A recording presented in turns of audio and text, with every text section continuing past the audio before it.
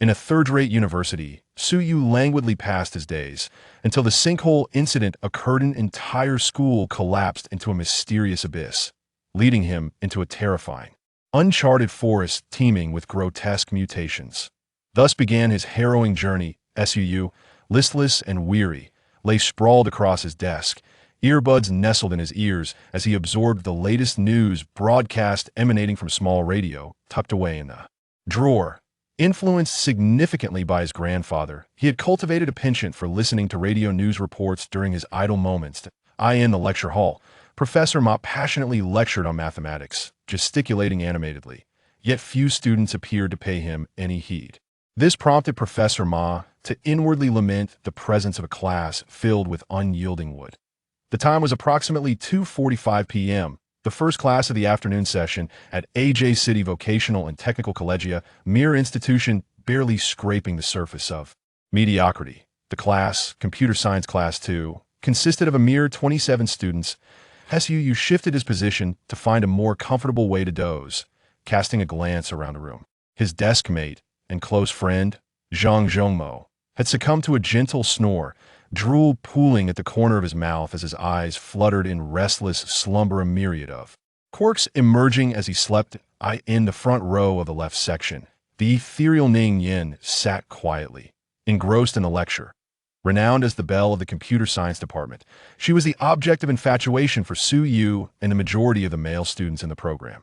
From Su Ye's current position, he could only see the delicate nape of Ning Yin, as pure and flawless as snow jade. The skin, akin to precious jade, and her casually arranged hair exuded an indescribable charm that captivated him. Su Yu swallowed hard, his drowsiness dissipating slightly. Suddenly, the girl seated next to Ning Yin turned around and locked eyes with Su Yu. Their gazes met in a fleeting moment. It seemed as though the girl understood what Su Yu was observing, as she shot him an intense glare, radiating a palpable hostility. Feeling rather guilty, Su Yu quickly averted his gaze. The girl, who shared the surname Su with him, was named Su Yu as well. Their families lived in close proximity, and both had been playmates since childhood, sharing not only a similar surname, but also closely resembling names. By a stroke of fate, they attended the same kindergarten, the same elementary and middle schools, and even gained admission to the same university, landing in the same class. They could be considered childhood sweethearts, and one would assume their relationship to be akin to that of siblings. However, it was quite the opposite, as they held a mutual disdain for one another. Su was acutely aware of Su Ye's fiery temperament, often more fierce than that of boys. When he first encountered her in university, he nearly burst into tears, lamenting the misfortune of crossing paths with this harbinger of bad luck. After receiving a piercing glare from Su Yu, he resigned himself to resting his head on the desk, attempting to drift off to sleep while listening to the various news reports streaming through his headphones. In truth, Su was not particularly sleepy. He simply found it exceedingly challenging to muster the energy to engage with the lectures delivered by Professor Lao Ma, which paled in comparison to the intrigue of the news.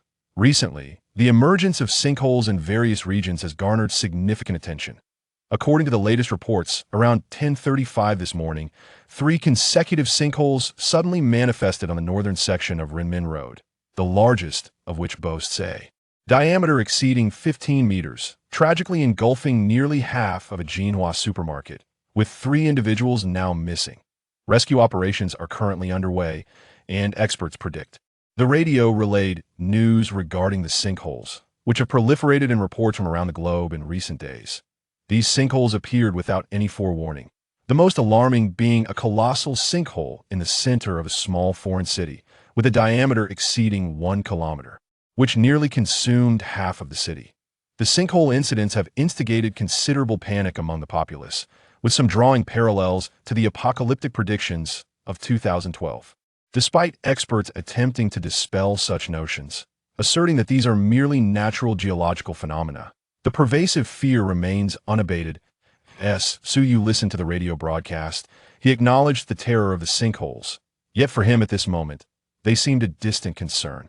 His thoughts were consumed with how to strike up a conversation with Ning Yin, what to have for dinner, how many chapters of the fantasy novel he was eagerly following would be updated tonight, and when the next installment of Diablo 3 would be released. Suddenly, a thunderous roar erupted, followed by a continuous rumble reverberating from beneath the teaching building, causing the surroundings to shake violently. Those who were sleeping, engrossed in novels, texting romantic interests, or chatting on mobile QQ suddenly lifted their heads. Some wore expressions of shock and disbelief, while many others appeared utterly bewildered. Professor Lao Ma on the stage, his mouth agape in astonishment, suddenly seemed to have recalled something significant. Without uttering a word, he hastily fled the classroom, his speed rivaling that of a world-class sprinter. Su Yu, preoccupied with removing his earphones, looked up in astonishment. Beside him, his close friend Zhang Zhongmo, deeply ensconced in slumber, was jolted awake by the commotion and the thunderous noise. Groggily wiping drool from the corner of his mouth, he muttered, "I was just about to touch her thigh, and then there was thunder. Wait, is it dark outside?" The resounding rumble and tremor lasted only a few seconds before dissipating, restoring everything to its previous state, though the exterior had suddenly darkened. What was that just now? An earthquake. It must have been an earthquake, but why has it turned so dark? Is it going to rain? The students in the class gradually emerged from their brief stupor, rising to peer out of the windows. Many faces reflected curiosity, while others bore traces of lingering fear. Outside, a cacophony of buzzing and chatter filled the air, clearly indicating that the tremors and noises had stirred the entire college into a frenzy. Ahem! A cough echoed from the doorway, as Professor Laoma, who had been the first to flee the scene, returned with a somewhat unnatural expression. "It is likely that an earthquake has occurred. To be safe, everyone should promptly evacuate to the playground and avoid lingering near or standing beside any buildings." As soon as Professor Laoma finished speaking, he was the first to flee. That it was nothing short of a miracle that the recent tremor did not cause the teaching building to collapse. Had another quake occurred in that moment, the outcome could have been dire. This moment, the entire building was in an uproar as students hurriedly exited their classrooms, eager to escape. What is happening? Suyu managed to squeeze into the corridor, lifting his gaze towards the heavens. The sky was overcast, heavy clouds gathering ominously, exuding an indescribable sense of foreboding. Just moments ago, the sky had been clear and bright. How could it have transformed so drastically after the tremors shook the building? Looking down, he observed a continuous stream of people pouring out from various buildings, converging into several groups heading towards the vacant playground. The school administration had taken precautionary measures, instructing everyone to evacuate the buildings and assemble in the open area. Amidst the chaos, Suyu found himself stuck in the third-floor corridor, unable to advance, his thoughts consumed by his close friend Zhang Zhongmo and his dream girl Ningyan. In such a critical moment, one's masculinity is truly put to the test, yet where is Ningyan? Suyu mused wistfully, turning his head in search of her, but she was nowhere to be found. As more people streamed out of the teaching building, the crowd began to thin, and Suyu silently lamented his missed opportunity to impress Ningyan. Just as he was lost in regret, a blood-curdling scream pierced the air from a distance. In his 21 years of life, it was the first time Suyu had ever heard such a harrowing cry. The sound was akin to a sharp iron nail, piercing directly into one's mind and soul, evoking an unsettling chill. Not only Suyu, but everyone who heard that sound turned pale and gazed towards the source of the anguished cries. That Suyu distinctly remembered that it was the school gate.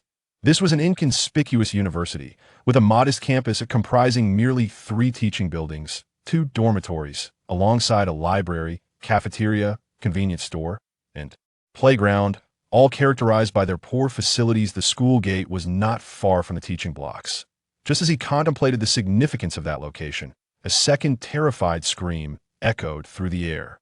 Instinctively, Suyu recalled that there were 2 security guards stationed in the guardhouse by the gate, and from his vantage point on the third-floor corridor, he beheld something beyond a realm of belief. A horde of grotesque creatures, with green skin and the stature of 13 or 14-year-old children, surged in through the school gate. Suyu's keen eyesight allowed him to discern them clearly. They possessed enormous eyes, sunken noses, and gaping mouths, their entire forms of vivid green, wielding makeshift weapons resembling baseball bats. Suyu could hardly trust his own vision. Around him, others mirrored his disbelief, their eyes wide with shock, as if a collective moment of cerebral paralysis had engulfed them. First, The teaching building trembled and vibrated, producing a resounding rumble. Mere seconds later, the sky darkened, followed by screams, and then the emergence of these monstrous beings? Was this not a dream? Some among the crowd even attempted to awaken themselves by twisting their arms. Questioning the reality of their experiences, a horde of approximately a dozen green-skinned creatures, wielding wooden clubs, surged rapidly towards a gathering of students on the playground. Most individuals stood in a daze, while a few managed to react, letting out terrified screams and scattering in all directions. Swish, from the third floor, Suyu observed with clarity as he witnessed the swiftest of the green-skinned monsters raise its hefty club, striking with terrifying speed and force upon the head of the bespectacled student, who stood frozen in shock. In an instant, the student's skull shattered, blood splattering forth like cherry blossoms, mingled with white brain matter. Isn't the skull supposed to be one of the hardest substances? How could it break so easily? In that fleeting moment, a peculiar thought flickered through Suyu's mind, leading him to draw a comparison between these green-skinned fiends and the goblins from many of the video games he played. Indeed, these creatures resembled the mischievous green-skinned imps known as goblins. As the first victim collapsed, the horde of green-skinned monsters plunged into the crowd, each delivering brutal blows that sent the petrified students crashing to the ground. Their heads bursting open, the blinding bloodshed and gruesome spectacle caused those still standing in the classroom to retch in horror. The playground descended into utter chaos, with students resembling headless flies, shrieking and fleeing in all directions. "Quick, call 110. At last, someone regained their wits, frantically shouting while fleeing, contemplating the need to dial the emergency hotline at this moment. Suyu had also regained consciousness. Fortunately, he often assisted his mother with household chores, such as slaughtering chickens and gutting fish. Perhaps due to his familiarity with blood, he surprisingly did not feel nauseated by the gruesome scene before him. Like the majority of others, his initial instinct was to call for help. He took out his phone only to discover that it had no signal whatsoever. Even those who frantically dialed found that their calls could not go through. "Ah, they're coming. They're charging in." Suddenly, a voice filled with terror erupted from the front. Suyu's heart sank as he looked down and saw a green-skinned monster surging into the crowd, crashing into the teaching building, followed by piercing screams from within. Panic ensued among the crowd. Some instinctively fled to higher floors, while others, gripped by fear, leapt down without regard for the height. "Quick, everyone, back to the classroom." A woman's voice, hoarse and urgent, pierced through the chaos. Suyu's heart raced as he turned to see that it was a female student in a dress, wearing glasses. The class monitor, Layer UI as the crowd was in disarray. Her call snapped them back to reality, prompting everyone to hurriedly return to their classroom. Suyu rushed back as well, and without needing instruction, they frantically shut the windows and locked the doors. "Hurry, move the desks to block the door." Though Lei Rue appeared gentle, in this critical moment, she exhibited remarkable leadership and decisiveness. Suyu and several male classmates were pushing desks to block the door. Most of those who had managed to escape were from their class, with a few from other classes. Suyu glanced around and noticed that Suyu and Ning Yan were present, but his close friend Zhang Zhoumo was nowhere to be found. In the blink of an eye, the corridor on the third floor had become deserted. Some, like Suyu and his companions, had retreated into their classrooms, while others fled to higher floors, and a few impulsively jumped out, seeking refuge below where escape routes were plentiful. Unlike the dead end of the current building, Suyu, along with a few male classmates, pushed several desks to barricade the front door, listening as the anguished screams from outside drew nearer. These young men and women, barely in their 20s, were all marked by terror, experiencing for the first time the chilling proximity of death. Among them, several girls huddled together, weeping softly, their legs trembling with fear, collapsing to the ground, unable to stand. Suyu, are we going to die?" Suddenly, Suyu felt someone clutching at the hem of his shirt. Turning around, he realized it was Suyu. Typically, their encounters would ignite petty arguments. Yet at this moment, such trivialities were lost to the gravity of their situation. For the first time, Suyu perceived the fear in Suyu's eyes, stirring an inexplicable emotion within him. He turned away and, in a hoarse voice, murmured, "I don't know. With so many of us, we should be fine." He swallowed the remainder of his words as a resounding crash echoed from the door. akin to being struck by a colossal force, causing Su Yu and 4 or 5 boys to nearly be thrown backward along with the desks. "Quick, block it!" The class monitor, Lei Rui, screamed as she rushed forward. Su felt a tightening sensation behind him, realizing that Lei Rui was pressing against his back, exerting all her strength to push forward. The once alluring action lost its charm in the face of imminent danger. Su Yu gritted his teeth, pushing against the door with all his might, when suddenly he turned his head and shouted, "This is bad." A sharp crack echoed as a wooden stick smashed against the window, shattering the glass into countless shards that flew through the air. A green-skinned creature, its face twisted in a grotesque manner reminiscent of legendary demons, appeared outside the window. As it drew closer, the horrifying expressions on the creature's face became increasingly discernible, sending chills down the spine of anyone who dared to gaze upon it. "There are students from other classes, too. Go find them. Why are we the only ones being targeted?" A girl cried out in sheer terror, her voice rising in pitch. "I don't want this. I don't want my head to be smashed." Another voice shrieked in fear, witnessing the green-skinned monster relentlessly pounding on the window with its wooden club, prompting a desperate leap out of the other window. The space beyond that window did not lead to a corridor. Jumping out meant a direct fall, for this classroom was located on the 3rd floor. With that leap, Su Yu distinctly heard a piercing scream. "Monster!" A boy shouted suddenly, grabbing a desk and hurling it at the window. Just as the green-skinned creature poked its head through the window, it was struck with considerable force. In this underwhelming university, the facilities were lacking, and all. The desks and chairs were not fixed in place, which, in this instance, proved to be advantageous. Su turned his head and recognized the young man, named Qin Jiage, who served as the class sports representative. He excelled at basketball and was tall and handsome, garnering a fair number of admirers within the school. His girlfriend happened to be the belle of the neighboring computer science class 1. It was rumored that he had once pursued Ning Yin, but to no avail, subsequently setting his sights on the class beauty, with whom he was now cohabitating. Many of Su Yu's male peers had expressed envy over their relationship. True to his role as sports representative, Qin Jiage possessed considerable strength, effortlessly lifting and hurling a desk. Unfortunately, the green-skinned creature had only partially extended its head through the opening and wisely retreated upon witnessing the impending danger, thus avoiding a direct hit. Observing this, Su Yu's mind sparked with ingenuity, prompting him to seize a chair and shout, "Use the chairs!" Qin Jiage, enlightened by Su Yu's call, grabbed a chair as well. As soon as the creature dared to extend its head once more, they struck it down with force.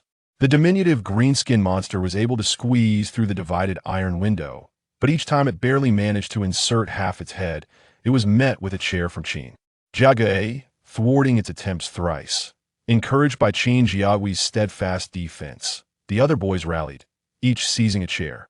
After 3 unsuccessful attempts, the creature finally suffered a blow from Qin Jiague that broke its scalp, causing a trickle of green, viscous blood to emerge. The creature appeared to be enraged, retreating a few steps before suddenly unleashing a piercing shriek.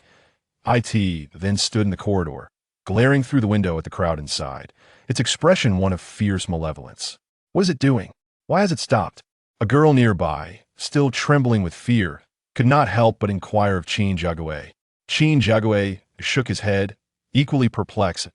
Su pondered for a moment, and suddenly realized, his complexion paling as he exclaimed, "It is calling for reinforcements. This is bad."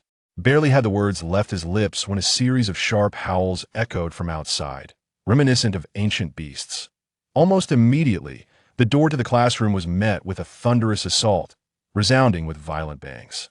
This green-skinned monster possessed immense strength, causing the door to tremble violently. The individuals within the classroom were struck with terror. Should it breach their sanctuary, they would all meet their demise within these walls. Chapter 2. Evolutionary Anomaly. "Quick, block the door!" Lei Rui screamed, the first to rush forward. Soon, everyone surged in, firmly barricading both doors. In addition to the 2 monsters battering at the entrance, the group noticed 2 more lurking outside the corridor, bringing the total to 3 grotesque creatures relentlessly assaulting the windows, shattering the glass in their attempts to invade. "Each person guard a window," Qin Jiagu shouted, gripping his chair tightly. The moment that green-skinned creature managed to penetrate even slightly, he would strike down with all his might. Su Yu also wielded his chair to defend a window, delivering 2 heavy blows, but soon felt a tingling numbness in his hands. Glancing at Qin Jiagu and another boy, he noticed beads of cold sweat forming on their foreheads. It was evident that their endurance was waning. The 2 doors trembled violently under the relentless assault, with cracks gradually spidering across their surfaces, signaling an increasingly perilous situation. This is untenable. We cannot hold out much longer. There are 5 monsters outside. It's over. We are doomed, Su Yu pondered grimly. Out of the dozen or so green-skinned monsters that had charged in, 5 had converged on the vicinity of their classroom. Whether to consider it a stroke of misfortune or an ill-fated destiny remained uncertain. As he watched, one of the green-skinned creatures just managed to poke its head through. Each time he struck, it would retreat in response, rendering his efforts futile. Suddenly, a wild thought struck Su Yu's mind, compelling him to take a step back. The green-skinned monster slammed its hefty club against the iron window, distorting it with each violent impact as it tried once again to squeeze through one of the iron bars. This time, Su Yu refrained from striking it.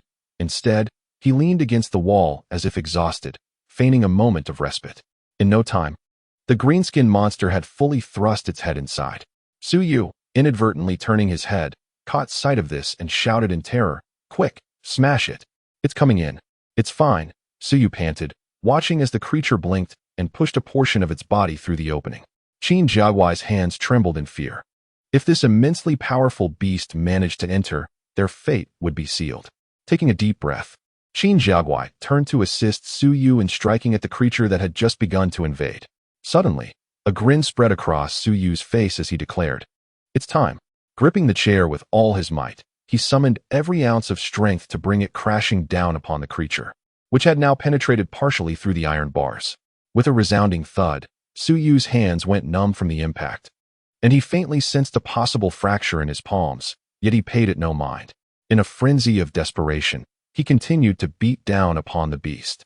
Qin Jiaguai, initially stunned, soon realized the truth. Earlier, they had wasted their energy in a panic when the monster had merely poked its head inside, resulting in no real harm to the creature. Now, Su Yu had waited until it had pushed in a good portion of its body before striking. The creature, being slightly smaller than the iron bars, found itself wedged within, unable to retreat or advance, and was left at their mercy as they rained down blows upon it. Su Yu, driven by madness, relentlessly hammered at the beast, green ichor spraying forth as it emitted horrifying shrieks. And the wooden club it had been wielding slipped from its grasp. Though immensely powerful, the creature was still but a flesh and blood being. As Su Yu relentlessly wielded the chair against it, the creature soon grew weak, collapsing against the iron bars of the window, devoid of the strength to struggle. "Die, monster!" Su Yu gasped, feeling drained. With one final strike, the chair shattered with a crisp crack, and the creature's head splintered apart. To Su Yu's astonishment, from the wreckage of the creature's head emerged a shimmering, obsidian-like substance, glimmering like a crystal. As soon as it appeared, it swiftly darted into Su Yu's nearest left palm, miraculously melding into his hand and vanishing from sight. Startled by the spectacle, Su Yu instinctively recoiled, glancing at his left hand, which bore no trace of the extraordinary occurrence. Had he merely imagined it? Raising his gaze, he observed Qin Jiaguai, having received his cue, mimicking his earlier actions, waiting for the green-skinned creature to forcefully insert a portion of itself through the window before striking. Unexpectedly, the green-skinned creature released the wooden club it held, clinging to the iron bars with both hands. Defying the force of Qin Jiaguai's blows, it pulled itself through the window, managing to breach the classroom. In that instant, Su Yu realized that it was not his cunning that had vanquished the green-skinned creature, but rather its own misfortune. The iron bars had already been warped by its earlier assaults, allowing its upper body to penetrate while its lower half remained ensnared, rendering it immobile and inadvertently granting Su Yu an unexpected advantage.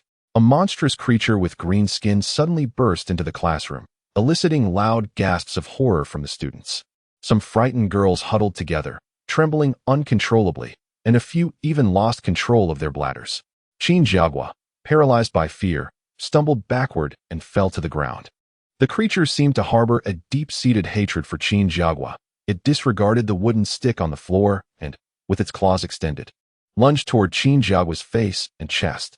Given the creature's terrifying strength, a single swipe could easily crush Qin Jiagua's skull or even disembowel him. Just then, Suyu had just slain the green-skinned monster and, upon turning to see Qin Jiagua in peril, instinctively seized a nearby chair and hurled it into the air. In that moment, Suyu felt an unusual sensation coursing through his body. After having just engaged in a frantic battle, he was utterly exhausted, barely able to lift a finger. Yet, at this critical juncture, he found himself effortlessly propelling the chair. What was most astonishing was the sound it made as it soared through the air, its speed and force far exceeding his expectations. Suyu was taken aback and turned to realize that the power he had just exerted emanated from his left hand, a strength that was undeniably foreign to him. As he turned, he distinctly noticed that on the back of his left hand, a patch of black, scale-like flesh had inexplicably emerged, roughly the size of a half-fingernail. With a thunderous crash, the chair flew through the air and struck the green-skinned monster that had just pounced upon the fallen Qin Jiagua. The green liquid splattered. The chair shattered, and the green-skinned creature, shrieking, was flung away. In that fleeting moment, Suyu recalled the small black crystal that had emerged from the fragmented head of the creature he had just slain, vanishing into his left palm. Could it be that everything was connected to that crystal? Unconsciously, Suyu released his left hand, and the peculiar force dissipated, causing the tiny black scales on the back of his hand to vanish, restoring his palm to its usual state, leaving his limbs weak and feeble. The entire scene felt surreal, yet the one undeniable reality was that the green-skinned creature he had just sent flying had managed to regain its footing. Letting out a hoarse wail while fixing its gaze upon Suyu, eyes ablaze with deep-seated hatred. It seized the wooden stick it had just dropped and charged towards him. A chill ran down Suyu's spine. He hastily extended his left hand, grasping the nearby wooden table and lifting it. The extraordinary force surged once more from his arm as the table soared through the air, colliding with the creature's stick, which shattered with a resounding crack, sending splinters flying. Suyu emitted a muffled groan, suddenly overwhelmed by excruciating pain in his chest and abdomen, and with a cry, he collapsed. The classroom was in disarray. Lei Rue and others blocked the door, while several girls huddled together, weeping uncontrollably. Two boys stood by a window, frantically striking at the green-skinned creature that persistently tried to thrust its head inside. Meanwhile, Qin Jiagua lay on the ground, and another green-skinned creature, brandishing a wooden stick and emitting hissing cries, charged towards the recently fallen Suyu. Suddenly, Suyu, her face a mask of terror, let out a piercing scream and dashed out. Her visage was streaked with tears, and among the girls present, the majority were reduced to tears by fear. Although Suyu was equally terrified, the sight of Suyu possibly having her skull shattered by the green-skinned monster caused her to lose her senses and scream frantically as she rushed forward. On the ground, Suyu felt a searing pain in her abdomen and, upon touching it, found herself covered in blood. In that moment, she realized that a piece of the wooden table, shattered by the green-skinned creature, had struck her. Would I die? A strange thought crossed her mind as she lay on the ground, clearly seeing the green-skinned monster descending upon her, its massive club raised high. Then, she caught sight of Suyu, her face awash with tears, charging towards her like a madwoman from behind. No. Please, Suyu thought, as she saw the creature swing its other arm back, poised to tear Suyu's chest apart with its furious assault. Chapter 3. Black Scales. The monstrous Suyu let out a frantic scream, fueled by an inexplicable surge of strength. He curled his legs and propelled himself upward, delivering a powerful kick to the descending green-skinned creature. With a swift extension of his hands, he seized the wooden club that the monster swung down at him, only to emit a cry of agony.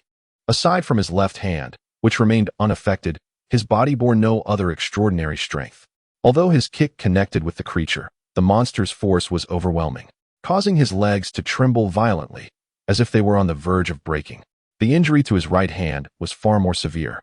At the moment he clutched the wooden club alongside his left hand, Suyu distinctly heard the sound of bones shattering within his right hand. Conservatively estimating, at least 2 finger bones must have been fractured. With fingers closely linked to the heart, the pain from broken bones was unimaginable. Suyu howled in torment, yet he clung desperately to the club. The black scales on the back of his left hand re-emerged, and with a surge of extraordinary power, he instinctively launched a punch. With a resounding thud, green ichor and blood erupted alongside a green orb, as one of the creature's eyes was forcefully dislodged from its socket by the sheer brutality of his strike. Suyu screamed wildly, gripping the wooden club tightly. and swung it down mercilessly onto the head of the green-skinned monster. In that moment, every student in the classroom stood frozen, their eyes wide in disbelief as they beheld Su Yu, drenched in blood, resembling a vengeful spirit. Qin Jiagui, having just managed to rise halfway from the ground, witnessed Su Yu, with the club that originally belonged to the green-skinned creature, bring it crashing down onto its skull. With a sharp crack, the head of the green-skinned monster shattered like a rotten watermelon, green juice splattering across Su Yu's hands and face. From the remnants of the broken head, a minuscule black, crystal-like entity shot forth, swiftly merging into Su Yu's left hand at a speed almost imperceptible to the naked eye, vanishing without a trace. Su Yu released his grip, discarding the wooden stick, and stumbled to the ground. Su Yu cried out, shaking Su Yu vigorously, desperately calling, Su Yu, wake up! It was unexpected that Su Yu would show such concern for him. A fleeting thought crossed Su Yu's mind as he felt somewhat dazed. And then the room erupted with a deafening noise. Several male and female classmates gasped in horror, jolting Su Yu back to awareness. He beheld Lei Xin and others sprawled on the floor. The previously stacked desks had collapsed, and the front door of the classroom lay in ruins.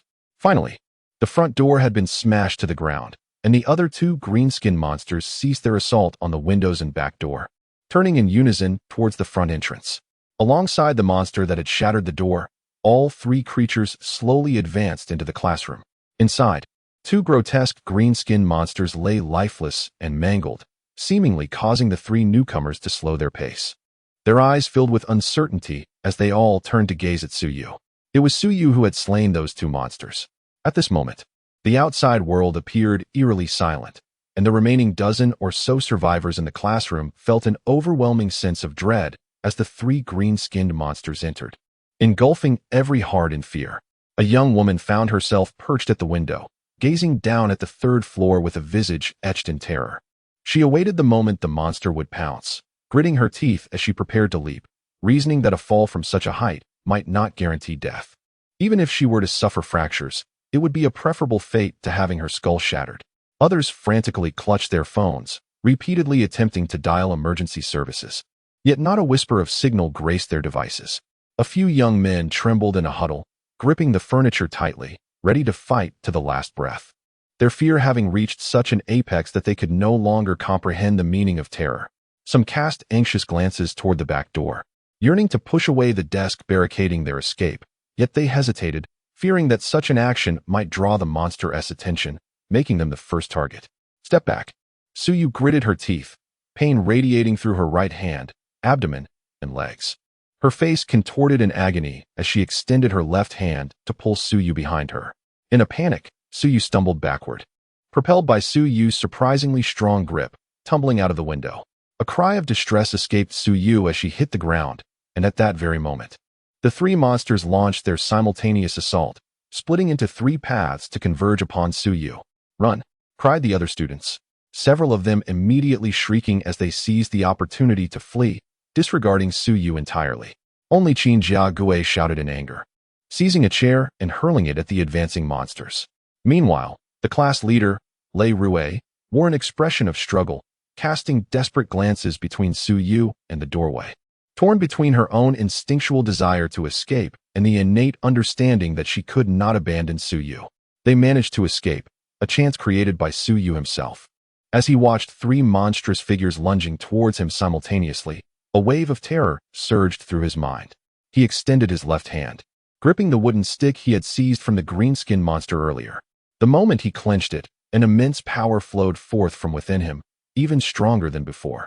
On the back of Su Yu's left hand, two black scales, each roughly the size of a fingernail, emerged.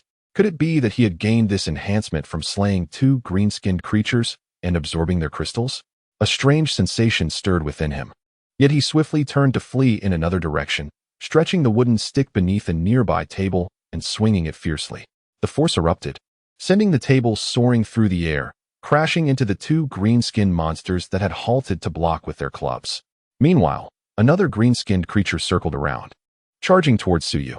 Suddenly, he realized that this creature lacked intelligence. Perhaps it was the extraordinary power in his left hand, or the fact that he had already slain two of its kind, or maybe it was simply the innate combat talent that resided within him.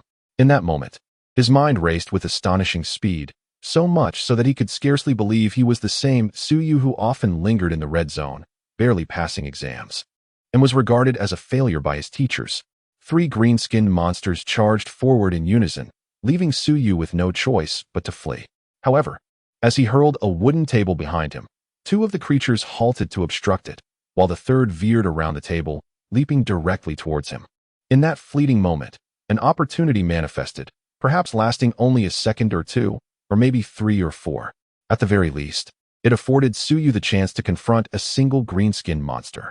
Seizing the moment, Suyu advanced boldly, his left arm brimming with power. He sensed that his strength might surpass that of the creature before him. With a resounding crash, their wooden implements collided, a jolt coursed through his left arm, pain akin to that of a fracture coursing through him. Yet, the green-skinned monster fared worse, its palm splitting open as it lost grip on its weapon, shock and fear flickering across its grotesque visage. Suyu would not let this opportunity slip away. Enduring the agonizing pain in his arm as if it were being shattered, he swung his weapon with fervor. A sickening thud echoed as the creature emitted a low, mournful wail, its head bursting apart and hurtling backward. From within, a dark crystal was ejected, shooting forth like a bolt of lightning into Suyu's left hand. The already surging power within him surged anew, intensifying his strength. He glanced at the back of his left hand, where a small patch of black scales had emerged, this time a mere fraction of the size of the previous 2. What could this mean? Was the strength of this particular green-skinned monster inferior, or had the black crystal absorbed too much energy, causing its effectiveness to diminish? Strange thoughts flickered through Suyu's mind as the other 2 green-skinned monsters, now shrieking in madness, lunged toward him. This time, Suyu reacted slightly slower. Although he managed to strike one of the green-skinned monsters hard enough to send it tumbling away, he was struck by another one. In a moment of peril, Suyu instinctively extended his right arm. With a sharp thud, the blow landed on his arm, and Suyu let out a harrowing scream as his right arm shattered. Fortunately, his left hand had already brought the wooden club into contact with the other green-skinned monster's weapon, causing it to be knocked back. Although Suyu staggered back several steps, this motion spared his right arm from a more devastating impact. Had it not been for this fortunate maneuver, his arm would have been reduced to a mere pulp, but instead, he was merely left with a fractured bone. With a cry of anguish, Suyu caught the attention of the green-skinned monster, which seized the opportunity to charge at him, wielding its club with deadly intent. In a desperate attempt, Suyu swung his left arm. The intense pain from his broken right arm drove him to unleash a wild scream, hurling the wooden club towards the creature's head before lunging forward. The force he generated was astonishing. The club collided with the monster's weapon, clearing a path for Suyu to tackle the creature to the ground. His chest throbbed with pain as the monster's claws tore into him, but in that same moment, Suyu struck down with his left fist. The green-skinned creature emitted a gurgling sound as Suyu's punch shattered its face, and the 4th crystal was absorbed into his palm. At last, the 3rd complete black scale materialized before him. Chapter 4. Has the day changed? After slaying 4 green-skinned monsters, Suyu felt utterly drained, as if all his strength had been sapped, while an unusual energy surged through his left arm. The rest of his body ached to the point of numbness. Apart from his left arm, he could no longer perceive any other part of his body. Collapsing onto the ground, he heard the sound of heavy, labored breaths. With great effort, he managed to lift his head and saw Qin Jagui gripping a wooden stick, his face drenched in sweat. Before him lay the last of the green-skinned monsters, its skull shattered. This was the final creature, recently struck down by Suyu's blow. And Qin Jagui, seizing the moment, had taken up a stick and furiously battered its head until it was vanquished. At this moment, Qin Jagui stared blankly at his right hand, which had also displayed an anomaly. However, unlike Suyu's protruding black scales, his hand bore a small patch of dark, hardened material, resembling an unexpected black mole. When touched, it felt as cold as steel, and upon releasing his grip, the strange phenomenon vanished. Suyu cast a grateful glance at Qin Jagui. Had he not slain the final green-skinned monster, Suyu might have succumbed to the 5th creature after the arduous battle with the previous 4. The classroom was now a scene of devastation, with only Suyu, who lay on the ground, Qin Jagui standing, Suyu's sister, Suyu, just rising, and the class monitor, Lei Rue, frozen by the door. Everywhere else was a chaotic mess. Suyu rose abruptly, and upon witnessing Suyu's dire state on the ground, A chill gripped her heart. Trembling, she inquired, Su-yu, are you all right? Su-yu slightly lifted his head, gazing at the corpses of 5 green-skinned monsters before him, as if awakening from a vivid dream. With a bitter smile, he replied, I can't move. The pain is overwhelming, and I feel faint. However, Su-yu, I never expected you to care for me so deeply. Do you harbor feelings for me? If so, just confess. Su-yu was taken aback. Her instinctive reaction was to slap the back of Su-yu's head fiercely, exclaiming, nonsense. But she was soon astonished, for with that slap, Su-yu completely lost consciousness. Qin Jia Gui intermittently clenched and released his right hand, feeling the peculiar energy pulsating within it, murmuring, I understand now. No wonder Su-yu has become so formidable. After slaying those monsters, he can acquire unimaginable power. A flicker of excitement emerged on his face, a response to the intense tension he had experienced. When Su-yu regained consciousness once more, he found himself lying on a hospital bed in the infirmary. The atmosphere was filled with the cacophony of voices, as the original number of beds was insufficient. A multitude of additional beds had been hastily arranged, and at a glance, he could see numerous injured individuals, swathed in bandages resembling dumplings. Reflecting on his own injuries, Su-yu looked down and quickly realized that he was likely the most heavily bandaged among them all. Aside from his left arm, every other part of his body was injured, rendering him immobile. Su-yu had awakened. A voice filled with astonishment called out, and then familiar faces such as Su-yu and Lei Rue emerged. Su-yu, another sweet voice chimed in. He slightly raised his head and beheld a woman with pristine skin, as delicate as fine jade. This lady, appearing to be around 26 or 27, had cascading long hair and donned a black knee-length dress, cinched at the waist, which accentuated her voluptuous and alluring figure, particularly her long, slender legs that sparked the imagination.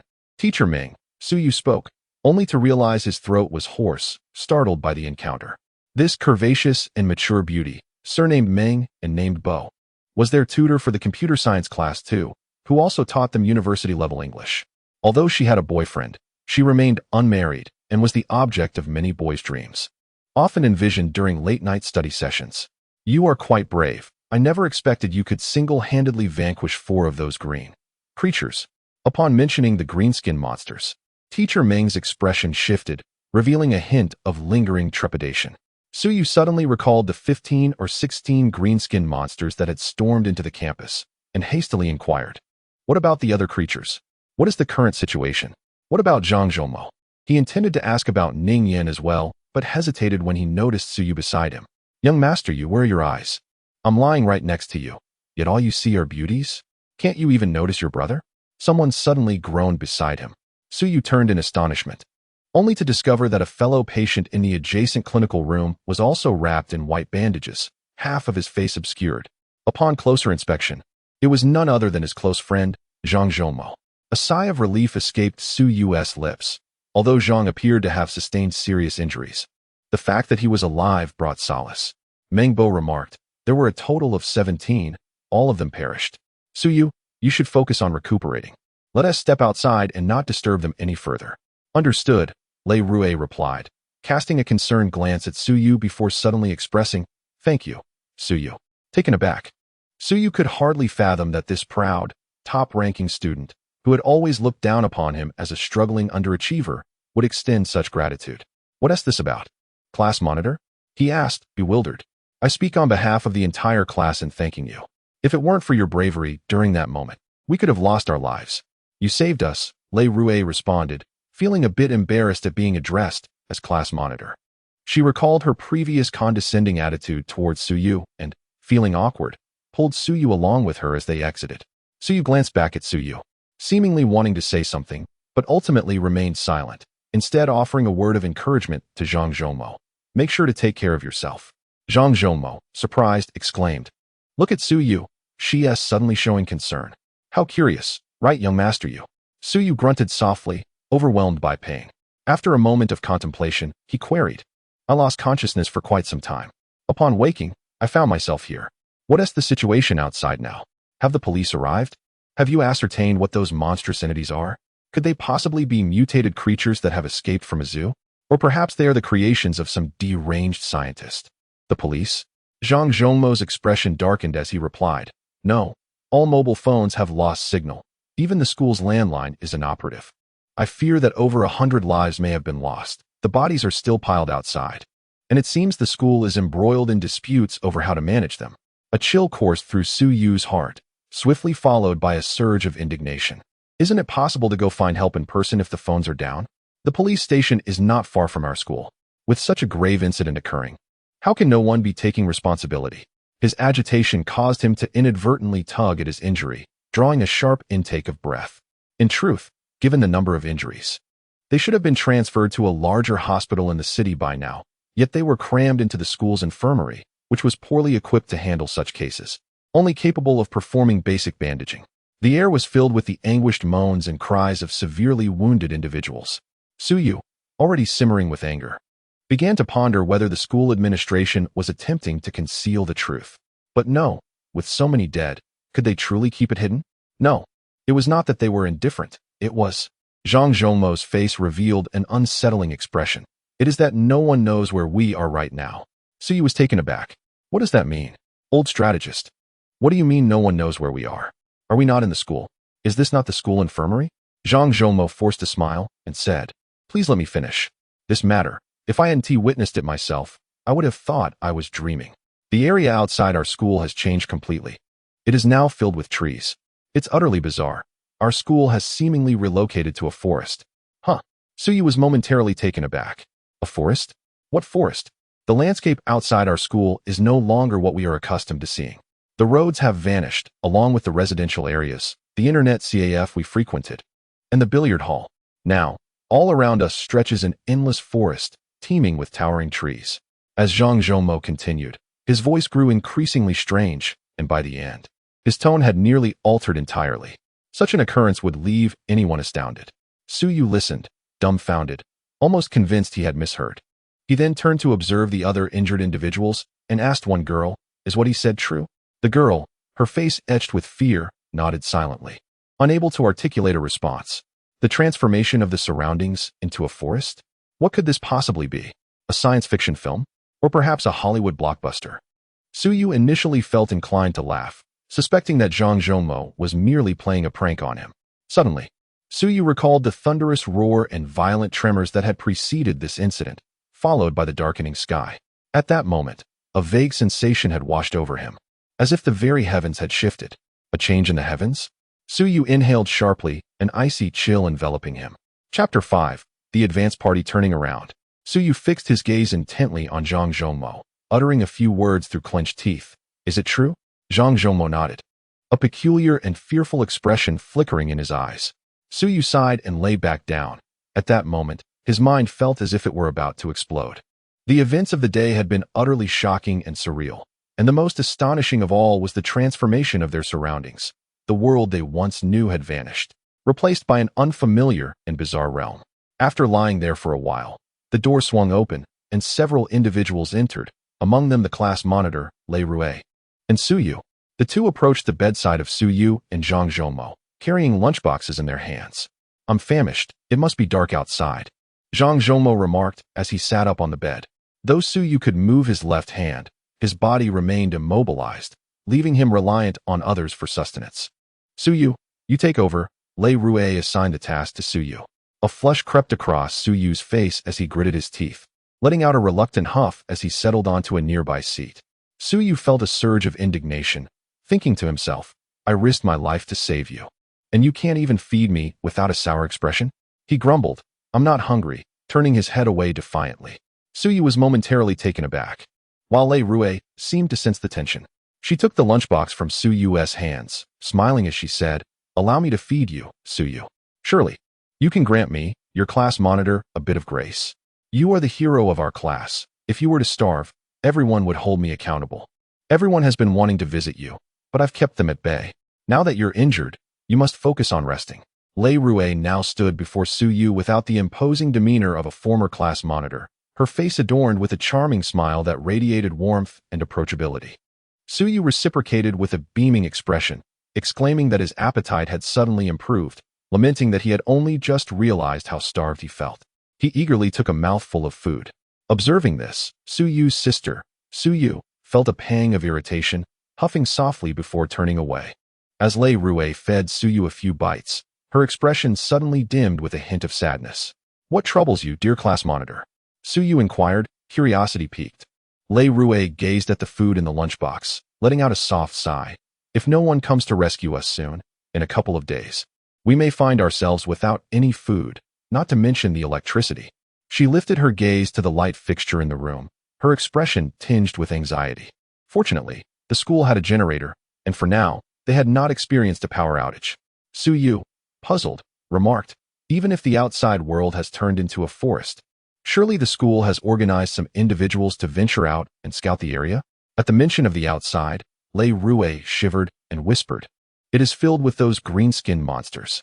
Thankfully, our school's high walls and securely locked gates have thus far kept them at bay, but we cannot hold out much longer." A chill ran down Suyu's spine at the thought of those green creatures lurking in the forest beyond the school. Looking around, he noticed the somber expressions on everyone's faces, devoid of the youthful exuberance and vitality they once possessed at 20. Instead, a pervasive sense of despair and terror enveloped the room. That night was spent in a state of dread, as terrifying roars echoed from outside. Suyu discerned that the majority of these sounds emanated from the green-skinned monster, though they were occasionally intermingled with the more horrifying roars of other creatures, sending chills down his spine. Lying in bed, Suyu could distinctly sense the strange energy coursing through his left arm, surging throughout his body, as if it were continuously altering his very constitution, causing him to break into a cold sweat. His injuries were indeed severe. 3 of his finger bones were fractured. His right arm was broken, and a deep wound marred his abdomen, nearly compromising his internal organs. Such injuries would typically confine a person to bed for a fortnight. However, after just one night, it seemed that the peculiar influence of that energy had significantly healed him. While the fracture in his right arm would naturally take longer to mend, the flesh wounds on his abdomen had remarkably improved, allowing him to rise and move about without hindrance. This revelation amazed him. The strange energy not only endowed his left hand with terrifying strength, but also possessed the miraculous ability to accelerate his bodily recovery. Yet, he remained perplexed about the nature of this energy and the peculiar black-scaled markings that had emerged on the back of his left hand. Suyu found himself grappling with many inexplicable occurrences that transcended the bounds of reason. Zhang Zhongmo, on the other hand, had sustained much lighter injuries. Aside from his head, which remained bandaged, the rest of his body bore only superficial wounds, and he would be well after a day's rest. At Suyu's insistence, he supported him, and together they slowly exited the infirmary. Upon stepping outside, one is immediately greeted by the dimly lit sky and the dense array of towering trees in the distance. Zhang Zhongmo did not deceive him.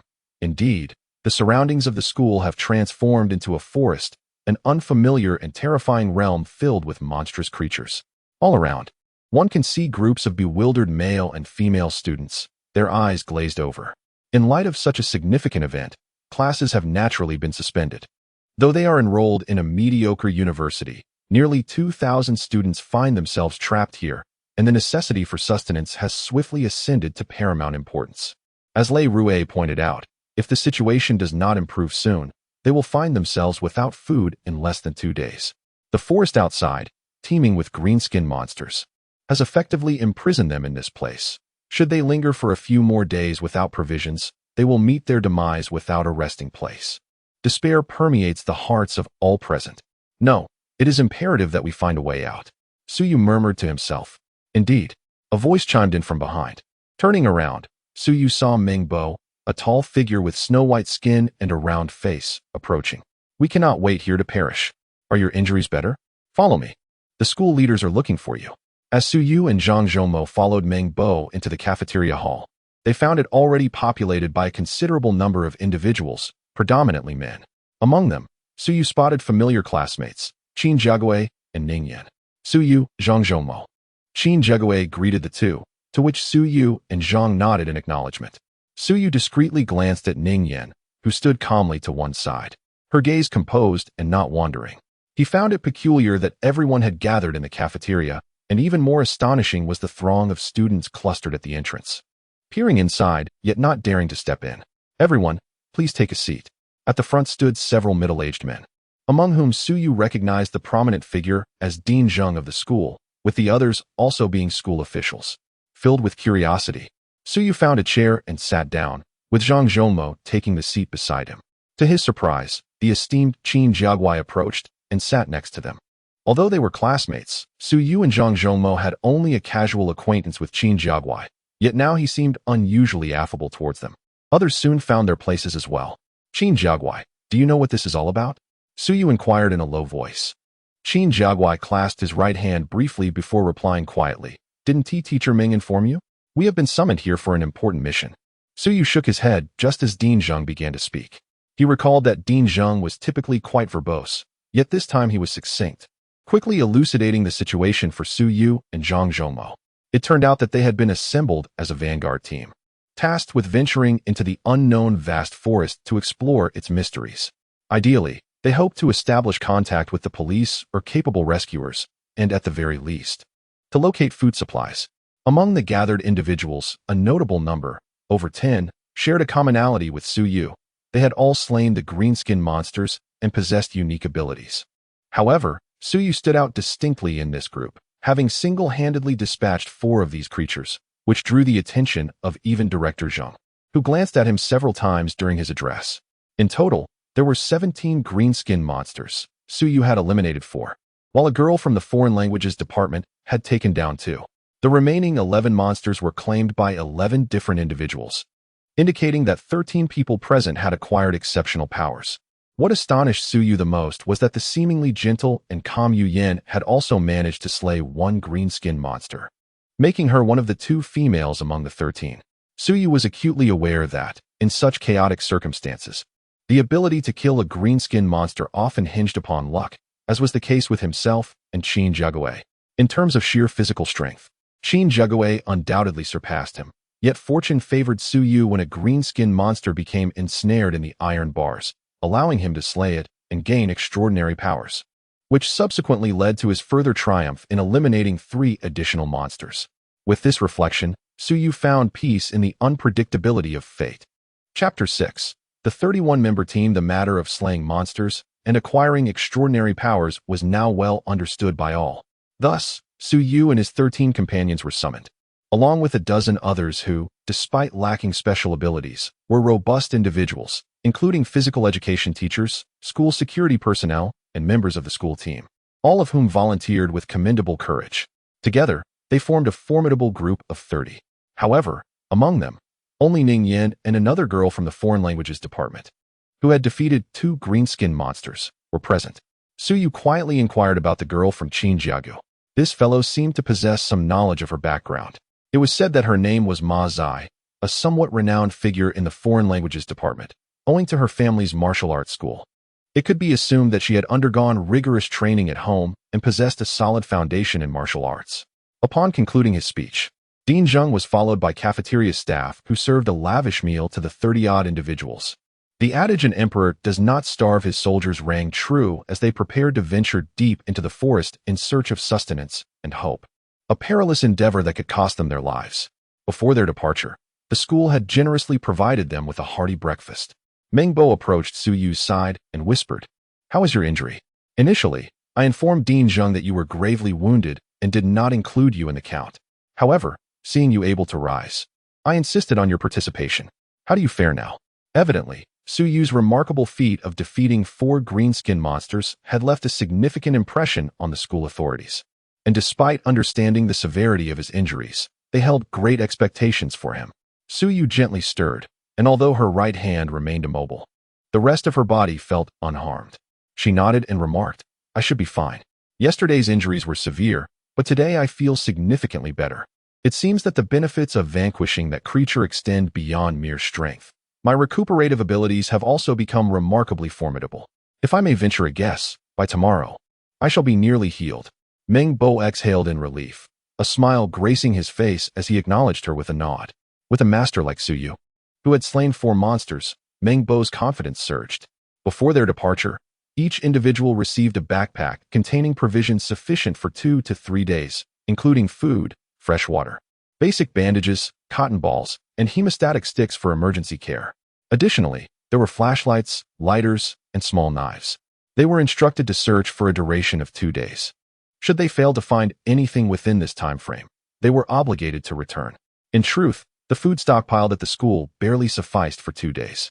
If Su Yu and her companions did not discover alternative food sources or rescue teams within this period, the school would have no choice but to abandon their post. Remaining idle would only invite disaster. Hence, they would have to take the perilous step of leaving. Everything hinged on the outcome of Su Yu and her group's exploration of the forest during these 2 days. The administration could conceive of no other plan. To rashly abandon the relatively secure school for the wilderness would surely result in significant loss of life. I hope we can find someone to rescue us within 2 days. It would be even better if we could escape the forest altogether, Zhang Zhongmo said, gently touching the bandaged half of his face. It was only just now that Su Yu discovered that Zhang Zhongmo had also slain a green-skinned monster, one among the 13 individuals endowed with extraordinary powers. With the demise of 17 green-skinned creatures, they left behind 17 sturdy wooden rods, remarkably resilient and harder than solid iron bars, each approximately 1 meter in length. When wielded, these rods exhibited tremendous power, capable of effortlessly shattering small rocks. Su Yu was assigned one of these formidable wooden rods as his weapon, along with several electric batons and other armaments distributed among the group. For those lacking sufficient weaponry, makeshift options such as baseball bats, iron pipes, and kitchen knives were provided to ensure that each of the 30-odd individuals possessed at least one means of self-defense. Nevertheless, in terms of sheer might, the wooden rods wielded by the green-skinned monsters were unparalleled. Given the urgency of the situation and the school's inability to procure more lethal weapons, the kitchen knives, though sharp, were simply too short. In a confrontation with a green-skinned monster brandishing a wooden rod, they would prove inadequate. Once all preparations were complete, the group of over 30, escorted by the bewildered yet fearful gazes of their fellow male and female students, made their way towards the school gate. At that moment, the iron gate was firmly shut, with the gathered individuals standing ready inside, armed with various means of self-defense. Outside the gate, several green-skinned monsters roamed, intermittently emitting howls directed at those within. However, the towering iron gate thwarted their attempts to scale it. After numerous futile efforts, they eventually abandoned their attempts, yet they continued to linger ominously before the gate, instilling a profound sense of despair and terror. Dean Zheng, along with several leaders, a group of teachers, and a throng of students, gathered before the iron gate to bid farewell. The green-skinned creatures roaming outside seemed to sense something, immediately emitting sharp, piercing howls as they brandished wooden clubs, resuming their assault on the iron gate, which reverberated with a thunderous sound, eliciting expressions of both hatred and fear from those inside. Among the farewell attendees were the class monitor Lei Rui and Su Yu. Noticing Su Yu gazing at her with an indecisive look, Su Yu couldn't help but chuckle. "Su Yu, it seems you are quite concerned about me. If you have something to say, you should speak up." Su Yu scoffed but, unable to hold back, replied, "You just take care of yourself and don't act foolishly." "Understood, don't worry." "Honestly, Su Yu, after all this time, it's the first time I've realized you seem to care about me," Su Yu retorted. "I don't. It's your mother who asked me to keep an eye on you. Otherwise, who would care about your well-being? In any case, for your mother's sake, make sure to return safely." Then, unable to restrain himself, he lowered his voice. "There are many capable individuals. Do not recklessly seek the spotlight. In truth, you are injured and should not have come here. With so many people, your absence would scarcely be noticed. Perhaps we should speak with Teacher Meng." Su Yu intended to continue, but Su Yu abruptly gestured for silence, his countenance unexpectedly solemn. Casting a glance at Su Yu, he suddenly remarked, "In fact, I am more concerned about your safety. Remaining here may not guarantee your protection. We have only 2 days. If we cannot find a secure exit, if we cannot locate a rescue team." Su Yu fell silent, the potential consequences sending a chill down his spine. "In any case, you must remain here for a few days." "I promise to return," he assured, his expression reverting to a facade of indifference. "Remember, Su Yu, I will hold you to that promise." Su Yu insisted earnestly, his words tinged with a hint of frustration. Su Yu chuckled, turning away, and playfully tossed his left hand behind his head. "Understood, Su Yu. You truly are a nag. Be careful, or no man will dare marry you." Su Yu's face flushed with indignation once more. "You, take care." Suddenly, a gentle voice drifted from the other side. Su Yu glanced over and noticed Qin Jiagua closely entwined with a beautiful girl with large, expressive eyes. The girl wore an expression of concern as she whispered softly to Qin Jiagua, Suyu recognized the enchanting girl with large eyes as Yuan Nipin, the girlfriend of a prominent member of the Qin family, known as the belle of their class in computer science. Outside the colossal iron gate, 6 green-skinned monsters had gathered, incessantly brandishing wooden clubs and battering the door, producing a thunderous cacophony. Fortunately, the iron gate, forged from massive iron pillars, was exceptionally sturdy and not easily susceptible to brute force. Observing the group of humans huddled behind the iron gate, the green-skinned creatures emitted piercing howls, appearing exceedingly exhilarated. "Are you ready?" A teacher nervously grasped the small iron handle of the enormous gate, secured with a massive iron lock. In the teacher's other hand trembled the key to the lock. The crowd fell silent, as a dozen individuals with extraordinary abilities edged forward. Among them, a student with a buzz cut, standing approximately 6 feet tall, stepped forward. Though he was of a similar age to Suyu, his countenance radiated an extraordinary composure and tranquility. "Teacher, please hand me the key," he requested. The teacher nodded, relinquishing the key, and retreated. Once the iron gate was opened, the green-skinned monsters would surge in, and without neutralizing them, there was no hope of escape. The buzz-cut student accepted the key, gripping a wooden club left by the green-skinned creatures in his right hand, while extending the key with his left. Without further hesitation, he turned the key, and with a decisive click, unlocked the iron lock. Following closely behind him were Qin Jigui, Zhang Zhongmo, and another student whom Suyu did not recognize. Then came Suyu, Ningyan, Ma Zai, and several others. The 13 individuals at the forefront were all endowed with extraordinary abilities, followed by a group of 18 ordinary individuals composed of teachers, security personnel, and other students, bringing the total to 31 members in this small team.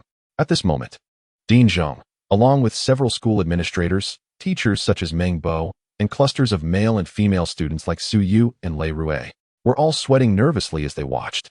During the initial assault by the green-skinned monsters, everyone had been focused solely on escaping. Now, they could barely calm their nerves as they observed a group preparing to confront the creatures in a life-and-death struggle. It was a tumultuous blend of tension, fear, excitement, and various other complex emotions. The thunderous sounds continued as the green-skinned monsters relentlessly pounded against the iron door. The boy with the flat, short haircut swiftly removed the already unlocked iron latch with his left hand, then pulled the door handle back. With a soft thud, the small door beside the massive iron gate swung open. Chapter 7. Into the forest, a collective tightening gripped the hearts of all present, even Suyu, who had already vanquished 4 green-skinned monsters. His left hand instinctively clenched the wooden staff, while 3 small black scales emerged upon the back of his hand. Qin Jiaogui, gritting his teeth, was the first to charge forth, followed closely by Zhang Zhongmo, and another student endowed with extraordinary abilities. And then came Suyu. Upon witnessing the emergence of humans, the 6 green-skinned creatures ceased their assault on the iron gate, clutching their wooden staffs tightly as they surged towards Qin Jiaogui, Zhang Zhongmo, and the others, brandishing their weapons and emitting piercing shrieks. With a thunderous crash, Qin Jiaogui swung his staff with vigor, revealing a metallic black spot on the back of his hand. The impact of his wooden staff collided with that of a green-skinned creature, causing both to grunt and stagger back. Zhang Zhongmo let out a low growl as he swung his staff. However, he was met with a startling turn of events. His complexion paled, his arms trembled violently, and the wooden staff unexpectedly flew from his grip, sending him tumbling backward. Suyu, who followed closely behind, was momentarily stunned. Hadn't Zhang Zhongmo defeated a green-skinned monster? Logically, his strength should have equaled that of the creatures. How could this happen? Before he could ponder further, several green-skinned monsters charged forward. Another student, who had been trailing Zhang Zhongmo, faltered as his companion fell, and despite his extraordinary abilities allowing him to block one wooden staff, he was struck in the chest by another monster's blow. Bright red blood erupted from his mouth, and the scene did not go unnoticed. Both students and teachers within the iron gate gasped in horror at the sight. Amidst the chaos, a girl suddenly rushed forward, her voice trembling as she cried out, "Yi Xian!" A few individuals swiftly seized her, urging, "Lin Xiao, do not act impulsively. Yi Xian will be fine." The scene descended into utter disarray. "Do not be afraid," echoed more frantic cries from behind. Suyu found his right arm immobilized. Initially, he had no intention of charging forward. In his estimation, 6 green-skinned monsters and 13 individuals with extraordinary abilities could be easily subdued, and indeed, Most present shared his sentiment. However, he soon realized the situation was far graver than anticipated. The speed of the green-skinned creatures surpassed that of some among them, and the small door beside the iron gate was too narrow. While one person could easily escape, two would find themselves wedged tightly, causing a bottleneck as everyone rushed to flee. Consequently, three individuals became ensnared, failing to exit, thus wasting precious seconds. In that brief interval, the subsequent surge of people was delayed, compounded by Zhang Zhongmo's fall and another student, Shi Xian, being struck down. As a result, only Qin Jiagu and Su Yu remained to confront the six green-skinned monsters. Jiagu, Su Yu, a voice from within the iron gate cried out, heightening the urgency of the situation. Su Yu let out a low growl as he charged forward, witnessing a green-skinned monster preparing to strike down the fallen Zhang Zhongmo. Without a moment's hesitation, he swung his bat with great force. They had not undergone any professional training and lacked knowledge of intricate techniques or striking skills, merely swinging aimlessly.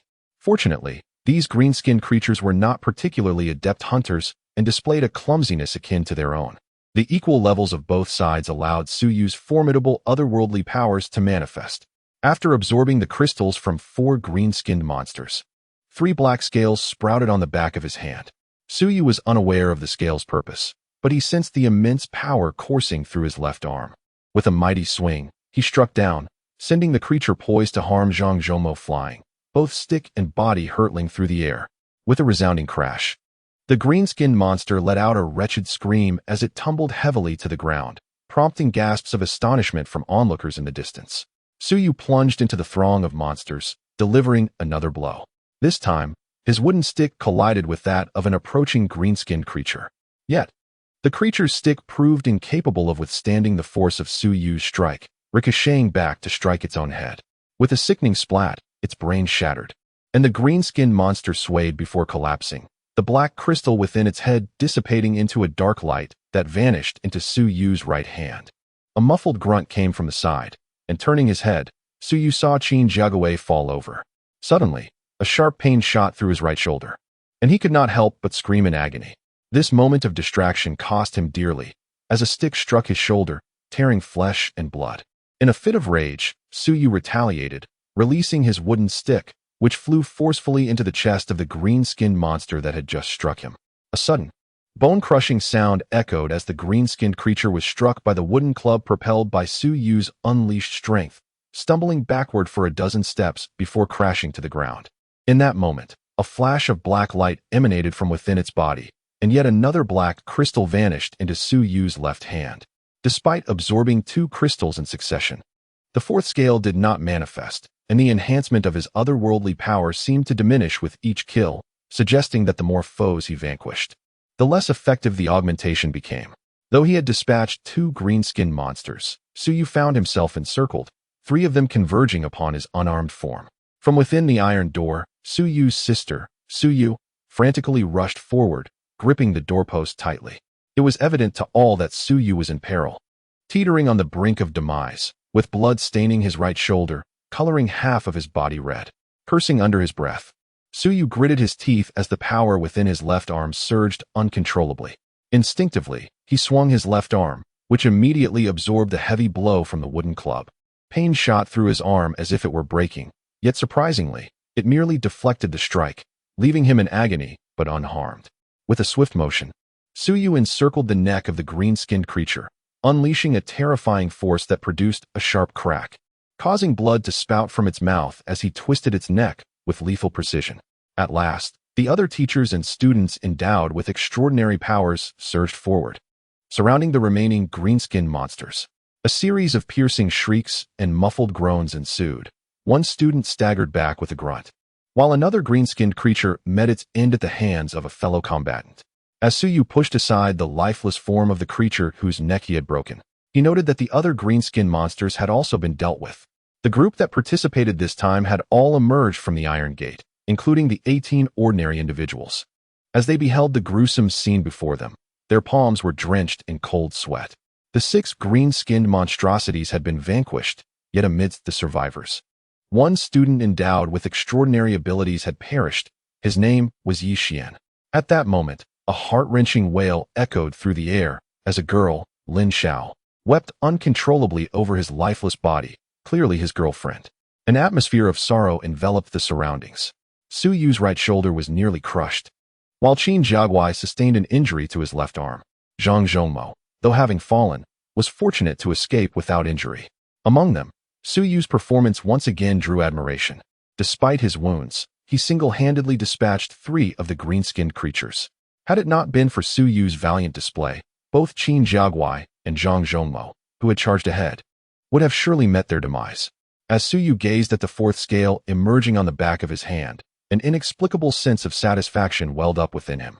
Following his sudden injury, after a brief bandaging, the remaining 30 individuals, bearing the last hope of over 1,000 students, ventured into the unknown forest, leaving behind the lifeless student. The iron gate of the school was once again securely locked, awaiting the return of the group in 2 days. However, with the unfortunate loss of one member right at the outset, how many of the remaining 30 would survive to return?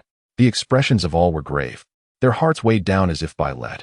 Su Yu, you must return safely. Su Yu silently chanted within, his hands firmly gripping the iron pillars of the gate. As he watched from a distance the departure of Su Yu and a group of 30 individuals. Although Su Yu's right shoulder was simply bandaged, it throbbed painfully, causing him to furrow his brow continuously, beads of cold sweat forming on his forehead. Fortunately, the mysterious force within his left arm was exerting an inexplicable yet subtle influence, not only accelerating the healing process but also alleviating his suffering. Otherwise, he would have succumbed to the pain long ago. Beyond the school lay an expanse of dense forest, stretching endlessly in all directions. The only course of action was to choose a direction and proceed forward, hoping to find a way out of the woods or perhaps encounter other rescue teams. At the very least, they hoped to discover some sustenance, as the food requirements for over 1,000 individuals at the academy were staggering. Due to his shoulder injury, Su Yu's right arm was immobilized, prompting Zhang Zhongmo to carry his backpack and remain close by his side. Recalling a matter, Su Yu quietly inquired, "Zhongmo, you too have slain a green-skinned creature, and should possess extraordinary powers. Why did it seem that your strength was inadequate against it?" Logically, after absorbing the dark crystal from a green-skinned monster, one's strength should not pale in comparison to that of the creature. Zhang Zhongmo touched the half of his face wrapped in white gauze, responding with a hint of peculiarity. My extraordinary power is here." Su Yu was taken aback. In that very moment, a rustling sound echoed from all directions, and in the blink of an eye, 30 individuals found themselves ensnared in a siege. Chapter 8. The Power of Ma Zai in the Heart of the Forest. Towering trees with lush foliage obscured the light, casting an air of profound darkness around. The sky was shrouded with dense clouds, pressing down ominously, creating an atmosphere of unexplainable oppression.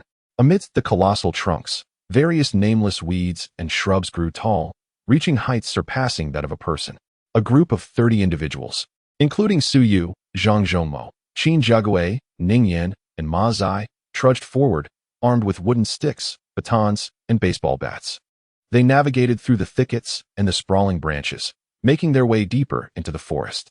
However, after traversing merely a few hundred meters, a sudden rustling noise erupted from all around.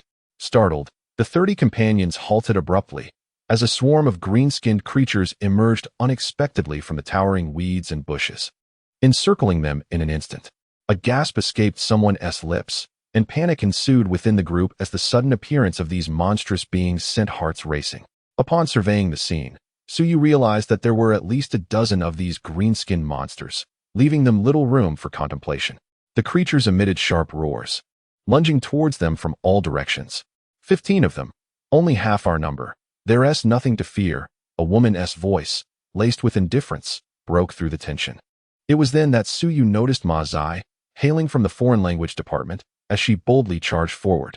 Among the 12 individuals endowed with extraordinary abilities, aside from Su Yu, the one who has slain the most of the green-skinned creatures is undoubtedly Ma Zai. It is said that her family runs a martial arts school, endowing her with considerable prowess in combat. As Su Yu observed her dash forward with remarkable agility, it was evident that her movements deviated from those of an ordinary person. Before she could ponder further, a green-skinned creature brandishing a wooden club charged towards her. In this moment of peril, disregarding the searing pain in her right shoulder, Su Yu grasped a stick with her left hand and struck out at the approaching monster. 4 dark scales emerged on the back of her hand, and an overwhelming force surged through her left arm. Su Yu's current strength was nearly quadruple that of a green-skinned creature, and with a single swing, she sent the creature staggering backward, forcing it to retreat several paces before it collapsed to the ground. Even the simple-minded creature displayed a flicker of astonishment on its grotesque visage. A pair of anguished roars echoed from another direction, prompting Su Yu to turn her head, where she witnessed two individuals crumpling to the ground, having been struck by wooden clubs, their bodies a gruesome sight, and it was evident their survival was bleak. Qinjia, filled with fury, tightened her grip on her wooden club and struck fiercely, colliding with another green-skinned creature's weapon. The air resonated with a dull thud, as both combatants staggered, equally matched in their confrontation. A tall man, recognizing the opportunity, rushed in and delivered a blow to the back of the green-skinned creature's head. The creature howled in agony, retaliating with a swift strike that landed squarely on the man. The towering figure was a physical education teacher at the school, robust and vigorous. However, after being struck by a green-skinned creature, his sternum shattered and his chest caved in. Blood seeped from his mouth, nostrils, and ears. He gasped, retreating several steps as if attempting to utter something, only to be struck again on the back of his head by another green-skinned monster, causing blood to splatter and brain matter to erupt, leading to his immediate demise. Su Yu had just fended off one green-skinned creature when he turned to witness this horrific scene, his heart sinking. This was indeed their PE teacher, a man of great humor who often jested with the boys in class, lacking the typical authoritative demeanor of a teacher. Though their relationship was not particularly deep, they were quite familiar with one another. Seeing him meet such a tragic fate, Su Yu instinctively lunged forward, furiously striking the green-skinned creature multiple times. The creature attempted to block with its weapon, but as soon as Su Yu's club made contact, it was sent flying from its grasp. The subsequent blows landed mercilessly, with the creature's head and chest collapsing inward, meeting a fate even more gruesome than that of the physical education teacher. Another green-skinned monster, which Su Yu had knocked aside, tried to rise but was quickly surrounded by two students wielding baseball bats. Though these students possessed no extraordinary strength, they swung their bats with fervor, raining blows upon the fallen creature, causing green ichor to splatter. Soon, one of the students, sensing something amiss, glanced at his right hand, where peculiar black, thread-like spots had begun to appear on the back of his hand. The green-skinned monster on the ground had been vanquished by their combined efforts, with the final, decisive blow delivered by the student.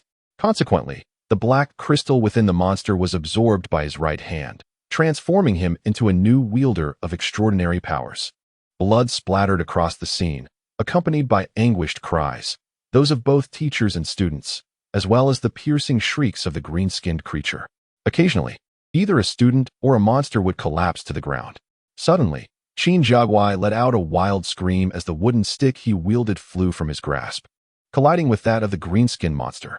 The two bodies tumbled together. Die! Qin Jiaguai bellowed, his right arm tightly constricting the creature's neck, while the monster's claws raked across his chest, leaving him bloodied and in excruciating pain. The source of his newfound powers surged endlessly within him, amplifying his strength. With a series of cracking sounds, the neck of the green-skinned monster was ultimately snapped, when another green-skinned creature was struck by Su Yu's stick. Flying through the air like dry grass, he realized that from yesterday to today, he had dispatched more than 10 of these monsters. Gradually, he began to acquire some understanding of how to combat them, with a power vastly exceeding that of the green-skinned monsters. These once terrifying adversaries now appeared to Su Yu as feeble opponents, easily dispatched. On the back of his left hand, the fifth black scale had emerged. Half of the 15 green-skinned monsters lay lifeless. With a swift motion of the wooden stick in Su Yu's hand, he shattered the club held by the green-skinned creature. Leveraging his overwhelming strength, he easily crushed the creature's grip, forcing it to relinquish its weapon. As the creature stumbled back, Su Yu advanced, striking with his club and causing a catastrophic injury that left the monster bloodied and battered. This series of actions transpired in the blink of an eye, swiftly dispatching one green-skinned monster.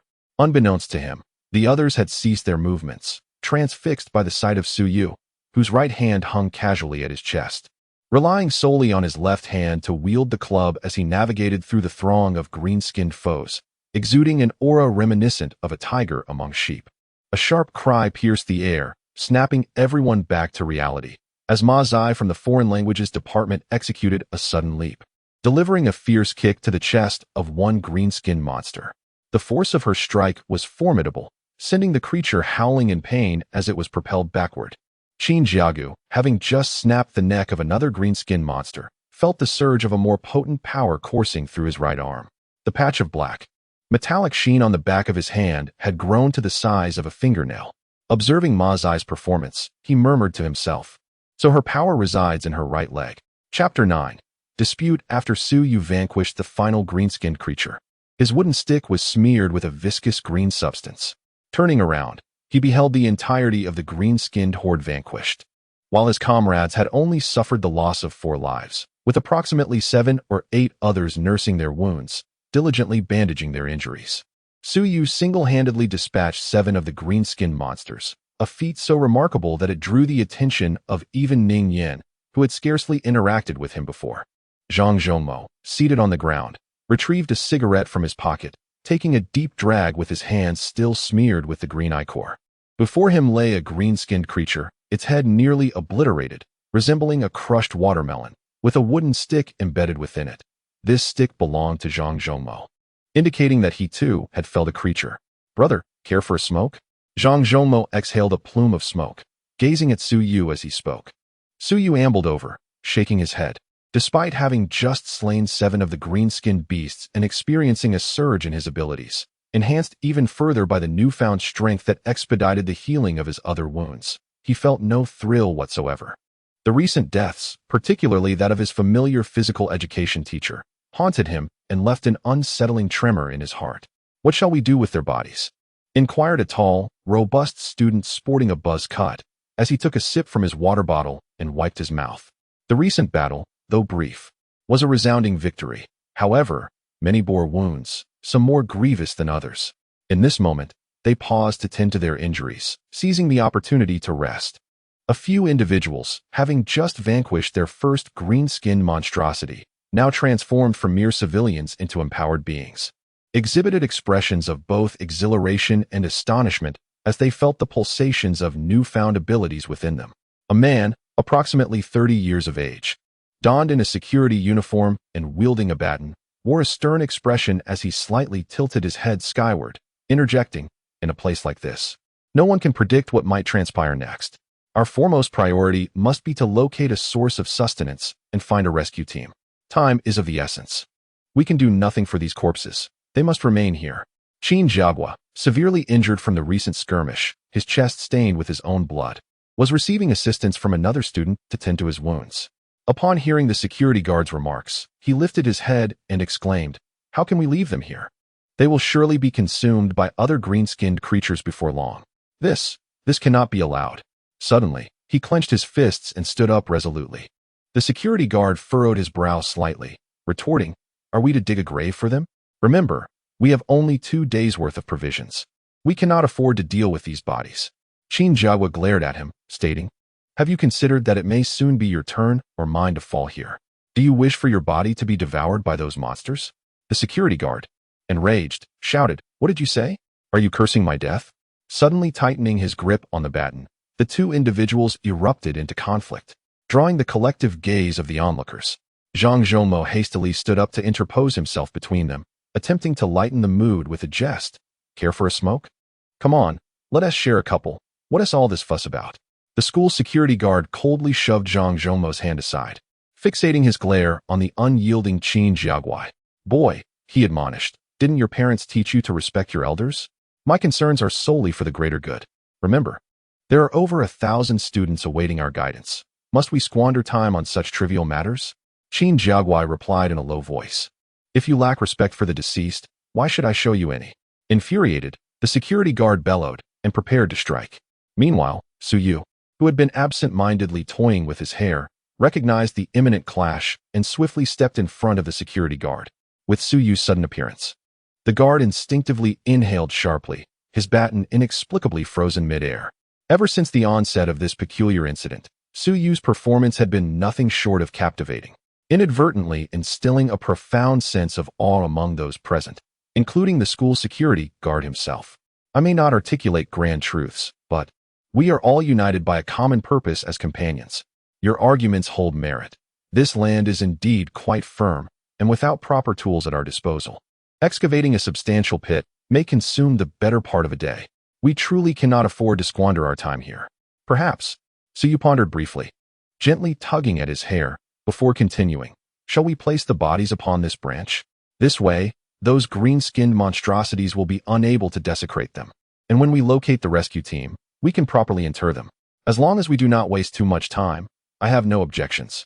Upon hearing Su Yu's suggestion, the school security guard agreed, as it would not take long.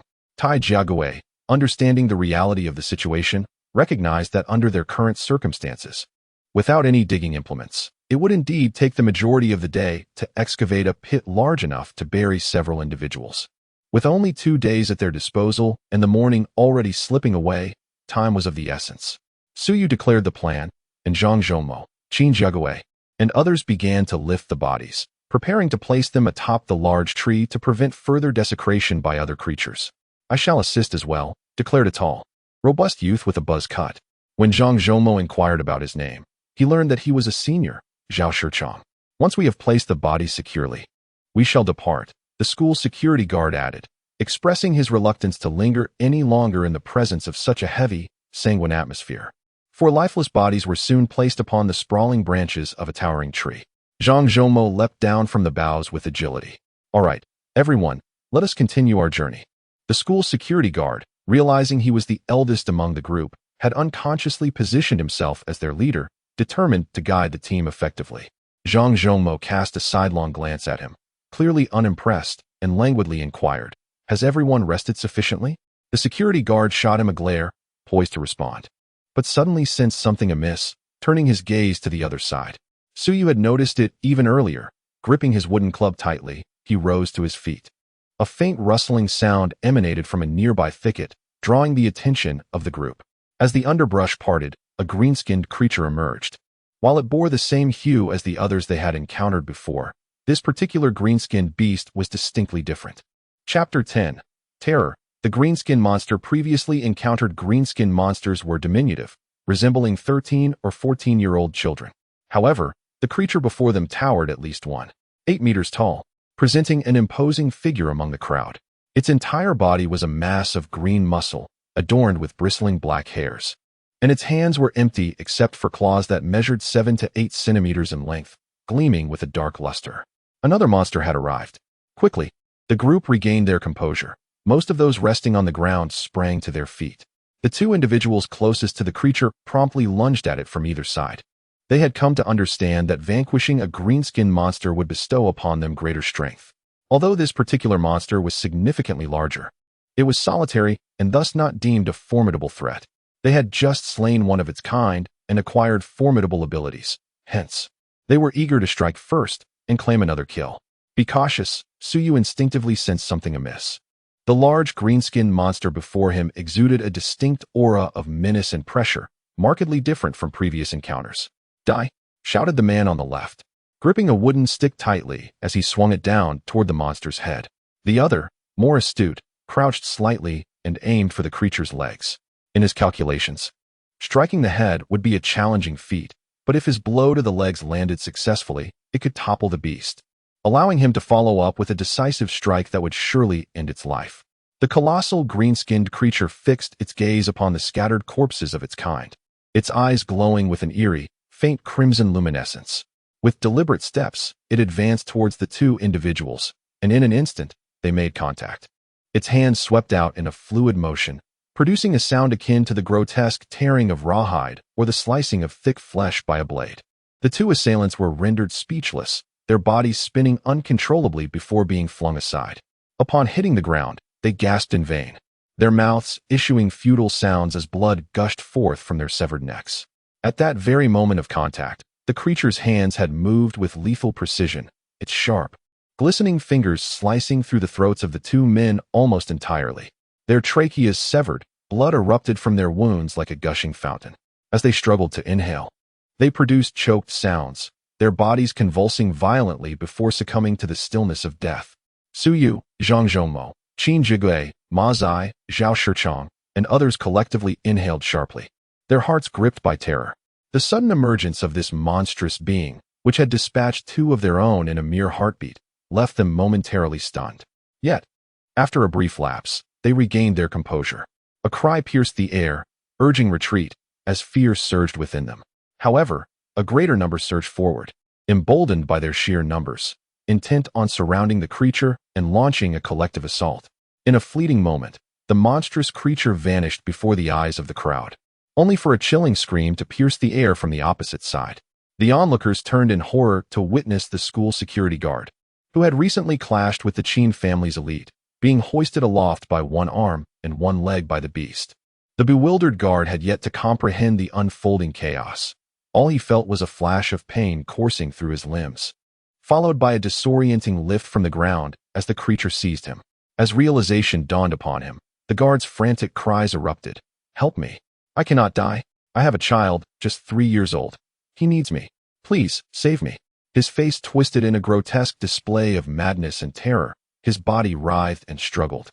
Yet his arm and leg felt as though they were ensnared by iron chains, utterly immovable. With a sickening sound, blood gushed forth, and the guard's desperate wails transformed into agonized shrieks as the green-skinned monster brutally tore one of his arms from its socket. "Stop it!" Suyu shouted fiercely, wielding a stick in his left hand.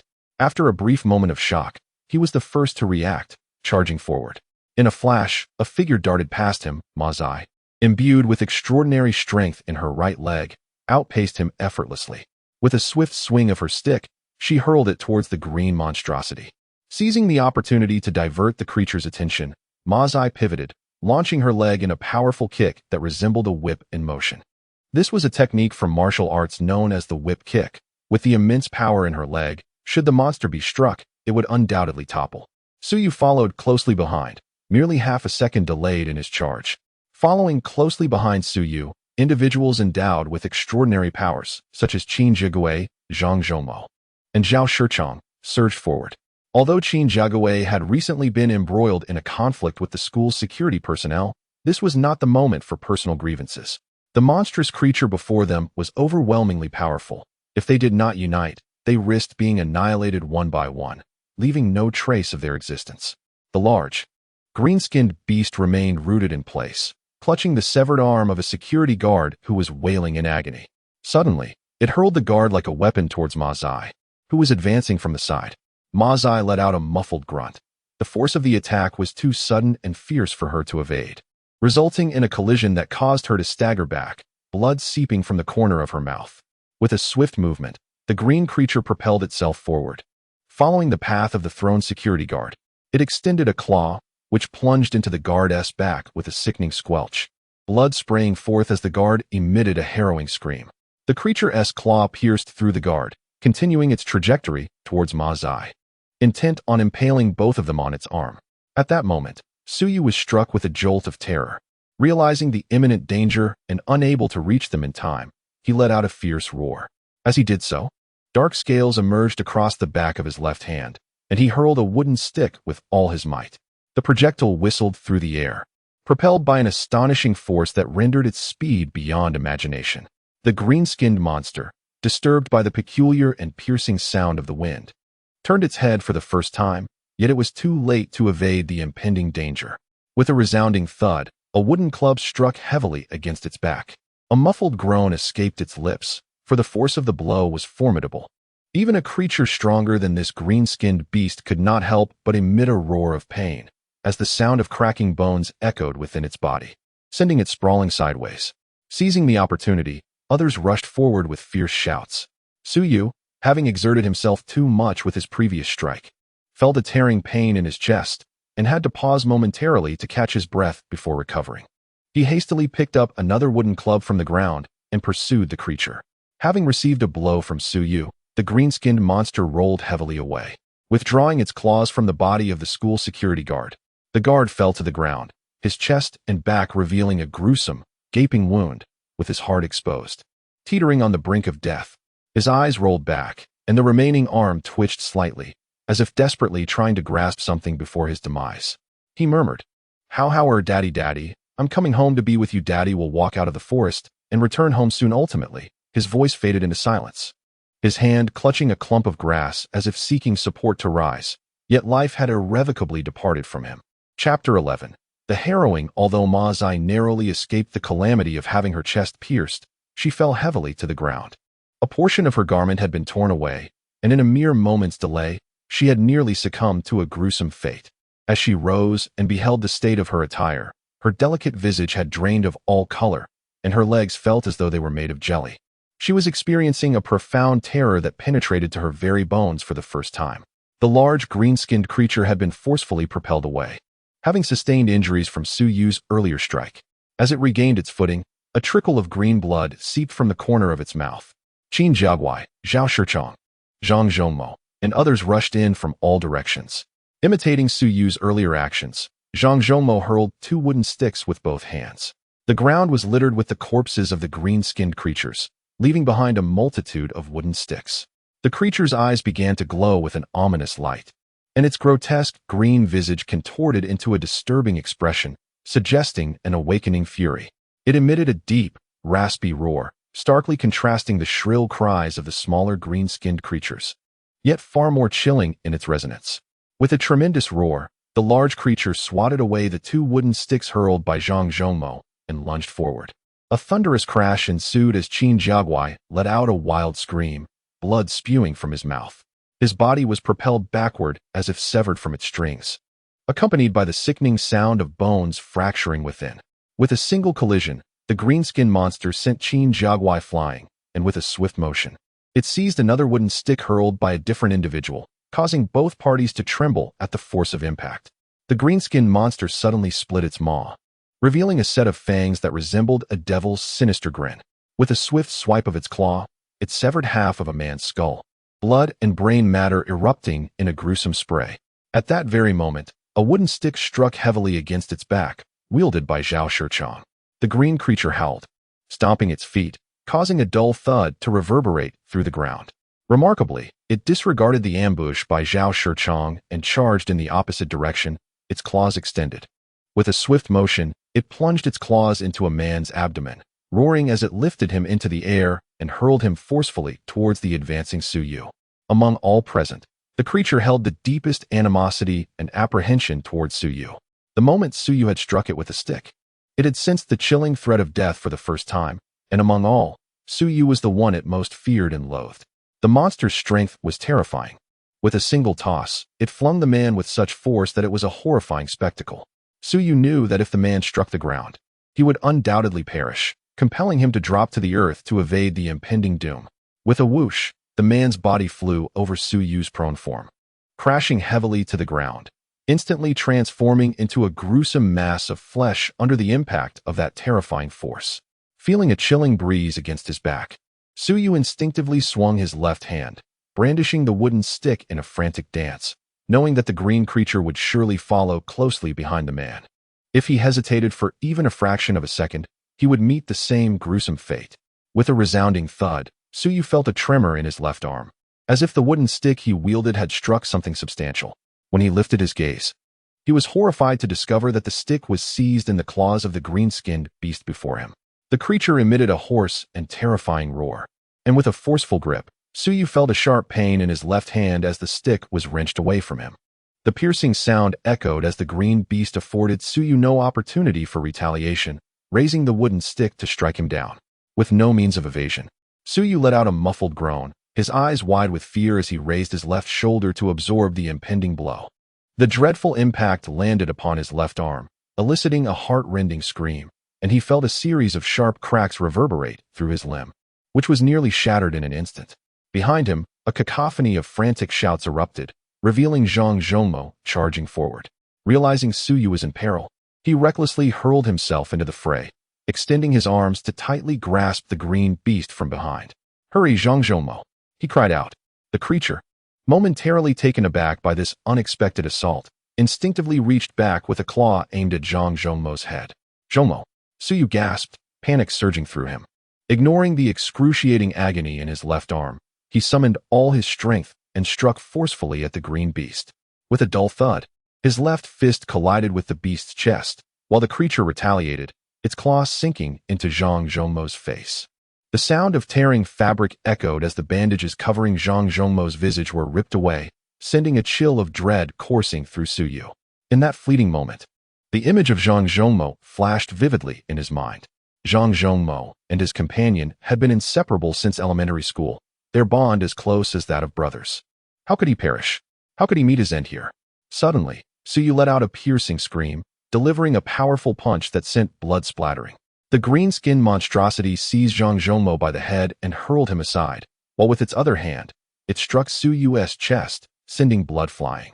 A savage kick landed in his heart, nearly robbing him of breath as his body was sent tumbling away. In that instant, Ma Zai seized the opportunity to deliver a vicious kick, finally landing a blow on the creature's left leg. The extraordinary force behind Ma Zai's kick was formidable.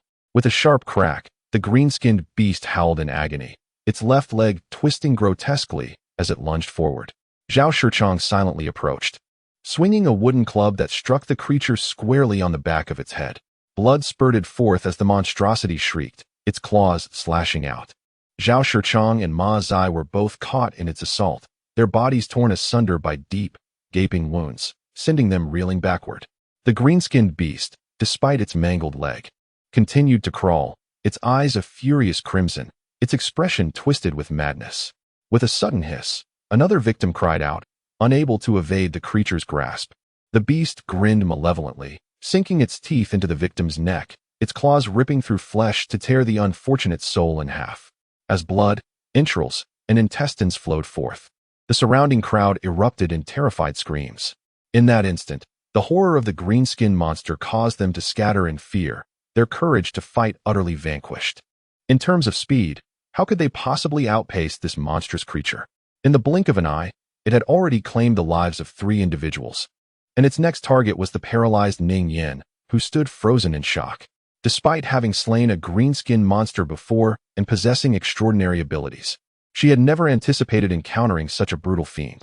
Staring blankly, she watched as the creature charged towards her, rendered completely unresponsive. Get out of the way. Suddenly, a frantic shout pierced through the chaos. At last, Ning Yan snapped to attention, recognizing that the voice belonged to Suyu, who had just managed to rise from the ground. Chapter 12. Mutative Evolution. A gaping wound was torn across Suyu's chest by the monstrous creature. Fortunately, the injury was not grave. As he staggered to his feet, his gaze shifted toward the green-skinned monstrosity charging recklessly at Ning Yan. Unable to suppress a frantic cry, he attempted to rush to her aid, but it was too late. All he could do was muster his strength to hurl the wooden stick he held with all his might. A piercing wind howled as the green-skinned creature, noticing Suyu's desperate shout, evaded the projectile with a swift twist of its body, unwilling to confront the formidable force head-on. The stick soared past the creature, only to strike Ning Yan's right arm with a cruel stroke, eliciting a heart-wrenching scream from her. The force of the throw was immense, sending her body flying like a severed kite. Suyu was utterly unprepared for this turn of events. His aim had failed to strike the green-skinned creature, but had inadvertently harmed Ning Yan, causing him to momentarily falter. The creature, seeing Suyu rise, pivoted like a malevolent specter, lunging once more at him. Their bodies collided with a heavy impact as Suyu's left arm encircled the creature's neck. Meanwhile, the creature's left leg, already severed by Ma Zai, succumbed to the finality of a resounding crack, the bone fracturing completely. This unforeseen turn caused it to lose its balance, tumbling alongside Suyu. Seizing the opportunity, Suyu rolled atop the green-skinned beast, his left arm reaching around to grasp its neck firmly from behind. The creature emitted a cacophony of wails, thrashing wildly in an attempt to dislodge Suyu from its back, but the grip around its throat was relentless, rendering its efforts futile as it struggled in vain to seize Suyu.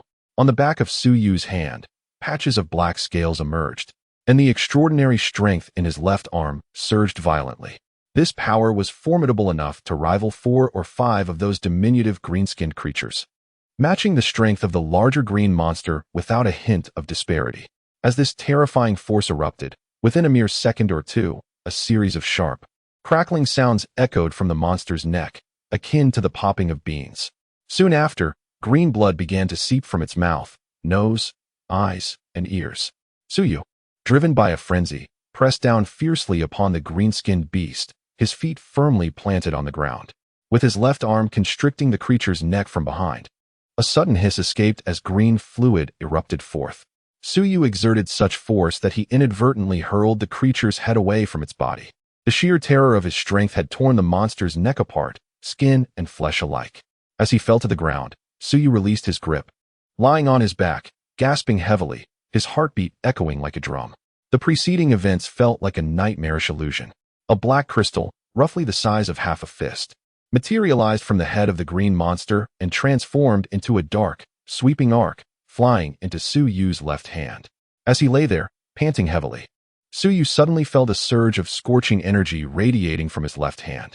This torrent was unlike the extraordinary power absorbed from vanquishing the smaller green creatures. It swelled and pulsated within his palm, threatening to explode. Sensing something amiss, Suyu could not help but let out a cry, clenching his left palm tightly before bringing it down forcefully beside him. With a resounding crash, Suyu suddenly felt his left fist strike the solid ground. As if it had plunged into a quagmire, the once firm earth had become yielding, and his fist seemed to sink into it. Momentarily stunned, Suyu hurriedly sat up. A peculiar force emanating from his left hand, radiating outward in ripples throughout his body. The pain that had previously afflicted him diminished significantly and remarkably. Even his grievous wounds began to heal at a visibly accelerated pace. Dazed by the tumultuous transformation within him, Suyu gradually extracted his left hand from the earth. It had metamorphosed into a monstrous appendage, adorned with black scales. With a mere thought, 5 claws, each approximately 5 centimeters long and shimmering with a faint white light, emerged from the scales. Even with his keen eyesight, Suyu could discern the hardness and sharpness of these claws. This is... Suyu was astonished, gazing at his scaled claw, feeling the tempest of destructive power coursing through it. It seemed that with a mere flick of his wrist, he could rend the earth asunder and shatter stones. An indescribable sensation surged within him as he lifted his left hand, observing the black-scaled claw. Suddenly, the scales on the back of his hand writhed and split open, revealing a dark, glistening eye. Startled, Suyu watched as the eye emitted a faint glow, enveloping him within its radiance, and a message flashed through his mind. Level: First Stage Black Iron Warrior, Insight, Eye of Perception, Ability, Rending Claw. Suyu was momentarily stunned. A first-tier Black Iron Warrior? The Eye of Perception? Rending Claws? What could these possibly mean? Soon, he regained his composure, gazing at the faintly glowing orb on the back of his hand. Could this be the so-called Eye of Perception? And the 5 sharp claws that had just manifested were the Rending Claws? What, then, did the designation of a first-tier Black Iron Warrior signify? In a state of bewilderment, Suyu turned his attention to the lifeless body of the large green-skinned monster sprawled on the ground, its head having been torn off by him, a clear indication of its demise. As his thoughts stirred, the black orb on his hand began to rotate, focusing on the headless corpse, and a new piece of information flashed through his mind. Name: Brother Linbu Beast, low-level beast clan, Tier 1 beast soldier, known for using sharp claws to shred its prey. Brother Linbu Beast? Was this the name of the large green-skinned monster? Could this Eye of Perception actually reveal the information of others? His heart raced as he quickly stood up. The orb spun again, directing its gaze towards another smaller green-skinned monster's corpse, prompting yet another surge of information. Name: Little Brother Linbu Beast. Weapon: Wooden stick. Prefers to smash enemies' heads with a wooden stick. Classified as the lowest level of the Beast Clan, 0-tier beast soldier. Indeed. Suyu began to understand. The Eye of Perception kept rotating, and soon, the details of those who had just struggled to rise, such as Qin Jiagui and Zhao Shichong, flashed through his mind. Without exception, they were all 0-tier Black Iron Warriors, with no additional information. I comprehend. After vanquishing these monsters and acquiring extraordinary powers, it seems I have transformed into a Black Iron Warrior. I am now elevated to the rank of first-tier Black Iron Warrior, while they remain at 0-tier Black Iron Warriors due to their lack of advancement. Naturally, when Suyu released his left hand, the extraordinary powers subsided, and the dark scales that once adorned it vanished, along with the ominous eye that had instilled fear. Everything returned to its former state. Qin Jiagui coughed as he struggled to rise, each cough accompanied by a small spurt of blood, indicating his severe injuries. Fortunately, the extraordinary powers had taken effect, allowing him to stand, albeit with great difficulty. Chapter 13. The extraordinary powers of Zhang Zhongmo. The casualties in this battle were devastating. A single elder Linbu beast inflicted more harm than the previous 15 younger Linbu beasts combined. Only 18 individuals remained alive, among them a severely injured ordinary student who lay on the ground, blood pouring from his mouth and nose with every exhalation. His survival was questionable, and it was utterly impossible for him to continue on this journey.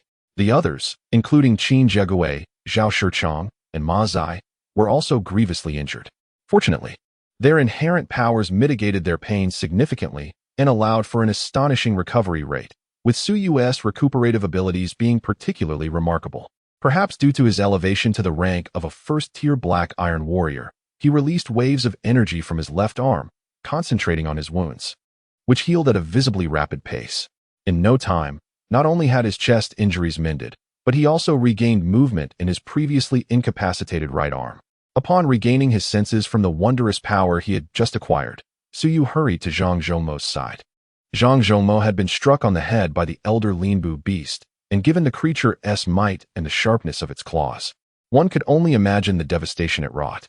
However, to Su Yu's astonishment, he noticed that Zhang Zhongmo was slowly sitting up, the white bandage on his face torn aside, revealing a strangely shaped scar while the rest of his visage remained unscathed. Su Yu was momentarily taken aback. Zhang Zhongmo chuckled softly, producing a cigarette to smoke, seemingly aware of Su Yu's astonishment. I have mentioned before, my extraordinary power resides in this face. This visage has now become impervious to blades and bullets. His tone carried a hint of self-deprecation mixed with a touch of helplessness.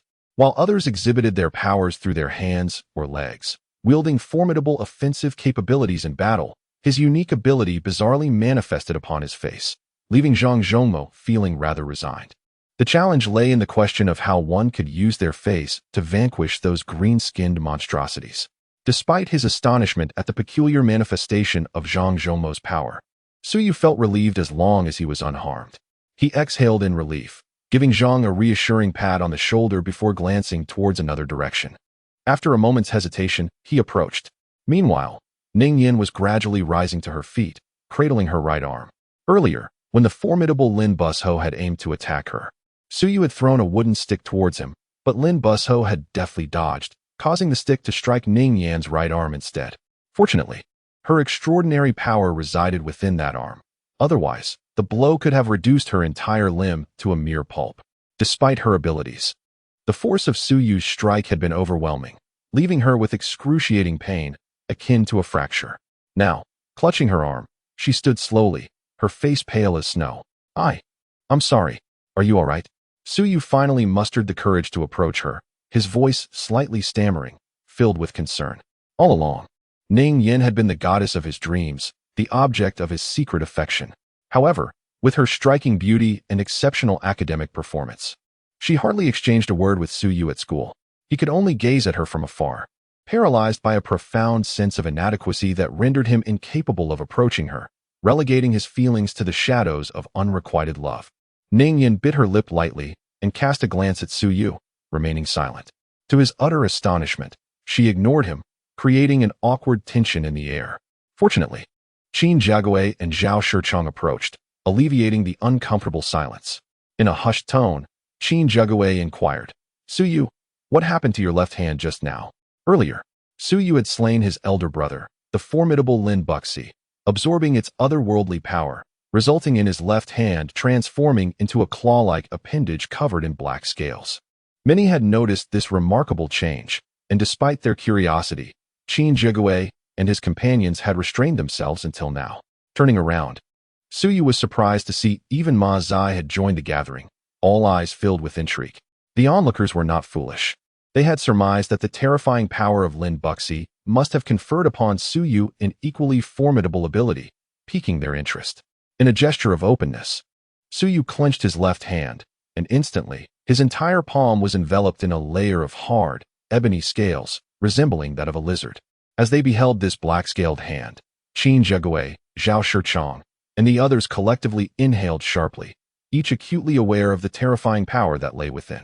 If I am not mistaken, by vanquishing these monstrous creatures, we undergo an incomprehensible mutation, acquiring extraordinary abilities, and are referred to as Black Iron Warriors. This is the Elder Galim Beast, and this is the younger one. Su Yu articulated the information he had just acquired along with his conjectures. Qin Jiagui clenched his right hand, revealing a patch of dark metallic spots on the back of his hand, saying, I comprehend now.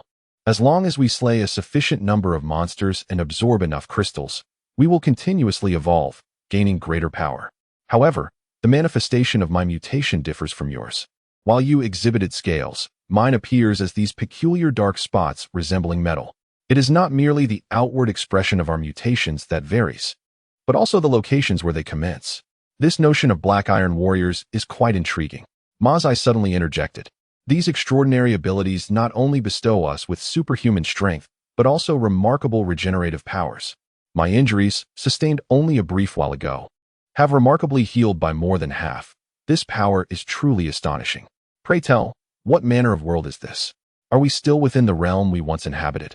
No one responded to her query.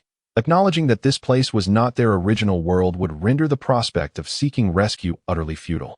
Where would this leave everyone? Some contemplated their parents and loved ones at home, while others thought of friends. The atmosphere abruptly fell silent. Su Yu ruffled his hair, surveying the scattered corpses strewn across the ground. Initially, he had been filled with rage and shock at the death of the physical education teacher. But upon witnessing the multitude of bodies, he felt an unsettling numbness wash over him. Out of the 31 members who had emerged from the school, fewer than half a day later, only 18 remained alive, one of whom was gravely injured, leaving their survival uncertain. The sky remained overcast, with ominous clouds piled high. Zhang Zhongmo glanced at his phone and suddenly announced, It's 12 o'clock.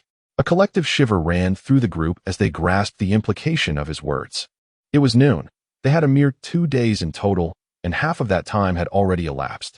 Each of them bore some injuries, and Mazai suggested they take a moment to rest and have lunch before continuing. There were no objections. Qin Jiagui looked at the severely injured student and inquired, What about him? It was evident to everyone that he lacked any extraordinary strength. With such a serious injury, he could not possibly continue to accompany them. Were they to abandon him here? Chapter 14. The heart not of the Qin family. A profound silence enveloped the crowd when, unexpectedly, a man in his 20s spoke up. Allow me to escort him back to school. This individual was also a teacher at the institution, albeit having only served there for a year. The majority of the group comprised students, and the few educators present were of a considerably older generation. Thus, among the living, there were only 2 teachers, and he was one of them. Escort him back to school? The words evoked a momentary pause among the onlookers. The teacher nodded affirmatively. Fortunately, the school is not too far from here. He has sustained grave injuries and is unable to proceed any further. We cannot abandon him here. I shall take him back. Suddenly, Mazai interjected, Teacher, are you afraid? Once you return him, you won't come back, will you? Her directness caught the teacher off guard, causing a faint blush to rise on his face, revealing his discomfort. Clearly, Mazai had hit the nail on the head. Su Yu, twirling his hair, nodded in agreement. Mazai let out a soft huff and added, Who else wishes to return? I believe we should all go together. If fear has truly set in, remaining with the group serves no purpose and may even hinder us. The crowd exchanged glances, and ultimately, aside from the teacher, 2 others rose to their feet, their heads bowed in a display of shame. The teacher hoisted the injured student onto his back, and alongside the other 2, they formed a quartet that departed from the group, heading towards the distant school. In an instant, they lost 4 individuals, leaving only 14. Among these 14, 13 were students, and 1 was a teacher. This final teacher, surnamed Lin, was called Lin Shi. He taught foreign languages, and none of Su Yu's group were acquainted with him. Lin Shi appeared to be in his late 20s, wearing glasses that accentuated his scholarly demeanor. He was rather reticent, yet he had already dispatched 3 of the formidable beasts known as Lin Bu Shou. His quiet nature rendered him largely unnoticed, despite his role as a teacher. The remaining 14 were all black iron warriors, each having slain the Lin Bu Shou and possessing extraordinary abilities. They sat on the ground, eating their lunch while seizing the opportunity to rest. Their time was limited. Aside from Su Yu, Zhang Zhongmo, Qin Jiagui, Zhao Shichong, Ning Yin, Ma Zai, and Lin Shi, the others were named Hu Gu, Zhang Runsheng, Wei Zhongming, Zhuang Xiaohua, Li Dong, Zhou Huakong, and Wen Rui. During their respite, they engaged in casual conversation, fostering camaraderie while alleviating the grim atmosphere surrounding them.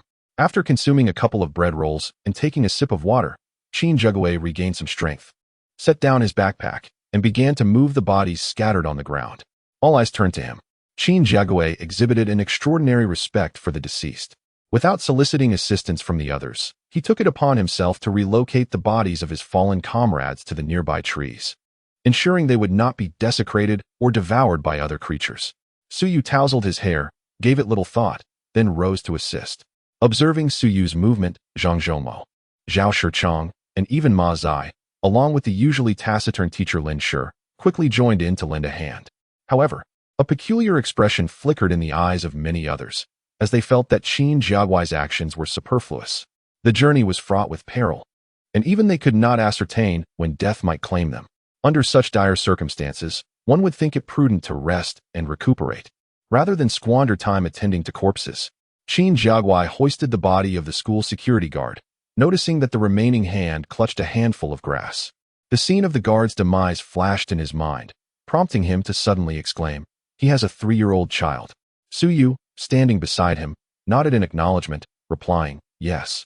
I believe his name is Howard." The anguished cries of the security guard in his final moments had resonated in everyone's ears. Yet no one possessed the capacity to save his life. As Suyu watched Qin Jiagui carry the body of the security guard, he recalled the earlier confrontation between Qin Jiagui and the guard regarding the burial of corpses. The guard had vehemently opposed Qin Jiagui's perceived waste of time, and now, ironically, it was his own body that Qin Jiagui treated with such reverence, carefully placing it among the dense branches. This evoked a strange feeling within Suyu. Observing Qin Jiagui's solemn demeanor and the respect he afforded the lifeless form, Suyu felt a stirring in his heart, absent-mindedly tugging at his hair. Sensing an underlying oddity in the situation, Qin Jiagui cast a glance at Suyu, as if he could discern his thoughts, and suddenly spoke softly, "Suyu, do you think I am overreacting?"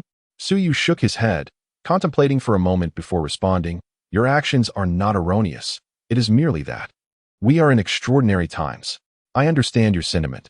Qin Jiagui sighed lightly, then unexpectedly remarked, "You must be aware that my father passed away quite early in my life." Suyu was taken aback, then nodded in acknowledgement. Although their relationship at school was not particularly close, he was aware that Qin Jiagui was raised in a single-parent household and had heard that his father had died when he was very young. A shadow of melancholy crossed Qin Jiagui's face as he spoke softly. "I grew up in the countryside. My father was a farmer. Though we were impoverished, he treated me with great kindness.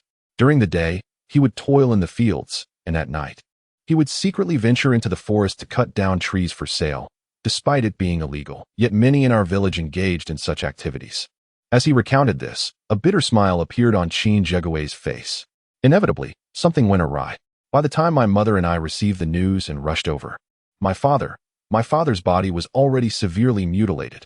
At this point, Qin Jiagui clenched his fists tightly, revealing a patch of metallic markings on the back of his right hand. Suyu was momentarily stunned as he uttered, "Your father." He encountered a pack of wolves, and by the time he was discovered, his body had been ravaged to the point of near annihilation. "I cannot believe that heap of mangled flesh could be my father, the father who has always been so kind to me." Qin Jiagui's teeth chattered ominously as he growled, "Suyu, do you understand? These corpses, if we do not handle them properly, they may be devoured and torn apart by those green-skinned monsters. Have you ever contemplated the feelings of the deceased? Though they are gone, their souls persist, watching over us from above." Suyu stood frozen, utterly taken aback by the revelation of Qin Jiagui's past. It became apparent that his unexpected reverence for the bodies stemmed from a deep-seated fear of them being consumed or desecrated, a fear rooted in the tragic fate of his own father. "Perhaps I am powerless, even I do not know when I might." Qin Jiagui gazed up at the lifeless forms draped across the branches of the towering trees, a faint expression of sorrow etched upon his face. Chapter 15. The Power of the Black-Scaled Hand. Suyu found himself at a loss for words. He placed a reassuring hand on his companion's shoulder and then absent-mindedly tousled his hair before speaking. "I believe that there is always a glimmer of hope. We will emerge unscathed. The sacrifices made will not be in vain. We shall find sustenance and locate a rescue team. Let us not forget, your girlfriend is waiting for you back at school." At the mention of his girlfriend, Qin Jiagui's expression shifted, a flicker of hope igniting amidst his earlier despondency. "Yes, and I promise to return safely to school. I will be fine." Hearing him reference their promise, Suyu couldn't help but reflect on his own similar vow with Suyu. A smile crept onto his lips as he murmured, almost to himself but also directed at Shin Jiague, "Indeed, we will return. We cannot break our promise to that girl, otherwise she will scold me once more." Suddenly, a series of blood-curdling screams echoed from the distance. The group was taken aback and instinctively turned towards the source of the sound, which was the same direction from which the teacher had departed with the injured students. Shortly thereafter, a succession of anguished cries pierced the air, prompting everyone to rise in alarm. Yet, after the cacophony, an unsettling silence fell upon them. They exchanged apprehensive glances. After a moment, a third-year student named Hugo remarked, "It's over. Those four must have encountered a monster and met their demise." His words carried a hint of morbid satisfaction, laced with an undercurrent of inexplicable dread. Suyu regarded him with a sidelong glance before slowly resuming his seat, his heart growing heavier with each passing moment. The crowd exchanged silence, each aware that Hu Ji's conjecture was likely accurate. The four who had departed the group in preparation to return to the school must have encountered peril and met with misfortune. No one suggested retracing their steps to ascertain the situation. After the recent spate of fatalities, their nerves had grown somewhat desensitized to death. Even Shin Jiagui refrained from proposing a return to assist with the bodies, as time was of the essence and they could not afford further delays. Nor did they have a path of retreat. Seemingly synchronized in this realization, they stood in unison, shouldered their backpacks, and grasped their weapons. It was time to embark. Without uttering a word, they instinctively proceeded in the direction they had previously determined, led by Hu Gu and Zhang Runxing. Both third-year students and members of the university's football team, their physiques robust. From the previous day to this, they had already recorded the extermination of 2 minor Garinbu beasts. While they could not rival Su Yu's extraordinary prowess, they were no slouches either. Hu Gu and Zhang Runxing wielded wooden clubs, occasionally swiping at the surrounding underbrush and branches, while Lin Shi and Li Dong, bringing up the rear, frequently glanced over their shoulders, anxious that some creature might stealthily approach from behind. In this terrifying forest, they advanced with utmost caution, every step deliberate. Seconds turned into minutes, and after half an hour, they finally encountered another group of minor Garinbu beasts. Approximately 15 or 16 of these creatures roamed 100 meters ahead, blissfully unaware of their presence. However, Hu Gu, Zhang Runxing, Qin Jiagui, Zhao Shichang, and others did not utter a word. Instead, they charged forward with determination. Had they chosen to discreetly evade, they could have easily eluded the group of small Galim beasts. Yet, Hu Gu, Zhao Shichang, and the others harbored different intentions. Having already slain 2 small Galim beasts, the extraordinary power coursing through their bodies had surpassed that of the creatures they faced. They understood that by vanquishing such monsters, they could grow stronger, much like Suyu. Seizing this rare opportunity, rather than feeling alarmed, they were invigorated, each yearning to eliminate more of the small Galim beasts and enhance their own strength. In this forest, only by growing stronger could one hope to survive. Upon witnessing their sudden, silent charge, Suyu was momentarily taken aback, but soon grasped their intention and followed suit.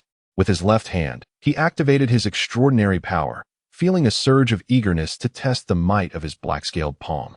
Among them, only Zhang Zhoumo wore a bitter smile. His extraordinary power was insufficient for combat, and the sight of the small Galim beast sent shivers down his spine. As for Ning Yen, a flicker of disdain crossed her eyes. She had never actively attacked the small Galim beasts, although she was a member of the team. Her expression conveyed a sense of detachment from them. The group of small Galim beasts, disturbed by the commotion, quickly became aware of their presence and charged towards them. With a thunderous roar, Zhao Shichang swung his rod with his right hand, forcefully knocking aside the wooden stick held by a small Garinbu beast, before delivering a heavy blow to its chest.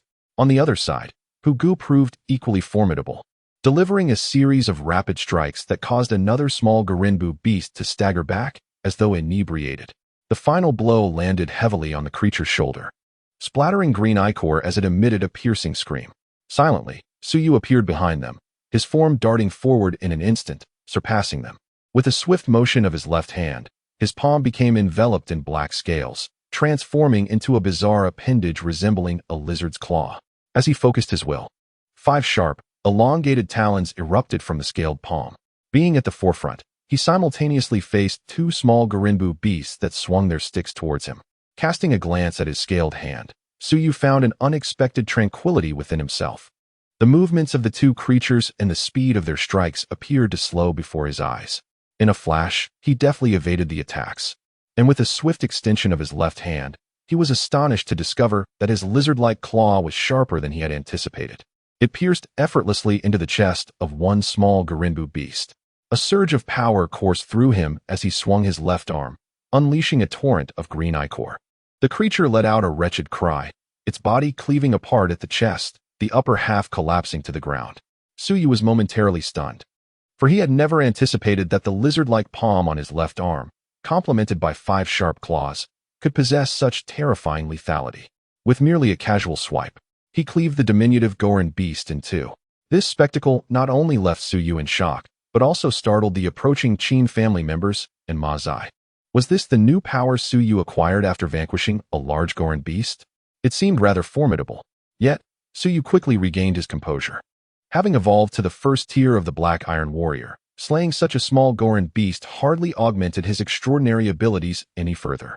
Observing Zhang Zhongmo, who wore a pained expression, a thought stirred within him. Chapter 16. The eerie house in the forest with a low murmur escaping his lips.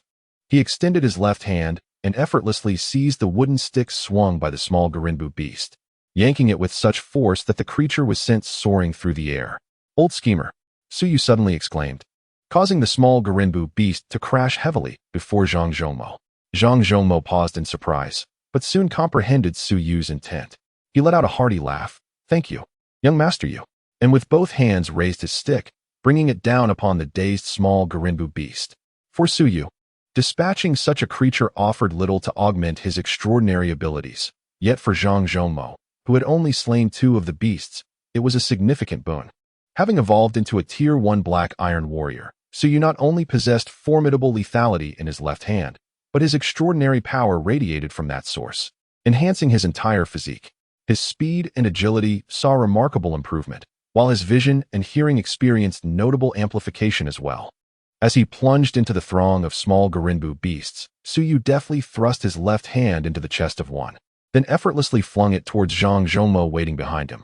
Zhang Zhongmo erupted in ecstatic laughter, exhilarated beyond measure, eagerly following Su Yu to seize the opportunity. The envy of the others was palpable as the total number of small Garinbu beasts dispatched by Zhang Zhongmo soon exceeded 5. Others, such as Qin Jigui, Zhao Shichong, and Ma Zai, also achieved notable feats. The 15 small Galim beasts were swiftly subdued, and remarkably, not a single soul perished, nor did anyone sustain injuries. Gazing upon the scattered corpses of the Galim beasts, the group exchanged glances, and a singular thought emerged: they had all grown stronger. Unbeknownst to them, their small team had amassed such formidable power that they could effortlessly vanquish a squad of 15 Galim beasts. Among them, Su Yu's performance was undoubtedly the most striking. The left hand, adorned with black scales and resembling a lizard, exhibited its prowess merely as an initial display, yet it already possessed astounding might. Zhang Zhongmo, feeling his own face, remarked with excitement, "Young Master Yu, what do you suppose would happen if I were to ascend to the first tier? What extraordinary abilities might I acquire?" Qin Jigui gazed at his right palm, noticing the metallic sheen of the spots growing larger. Upon touch, they felt as hard as iron, and he pondered what form they might evolve into in the future. Suddenly, a wave of anticipation washed over him. He wondered how the lethality of his right hand would compare to Su Yu's once he transformed into a first-tier Black Iron Warrior. Having effortlessly dispatched the 15 small Galim beasts, the group did not linger and continued on their journey. Following their earlier exhilarating slaughter, their spirits were notably elevated. As Hu Gu, leading the way, parted the dense foliage ahead, a gasp escaped his lips, filled with astonishment. "What is the matter?" Close behind him, Zhang Runsheng was eagerly whispering inquiries and craning his neck to catch a glimpse. "Is it a house?" He couldn't help but exclaim in a hushed voice. The others, including Su Yu, Zhang Zhongmo, and Qin Jiagui, felt a jolt of excitement, quickly crowding forward to part the leaves that obscured their view. Before them lay a small slope, its base adorned with towering trees, and amidst this verdant expanse stood a house, its form revealed through the foliage, igniting an overwhelming sense of exhilaration among Su Yu and the others. After traversing this forest for half a day, this was their first sighting of a dwelling. Wherever there was a house, there must be signs of life. With life comes the promise of unraveling the mysteries of this forest. And suddenly, a wave of optimism surged through the group, each member feeling that hope was within reach. "Let us go," Hugo exclaimed, bursting with uncontainable excitement as he reached to push aside a branch and charge forward. However, Qin Jiagui, standing behind him, seized his arm and whispered, "Wait." Hugo paused, furrowing his brow as he glanced back at him. Qin Jigui's expression was solemn as he cautioned, "While discovering a house is undoubtedly a positive sign, don't you find it rather peculiar for a structure to suddenly appear in such a forest? I fear it may not bode well." Zhang Runqing retorted, "Qin Jiagui, you are being overly alarmist. Are you not overthinking this? With all of us together, even if danger lurks, it will hardly pose a threat. While your caution is commendable, it does verge on timidity. Just moments ago, they effortlessly vanquished a horde of goblins, which inadvertently inflated the confidence of Zhang Runqing and his companions, rendering them somewhat dismissive of other potential threats." Zhang Zhongmo scoffed, expressing his belief that Qin Jiagua had made a valid point. Encountering a house was indeed fortunate. Yet one must not act recklessly. "Young Master Yu, do you not agree with me?" he concluded, addressing Su Yu, who was casually running his fingers through his hair with his left hand. After hearing Zhang Zhongmo's words, Su Yu responded with a nonchalant hum, affirming that caution is never misplaced and acknowledging that the old strategist had finally uttered a constructive remark. As he spoke, he pushed aside the branches in front of him and advanced. Hearing the words of Qin Jiagua and Zhang Zhongmo, Hu Gu and Zhang Runqing, along with the others, gradually regained their composure. They realized the forest was indeed peculiar, and this suddenly appeared house radiated an air of mystery. Caution can lead to longevity, they thought, gripping their weapons tightly as they stealthily approached the house situated down the slope. As they drew nearer, they quickly discerned that the structure appeared to have partially collapsed. Through the opening, numerous scattered items came into view. Su Yu, having evolved into a first-tier black iron warrior, possessed the keenest eyesight and soon recognized what the scattered objects were, his face betraying a look of astonishment. To his surprise, he also noticed a slanted sign hanging above the entrance of the house, emblazoned with the words Jinhua Supermarket. A jolt coursed through Su Yu, as if he had been struck by lightning, and in that instant, a realization dawned upon him. At that very moment, the air was pierced by the sound of footsteps, and suddenly, from the partially collapsed structure, swarms of diminutive green-skinned creatures emerged. Indeed, they were the goblin beasts. "Everyone, be cautious." The leader, Hu Gu, shouted with urgency, prompting the group to instinctively form a protective circle. From behind the dilapidated building, amidst the towering weeds of the surrounding forest, at least 20 or 30 goblin beasts emerged, brandishing wooden clubs as they charged forward. However, what astonished the onlookers most was the sight of a human corpse lying near the door of the dwelling. Why was there a human body at the threshold of this house? What had transpired within these walls? Chapter 17. The rending claw. The crowd was ensnared in a web of confusion and astonishment, intermingled with a palpable sense of trepidation regarding the unknown. Yet, in that moment, they could afford no distractions, for 20 or 30 small Galimbu beasts had launched a coordinated assault, signaling a dire predicament. "Young Master Yu, please show no mercy," Zhang Zhongmo exclaimed, wielding 2 wooden staffs, thrashing them about as he called out.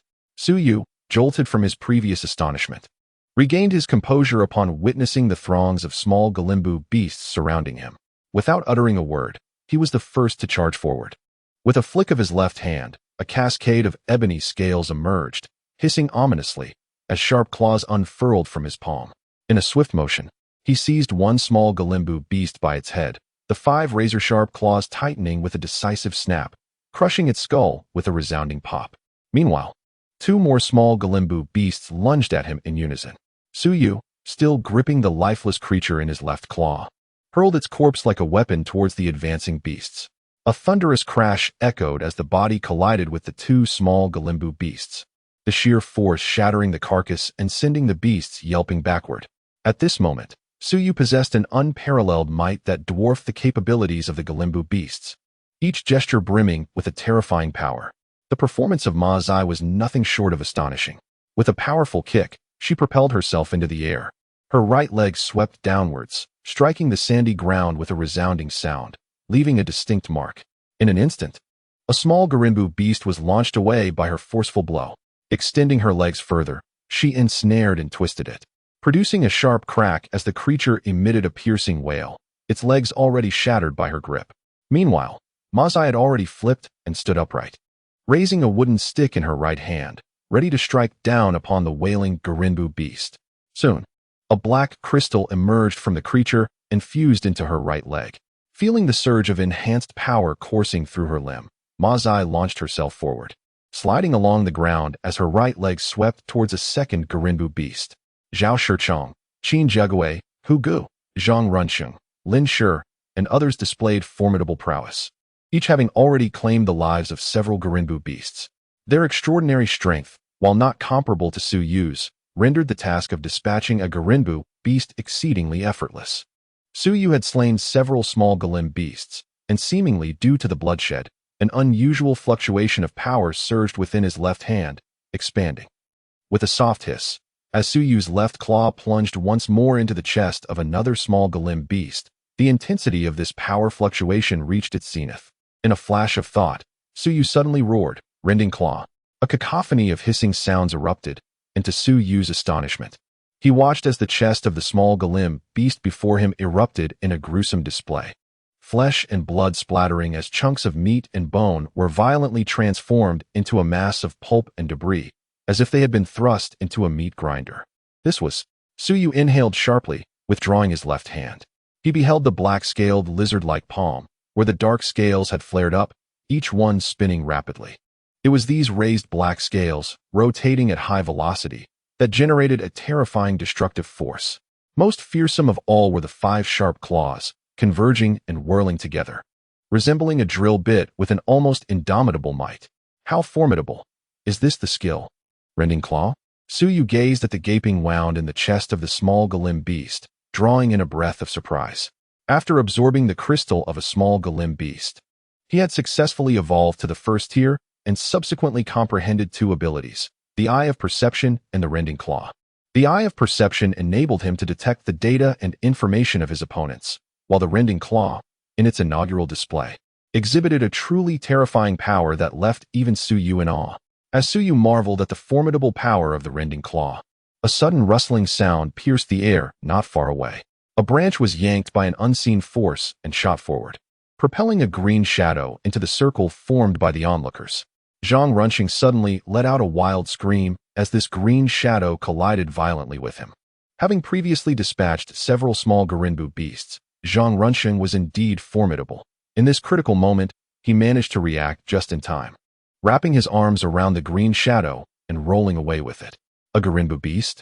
In that instant, Su Yu, possessing the keenest eyesight, swiftly discerned that the unexpected green shadow was none other than an adult Garinbu beast, a creature far more powerful than its smaller kin.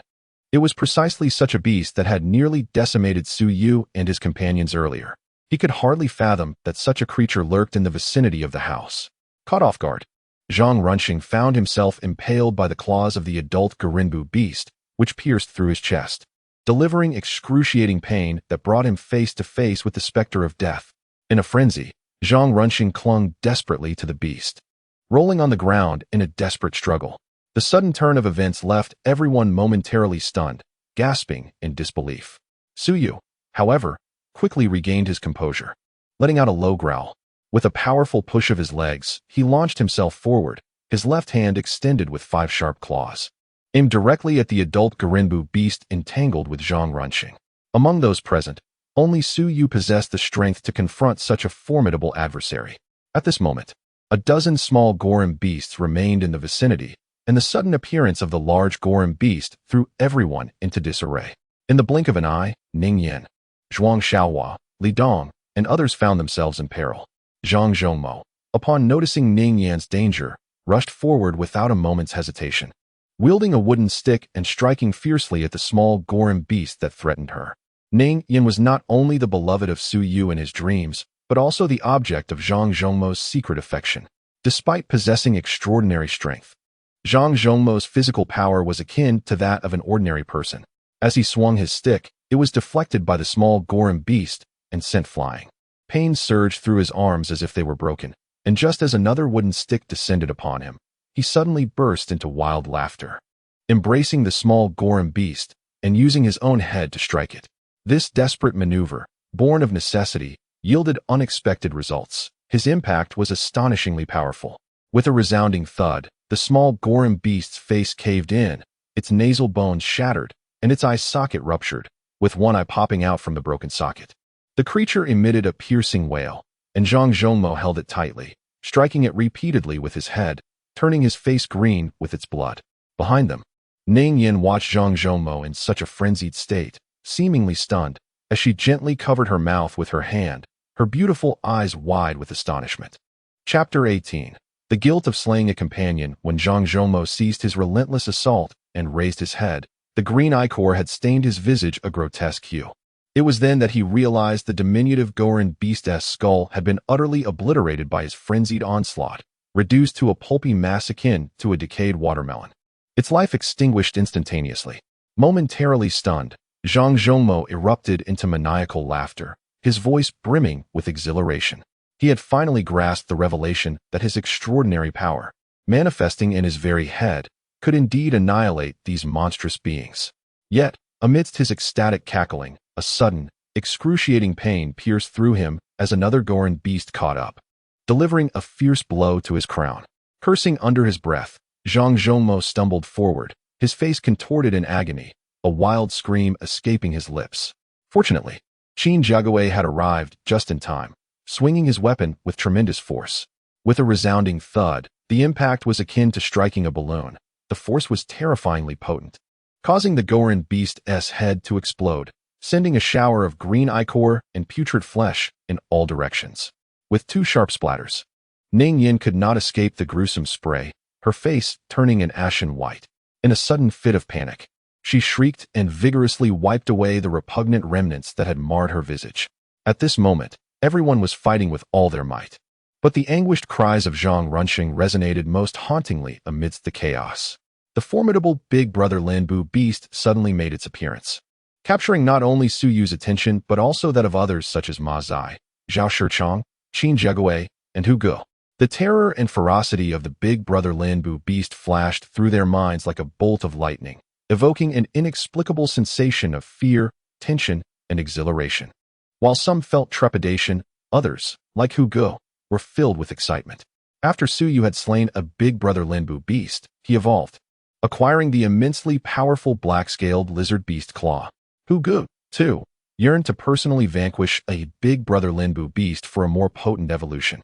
Thus, he swiftly abandoned the smaller Linbu beast before him and pivoted towards the larger one. Su Yu extended his 5 sharp claws, producing a sound akin to a hiss, as if tearing through the very air with a fierce wind, and lunged towards the rolling Big Brother Linbu beast. Having evolved into a first-tier black iron warrior, his strength, speed, vision, and coordination had all ascended to a higher echelon, making his strike as swift as a flash of lightning. With a piercing sound, the Big Brother Linbu beast let out a howl as it rolled over. Although it reacted quickly, Su Yu's claw still tore away a significant portion of flesh from its back. The Big Brother Linbu beast's counteraction was equally rapid. With a sweep of its left arm, it hurled the entangled Zhang Runxing towards Su Yu. Zhang Runxing, in a frenzy, desperately attempted to cling to the Big Brother Linbu beast, wishing to drag the monster down with him, even if it meant his demise. Alas, his aspirations were futile. The beast's strength and reflexes far surpassed his own. With a mere exertion, it sent him crashing away.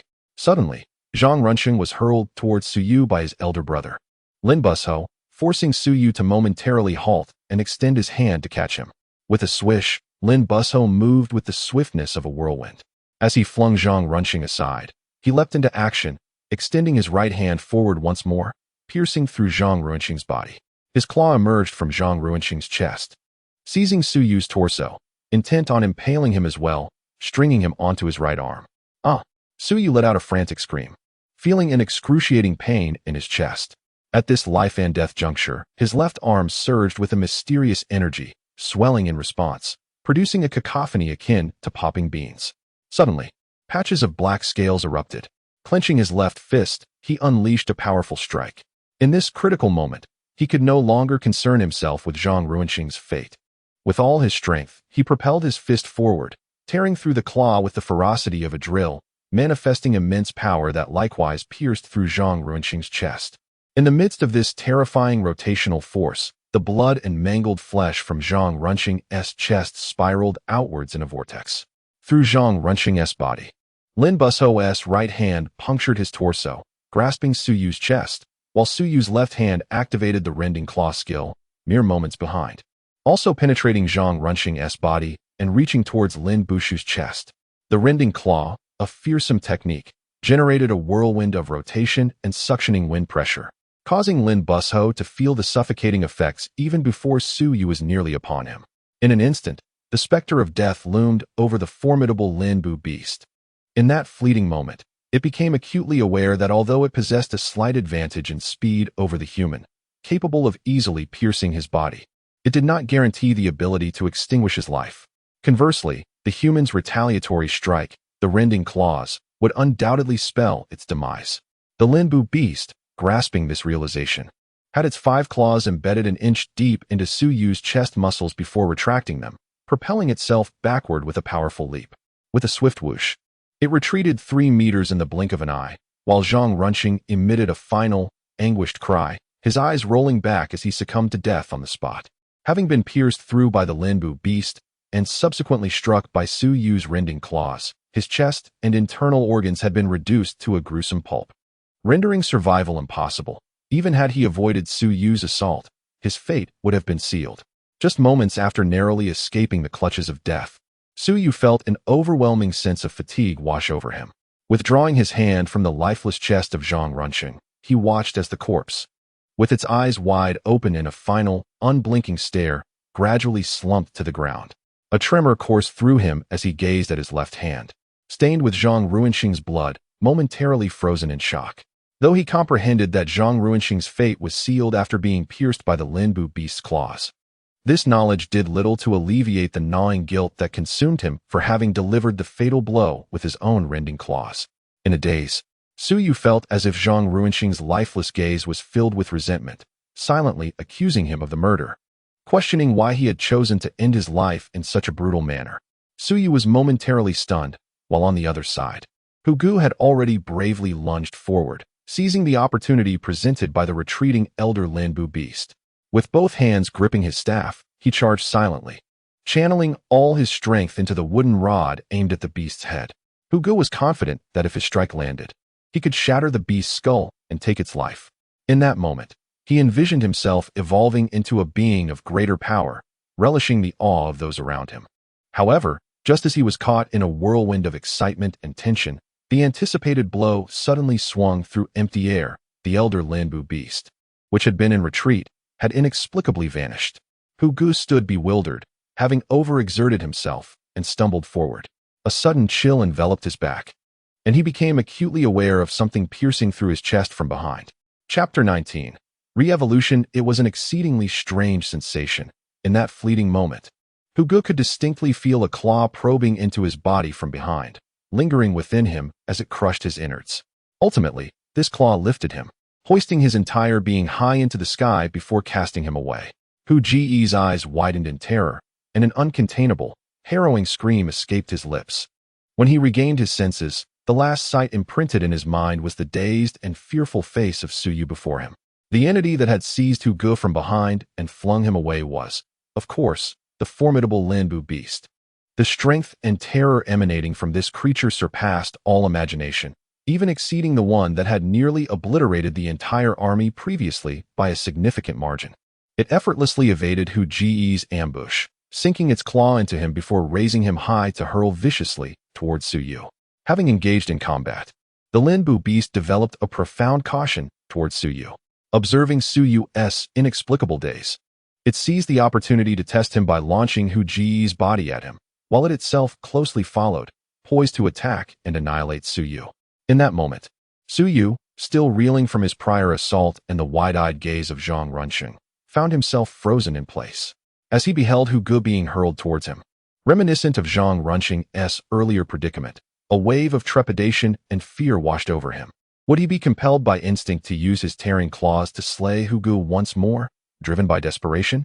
Zhang Runqing and Hu Gu, they are both companions, both alumni. Suddenly, Su Yu let out a desperate cry and attempted to flee.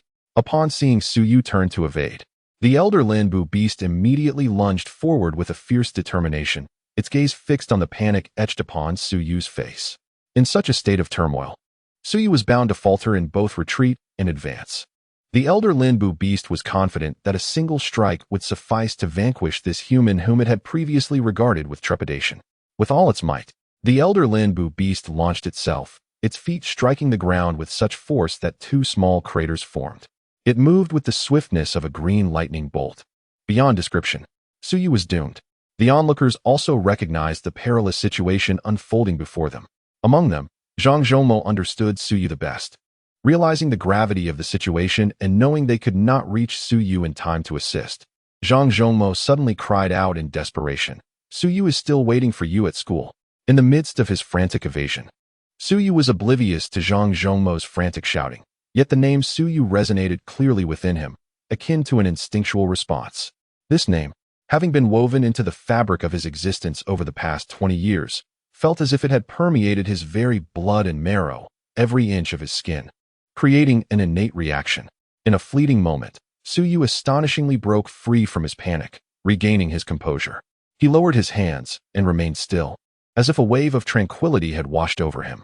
Around, others were taken aback, with even Ma Zai unable to suppress a gasp.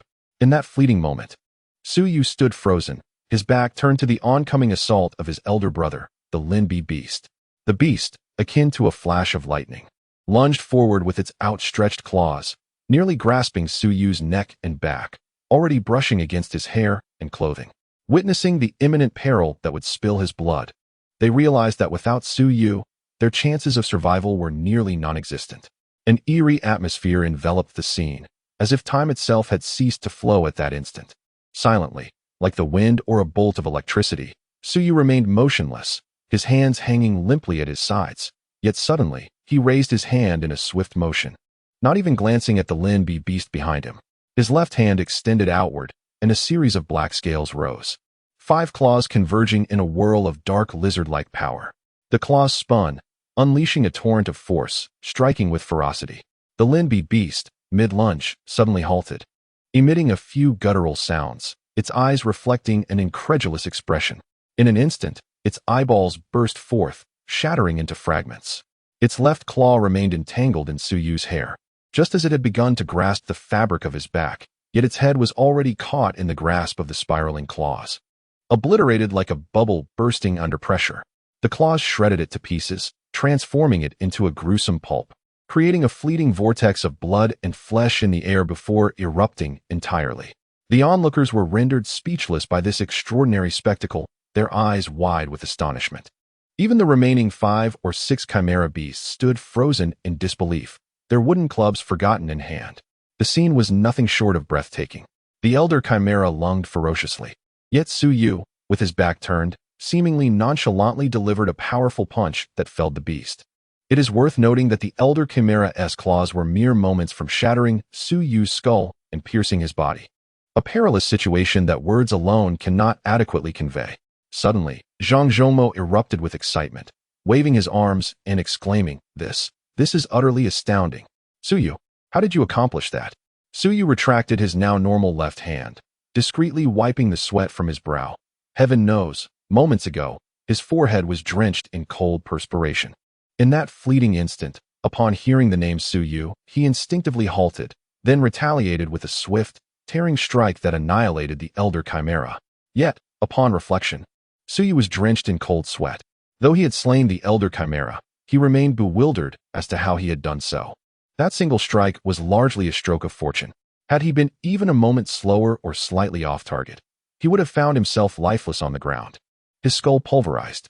The elder chimera lay dead, its headless body collapsing to the earth, as the dark crystals within it transformed into a radiant arc of light, vanishing into Su Yu's left hand.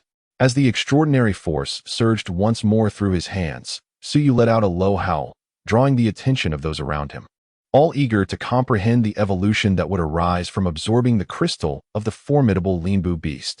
Observing intently, they witnessed a layer of black scales swiftly cover Su Yu's left hand, which then extended up his wrist, accompanied by a series of delicate cracking sounds. Ultimately, the newly formed scales reached a halt approximately 10 centimeters from his wrist, rendering Su Yu's left hand an odd sight, resembling a somewhat oversized black-scaled glove. With the transformation ceasing, Su Yu exhaled softly, and as he waved his strangely altered arm through the air, he felt the extraordinary power within surging, reaching an unprecedented magnitude, even enhancing the strength of other parts of his body. Chapter 20. Supermarket Food. Su Yu flexed his right hand, which had suffered multiple injuries and even fractures in the past. Under the nurturing influence of the mysterious power, it had finally regained its full functionality. Moreover, the strength with which he wielded it was significantly greater than before. Although it could not compare to the formidable power of his left arm, it was at least more than twice as strong as it had been. Never before had Su Yu felt his physical condition so splendidly revitalized. All pain had dissipated. The moment he absorbed the mysterious energy, it felt as though his entire body had undergone a cleansing and rejuvenation, enveloping him in an indescribable sense of comfort that left him feeling almost ethereal. After exhaling deeply and releasing his left hand, the patches of black scales vanished, restoring his hand to its normal state. It was then that he noticed Ma Zai, Qin Jiagui, and Zhang Zhongmo, among others, surrounding him, their expressions a mixture of astonishment and disbelief. The ground around them was strewn with the corpses of the small golem beast, while 5 or 6 of the creatures remained, having fled after their larger kin was vanquished by Su Yu. Good heavens! Qin Jiagui licked his lips in envy. He extended a hand as if to pat Su Yu on the shoulder, but hesitated and slowly withdrew it. Unbeknownst to him, Su Yu's stature and standing in his eyes had grown to such an extent that he felt reluctant to place his hand on Su Yu's shoulder. In the past, the tall and handsome sports representative of their class had never regarded Su Yu with much esteem. Only Zhang Zhongmo remained unconcerned, placing his hand on Su Yu's shoulder with a grin. "Tell me, young Master Yu, how did you manage that? I mean just now, standing there motionless as that creature charged at you. In such a dire moment, you retaliated effortlessly and dispatched the monster. It was as if you were a legendary martial artist, hidden from view. I was genuinely worried for you, and even called out Su Yu's name to provoke you." As he spoke, he pulled out a cigarette case, suddenly expressing a twinge of regret. "There are only a few left. Soon, I shall have none to smoke." Though he said this, he extracted 2 cigarettes, placing one between his lips and handing the other to Su Yu. Although Su Yu occasionally indulged in a cigarette while socializing with Zhang Zhongmo and other friends, he was not addicted. He was about to decline when he caught sight of Zhang Ruanxing's lifeless body on the ground. His body stiffened slightly, and he accepted the cigarette. Zhang Zhongmo lit Su Yu's cigarette with a lighter, then cast a stern glance around the group. "Don't say I'm stingy. I only have a few left, so I won't share with you all." Qin Jiagui chuckled and shook his head. "I don't smoke, to begin with." Zhang Zhongmo chuckled again. "I know. You're the model student." Su Yu took a puff of the cigarette, swallowing the smoke for the first time and savoring its journey through his stomach before exhaling slowly. It was peculiar how, after releasing a puff of smoke, the weight on his heart seemed to lighten somewhat. As the crowd surrounding him observed Su Yu suddenly fall into silence, they could roughly surmise the reason behind it. In truth, Zhang Ruanxing's demise could not solely be attributed to Su Yu. Yet, that singular strike had fortuitously struck Zhang Ruanxing, leaving an indelible shadow upon anyone's heart. Despite the fact that Ma Zai, Qin Jiagui, Zhao Shichang, and others had slain numerous Linbu beasts, significantly enhancing their prowess, the tragic deaths of Zhang Ruanxing and Hu Ge cast a pall over the group, dampening any sense of joy. Taking 2 deep puffs of smoke, Su Yu suddenly appeared resolute, discarding the cigarette onto the ground and extinguishing it with his foot. Zhang Zhongmo, witnessing this, felt a pang of regret and hurriedly bent down to retrieve it, hoping it might still be salvageable. Su Yu approached Zhang Ruanxing's lifeless body, crouching down to meet the gaze of the wide-eyed visage that seemed unwilling to succumb to eternal slumber. He spoke softly. "Zhang Ruanxing, I apologize, but in that moment, I had no alternative. Human nature is inherently selfish, and I am no exception. I too fear death. I am truly sorry. If we could somehow escape this forest, I promise to look after your family, to the best of my abilities. I hope you can find peace in your departure." As he murmured these words, Su Yu gently brushed his hand across Zhang Ruanxing's face. Remarkably, as he lowered his hand, Zhang Ruanxing's once wide-open eyes gradually closed. With a long sigh, Su Yu felt a wave of exhaustion wash over him. Observing Zhang Ruanxing's closed eyes, a renewed sense of purpose surged within him, and he softly vowed, "I will keep my word." Rising to his feet, The shadows that once loomed over him finally dissipated. As the crowd observed Su Yu's demeanor, a profound silence enveloped them, each pondering whether they too would feel such self-reproach and guilt in his situation. Upon seeing Su Yu rise to his feet, Zhao Shichang suggested, "Let us venture inside. But exercise caution. We cannot predict what unforeseen events may transpire." Not far off, nestled between several towering trees, a half-collapsed house exuded an air of mystery, drawing the collective gaze of the group toward it in response to Zhao Shichang's words. Their curiosity was reignited, prompting them to wonder about the enigmatic structure that had materialized within the dense forest. Su Yu's gaze shifted back to the tilted sign of the Jinhua supermarket, beneath which lay a lifeless body. Given the prior unsettling encounter, the group treaded lightly, remaining vigilant as they approached. Soon, they found themselves before the remnants of the half-dilapidated house, where the fallen corpse quickly came into view. The body was clad in a light red uniform, adorned with the 4 characters of Jinhua supermarket on its back, its head gruesomely smashed from behind, evidently the victim of the sinister creature known as the Linbu beast. This was the attire worn by supermarket employees. Zhang Zhongmo immediately exclaimed, his eyes widening as he peered into the interior of the crumbling structure. The half-collapsed house revealed its secrets clearly to the onlookers, who exchanged glances filled with a mixture of unease and exhilaration, their excitement spilling forth in shouts.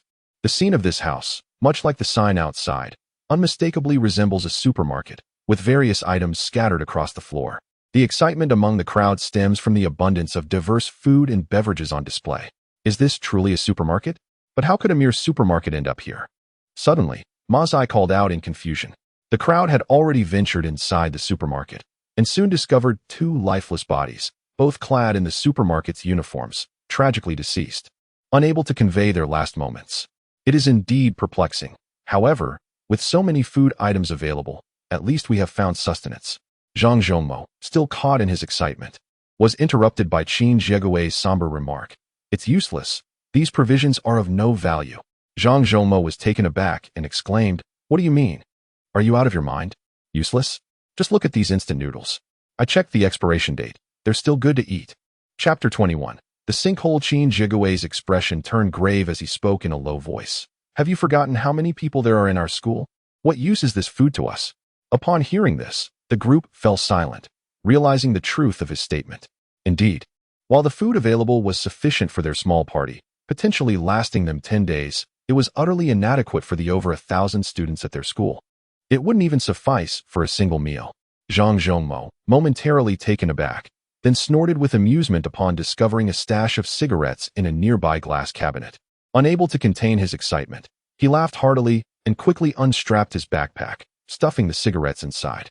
His craving for tobacco was quite pronounced. Ma Zai, holding a pack of instant noodles, tore it open and sniffed, remarking, "The smell seems normal, but can we actually eat it?" In this bizarre forest, the sudden appearance of such an unusual supermarket left them uncertain about the edibility of the food. What if it were poisonous? "It is safe to eat," Su Yu suddenly interjected, breaking his silence. Ma Zai responded, "Su Yu, how can you be so sure it's edible?" Su Yu slowly raised his head and replied, "I have been here before." The group exchanged bewildered glances, all eyes turning to him. Qin Jiagui questioned, "You've been here? You mean this place?" Su Yu's expression turned serene as he continued, "Do you know what I was doing yesterday while we were in class?" The others looked confused, and Zhang Zhongmo exclaimed, "Young Master Yu, what are you talking about? Why are you suddenly bringing up yesterday's class?" "Oh, I see. You must have been listening to the news on the radio again." Qin Jiagui found it somewhat peculiar and inquired, "But what does that have to do with this supermarket?"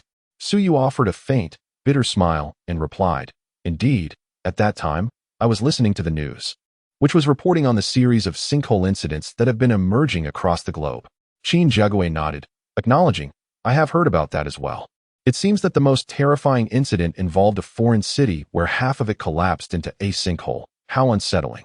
The others gazed at Su Yu in confusion, unable to comprehend how he had suddenly transitioned to discussing sinkhole incidents and their relevance to the peculiar supermarket before them. Su Yu continued slowly, "At that time, I came across a new piece of news concerning our city. The report mentioned that 3 sinkholes had appeared consecutively on Renmin Road, the largest of which had swallowed a significant portion of a supermarket. The name of this supermarket was Jinhua Supermarket. At this juncture, The crowd could not suppress their astonished exclamations, for the name of the strange supermarket before them was also Jinhua. When I first saw that this supermarket was also named Jinhua Supermarket, I assumed it was merely a coincidence. Fortunately, I had previously entered the Jinhua Supermarket on Renmin Road to purchase items, and I vividly recalled its interior layout. This is the counter, and that is the shelf for food. Upon entering here, I could finally ascertain that this Jinhua Supermarket before me is indeed the one located on Renmin Road in our city. The very supermarket that had fallen into a sinkhole. The crowd exchanged glances, a chill creeping through them. Qin Jiagui suddenly spoke. Do you all recall the circumstances at school? The tremors, reminiscent of an earthquake, followed by the transformation of the sky. Qin Jiagui, are you suggesting? Mazai turned her gaze toward him. Yet, Qin Jiagui looked towards Suyu and said, Suyu, why don't you elaborate? Suyu took a slow, deep breath before responding. The situation we face can only be explained in one way. This supermarket has collapsed into this forest due to a sinkhole, plummeting into a realm beyond our comprehension. Much like our school. Zhang Zhongmo gasped, feeling a cold shiver run down his spine. Are you implying that our school has also experienced a sinkhole? Indeed, a massive sinkhole that has consumed our entire school, and subsequently, we have all fallen into this forest, sharing the same fate as this supermarket. On the side, Zhao Shichang's face reflected a look of despair as he exclaimed, if that is the case, then this place can no longer be considered the world we once inhabited. Where shall we find someone to rescue us? Where do we seek help? No, this cannot be true. Zhao Shichang suddenly screamed, his expression fraying at the edges. Until now, everyone had firmly believed that the world remained as it had been, that by merely exiting the forest, they would encounter police or government officials ready to assist them. Yet, the stark realization dawned upon them that the world before them may have long ceased to be the familiar realm they once knew, due to the sinkhole falling into another world. This matter eludes my understanding. Mazai suddenly shook her head, unable to believe that this was indeed true. Suyu exhaled slowly, ruffling his hair, and said, this is merely my conjecture, and it may not necessarily be correct. What is paramount now is for everyone to contemplate our next course of action. Although he spoke thus, Suyu believed that the probability of his deduction was at least above 80%. Though it sounded utterly fantastical, the emergence of the Goran beast, the transformation of the school grounds into a forest, along with the presence of anomalous powers and mutations, were these not all astonishing enough to be credible? If that were the case, the occurrence of another event involving a sinkhole leading to another world would hardly be surprising. If my assumptions are accurate, the crucial task now is to discern the nature of this world, to discover a method to return to our own, and Suyu pondered silently, suddenly recalling that sinkholes have sporadically appeared around the globe. If my deductions hold true, then the number of individuals brought to this world by sinkholes might be considerable. Where, then, are those people now? The most pressing issue at hand, however, lies in the source of our sustenance.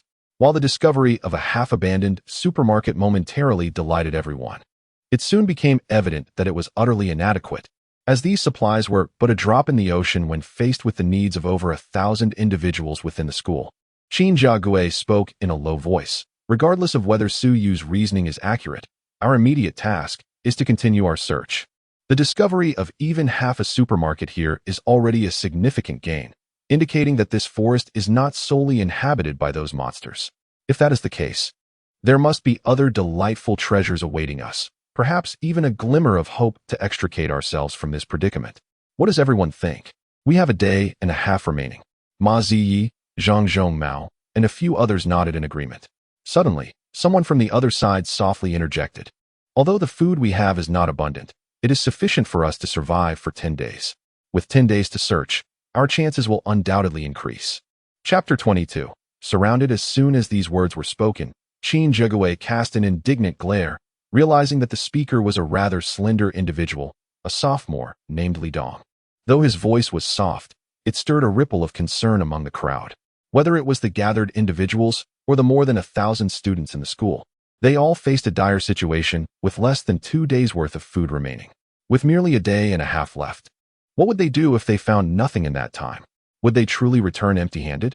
Perhaps there existed a more prudent course of action, to take the available food and disregard the survival of the over 1,000 individuals, thereby granting themselves at least 10 days to seek an escape. The implication of Li Dong's words resonated clearly with everyone present. Qin Jiagui retorted angrily, Li Dong, what do you mean by that? Have you forgotten that there are still over 1,000 people at the school? They are all counting on us. Seeing Qin Jiagui's fury, Li Dong felt a twinge of apprehension. Beside him, Zhou Huakong interjected, Li Dong's point is valid. In our current predicament, we all understand that if we can discover a way out or find a rescue team in the next day or so, then all will be well. But what if we find nothing? Just like this morning, when we encountered only those monsters, what do we do then? Return? What will that accomplish? We would merely starve together, awaiting our demise. Initially, Qin Jiagui glared at him in anger, but gradually, that ire began to dissipate.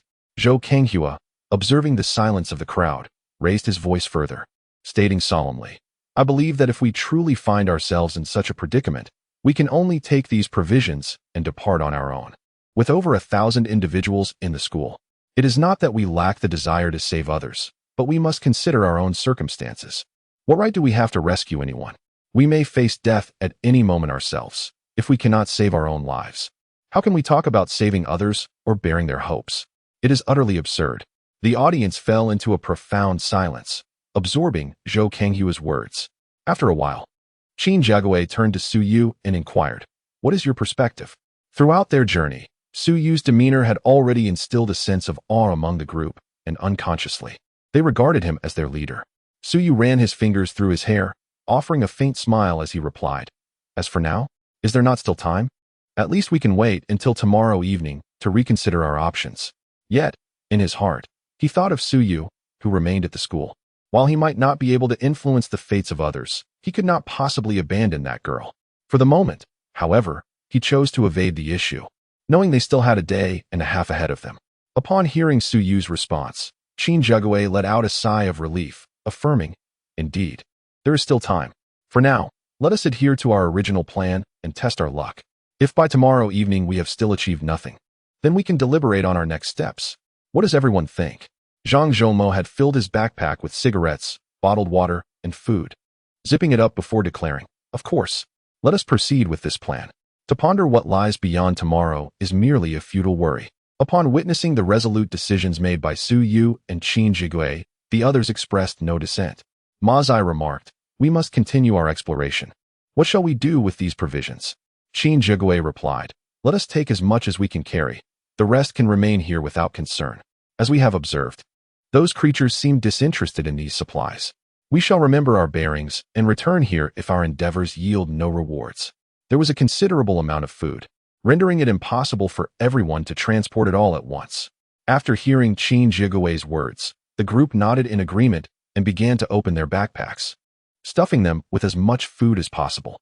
Ma Zai tore open a bag of instant noodles and began to munch on them. Zhang Zhoumo leaned over to peek into her backpack and exclaimed, goodness! Aside from water, it's all instant noodles. Miss Ma, do you truly have such an affinity for them? His incredulity was evident. Ma Zai huffed lightly and replied, I shall not converse with those who cannot appreciate the delightful taste of instant noodles. She continued to savor her meal with great enjoyment. Meanwhile, Su Yu discovered a box of chocolates and said, everyone, make sure to take some chocolates. They are high-calorie sustenance and quite beneficial. Qin Jiagui nodded, taking a box for himself, while observing that the others were swiftly filling their backpacks to the brim, with their bags loaded with provisions. They could manage for at least 4 or 5 days, given the abundance of food still remaining in the supermarket. In truth, if it were merely the 10 or so of them, these supplies could last for many days. Yet, the thought of the over 1,000 students at the school made even the largest of provisions seem woefully insufficient. Qin Jiagui, do you truly possess confidence in this endeavor? In my opinion, it would be better for everyone to exert a bit more effort and carry all this food with us. What if, after we leave, other monsters come and destroy it? Zhou Huakong filled his backpack to the brim, gazing at the abundant provisions in the cabinet. Suddenly, he spoke up, noticing large bags prepared by the supermarket on the other side. If everyone put in the effort, it might not be impossible to take everything. Qin Jiagui frowned slightly and replied, if we are to carry all this food away, then we might as well abandon any thoughts of making progress on our journey. Zhou Huakong, think about it. If those monsters were going to destroy the food, they would have done so long ago. There would be no need to wait until now. You should remember that before our arrival, there were already over a dozen goblin beasts lurking here. Upon hearing Qin Jiegui's words, Zhou Huakong looked at the food before him with a reluctant expression. Suddenly, a piercing howl echoed from a distance, followed by the sound of rustling footsteps nearby. The cry made everyone look up, and Suyu darted outside the supermarket, quickly returning with a grave expression. Everyone retreat. He urged urgently. What is happening? Qin Jiagui inquired, his concern evident. We allowed a few goblin beasts to escape earlier, and now they have returned with reinforcements, Suyu replied, his face reflecting a mix of emotions. At that moment, Qin Jiagui too noticed the scene outside. Approximately 100 meters away, shadows of green loomed heavily. A quick glance revealed at least 50 to 60 goblin beasts, and among them, a few adorned with vibrant markings, likely the very ones that had fled earlier. Why are there so many? Zhang Zhongmo's face turned pale as he cried out, prompting everyone to momentarily disregard their food, hastily setting down their backpacks in preparation for battle. Do not panic. Although their numbers have increased, we have all grown stronger. By utilizing the terrain, we still possess a chance. Qin Jiagui scanned the surroundings before swiftly relocating the cargo containers. Though the supermarket had partially collapsed, the remaining walls served as a natural fortress, and the power of the creature known as Lin Buzhou was insufficient to breach such sturdy barriers. With unspoken understanding, the group blocked all potential exits and stacked several containers atop one another. At the side of the fallen wall, they left a narrow opening of approximately 2 meters, a space they had ingeniously crafted for their confrontation with Lin Buzhou. The group divided into several factions, taking turns guarding the position. When weary, they would withdraw to rest. In this manner, they maintained a continuous watch, preventing their adversaries' numerical advantage from manifesting. In terms of one-on-one combat, they were now far superior to these monsters. As long as they maintained their formation, they not only had the potential to eliminate all these creatures, but could also grow even stronger. Qin Jiagui wore an expression of unwavering confidence. Chapter 23. A dire situation. The atmosphere grew charged with excitement as the group quickly formed their teams. Qin Jiagui, Wei Zhongming, and Zhuang Xiaohua formed one unit, while Zhao Shichong, Li Dong, and Zhou Huakong constituted another. Ma Ziyi, Lin Shi, and Wen Rue formed yet another group, leaving the remaining Ning Yin seated silently, showing no inclination to engage. The others had grown accustomed to her indifferent demeanor, and given her relative weakness, having only vanquished a single lesser Linbu beast, her striking beauty allowed her to be tolerated, albeit with a simmering discontent among several members. As for Zhang Zhongmao, his unusual abilities hindered his performance, leaving him to adapt as necessary, ready to step in if needed. In contrast, Su Yu, due to his formidable strength, was free to act independently, intervening where he deemed it necessary. As the throng of lesser Linbu beasts drew nearer, an unusual expression crossed Su Yu's face, and he murmured, "This situation is rather precarious." In a fleeting moment, he discerned 3 towering green-skinned monsters lurking behind the swarm of lesser Linbu beasts. Remarkably, 3 greater Linbu beasts had emerged. These formidable creatures, with their hands unoccupied, sauntered leisurely behind the 50 or so lesser Linbu beasts. Suddenly, their gaze fell upon the headless corpse of the greater Linbu beast that Su Yu had slain. They halted in unison, crouching around the carcass as if studying it intently. At this moment, Qin Jiagui, Zhao Shichong, and others also beheld the 3 imposing elder Linbu beasts, all drawing in a sharp breath, the chill creeping upon them. One elder Linbu beast had nearly annihilated their entire army. Now, the emergence of 3 at once rendered them utterly helpless. Su Yu caressed the wall beside him, murmuring, "It's over." The younger Linbu beasts lacked the strength to breach this wall, but perhaps the elder Linbu beasts possessed the power to do so. A shiver ran down Qin Jiagui's spine as he exclaimed, "What?" His face drained of color. Should the wall be breached, they would find themselves encircled by dozens of younger Linbu beasts. Though they had grown stronger, their power a mere fraction compared to that of the elder beasts. They would be incapable of withstanding such a multifaceted assault, destined only for demise. Zhang Zhongmo, in a state of anxiety, queried, "Su Yu, what shall we do now?" They are about to strike. The horde of younger Linbu beasts had swiftly congregated not far from them, forming an ominous circle, seemingly awaiting commands from the 3 elder beasts. All coming to a halt, Su Yu felt the hopeful gazes of his companions upon him.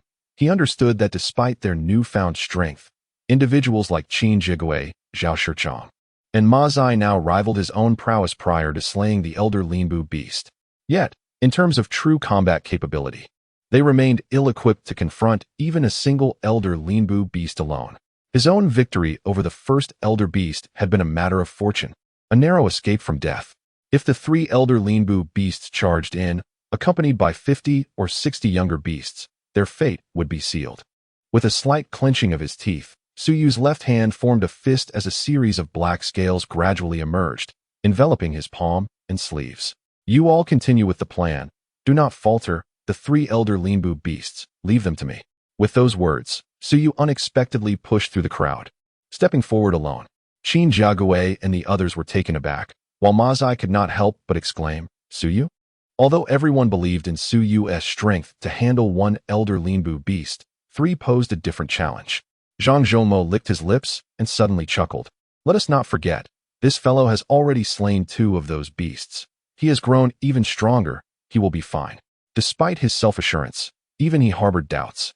As Su Yu boldly advanced, a stir erupted among the throng of younger Linbu beasts. Suddenly, Su Yu grinned and charged into the mass of younger Linbu beasts. Swinging his hand, green liquid splattered as he cleaved a young Linbu beast's head in 2. Behind him, 3 wooden clubs came crashing down. But Su Yu raised his hand to block them. The black scales on his hand proved as resilient as steel. The impact did not harm him in the slightest. Instead, the clubs were repelled. With a flash of his claws, he swiftly dispatched another young Linbu beast. The onlookers concealed within the supermarket observed intently as Ma Zai sighed softly. Impressive. Although she was now capable of effortlessly dispatching a single little Galim beast, she dared not rush forward, especially not against more than 3 of them simultaneously. As for effortlessly slaying little Galim beasts like Su Yu, that was far beyond her capabilities. Suddenly, Su Yu dashed out, swiftly eliminating several little Galim beasts in the blink of an eye. The 3 great Galim beasts, previously crouched on the ground, engrossed in their own matters, finally rose and emitted a hoarse roar. This cry summoned a horde of little Galim beasts, not to assault Su Yu, but to surge towards the supermarket. Qin Jiague barked a command, and he, along with Wei Zhongming and Zhuang Xiaohua, quickly positioned themselves at the narrow 2-meter exit to confront the approaching little Galim beasts. Observing the swarm of little Galim beasts rush past him, Su Yu refrained from further engagement, instead directing his gaze towards the 3 great Galim beasts nearby. He extended his right hand, gesturing provocatively as a challenge. Su Yu's greatest fear was the possibility of the 3 great Galim beasts acting independently, which would leave him vulnerable and complicate matters significantly. The strategy devised by Qin Jiague and the others was effective against the little Galim beasts, yet it would surely falter against the mightier great Galim beasts. Fortunately, the 3 great Galim beasts seemed intrigued by Su Yu, fixating their attention on him before simultaneously charging forth like 3 swift arrows. The 3 great Linbu beasts united in their assault. And no matter how arrogant Su Yu might be, he did not delude himself into thinking he could withstand their onslaught. Perhaps he could vanquish 1, or even 2, yet he would undoubtedly succumb to the might of the others.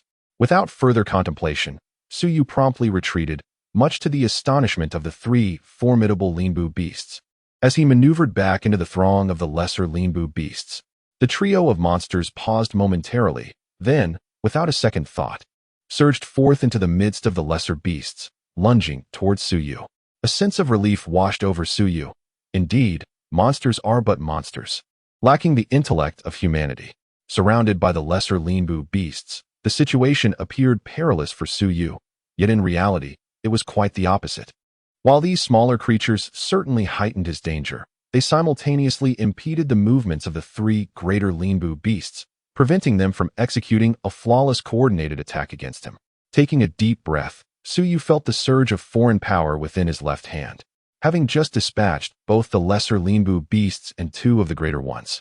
The terrifying intensity of the power within his left hand had reached an astonishing level. The dark scales had already begun to envelop his arm, and the 3 great Linbu beasts before him undoubtedly served as excellent targets to test his newfound prowess. Chapter 24. The revelation of the lizard arm in the face of 3 formidable elder Linbu beasts. Su Yu found himself devoid of fear. Instead, an unprecedented calm enveloped his mind. He meticulously analyzed the situation, deftly maneuvering his steps. In a swift motion, he evaded one of the smaller Linbu beasts. delivering a powerful kick that sent it hurtling towards one of the larger beasts.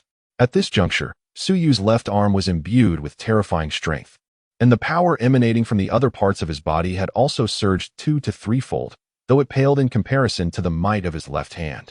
The smaller Linbu beast emitted a bizarre cry as it flew backward, causing the larger beast to sway slightly. Although it managed to evade the oncoming threat, the ensuing interference created a gap of nearly 1 meter between it and the other 2 elder Linbu beasts.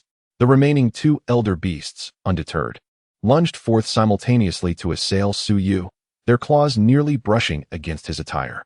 In a moment of quick reflex, Su Yu retreated, only to collide with another smaller Linbu beast, sending it flying while he came to an abrupt halt.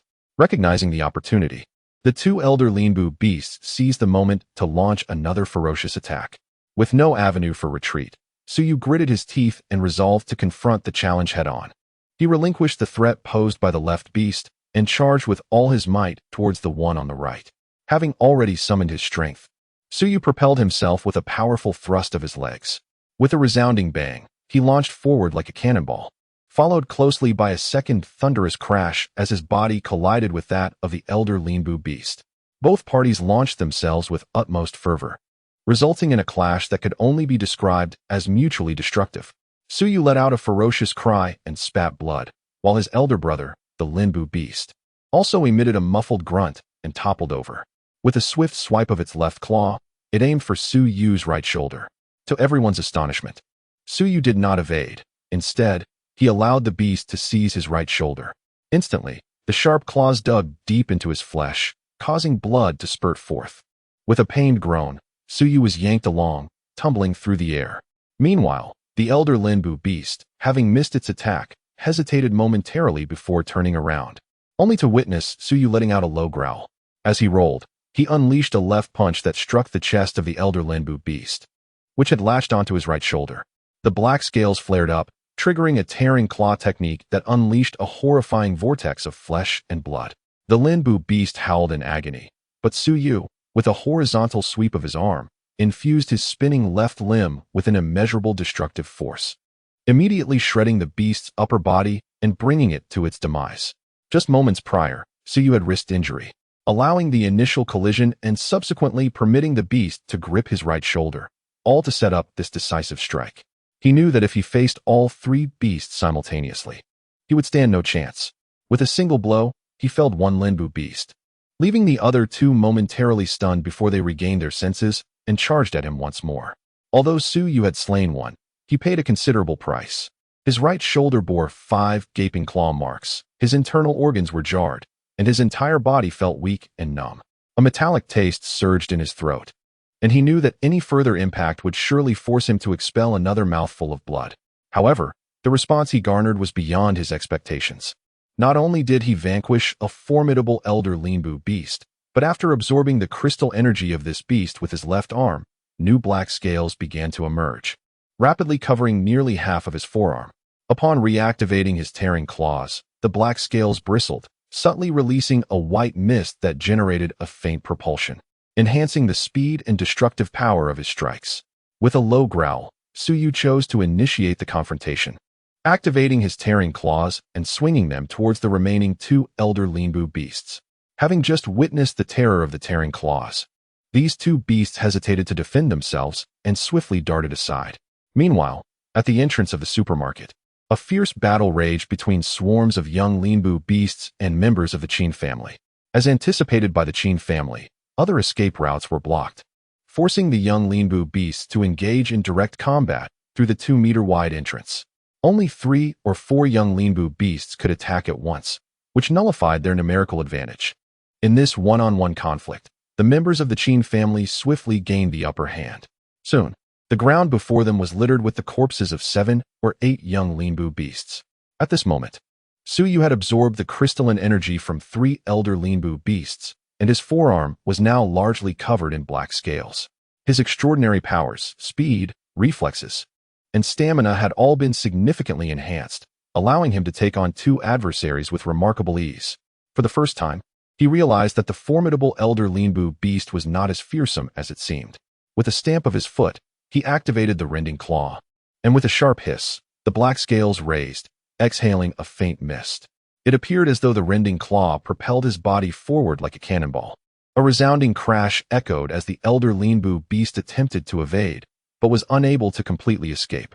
It received a devastating blow to its left flank, causing flesh and blood to erupt as the rending claw carved a massive semicircular cavity into its body.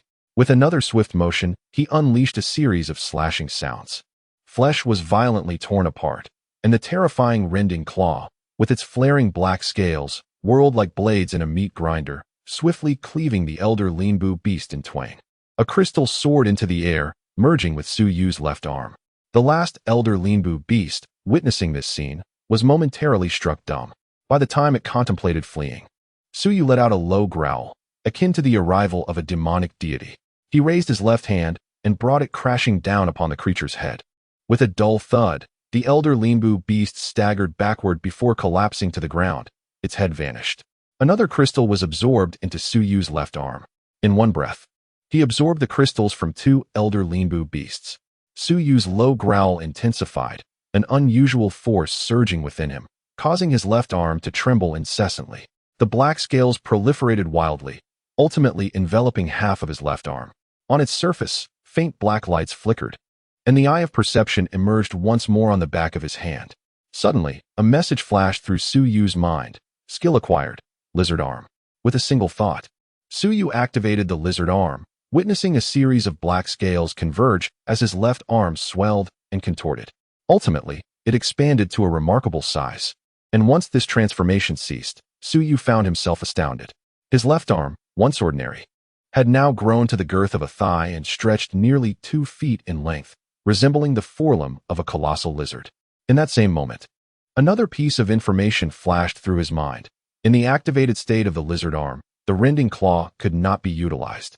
In its first-tier state, the lizard arm's destructive power was amplified twofold, albeit at the cost of reduced speed, maintaining only 70 of its original velocity. Following this was a detailed introduction to the skills associated with the lizard arm. Chapter 25. The police as night fell and matters delayed the update. Su Yu hefted the large, peculiar lizard arm and struck it forcefully against the ground. With a resounding crash, the earth fractured, creating a gaping pit. Startled, Su Yu retracted the lizard arm, gazing at the crater left behind. The destructive power of this appendage was undeniably formidable, excelling in wreaking havoc. However, in the realm of combat, it paled in comparison to the tearing claws. While the lizard arm augmented his strength, it significantly diminished his speed. His left hand returned to its normal state, and as he touched his right shoulder, he discovered that the wound inflicted by the elder Garinbu beast had long since ceased bleeding. The injury was healing remarkably fast. It would likely be completely restored within half a day, leaving no trace of a scar. The speed of this recovery was, indeed, astonishing. Surveying the ground strewn with the corpses of Garinbu beasts, Su Yu pondered the nature of these creatures. To others, they were undoubtedly monsters. Yet he found himself questioning whether he and his companions were not monstrous in their own right. Suddenly, a sharp cry from Ma Zai drew his attention. He looked up to see that among the swarm of Garinbu beasts, 30 or so had already fallen. In the absence of the elder Garinbu, as long as the Qin family's elite held their ground, victory seemed assured. Recognizing that these smaller Garinbu could bolster their strength while they managed to contend with them, Su Yu opted to refrain from intervening, instead absent-mindedly tugging at his hair at the nape of his neck, preparing to observe. Abruptly, a loud bang pierced the air, and Su Yu's heart skipped a beat. He recognized the sound of a gunshot. In such a forest, how could there be gunfire? Su Yu, astonished and bewildered, turned to look, only to hear a series of gunshots following closely behind. A few heads among the small Gorin beasts suddenly burst forth, spilling green blood as they fell. With the sound of gunfire, 2 figures emerged from the depths of the forest, parting the leaves as they approached. Clad in police uniforms, one appeared to be in his late 20s, while the other was in his 30s.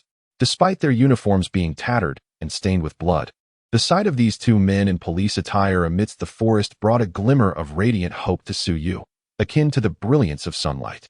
Police officers, these were genuine law enforcers. In that instant, Su Yu was certain that these 2 sudden arrivals were indeed the people's guardians. Accompanied by over 30 comrades, they carried the hopes of more than 1,000 students from their school, embarking on a perilous journey fraught with danger and countless casualties. At long last, They had encountered the police. An inexplicable surge of excitement welled up within Su Yu, igniting an impulse to shout with fervor. The gunfire continued to erupt. One of the officers had exhausted the ammunition in his pistol. Swiftly, he removed the empty magazine and drew a fresh one from his waist, reloading it before firing at the cluster of Goran beasts. Suddenly under attack, the small Goran beasts began to stir. As they turned, they noticed that the three larger Goran beasts leading them had perished, and panic ensued. The police, present in the supermarket, caught the attention of Ma Zai, Qin Jiagu, and others who suddenly erupted into fervent cries, fueled by an inexplicable surge of courage as they rushed out of the store. The appearance of the officers heralded their salvation. Over 1,000 students at the school were also liberated, soon to return to their peaceful lives, free from the incessant fear and anxiety that had plagued them. In a frenzy of excitement, the crowd surged forth from the supermarket, akin to tigers among a flock of sheep. The remaining 30 or so Linbu beasts were thrown into disarray, quickly scattering in all directions until they vanished without a trace. The jubilant crowd, however, showed no inclination to pursue them. Li Dong joyfully emerged, calling out, "Police, comrades. Oh, are there only the two of you?" In his ecstatic state, Li Dong suddenly felt a twinge of confusion. The police officers emerging from the dense forest were merely these two individuals, their faces weary and their uniforms tattered, appearing no better off than the crowd. The initial fervor began to wane as Su Yu recalled his deductions. If this truly was a sinkhole that had transported them to another peculiar world, then these two officers might only be other unfortunate souls brought here, rendering their encounter devoid of hope. As the two officers observed the fleeing Linbu beasts, they ceased their gunfire, their gaze shifting to Ma Zai, Qin Jigu, and the others who were pouring out of the supermarket, a flicker of curiosity evident in their eyes. "Are you students?" The police officer in his 30s suddenly inquired. "Yes, we are students from AJ Vocational Technical College. Our school is unaware of what has transpired. We found ourselves in this forest unexpectedly. Officer, you must save us," Li Dong exclaimed urgently. Upon hearing his words, the two officers exchanged a glance, yet remained non-committal as they proceeded directly toward the supermarket. Qin Jiague and the others gradually sensed that the two officers were somewhat peculiar, but they still chose to follow them. Ma Zai lagged behind the group and suddenly whispered to Su Yu, "I have also broken through." "Huh?" Su Yu was taken aback, not comprehending her meaning. Ma Zai continued, "Look at my right foot." Her voice carried a hint of excitement and pride. Su Yu glanced over and noticed that on her right foot, there appeared to be black strands, resembling thick ropes, that writhed and intertwined as if they were alive, creating an astonishing spectacle. "Steel net." Ma Zai suddenly stamped her right foot and softly uttered, as the black strands expanded outward in all directions, swiftly weaving into a net upon the ground. Standing beside her, Su Yu felt an unexpected tightening around his feet and looked down to find himself ensnared by the crisscrossing black strands, unable to move. Startled, Su Yu extended his left hand, opening the eye of perception on the back of his hand, and immediately captured Ma Zai's information. First-tier Black Iron Warrior, race, undetectable. Skills, undetectable. Other, undetectable. Su Yu suddenly comprehended that Ma Zai had finally made a breakthrough, evolving from the initial 0 rank to become a first-tier Black Iron Warrior. Just like himself, the Iron Web technique was evidently a skill she had mastered. "Congratulations," he said, ruffling his hair at the back of his head with a smile. With another member of the team, now a first-tier Black Iron Warrior, their collective strength had significantly increased. A smile graced Ma Zai's face as she retracted the iron web, causing the black, rope-like tendrils on her right leg to vanish, restoring everything to its usual state. Chapter 26. Conflict. The two policemen entered the supermarket, their eyes lighting up at the sight of food strewn across the floor. They hastily moved forward, each grabbing a piece of bread as if to devour it, but suddenly paused, recalling something, and turned to glance at the group of Qin Jiagua and others who had followed them in. "Can we eat?" inquired one of the officers, a man in his 30s, his skepticism evident as he questioned the origins of the food. Qin Jiagua nodded, a look of confusion crossing his face as he regarded the two men in uniforms. They hardly appeared to be the rescuers he had hoped for, but rather seemed akin to fellow fugitives lost in the forest. Upon receiving Qin Jiagua's affirmation, the older officer sniffed the bread, deemed it fresh, and took a bite. He then picked up a bottle of mineral water from the ground, opened it, and gulped down a substantial amount before exhaling in relief. a semblance of vitality returning to his expression. Meanwhile, the younger officer had discovered a pack of cigarettes on a nearby shelf. He tore it open, placed one between his lips, and tossed another to his senior partner. The older officer accepted the cigarette, placed it in his mouth, and used a lighter to ignite it. After taking a drag, he surveyed the group standing before him and said, "I am Yu Guoji, and this is Sunda. We are officers from the Jishin police station. Are you all students from the vocational technical college? Is it just you? No teachers?" Qin Jiagua glanced at Lin Shi and replied, "I am Qin Jiagua. Among us. He is the teacher." Yu Guoji turned to Lin Shi and inquired, "Esteemed teacher, could you provide an update on your situation?" It was evident that he was somewhat reluctant to engage with the young students of the Qin family, seemingly believing that only a teacher possessed the authority to represent their group and converse with him as an equal. Lin Shi, momentarily taken aback, replied, "Yesterday afternoon, around 2 o'clock, our school suddenly appeared in this forest. Currently, over 1,000 faculty and students are trapped here, unable to advance or retreat. The provisions at our school are only sufficient for 2 days, and the situation is exceedingly dire." He wished to elaborate further, but Yu Guoji had already gestured for him to stop, saying, "I comprehend the situation. So, you are the ones dispatched by the school to ascertain the conditions of the surroundings?" Lin Shi merely nodded, feeling uncertain about how to continue the conversation. Zhao Shichong interjected, "Officer Yu, may I inquire if you are also in a predicament similar to ours? What could possibly have caused this?" When Yu Guoji and Sunda first arrived, there was an outburst of joy among the crowd. However, as they observed the disheveled appearance of the two men, resembling famished wretches, their enthusiasm gradually waned. It seemed increasingly unlikely that they could rely on these two for assistance. Yu Guoji took a drag from his cigarette before remarking, "It is quite simple. We are uncertain of the reasons, yet we have indeed found ourselves in this forest, completely cut off from all communication with the outside world. As you can see, we are like lost souls. Perhaps all of this is merely a cruel jest orchestrated by some unseen forces. Or perhaps we are all ensnared in a dream." At this juncture, he abruptly flung his cigarette away in frustration. Who can possibly elucidate the nature of this predicament? I too yearn for someone to shed light on the reasons behind it. Yu Guoji's sudden outburst directed anger towards the crowd, leaving Qin Jiagua and the others in silent exchange of glances. It was then that Wei Zhongming, standing at the back, exclaimed, "A cruel jest? I have recalled something that might illuminate our current situation." Yu Guoji's gaze fixed intently upon him, a flicker of menace glimmering in his eyes.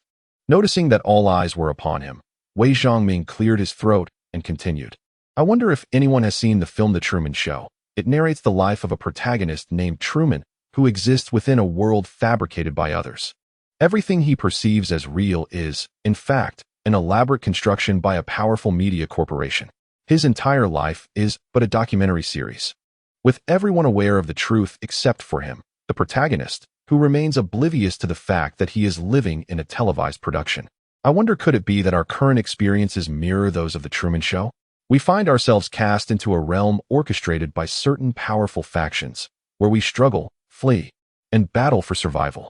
Meanwhile, the entire world observes our performance through the screen of a television." As he spoke, his voice began to tremble, for the realization was indeed chilling. Yu Guoji regarded Wei Zhongming in silence, while the younger officer, Sunda, beside him, displayed a hint of disdain and suddenly remarked, "If this is a man-made construct, I can only surmise that it requires extraterrestrial capabilities. No nation on Earth possesses the advanced technology to create such an effect." A flush crept across Wei Zhongming's face as he pondered this notion. The idea of relocating an entire school intact to a forest in mere seconds, conjuring monstrous green entities, and even more bizarrely, acquiring extraordinary powers upon their defeat, truly transcended the limits of human capability. If this were indeed artificially engineered, it could only be the work of beings from another world. I am at a loss for the reasons, he mused, recalling Su Yu's mention of a sinkhole. Our school and this supermarket could very well have descended into this forest due to such a phenomenon. If this holds any truth, we are no longer inhabitants of the world we once knew. Suddenly, a thought struck Wei Zhongming, and he called out eagerly. Yu Guoji felt a slight tremor and slowly remarked, "There is some truth to that, but pondering such matters serves no purpose at this moment. Our priority must be survival. We have food here sufficient to sustain us for 10 days to half a month. With this time at our disposal, perhaps we can find our way out of this forest and uncover the nature of this damned place. Despite being in his 30s, Yu Guoji's speech was laced with coarse language and an air of roguish bravado. Qin Jiagui immediately interjected, "No way. We found this food first. There are over 1,000 students back at our school, all waiting for news from us." In response, Yu Guoji swiftly drew his pistol, pointing it directly at Qin Jiagui's head. "Do you have a problem, kid?" Qin Jiagui clenched his fists involuntarily, a layer of dark metallic skin emerging on the back of his right hand, providing a protective cover for his knuckles. Sunda stepped forward, gesturing to calm the situation. His tone was more measured than Yu Guoji's as he said, "Please do not misunderstand us. We harbor no ill intentions. We have all found ourselves in this forest for reasons beyond our comprehension and should offer each other assistance. With both me and Guoji here, along with you, we stand a good chance of escaping this forest. As for the over 1,000 students you mentioned, we are indeed concerned for their welfare. But we must first find a way out before we can assist them, correct, young brother?" Chapter 27. The Struggle for Sustenance. Li Dong nodded in agreement, acknowledging the truth in the statement. Qin Jiagui cast a disdainful glance at him before taking a deep breath and explaining. "The situation is as follows. We have made arrangements with the others at the school to spend 2 days exploring the surroundings and seeking rescue teams. We must return to the school in 2 days. You are welcome to join us, but we must first return to the school after tomorrow." Sunda furrowed his brow slightly, while Yu Guoji chuckled and remarked, "Little brat, I believe you have misunderstood our intentions. We have worked hard to procure this food. It would be wasteful to distribute it among so many. However, as a public servant, I suppose I must relent. You may follow us, but you must heed our commands. First, let us pack all this food into bags. As for the matter of the over 1,000 students you mentioned, we shall address that once we have ensured our own survival." Sunda replied, "Indeed, everyone should be aware of the dangers lurking in this forest. Do not be misled by the seemingly formidable green-skinned creatures you encountered. There are far more perilous beings within these woods. Only by accompanying us will you have a chance at survival." Qin Jiagui inquired, "And what about after tomorrow? Will we return to the school?" Yu Guoji, growing increasingly impatient, retorted, "Why can't you comprehend simple language? Your school has no food left, and we have yet to find a way out ourselves. What purpose would returning to your school serve? Damn it, you are the one with the most objections." Upon hearing his words, Qin Jiagui immediately resolved to stand firm, solemnly declaring, "In that case, I shall not accompany you. I permit you to take some provisions from here. But each of you may carry no more than 1 backpack of food, no more than that. Once you have gathered the supplies, you may leave." At this pronouncement, Yu Guoji and Sunda were momentarily taken aback, exchanging glances before turning their attention back to Qin Jiagui. With clenched fists, Qin Jiagui met their gaze defiantly. Having endured numerous life-and-death battles, he felt no fear in the face of monstrous foes and certainly did not shy away from these 2 armed policemen. Moreover, possessing extraordinary abilities, he was confident that even if he were to be struck by a bullet or 2, it would not necessarily spell his demise. Observing the tension in the atmosphere, Mazai quietly stepped forward, glancing at her right foot, which lightly tapped against the ground. Should the need arise, her formidable web could swiftly ensnare the 2 officers. "What about you, teacher? What is your stance?" Sunda suddenly directed his gaze towards Lin Shi, calling out. Despite holding firearms, both Sunda and Yu Guoji were somewhat reluctant to engage in a true confrontation with the group of students. Lin Shi, though a teacher, typically kept a low profile, known for his reticence. Upon hearing Sunda's inquiry, he sighed and, albeit reluctantly, spoke up. "We are all individuals in distress and should support one another. Our goal should be to find a way out, but you have no authority to command us." Yu Guoji spat disdainfully and remarked, "Damn it, I extend a good intention. Yet you ungrateful souls fail to appreciate it. Very well, we are currently at odds with each other. You go your way, and we shall go ours. I have no desire to waste time on idle chatter with you. Depart quickly. Aside from the provisions in your backpacks, no one is permitted to take any other food. Otherwise, I shall not hesitate to end it with a single shot." Zhang Zhongmo, unable to contain his fury, retorted, Hey, we discovered this first. Those supplies belong to us. What do you call this? Police conduct? Boldly robbing us?" Yu Guoji cast a scornful glance at him, then raised the gun in his hand, gently blowing on the barrel, the implied threat unmistakable. Suyu ran his fingers through his hair and murmured, "This situation is truly troublesome." Sunda, adopting a more conciliatory tone, addressed the group, "Everyone, please remain calm. Ultimately, our shared goal is to survive and exit this forest. There is no need for such hostility. Although we are police officers, we are still human, simply striving to live. He paused momentarily, then continued, our greatest, perhaps only hope, rests upon these provisions lasting us 10 days to half a month. In that time, if fortune smiles upon us, we may discover an exit, a chance for survival. If you persist in clinging to the notion of the over 1,000 individuals back at your school, I must speak candidly. How much time would be squandered in such back and forth? Have you ever calculated the amount of food required for over 1,000 people in a single day? The inevitable outcome would be that everyone would go hungry, left with empty stomachs. How many days do you believe one could survive in this forest? I can assert with confidence that if you proceed with this plan, it will lead to a dead end for all. Sun Da's words momentarily silenced the crowd. Even Qin Jiagua found himself at a loss for words. After a prolonged pause, he exclaimed hoarsely, No, I have someone incredibly important at school. No matter what, I must return to the school. I need to take her with me.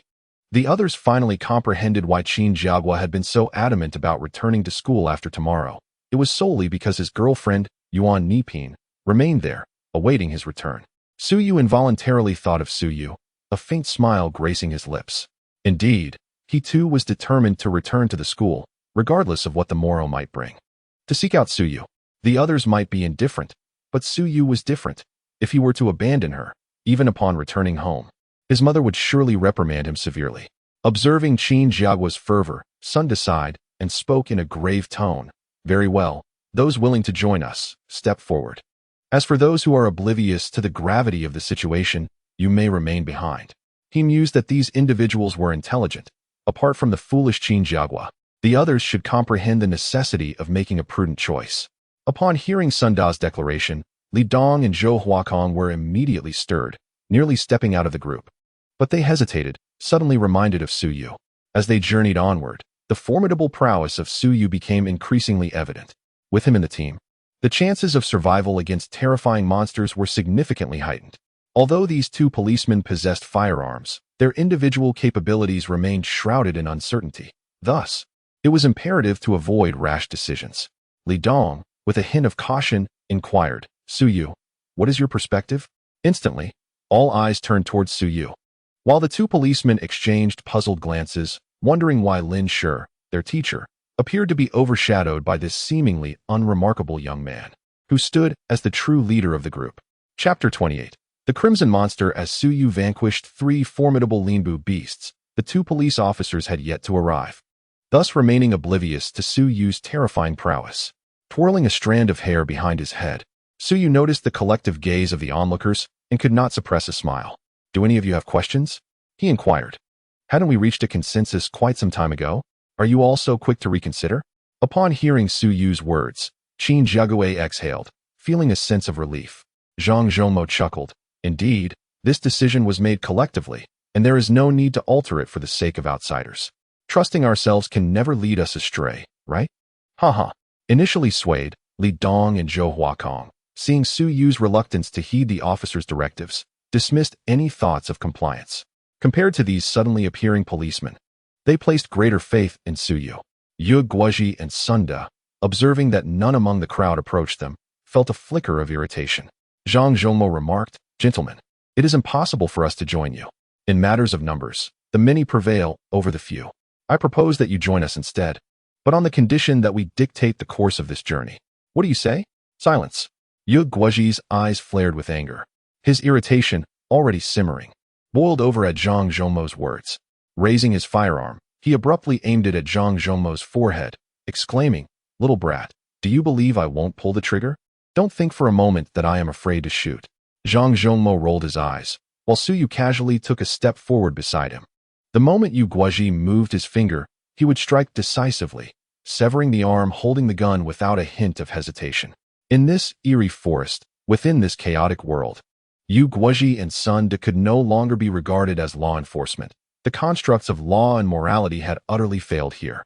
Under such circumstances, as Yu Guozhi had asserted, he truly dared to pull the trigger. The atmosphere suddenly grew tense. Yu Guozhi grinned widely as he regarded the provocatively postured Zhang Zhongmo and the advancing Su Yu, his eyes narrowing slightly. Sun Da sighed and remarked, Since we cannot reach an agreement, Let us part ways as we did before. You may leave. Li Dong interjected. Why should it be us who depart? Once we leave, will you not strip this supermarket of all its provisions? That cannot be allowed. If we must leave, we demand to take these supplies with us. Sunda smiled faintly, while Yu Guoji's eyes narrowed further, and he suddenly declared, Sunda, it seems communication has broken down. To be frank, you little brats should scram quickly, or else. I have no qualms about eliminating you all. Zhang Zhongmo chuckled and retorted, we are not intimidated by you. We did not grow up in fear. As the Qin family member advanced a step, an unusual force surged from his right hand. The moment his opponent exhibited even the slightest movement, he would pounce to deliver a fatal blow. With the augmentation of this extraordinary power, not only were his strength and speed significantly enhanced, but his reflexes were also multiplied, coupled with a terrifyingly rapid recovery ability. In their eyes, the handgun seemed far from intimidating. Yu Guoji, filled with fury and on the verge of erupting, was suddenly restrained by Sunda, who chuckled, let it be. There's no need to stoop to their level. Let us depart. Yu Guoji was momentarily taken aback, almost convinced he had misheard, exclaiming, what? Sunda subtly signaled him with a glance, then urged him, let us go. Recalling Sun Da's penchant for cunning strategies, Yu Guoji sensed a deeper intention behind his words, gradually lowering his firearm as he allowed himself to be led away from the supermarket. Astonishingly, the two actually left without taking even a morsel of food, defying everyone's expectations. Was it possible they were so agreeable? No, surely if they were to leave, they would take some provisions with them. It was evident that there was a hidden agenda at play with these two. Zhang Zhongmo suddenly called out in a hushed tone. Even he, typically inattentive, had discerned the peculiarities. The others quickly caught on as well, turning their attention to Yu Guoji and his companion, who had already distanced themselves by over 20 meters. The two stood with their backs to the crowd, closely aligned, and sauntered outward. Although the spectators could not glean much from their posture, they were engaged in hushed conversation, with Sunda discreetly drawing his firearm and changing the magazine. As the two parties were on the brink of conflict, Sunda suddenly recalled that there was only one bullet remaining in his handgun. Seizing this pretext, he pulled Yu Guoji away, intending to take advantage of the moment to reload his weapon. Yu Guoji understood Sunda's intent, and a sinister smile crept across his face. As they slowly walked outward together, he discreetly reloaded his own gun. They exchanged a knowing glance, halted abruptly, and spun around. With their firearms drawn, a total of 12 bullets would be unleashed. Even if they could not annihilate Su Yu and his companions entirely, they would certainly eliminate a significant portion of them. Moreover, with the distance between them increasing, their shots would easily find their targets, while Su Yu and his group, no matter how formidable, would be unable to approach them. It could be said that they had secured an overwhelming advantage. As Yu Guoji and Sunda suddenly turned to face them from 20 meters away, Su Yu, Qin Jiegu, Zhang Zhongmo, and Zhao Shichong, who had been observing, were taken aback. Among them, Qin Jiegu opened his mouth, seemingly about to shout. Yu Guoji and Sunda clearly discerned the expressions on their faces, a surge of exhilaration filling their hearts. Huh, did this little brat intend to plead for mercy? It was already too late. Yu Guoji sneered, but suddenly, he sensed something amiss. Qin Jiegu screamed in alarm, watch your back. What could be behind them? Just as Yu Guoji contemplated this thought, he heard a faint sound, felt a chill on his back, and then a sharp pain surged through his chest. Yu Guoji instinctively lowered his head, only to discover a gaping wound in his chest, from which a blood-soaked, grotesque claw emerged. With a sharp crack. This was the final sound he would ever hear, resonating from above his head. Nearby, Sunda felt a chill as he heard Qin Jiagui's frantic warning to be cautious of the rear. Suddenly enlightened, he spun around, only to be confronted by a scene that filled him with horror. A creature, its entire form drenched in crimson, with the body of an ape and the head of a wolf dog, had ensnared Yu Guoji by the waist with its powerful legs. One claw pierced through Yu Guoji's body, extracting a bloodied heart, while its gaping maw bit off half of Yu Guoji's head in a single snap, extending its scarlet tongue. It licked and slurped the white matter from the remaining half of Yu Guoji's brain, as if savoring tender tofu, consuming every last drop in the blink of an eye. A chilling sensation enveloped Sunda, snapping him back to reality, and in a frenzy, he unleashed a barrage of gunfire at the blood-red beast, resembling both a dog and an ape. Chapter 29. The Blood Monkey Dog. In an instant, 6 bullets were unleashed. Yet this crimson monstrosity held up the lifeless body of Yu Guozhi as a shield. All 6 rounds struck Yu Guozhi, and blood gushed forth. Meanwhile, Qin Jiagu, Su Yu, Zhang Zhongmo, Zhao Shichang, and others rushed out. Just moments ago, they harbored suspicions that Yu Guozhi and Sun Da were involved in some sinister plot, and thus kept a vigilant eye on their departure. Suddenly, the two stopped and turned, and almost simultaneously, they beheld a sight that would haunt them, a large tree not far behind them, from which descended a creature that was a grotesque amalgamation of a blood-red furred head resembling a wolf dog and the body of a monkey. The creature moved with an indescribable swiftness, gliding down the tree and leaping towards Yu Guozhi. Qin Jiagu, in shock, called out a warning, but it was too late. Yu Guozhi met his untimely demise in an instant. Sun Da, consumed by terror, fired 6 shots in quick succession. But the creature effortlessly used Yu Guozhi's corpse as a shield, then with a swift motion, hurled the lifeless body towards Sun Da. In a macabre display, it raised its other hand to its mouth, feasting upon the still-beating heart of Yu Guozhi. Since entering this eerie forest, aside from the little brother Linbu beast and the big brother Linbu beast, this creature marked their 3rd encounter with a monstrosity. On Su Yu's left hand, his eye of perception flared to life, illuminating the darkness as it captured the essence of this blood-red beast, flooding his mind with information about the creature. Title: Blood Monkey Hound. This creature is adept at climbing, exhibiting remarkable agility, with a predilection for consuming the brains and hearts of various beings. It is a solitary beast, relatively rare in number, easily lured by the scent of blood and a multitude of carcasses, posing a considerable challenge.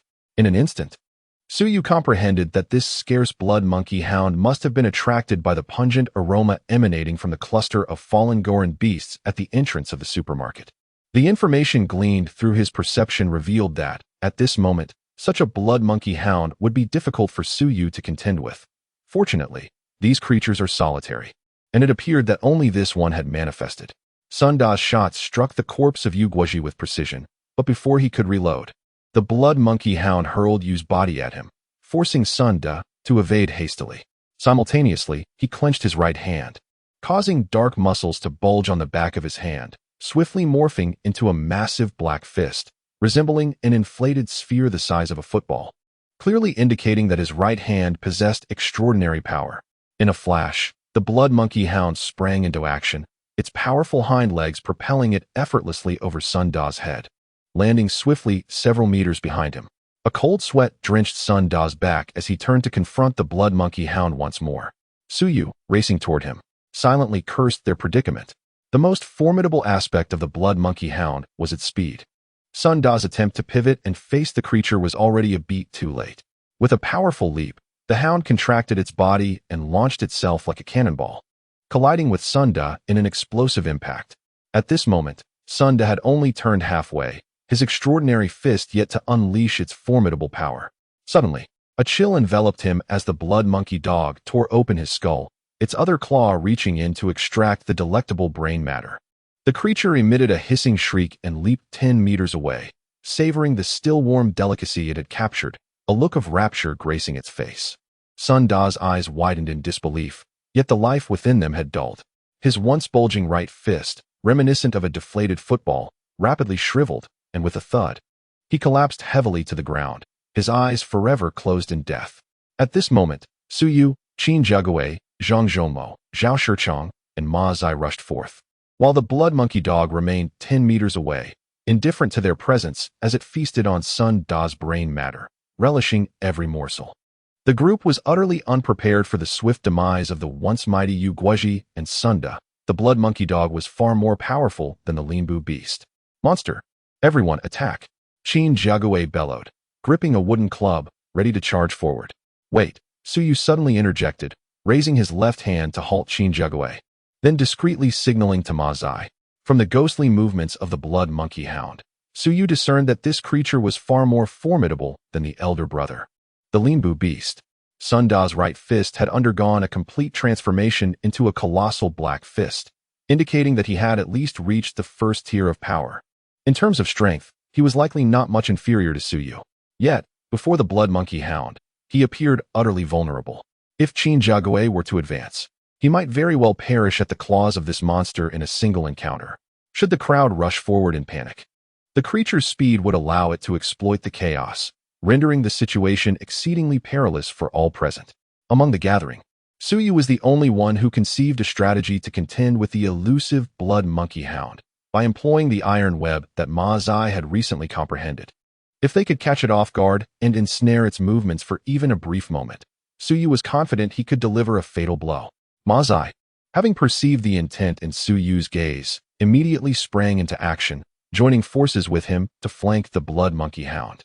Suyu extended his left arm, and a series of hissing sounds filled the air as black scales rapidly enveloped half of his arm. He prepared to draw the blood monkey hound's attention, allowing Ma Zai the opportunity to deploy the iron web. Together, their chances of vanquishing the beast were significantly increased. However, what Suyu never anticipated was that just as he and Ma Zai leaped forward, the blood monkey dog suddenly reversed direction with a swift whoosh. It ascended to a nearby tree. In the blink of an eye, it climbed to the treetop, baring its teeth and hissing at the crowd below. With another leap, it soared through the air, landing on another large tree, and after several more bounds, it vanished from sight. Suyu and Ma Zai came to a halt, momentarily stunned, utterly unprepared for the blood monkey dog's escape. Could it be that it was sated and thus disinterested in the group? Or perhaps it sensed danger and chose to flee?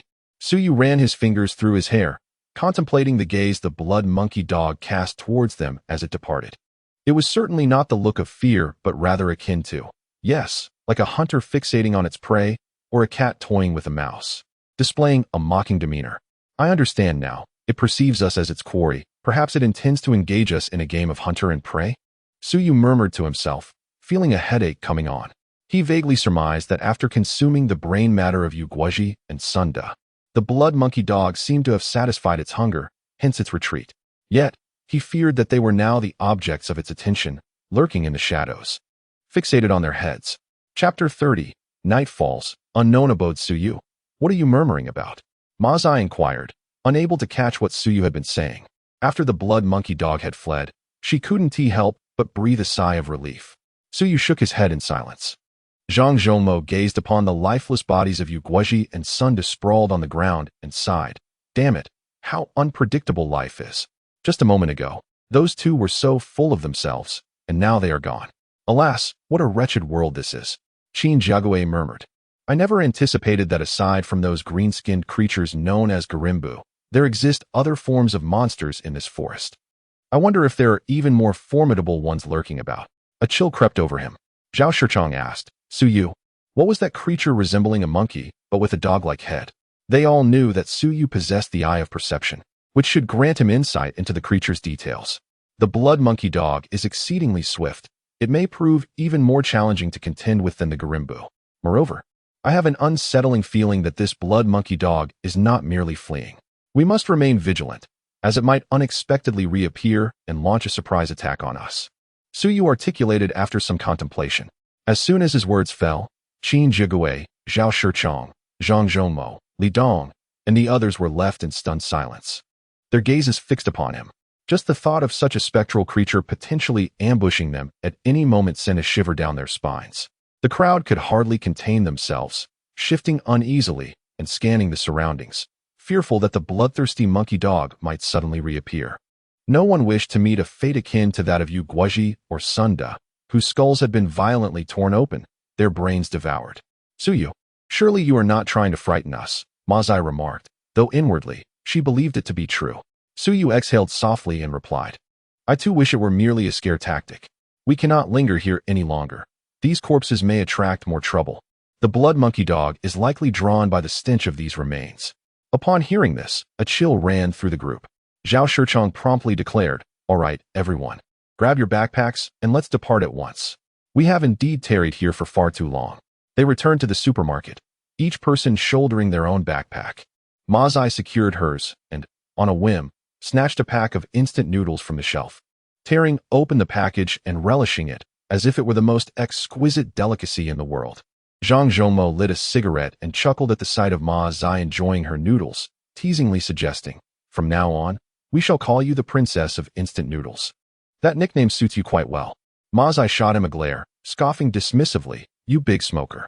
Before departing, Qin Jiagu insisted on properly concealing the bodies of Sunda and the others. The group, apprehensive about losing precious time, reluctantly assisted him. They swiftly hid the corpses in a room within the supermarket, sealing the door tightly. As they prepared to leave, Li Dong raised a concern regarding the food left behind in the supermarket. He wondered what would happen if individuals akin to Yu Guoji and Sun De arrived to seize the provisions after their departure. The group found themselves at an impasse. Given the abundance of food, it was impossible to transport it all at once. Ultimately, they resolved to abandon the provisions, leaving their fate to chance. As the group finally exited the supermarket, they noticed the sky growing increasingly dim. Zhao Shichong pulled out his phone to check the time. Although there was no signal and he could not make any calls, the device still served as a timepiece. After glancing at it, Zhao Shichong remarked, "No wonder the sky is darkening. It's nearly 5 o'clock." With the approach of evening, they had only about an hour left before complete darkness enveloped the land. "Let us go," Qin Jiagu urged, leading the way as he dashed around the supermarket and into the denser forest ahead. The others remained silent, shouldering their backpacks and wielding wooden clubs, hastening to follow him. Fortunately, they encountered no further dangers along the way, only spotting a few corpses of the small, forest-dwelling beasts. Upon closer inspection, Suyu noted that most had been shot in the head, leading him to surmise that they had met their demise at the hands of Yu Guoji and Sun De. As twilight deepened, Suyu found himself in the midst of his companions, yet an unsettling sensation gnawed at him, as if a pair of malevolent eyes lurked in the shadows, poised to strike at the opportune moment. The thought was profoundly disconcerting. Contemplating the situation, Suyu deliberately slowed his pace, positioning himself at the rear of the group. A peculiar energy coursed through his left arm, and if his instincts were accurate, the blood monkey hound could launch a surprise attack at any moment. Among the group, only he might possess the capacity to react in time. To prevent further casualties, Suyu took the precaution of falling back to the last position. It would be prudent to halt for a rest at 6 o'clock, proposed Qin Jiagua, glancing at his phone while seeking the consensus of the group. As darkness enveloped the forest, the challenges of their journey intensified, and the inherent dangers became painfully clear. Qin Jiagua's suggestion was met with unanimous agreement. The day had been fraught with peril, leaving everyone on edge, and they genuinely required a moment of respite. To Suyu's surprise, the blood monkey hound did not launch an attack. As the hour approached 6, the group spotted a cluster of buildings in the distance once more. Though the structure was far from rivaling their school in size, it was certainly more substantial than the half-dilapidated supermarket they had encountered earlier. From afar, the buildings loomed amidst the dense forest, resembling a primordial behemoth of the wild. Having been through the experience once, the group felt no exhilaration upon sighting the buildings again. Instead, they were cloaked in a sense of unease, uncertain of what lay within those walls and what dangers might await them. The crowd came to a halt as Zhao Shichong lowered his voice and asked, "What shall we do?" Qin Jiagui pondered for a moment before responding. "Let us ascend and take a look, but everyone must exercise caution." The sky had completely darkened, yet fortunately, the group was equipped with flashlights, and several individuals had already retrieved theirs from their backpacks. Qin Jiagui advised, "Let us conserve our batteries. 2 flashlights should suffice." This sentiment was indeed accurate. With no resupply in sight, each used diminished their precious power. Mazai remarked as she stowed away her flashlight, which she had just activated. Qin Jiagui switched on his flashlight and, along with Zhao Shichong, led the way towards the cluster of buildings, while Zhang Zhongmo, Mazai, and Li Dong followed closely behind. Suyu lingered at the rear, a position fraught with peril, yet knowing her capabilities surpassed theirs, she felt it incumbent upon herself to shoulder this risk. In a world such as this, clinging to life out of fear would only hasten one's demise. Chapter 31. The Death Police Station traversing through the dense forest. They stealthily approached, and soon the beam of their flashlight illuminated a grim sight. Rows of small Golema beasts lying lifeless on the ground, each marked by bullet holes, evidently felled by gunfire. Could these be the handiwork of Yu Guoji and Sun De? A sense of astonishment washed over the group. Qin Jiagui raised the flashlight, directing its beam towards a nearby building, exclaiming, "Everyone look!" As they turned their gaze, they beheld a sign hanging by the entrance of the building, boldly inscribed with the words Jishin Police Station, albeit marred by splatters of green ichor and crimson blood. A chill ran through their hearts as they recalled that Yu Guoji and Sun De had previously claimed to be officers of Jishin Police Station. Was it possible that this very station, akin to their school, had been inexplicably transported into this forest by the abyss? If so, It would be folly to assume that only Yu Guoji and Sun De were the sole survivors among the police force. With this thought, the group, undeterred by the peril, hastened their steps towards the scene. Before long, they encountered a harrowing tableau. Remnants of a fierce battle strewn about. Numerous Galama beast carcasses mingled with the bodies of several officers clad in uniforms.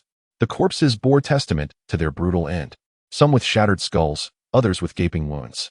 As they pressed further into the scene, they counted no fewer than 20 or 30 police fatalities. Were Yu Guoji and Sun De truly the only two officers to have survived this massacre? Even Zhang Zhongmo, known for his audacity, felt an icy dread enveloping him, compelling him to murmur softly. All around lay the lifeless bodies of the little Lindbergh beasts and the police, their remains staining the pristine white walls with splashes of green ichor and crimson blood, a sight that was truly horrifying. Look!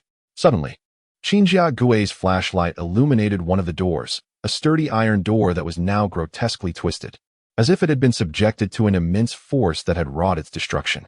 The group exchanged alarmed glances, pondering the sheer magnitude of power required to distort such a fortified barrier. It was inconceivable that a mere little Lindbergh beast could accomplish this, and even the larger variant might not possess the necessary strength. What kind of force could inflict such devastation? Abruptly, a faint sound echoed from a distance, a soft thud that resonated hauntingly in the stillness. The group exchanged glances, pausing for a heartbeat before whispering in unison, "Over there." Qinjia Gui, Zhao Shichong, Lin Shi, and the others promptly surged forward down the corridor. The police station was expansive, and as they sprinted through the hall, they emerged into a large courtyard, which was in disarray. Scattered across the ground were several bodies of little Lindbergh beasts. The sound, reminiscent of a door being battered, grew increasingly distinct, emanating from a two-story building at the far end of the courtyard. Was the force behind this cacophony a monster or a human? A mix of curiosity and apprehension coursed through them. Qinjia Gui shone his flashlight ahead and cautioned, "Stay alert, everyone." Without further deliberation, he led the charge toward the source of the commotion, eager to uncover the truth. A hoarse roar echoed through the air, seemingly indicating that Su Yu and the others had finally drawn the attention of their adversaries. As Qin Jiaguai and Zhao Shichong surged into the two-story building, they were greeted by a lengthy corridor lined with rooms on either side. At the end of the corridor stood a fortified iron door, behind which three towering green-skinned monstrosities were relentlessly battering the barrier. By the time the group arrived, the iron door had begun to show signs of deformation.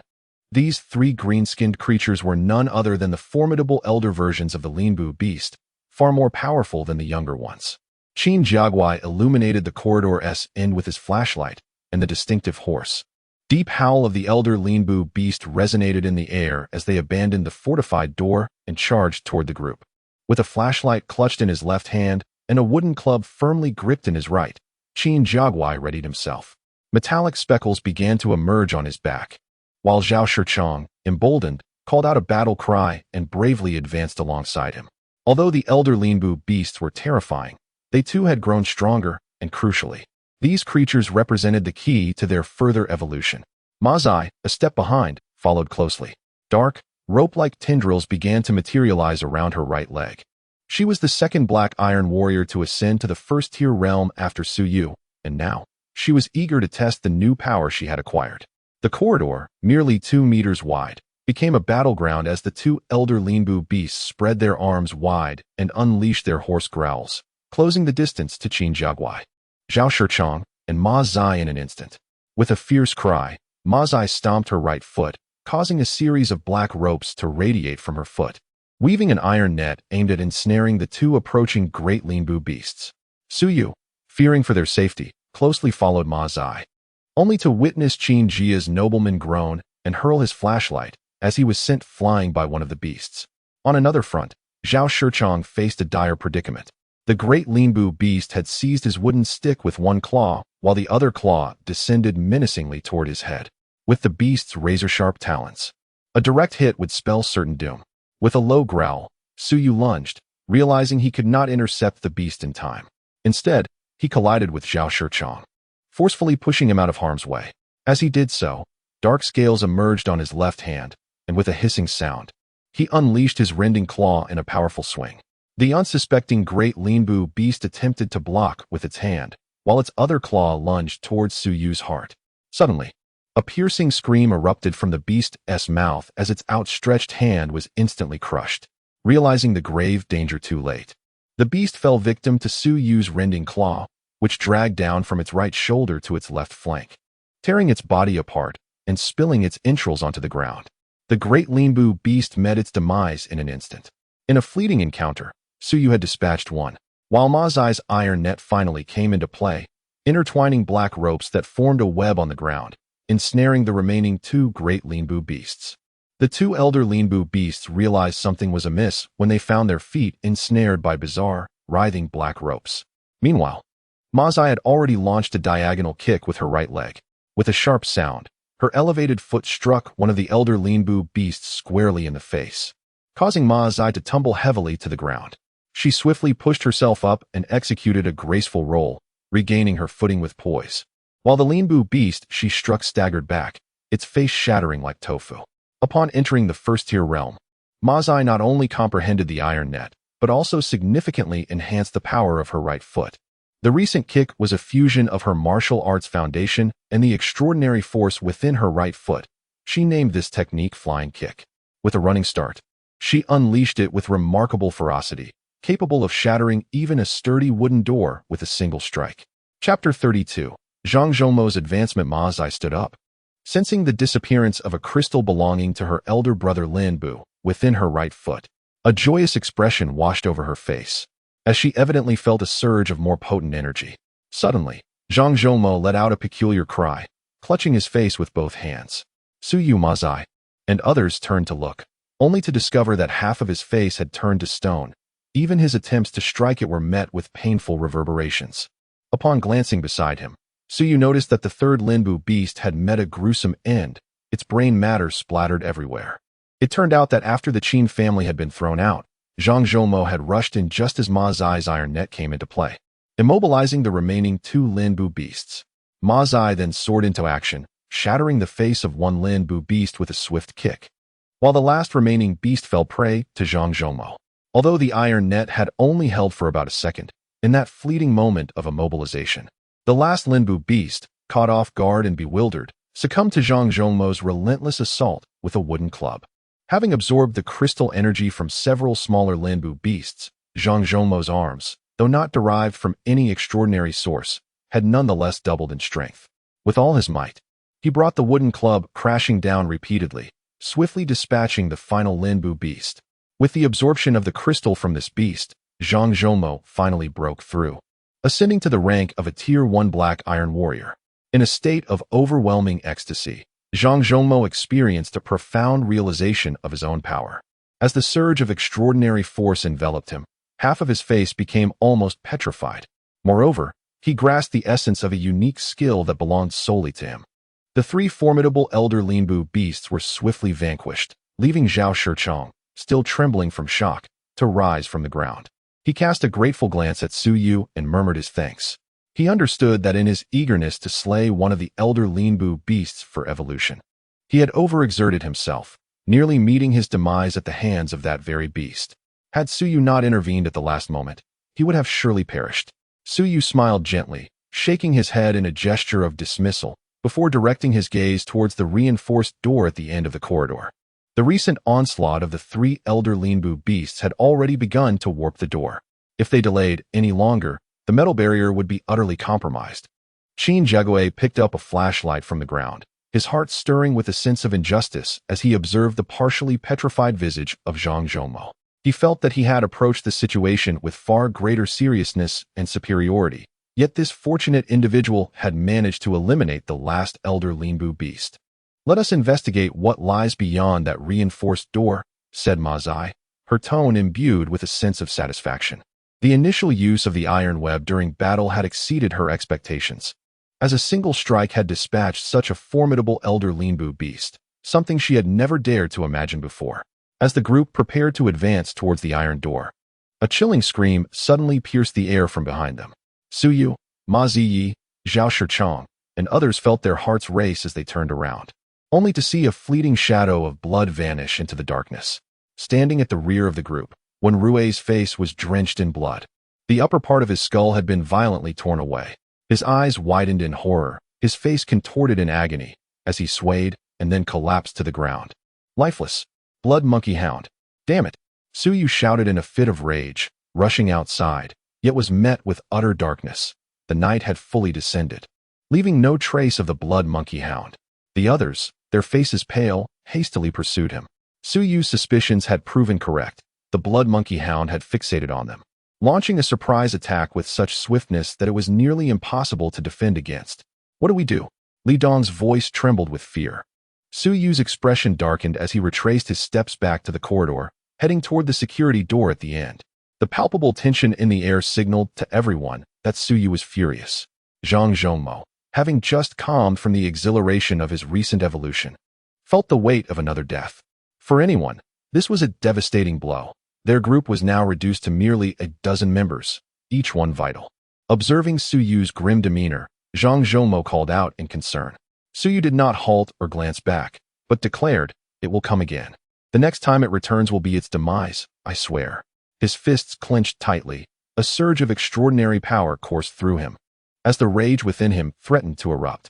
The feeling of being aware of one's status as prey, yet being utterly powerless to change it, is indescribably oppressive and distressing.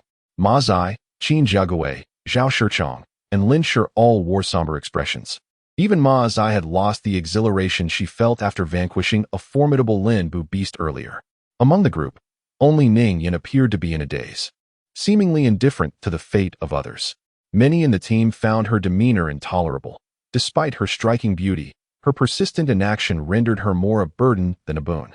Suyu made his way to the end of the corridor, gazing at the vaguely distorted security door before him. A gentle push yielded no response. Several Linbu beasts had pounded against it repeatedly, causing only minor distortions, a testament to the door's formidable strength. What lay beyond that could incite such frenzied assaults from the Linbu beasts? Suyu let out a soft hiss, activating his lizard arm. Behind him, Ma Zai and the others gasped in surprise as they witnessed Suyu's left arm suddenly swell and transform. This time, rather than the usual patches of black scales, it thickened and elongated, muscles bulging, soon morphing into a colossal beastly arm. His lizard arm skill. Though the speed of his attacks diminished, his strength multiplied. Without uttering a word, Suyu swung the enormous black arm, delivering a resounding blow to the security door. With a resounding bang, the already slightly deformed security door erupted with a tremendous noise, causing the surrounding walls to tremble faintly. The crowd was startled, and Suyu bellowed furiously as he struck again with fervor. With a thunderous crash, the security door finally twisted beyond recognition, nearly folding in half as it flew violently from its frame. Simultaneously, a sharp pain surged through Suyu's chest, a consequence of his excessive force. As he inhaled deeply and took a step forward, he suddenly felt a chilling sensation on his forehead, as a cold object pressed against it. "Stop!" came a soft yet commanding whisper in his ear. An icy dread enveloped Suyu. He realized it was a handgun. Having a gun held to his forehead was a first for him, and in that instant, he froze, cold sweat breaking out on his brow. Despite his formidable powers and remarkable physical recovery, he understood that a shot fired at such close range would undoubtedly be fatal. Chapter 33. The female officer and the child following closely behind Suyu. Zhang Zhongmo was still bewildered by the situation, loudly exclaiming, "You Shao, why are you lingering here? Have you, perchance, caught sight of a woman's bare form?" He attempted to push his way forward. "Stand still," Suyu commanded sharply. His authority was palpable, causing everyone to pause in astonishment, collectively gazing into the iron door. At that moment, Suyu's eyes gradually adjusted to the darkness, allowing him to discern the circumstances beyond the security door. It resembled an archive room, cluttered with file cabinets. The recently forced open door had violently collided with one cabinet, shattering it and scattering documents across the floor. In a corner, against the wall, sat a small girl, her arms wrapped around her knees. Her wide, terrified eyes were fixed upon him, and the helpless expression on her youthful face lingered in Suyu's mind for an extended period. Beside him stood a woman clad in a police uniform, a gun firmly pressed against his temple, her visage a mask of tension and vigilance, showing no signs of relaxation despite his humanity. "We mean no harm.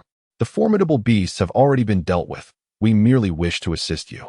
Suyu quickly assessed the situation, hastily articulating his intent. The The sensation of a gun barrel against his head was profoundly unsettling, as he feared that any sudden action from the woman could result in dire consequences. While speaking, Suyu tightened his left hand, ready to unleash his tearing claws at the slightest hint of abnormality from the other party. Though he harbored no desire to take a life, he was even less inclined to become a victim himself.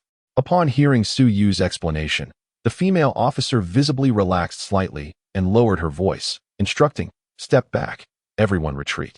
It was clear that she did not fully trust Suyu and his companions. Suyu understood her hesitation and began to step back slowly. At that moment, Zhang Zhongmo, Qin Jiaguai, and the others behind him also grasped the situation and retreated together. Zhang Zhongmo muttered in dissatisfaction, "What is this? We slayed the monster. Does that not qualify as saving you? Is this how you treat your benefactors?" After ensuring that Suyu and the others had retreated 10 meters, the female officer finally exhaled, lowering her firearm. As Suyu and his companions withdrew, she scrutinized them further, her gaze falling upon the 3 corpses of the elder Linbu beasts not far away. In truth, she had heard the commotion when Suyu and his group battled those formidable beasts earlier, but in such a perilous world. Her instinct for self-preservation forbade her from placing trust in any unfamiliar faces that appeared suddenly. Perhaps this was the vigilance inherent in her role as a police officer. At this moment, aided by the faint glow of the flashlight held by Qin Jia, Suyu discerned the features of the female police officer. Initially, he had presumed that she might be the mother of the little girl within, yet upon closer inspection, he realized that the officer appeared to be around 25 or 26 years of age. The fitted uniform accentuated her figure splendidly, exuding a sense of maturity and voluptuousness. Beneath her short skirt were 2 long, elegant legs, emanating an inexplicable allure amidst the dark and foreboding atmosphere. Her skin was as pale as snow, her large eyes framed by slender brows, all contributing to her striking beauty that could rival even the most glamorous movie stars post-makeup. As Suyu observed her, he concluded that she was unlikely to be the mother of the little girl, who must be at least 7 or 8 years old. Could it be that this officer had given birth in her teens? Lost in such musings, Zhang Zhongmo suddenly exclaimed, "Hey, are we just going to stand here? Forget it. Young master you, since she isn't inclined to reciprocate our goodwill, let us take our leave." Suyu shook his head, ran his fingers through his hair, and resolutely approached once more. Upon seeing Suyu advance again, the officer shot him a glare and raised her firearm. Suyu extended his hands in a gesture of peace, signaling that he meant no harm. He then unfastened his backpack and opened it, revealing the food and bottled water inside. The officer's expression softened slightly as she caught sight of the provisions, and she could not suppress a swallow, clearly displaying signs of hunger. Noticing her demeanor, Suyu stepped forward with his backpack, and this time, the officer did not impede him, although she still clutched her weapon tightly, remaining on high alert. As Zhang Zhongmo observed Suyu entering, he intended to follow suit, but was halted by Qin Jiaguai, who shook his head and remarked, "The other party is exceedingly vigilant, and it is hardly surprising. Encountering our group here unexpectedly would naturally induce tension. If too many individuals enter, it may lead to complications. Let us wait here for a while." Zhang Zhongmo, upon hearing this, let out a muffled grunt but refrained from proceeding further. Instead, he retrieved a cigarette, saying, "What do you think? I have plenty of cigarettes on me. Would you like one?" Qin Jiaguai merely smiled faintly and shook his head, feeling that Zhang Zhongmo's manner of speaking was rather brusque and somewhat unworthy of his attention. He could not fathom how Zhang Zhongmo had forged a friendship with Suyu, whom he genuinely admired from the depths of his heart. Suyu, with his backpack in tow, approached a small girl who was huddled against the wall, clutching her knees tightly. He knelt before her, offering a piece of bread with a warm smile, saying, "Here, have some." He then produced a bottle of mineral water. Initially, the little girl's face was a mask of terror, but as she recognized Suyu's gentle demeanor, her fear began to dissipate. Having gone without food for an entire day, she was indeed ravenous and accepted the bread, taking large bites until she suddenly choked. Suyu quickly offered her the water and gently patted her back, reassuring her, "Take your time. There's plenty more where that came from. Have a sip of water first." Children, it seems, are easily comforted. Before long, the girl's fear vanished entirely, replaced by a grateful smile directed at Suyu. Observing her transformation, he stood up, satisfied, and turned his gaze toward the female officer still clutching her firearm. With his hands raised in a gesture of openness, he inquired with a smile, "Do you still doubt us?" She picked up several pieces of bread and cookies, indicating for the female officer to approach. The officer let out a slight hum and softly replied, "I'm not hungry." However, no sooner had she spoken than her stomach emitted a rumbling sound, causing her cheeks to flush with embarrassment. Suyu, showing no inclination to mock her, merely sighed and said, "We stumbled upon a supermarket on our way, which is how we acquired this food. Otherwise, we too would likely be facing hunger." After a brief pause, he continued, "If you wish, you may join us. If not, I shall leave this bag of provisions for you, and we will take our leave." Observing the officer's wariness towards him and his companions, Suyu felt it prudent not to press the matter further. He surmised the situation at hand. This police station had likely appeared in the forest for reasons akin to those of the school, subsequently besieged by hordes of minor and major Linbu beasts. The female officer and the young girl were presumably survivors, having sought refuge here, only to be discovered by one of the larger Linbu beasts, coinciding with their arrival, leading to the current predicament. Chapter 34. The Hunt for the Blood Monkey Hound. As for the reason why the little girl appeared at the police station, neither she nor Suyu could fathom it. Nevertheless, such details were ultimately trivial. Upon hearing Suyu's words, the female officer's expression shifted multiple times. Observing this, Suyu offered a gentle smile and said, "Farewell. Take care of yourselves. We shall take our leave." He then stepped outside. The female officer, watching Suyu's retreating figure, could no longer restrain herself and called out, "Wait. Wait." Suyu paused, turned back, and smiled, a radiance emanating from his countenance that left the officer momentarily dazzled. This smile of Suyu's would forever be etched in her memory. Gradually, the female officer succumbed to his infectious demeanor, casting aside her guard.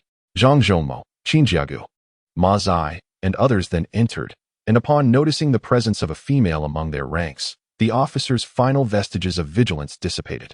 After introductions, the group learned that her name was Zhou Burong, a police officer at the Jishin police station. The little girl, named Ding Shan, had been brought to the station after getting separated from her parents during an outing. At that moment, Zhou Burong had just inquired about her home address and was preparing to escort her back when an unforeseen calamity struck.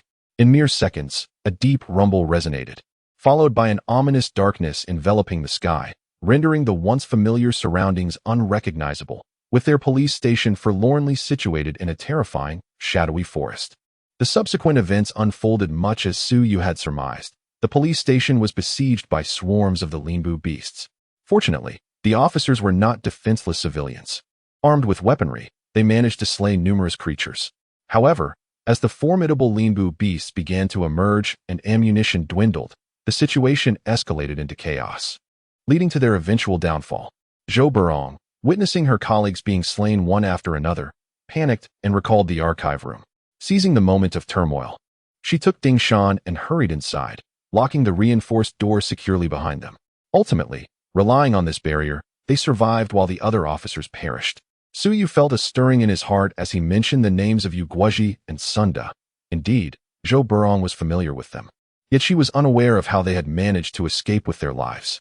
Observing the police station's considerable expanse, Suyu reasoned that it was unlikely the Linbu beasts could completely encircle the premises, making it plausible for one or two individuals to slip away unnoticed. Upon hearing Suyu's conjectures about their world, Zhou Burong could not suppress her astonishment and disbelief. Meanwhile, Ding Shan, having regained her composure from earlier fright, inquired of Zhou Burong when they could return home. The others regarded Ding Shan with quiet sighs, realizing once more the innocence of childhood, untouched by the weight of worry. As the reality of their situation became clearer, it was already midnight. Compared to the perilous forest outside, resting within the confines of the room felt considerably safer. Consequently, everyone sought refuge in various rooms, while also designating two individuals to keep watch, just in case. Suyu randomly found a place to lean against, and Zhang Zhongmo lay beside him, quietly asking, "Young master, you seem lost in thought. What occupies your mind?" Suyu leaned against the wall, twirling a strand of his hair, and replied, "I am contemplating how to transform from prey into predator." Zhang Zhongmo paused, perplexed, and said, "What do you mean, boss you? That sounds rather profound." Nearby, Ma Zai scoffed, remarking, "The big fool is rather dim-witted. He must be referring to the blood monkey hound." Zhang Zhongmo suddenly realized, chuckling awkwardly, "Convenient noodle, you're the clever one." Do you think eating instant noodles can make one smarter?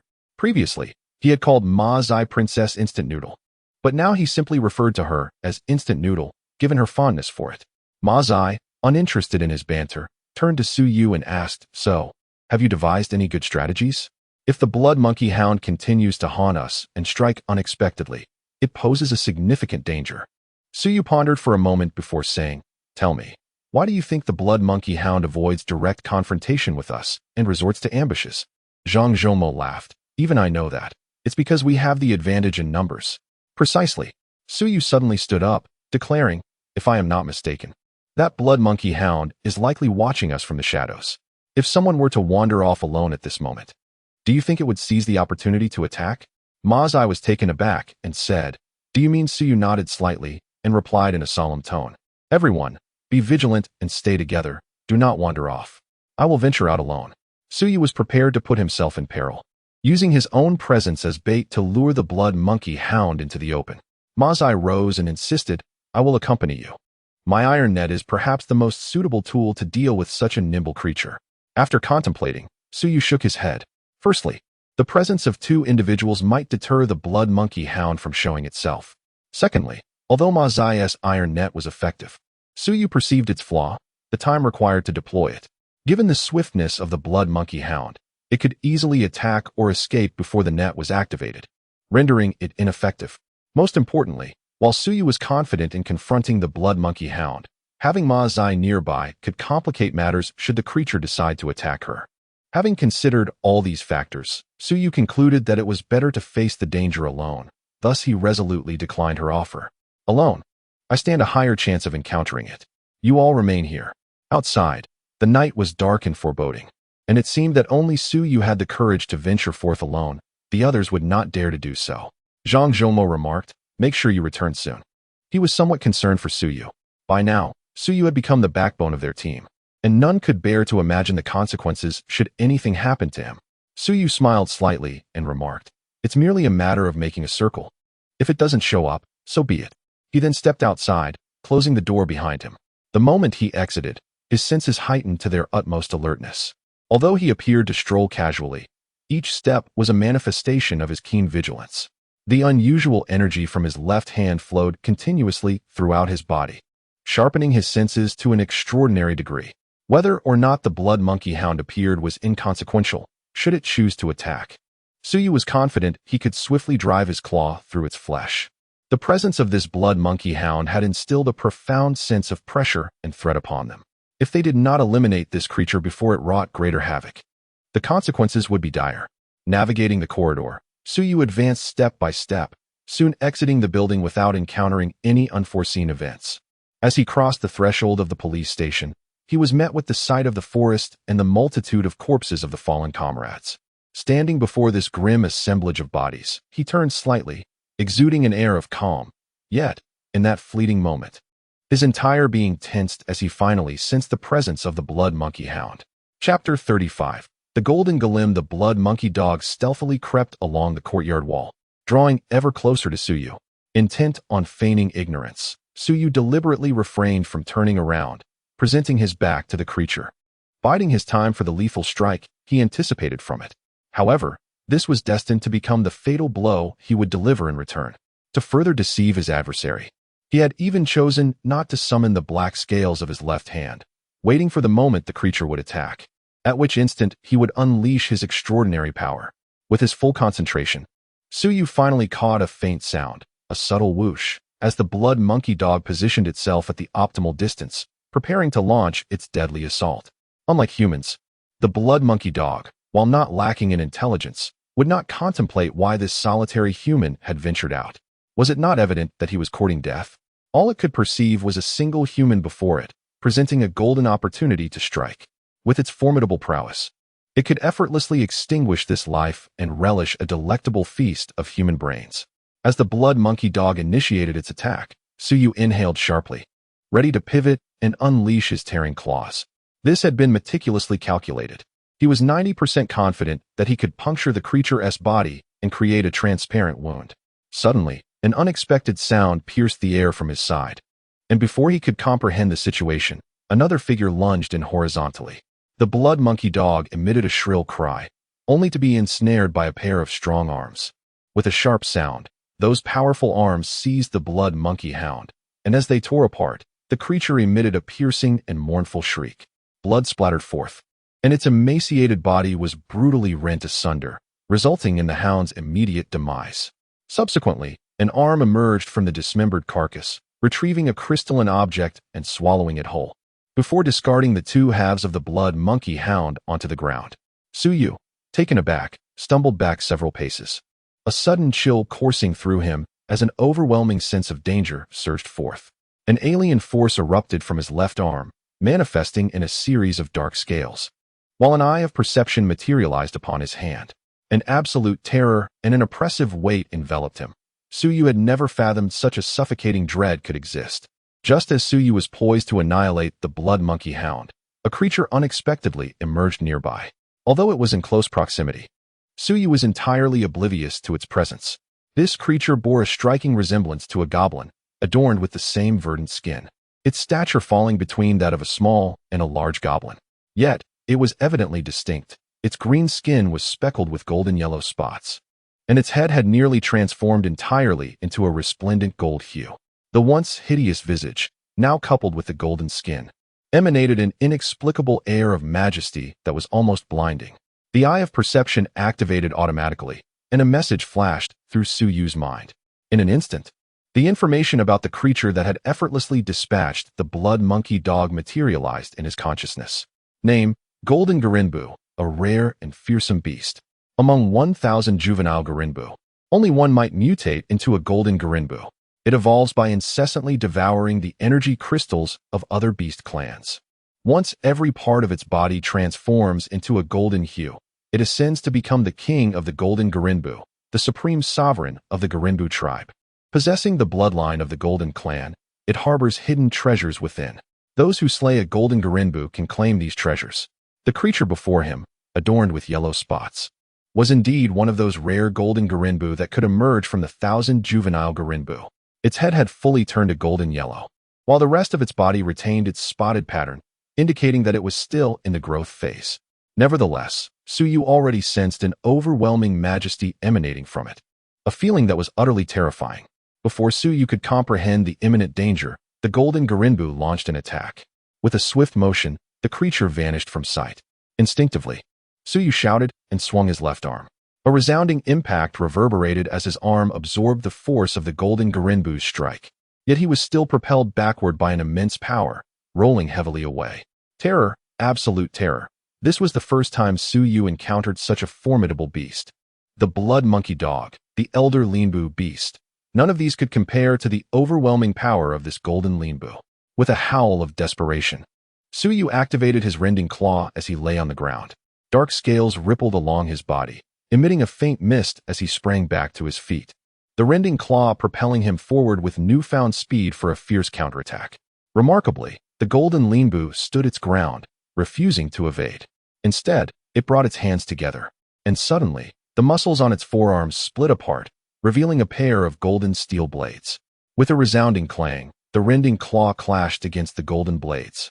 Su Yu felt a violent tremor in his left arm, as if he were being struck by an immense weight, causing him to stagger as if intoxicated, retreating unsteadily. In that moment, the golden Linbu's eyes flickered with intrigue. Its golden blades were also repelled, acknowledging the strength of the rending claw.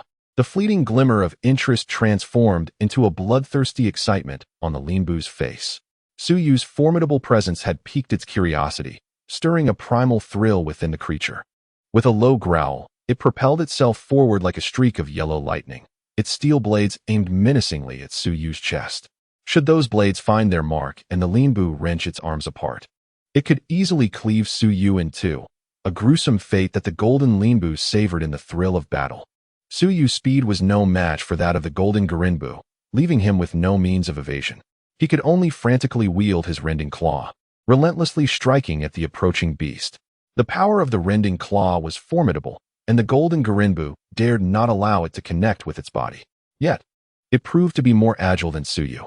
With a swift maneuver, one of its golden steel blades thrust hard against the rending claw, while the other sliced through the air. A sharp hiss echoed as blood gushed forth, and Suyu realized that his abdomen was bleeding profusely. This was the result of his desperate backward leap.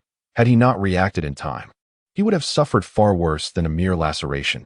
He would have been cleaved in two. As Suyu retreated, the golden Garinbu lunged once more, its speed overwhelming. Suyu barely managed to raise his left arm to block one steel blade, but the other golden steel blade shot directly toward his face. This time, evasion was impossible. His eyes widened in terror. Was he about to meet his end? The thought of his demise was bearable, but Suyu's heart ached for Suyu, who was still at school, waiting for his return. Chapter 36. The Decimation of the Golden Beast Bang. At nearly the same instant, a gunshot echoed, jolting the golden Galimbu. The descent of the golden blade momentarily slowed, and a sudden realization struck Suyu. His sister, Suyu, was waiting for him at school. He could not perish here. With a frantic roar, Suyu launched a counterattack.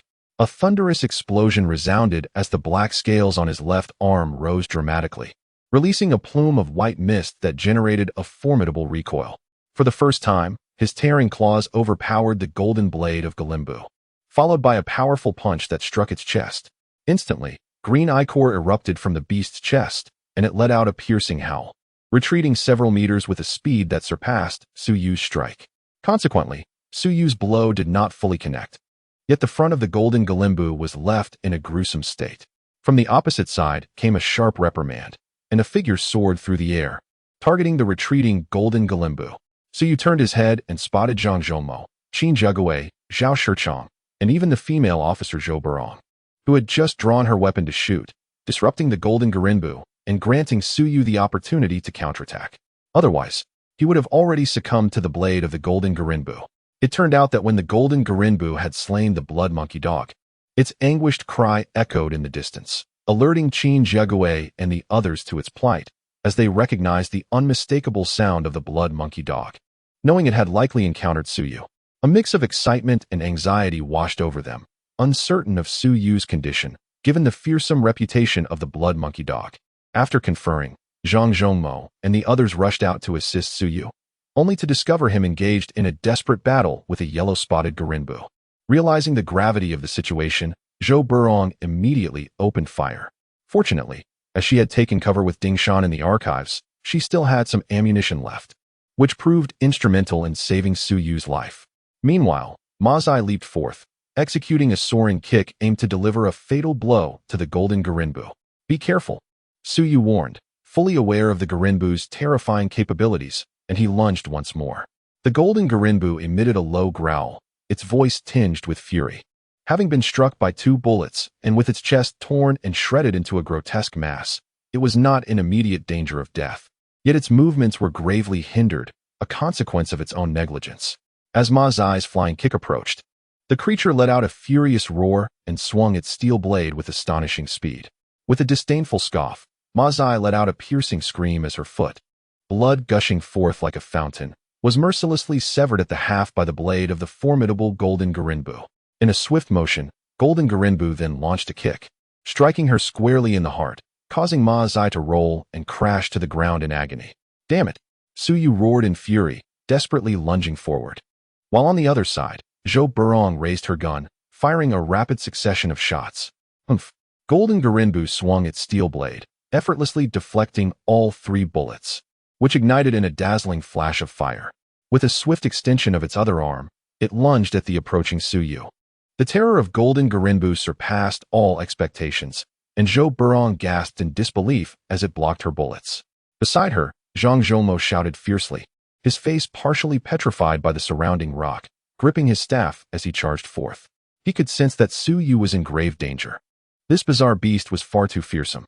Regardless of the cost, he must assist Suyu. He could not allow him to perish.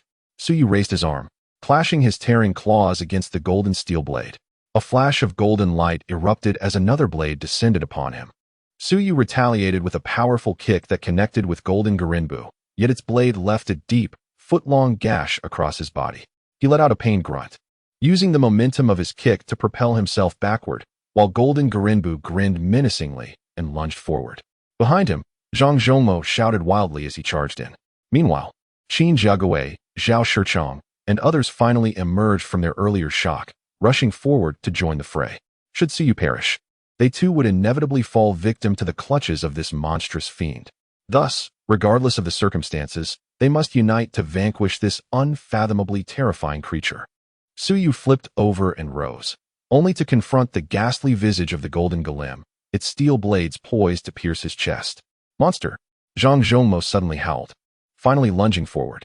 Lacking an extensive arsenal of offensive maneuvers, he clasped the creature in his arms and, with a determined effort, slammed his rock-solid head down onto the golden golem. Enraged, the golden golem pivoted, attempting to kick Suyu aside, while simultaneously twisting its claws to rend Zhang Zhongmo asunder. At that moment, Ma Zai's piercing cry echoed, "Suyu!" Simultaneously, the golden golem sensed an inexplicable binding force restraining its feet, rendering it unable to lift them, sending a chill of dread coursing through its heart. Ma Zai, with half of her foot severed and nearly succumbing to unconsciousness from the pain, stubbornly braced herself on the remaining portion of her foot and activated the iron web. By the time the golden golem took notice, its feet were already ensnared by the iron web. Ma Zai screamed fiercely, exerting every ounce of her strength to maintain the web, while Zhang Zhongmo clung desperately to the golden golem. Meanwhile, Qin Jiagu, Zhao Shichong, Lin Shi, and others were racing toward them with all their might. With a thunderous roar, the golden golembu lifted his head and howled, his arms trembling as he sought to shake off Zhang Zhongmo. Suddenly, Suyu let out a piercing cry, and all the foreign power he wielded abruptly converged, flowing back into his left palm. Scales of black rose and spiraled, releasing a cloud of white mist that tore through the air with a hissing shriek. This unprecedented and terrifying strike, a claw of devastation, crashed heavily onto the head of the golden golembu. This blow consumed all of Suyu's strength and foreign energy. Upon delivering it, he felt nearly drained, collapsing to the ground without a moment's thought for the fate of the golden golembu. As Suyu turned over, he beheld Zhang Zhongmo still fervently clutching the headless golden golembu, using his rock-solid head to batter against the remains above him. Meanwhile, Ma Zai lay on the ground, gasping painfully, her face twisted in agony, pale as parchment. The Qin family and Zhao Shichong finally arrived, only to halt in astonishment, their gaze shifting from the headless golembu to the fallen Suyu, ultimately focusing on his left arm. The final, desperate strike unleashed Suyu's foreign energy, the claw of devastation erupting with terrifying force, completely shattering the head of the golden golembu into a mass of flesh. Deprived of its head, even the golden golembu, 10 times more powerful, succumbed immediately. Then, a black crystal emerged, nearly the same size as the crystal within the small golembu's body, yet with a subtle distinction, as faint glimmers of golden hue shimmered upon its surface. The crystalline strands of golden silk transformed into a swift current, surging into Suyu's left arm. He then sensed an extraordinary force swelling within, which suddenly erupted and surged forth into his limbs and bones with wild abandon. Miraculously, all the injuries upon his body began to heal without any medicinal aid. Furthermore, from the 36,000 pores across his body, foul and putrid sweat was expelled. Chapter 37. Second-order Black Iron Warrior. This extraordinary force permeated his entire being, cleansing every inch of his skin and every sinew within. The impurities and filth within his body were expelled one by one, akin to the legendary process of marrow washing and vein cleansing, a complete metamorphosis. Suyu lay on the ground, savoring this wondrous phenomenon, while the members of the Qin family focused on his left arm. They noticed that a series of black scales began to emerge, starting from his left hand and ascending steadily, eventually enveloping his entire left arm until it reached his shoulder. The newly formed black scales glimmered with an ethereal radiance, exuding a faint, ominous light. Even in the depths of night, the onlookers could distinctly perceive the terrifying aura emanating from his scaled arm. As if with a mere motion of his left arm, Suyu could unleash cataclysmic power. In Suyu's mind, streams of information flickered to life. He had ascended once more, advancing from the first order to the second order of Black Iron Warrior. Building upon the foundation of the first order Rending Claw, he comprehended the second order Rending Claw, while his lizard arm skill also saw enhancement, becoming even more potent. The reduction in speed, initially a decrease of 30%, was now mitigated to a mere 20%. Moreover, he had grasped a new skill, Tooth Bomb. Yet, what astonished him the most was the apparent qualitative change within the strange force residing in his left arm. No longer did it simply convey a sense of strength. This time, Suyu could distinctly sense that his left arm was filled with a swirling, dark-hued energy. Upon entering the second tier of existence, the concept of alien force transcended its previous nebulous essence, transforming into a tangible gas that could be perceived through introspection. This phenomenon, known as the vaporization of alien force, bestowed upon one the ability to actively manipulate this newly formed essence. Unlike before, when one could only passively sense the alien force, now it could be harnessed with intention, allowing for concentrated power capable of inflicting greater destruction and assault, or dispersed throughout an entire arm or even the whole body for comprehensive defense. The application of this force relied solely on the mind, delving into complexities far beyond the first tier of alien force. Suyu lay upon the ground, acutely aware of the profound transformation within his left arm. With the elevation of his realm, his stamina surged back instantaneously, prompting him to rise hastily. Without uttering a word, he located the severed front paw of Ma Zai, which had been sliced off by the formidable golden Gorlin, and knelt before the nearly unconscious Ma Zai, who lay on the ground in agony. Silently, he lifted the bloodied stump of her foot, beginning to remove her shoes and stockings. "What are you doing?" Ma Zai inquired, her face as pale as a sheet from the pain, yet her consciousness remained intact. She suddenly realized that Suyu was grasping her foot and was in the process of stripping away her footwear. Instinctively, her feminine modesty prompted her to struggle and retract her foot. "Do not move," Suyu admonished her with a stern glance. His unspoken authority compelled Ma Zai to cease her resistance involuntarily. As he removed her shoes and stockings, the others soon comprehended his intentions. He aimed to reattach the severed portion of Ma Zai's paw. However, he was not a physician, nor did he possess any medical instruments. How could he possibly accomplish this? "Do not waste your efforts. It is futile. I am broken." Ma Zai, understanding the gravity of the situation, spoke with a sorrowful expression, her teeth clenched. Suyu remained silent, diligently aligning the severed portion of her foot, with his right hand supporting it. He gently covered it with his left, narrowing his eyes slightly as he summoned the ethereal energy within his left arm towards Ma Zai's injured foot. To the onlookers, it appeared as if Suyu was cradling her foot, his left hand gliding over it.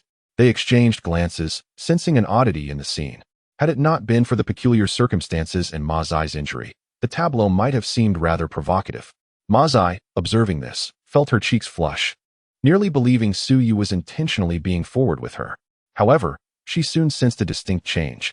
A series of palpable warmth flowed from Suyu's left hand into her foot, swiftly alleviating the excruciating pain. To her astonishment, the site of the severance began to itch.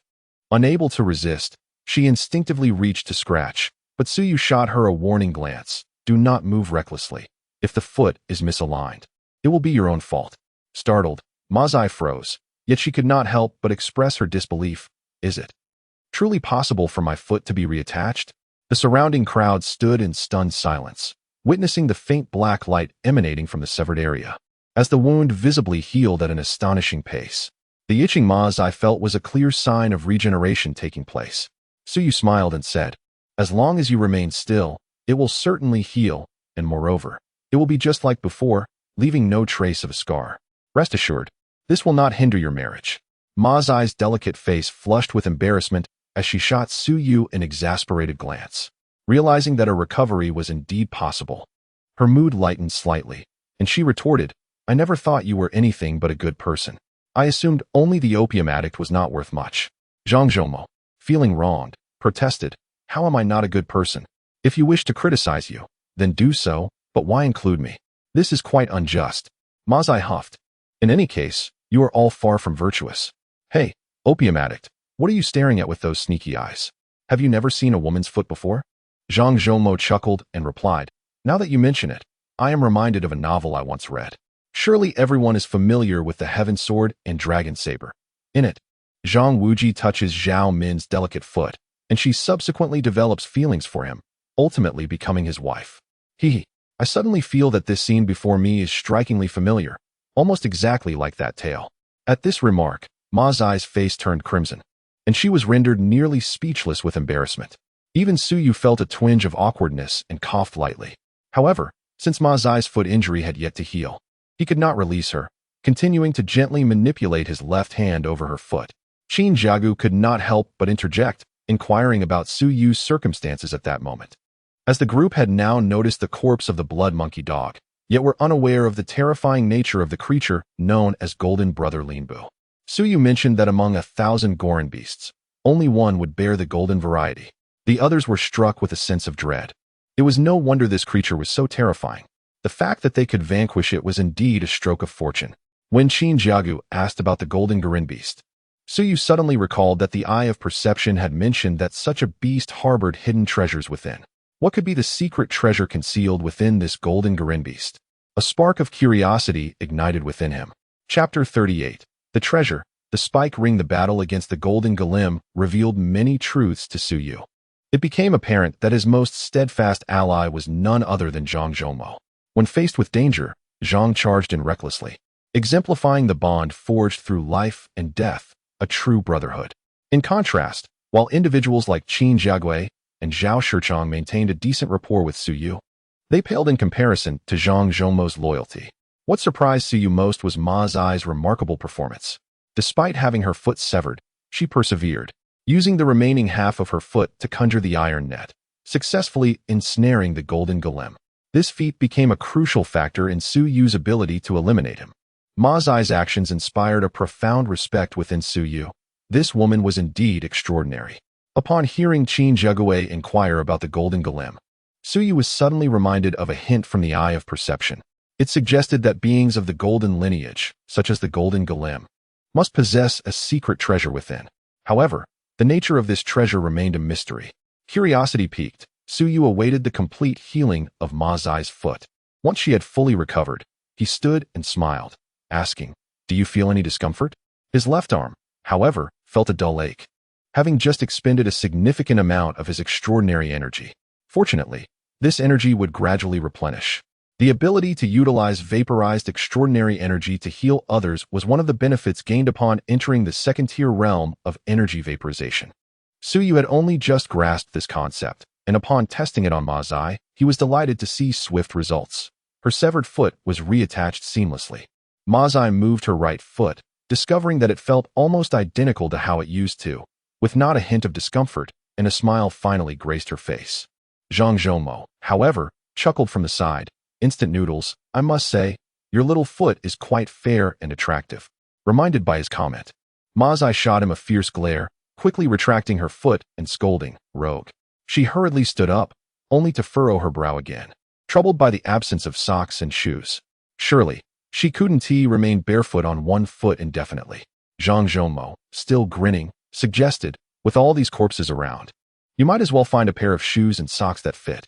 The conditions are so dire that you can't afford to be picky."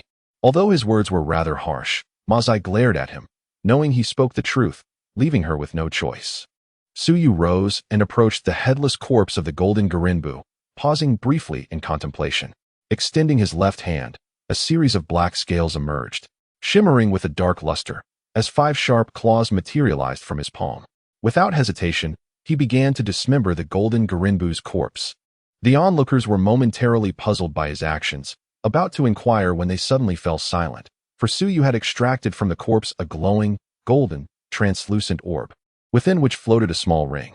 "What is this?" Qin Jiagui asked curiously, his face a mixture of surprise and intrigue. Su Yu replied, "According to the information gathered from the Eye of Perception, this should be a type of secret treasure." As he spoke, he exerted force, causing the luminous orb to shatter with a soft pop, and a ring fell into Su Yu's palm with a delicate chime. At that very moment, the eye embedded on the back of Su Yu's left hand emerged once more, casting a gentle glow over the ring, which emanated a faint yellow light. Treasure, Earth Spike Ring. Function: the ring harbors an immensely potent earth elemental energy. Its surface is inscribed with an earth spike talisman, capable of activating the talisman using earth elements to unleash a spell known as Earth Spike Assault.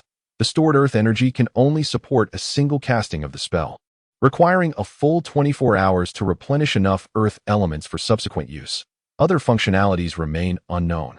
Su Yu was momentarily taken aback, gradually comprehending that this ring, named the Earth Spike Ring, could unleash a spell called Earth Spike Assault, yet required a full day's interval between uses.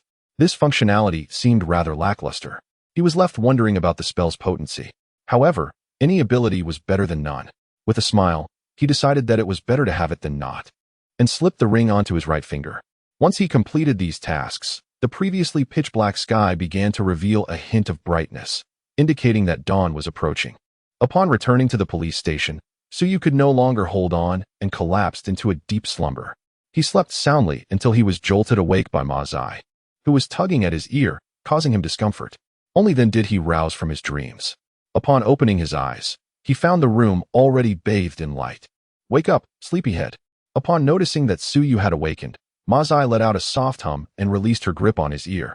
Following the incident last night, when Suyu had removed her shoes and socks to tend to her injuries, Ma Zai's demeanor towards him had undergone a subtle transformation. Suyu rubbed his eyes and inquired whether it was already dawn. Observing that no one else was still asleep in the room, he hastily rose to his feet. He had enjoyed a remarkably restful slumber, the first truly sweet sleep he had experienced since arriving in this world, which left him feeling somewhat embarrassed. Stepping out of the room, he located his backpack and retrieved his toothbrush and toothpaste, quickly brushing his teeth. As for washing his face, he merely poured a bit of mineral water and dabbed it on his skin. The garments he wore were reeking of blood, already stained green by the viscous liquid from the kalime, leaving him in a state of discomfort. Unfortunately, in this forest, they lacked the facilities for bathing or changing clothes. Thus they had no choice but to endure. This might have been somewhat tolerable for the men, but for the cleanliness-loving women, including the policewoman Zhou Burong and the young girl Ding Shan, it was akin to a waking nightmare. Gathered together for breakfast were 13 individuals in total. Although 2 more were present, the abundance of provisions, each person carrying enough food for 4 to 5 days, along with the backpack left behind by the deceased one Rue, which was now the possession of Zhou Burong, meant that their immediate concern for sustenance was alleviated. Thus, in reality, they had only one additional young girl, Ding Shan, to accommodate, so food was not an immediate worry. He couldn't help but wonder how his parents would react upon learning of the events that had transpired at school. Sighing at the thought, during breakfast, Zhuang Xiaohua suddenly sighed heavily. Being a resident of AJ City himself, he contemplated the implications of the potential disappearance of the school due to the sinkhole. Surely his parents would have received the news by now. As the only child, he was cherished by his parents, and given the gravity of the situation, it would be astonishing if they were not concerned. Upon hearing Zhuang Xiaohua mention his parents, a profound silence enveloped the gathering, as each individual reflected on their own familial ties.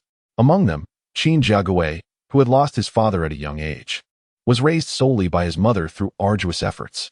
Zhuang Xiaohua's mention of parents stirred memories in Qin Jiagui of his father, who had met a tragic fate, and of his mother, who had endured so much hardship. A shadow of sorrow crossed his face. Chapter 39. The rear of the team. Initially, he was resolute in his determination to properly handle all the corpses. However, after enduring so many upheavals, he came to realize the absurdity of his efforts. Not to mention the bloodthirsty monkey dogs that could easily scale trees, even if the bodies were concealed among the branches, should they choose to wreak havoc. It would be a trivial task. Sighing, Qin Jigu took a bite of bread, soon finding his thoughts drifting to his girlfriend, Yuan Nipin, who remained at school. Due to familial circumstances, he, fearing solitude, cherished his current relationship immensely. Suddenly, Zhou Huakong interjected, "Zhuang Xiaohua, stop lamenting. If fortune smiles upon us, perhaps we may yet return, right? Let us not lose hope so soon." He attempted to lighten the mood with a laugh, but it faltered after a single chuckle. For the expressions of those around him were grave and heavy, enveloping the atmosphere in an indescribable oppression. "What has become of everyone?" Zhao Shichong suddenly exclaimed. "We have 2 days in total. Today is merely our first. How can we be disheartened before the final hour?" The supplies remaining at the school were only sufficient for a little over 1,000 individuals for a mere 2 to 3 days. Thus, the mission of Su Yu and his companions was constrained to a 2-day limit. Finding a path to survival within this time frame would be optimal. If they failed, they would have no choice but to retreat. The only option left would be to take desperate risks, forsaking the safety of the school and venturing into the forest. One could only imagine the harrowing nature of such an endeavor, and the thought of the potential loss of countless lives sent shivers down their spines. A day had already passed, and now only the remainder of today lay before them. If today yields no further gains, Qin Jiagu stood up and stated solemnly, "Time is of the essence. Let us depart. Remaining here to lament serves no purpose." Suyu stuffed the last piece of bread into his mouth, took a sip of water, clapped his hands, rose to his feet, and said, "Indeed. It is time to go." Along with the newly joined female officer Zhou Burong and the young girl Ding Shan, a total of 13 individuals rose in succession, shouldering their backpacks as they exited the police station, which was reeking of blood and strewn with corpses. Although firearms lay abandoned on the ground, they were devoid of ammunition, reduced to mere scrap metal, save for Zhou Burong, who still possessed a small supply of bullets. The group exchanged glances, having ventured into this forest and endured 2 nights. This morning marked the 3rd day. They had but today to explore what remained of the forest before the moment of decision, one that no one wished to confront, would arrive. The young girl Ding Shan closely followed Zhou Burong, shielded at the center of the formation. Zhou Burong, armed and vigilant, scanned the surroundings. Since arriving in this world, she had yet to enter the forest. Qin Jiagu and Zhao Shichang continued to lead the front, while Suyu instinctively lingered at the rear, for the back of the group was often the most perilous position. Typically, he was alone at the back, yet today was different. Mazai had also fallen to the rear, walking beside Suyu. "Hey, do you often linger at the back to avoid the spotlight? Or is it a fear of encountering danger?" Mazai smiled, fully aware that Suyu was not genuinely afraid. She surmised he simply preferred not to draw attention to himself, unlike the Qin family, whose every action seemed to convey a sense of leadership. Suyu chuckled softly, then glanced back at the increasingly distant police station, which appeared somewhat solitary amidst the forest, and remarked, "Don't you think that walking at the rear makes the forest behind feel a bit daunting?" Mazai paused, then turned to look as well, responding, "Indeed, being at the back is quite nerve-wracking. I often find myself glancing back to assess the situation, and it is rather uncomfortable. That's why I find it curious that you consistently position yourself at the rear. You truly are an oddity." Suyu ruffled the hair at the back of his head and replied, "However, someone must bring up the rear, don't you think?" Mazai exclaimed softly, finally grasping his intention to occupy the most perilous position at the back of the group, and a sudden wave of inexplicable emotion surged within her. She murmured, "Indeed, you are quite peculiar. Is this considered kindness? Or should I say you possess a good heart, or perhaps foolishness?" Suyu offered a gentle smile and said, "Well, I hadn't considered that. It's simply that since someone must walk at the back, I might as well be that person. It hardly relates to kindness or foolishness, does it, Mazai? Perhaps you are overthinking this. By the way, I must thank you. Your performance last night was remarkably brave and impressive." With a thumbs up, Suyu genuinely complimented her. However, Mazai suddenly recalled the moment he had touched her foot, causing her cheeks to flush. She huffed softly, turned her face away, and remarked, "You and the addict are no good, are you?" Suyu was taken aback, and Zhang Zhongmo, who was walking ahead, immediately turned back and said discontentedly, "Instant noodles.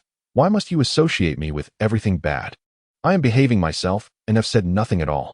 Seeing his aggrieved expression, Mazai couldn't help but chuckle, then shot him a fierce glare and declared, "What if I insist on saying it? Are you going to contest me? Go ahead, bite me if you're not satisfied." Zhang Zhongmo grinned and said, "All right, I'll really bite you." He revealed a set of pearly white teeth. Mazai lifted her foot and retorted, "Do you dare? This young lady will serve you with my feet." She appeared fierce and showed no fear of Zhang Zhongmo. Upon mentioning feet, Zhang Zhongmo displayed a mischievous glint in his eyes, glanced at her feet, and then gestured with his mouth towards Suyu before saying, "Serve me with your feet? If you dare, I certainly wouldn't. I fear that young master you might trouble me. Besides, a gentleman does not covet his brother's affection. How could I compete with my good brother young master you? You should serve young master you well with your feet. For last night, he was so gentle in massaging yours."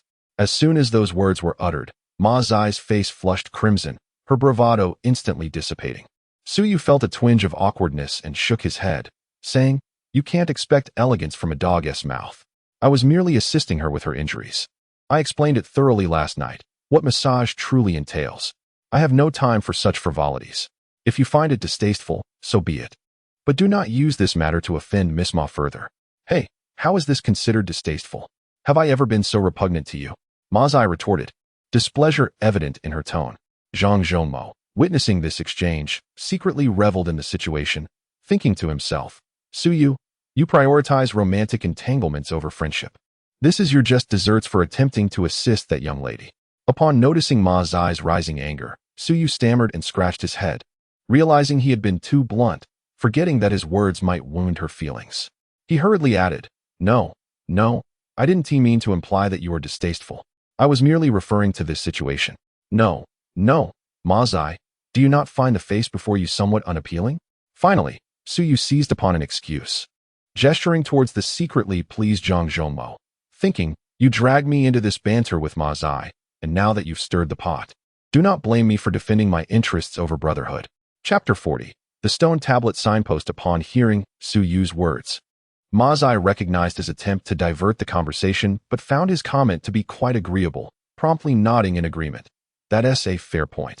Indeed, he possesses a rather repulsive visage." Zhang Zhongmo was momentarily taken aback, feeling a mix of frustration and disbelief. He pondered how his handsome face could possibly be perceived as repugnant. Observing the serious expressions on Suyu and Mazai's faces only deepened his vexation. As he contemplated how to retort, suddenly, the usually taciturn Lin Shi interjected, "Zhang Zhongmo, they are a couple in harmony. How can you contend with two voices when you stand alone?" Lin Shi's unexpected remark struck like thunder, leaving Suyu and Ma Zai blushing furiously. Zhang Zhongmo, taken aback for a moment, then burst into hearty laughter, nodding vigorously. "Indeed, I shall remain silent. Haha, Teacher Lin, age brings wisdom. You truly have a way with words." In his exuberance, he patted Lin Shi's shoulder with great enthusiasm, signaling that he regarded him as a friend in that moment. Lin Shi merely smiled faintly and returned to his silence. Suyu, with a wry smile, shook his head, not anticipating that everyone would be jesting at his and Ma Zai's expense.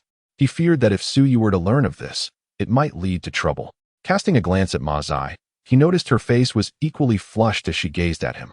Their eyes met for a fleeting moment before they quickly averted their gazes. In that instant, Ma Zai's expression was one of bashful embarrassment.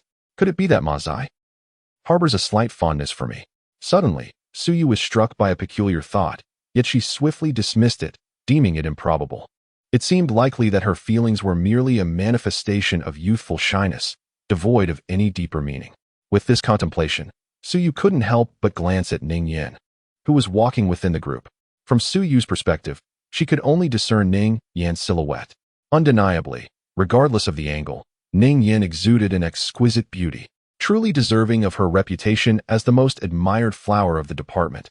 Nay, in Suyu's eyes, she ought to be recognized as the most admired flower of the entire school.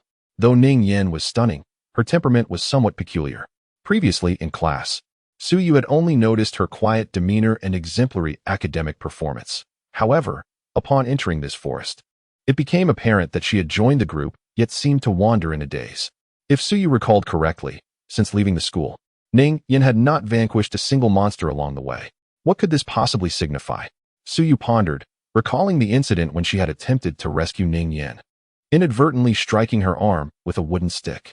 In that moment, Ning Yin's gaze had betrayed a flicker of resentment. Frustration welled up within her, and Suyu absent-mindedly tousled her hair. Meanwhile, the group had traversed a considerable distance through the forest, the police station long out of sight. The Qin family continued to mark their path with distinctive symbols on prominent tree trunks after every segment of their journey, a precautionary measure for their return, serving as a safeguard against unforeseen circumstances. The journey along this path was remarkably effortless for the group. They encountered no monsters along the way. However, on rare occasions, they could faintly hear the terrifying roars of distant creatures. The sounds were so far away that they seemed almost ephemeral, barely perceptible unless one listened intently. Look! Suddenly, Zhao Shichong, who was leading the way, pointed ahead. The others followed his gesture and noticed a stone stele standing approximately 20 meters away. This stele was slightly tilted and covered in moss, bearing the marks of many seasons of weathering, suggesting it had stood there for quite some time. The appearance of such a stone in the forest piqued their curiosity. As they approached, they discovered an arrow carved into its surface. "Is this a directional sign?" exclaimed Qin Jiagui with a hint of excitement, hurriedly clearing the moss from the stele. The arrow became clearly visible, pointing straight ahead into the distance. Zhao Shichong, equally exhilarated, remarked, "Does this not imply that we are on the right path? The existence of such a directional marker suggests that there must be something ahead. Perhaps it is the exit of this forest?" "Indeed," Qin Jiagui affirmed, "there must be something. Otherwise, there would be no purpose in erecting such an inconsequential stone." Let us hasten our pace and discover what lies ahead. The group felt a surge of enthusiasm. Perhaps the arrow truly pointed to the forest's exit. Even if it did not, it still represented a glimmer of hope. The weary travelers, previously fatigued, found a renewed vigor and immediately quickened their pace. Among them, young Ding Shan, having already exhausted herself over a stretch of the journey, was lifted onto the back of Zhou Barong, who noticed her plight. However, carrying a child of 7 or 8 years proved to be a considerable burden, and soon Zhou Barong found herself panting from the effort. Observing this, Su Yu approached and offered, "Allow me to take over." Grateful, Zhou Barong cast a brief appreciative glance at him before entrusting Ding Shan to his care. Ding Shan's small face flushed with embarrassment as she softly murmured, "I'm sorry, big brother. It's my fault for being so weak." Su Yu chuckled gently. "You are merely a child. It is perfectly natural." He affectionately ruffled her hair, tossed his backpack to Zhang Zhongmo, and then hoisted Ding Shan onto his back. With the unique power coursing through him, as a second-tier black iron warrior, he carried her effortlessly, feeling no strain whatsoever. Li Dong and the others exchanged glances at Ding Shan, their brows slightly furrowed, sensing that carrying a child could be a burden, yet none voiced this thought, as it was not their responsibility to bear her. They raced ahead, covering considerable ground, yet before them loomed an expansive forest, filled with towering trees that seemed to stretch into infinity. As the initial enthusiasm of the group began to wane, their pace slowed in tandem. At that moment, Qin Jia Gui opened his mouth, intending to rally the group with words of encouragement to hasten their journey once more, when suddenly, a resounding roar echoed from the distant sky. The thunderous roar was utterly terrifying, shaking the very earth as if it were trembling in fear. The crowd, taken aback, halted in shock, only to be met by a second resounding boom that resonated much closer than the first. As this second thunderclap reverberated, Su Yu and his companions instinctively looked up, witnessing a scene that would forever be etched in their memories. Amidst the tumultuous dark clouds above, a colossal foot, as immense as a mountain, descended from the heavens, piercing through the clouds with a heavy thud. Though its landing was over 100 feet away from the crowd, the resulting gust of wind surged like a tempest, sweeping everyone off their feet. They felt as if they were mere leaves caught in a whirlwind, utterly helpless. A chilling dread enveloped their hearts, and the entire world seemed to sway and shudder, as if the apocalypse had suddenly descended upon them. Chapter 41. The colossal hand and foot of the eagle-headed beast. The thunderous sound, akin to a nuclear explosion, emanated from a colossal foot, as immense as a mountain, descending from the sky and striking the earth with a resounding crash. When that gigantic foot was lifted, an eerie, foot-shaped expanse devoid of trees emerged in the forest, where countless towering trees had been uprooted and pressed into the ground. Behind him, Ding Shan gasped in astonishment. The young girl could not comprehend the unfolding chaos, only feeling a fierce wind sweep through before being thrown off balance. Su Yu let out a low growl, his left arm instantly enveloped in a layer of black scales, the surge of power erupting forth as he forcefully struck the ground.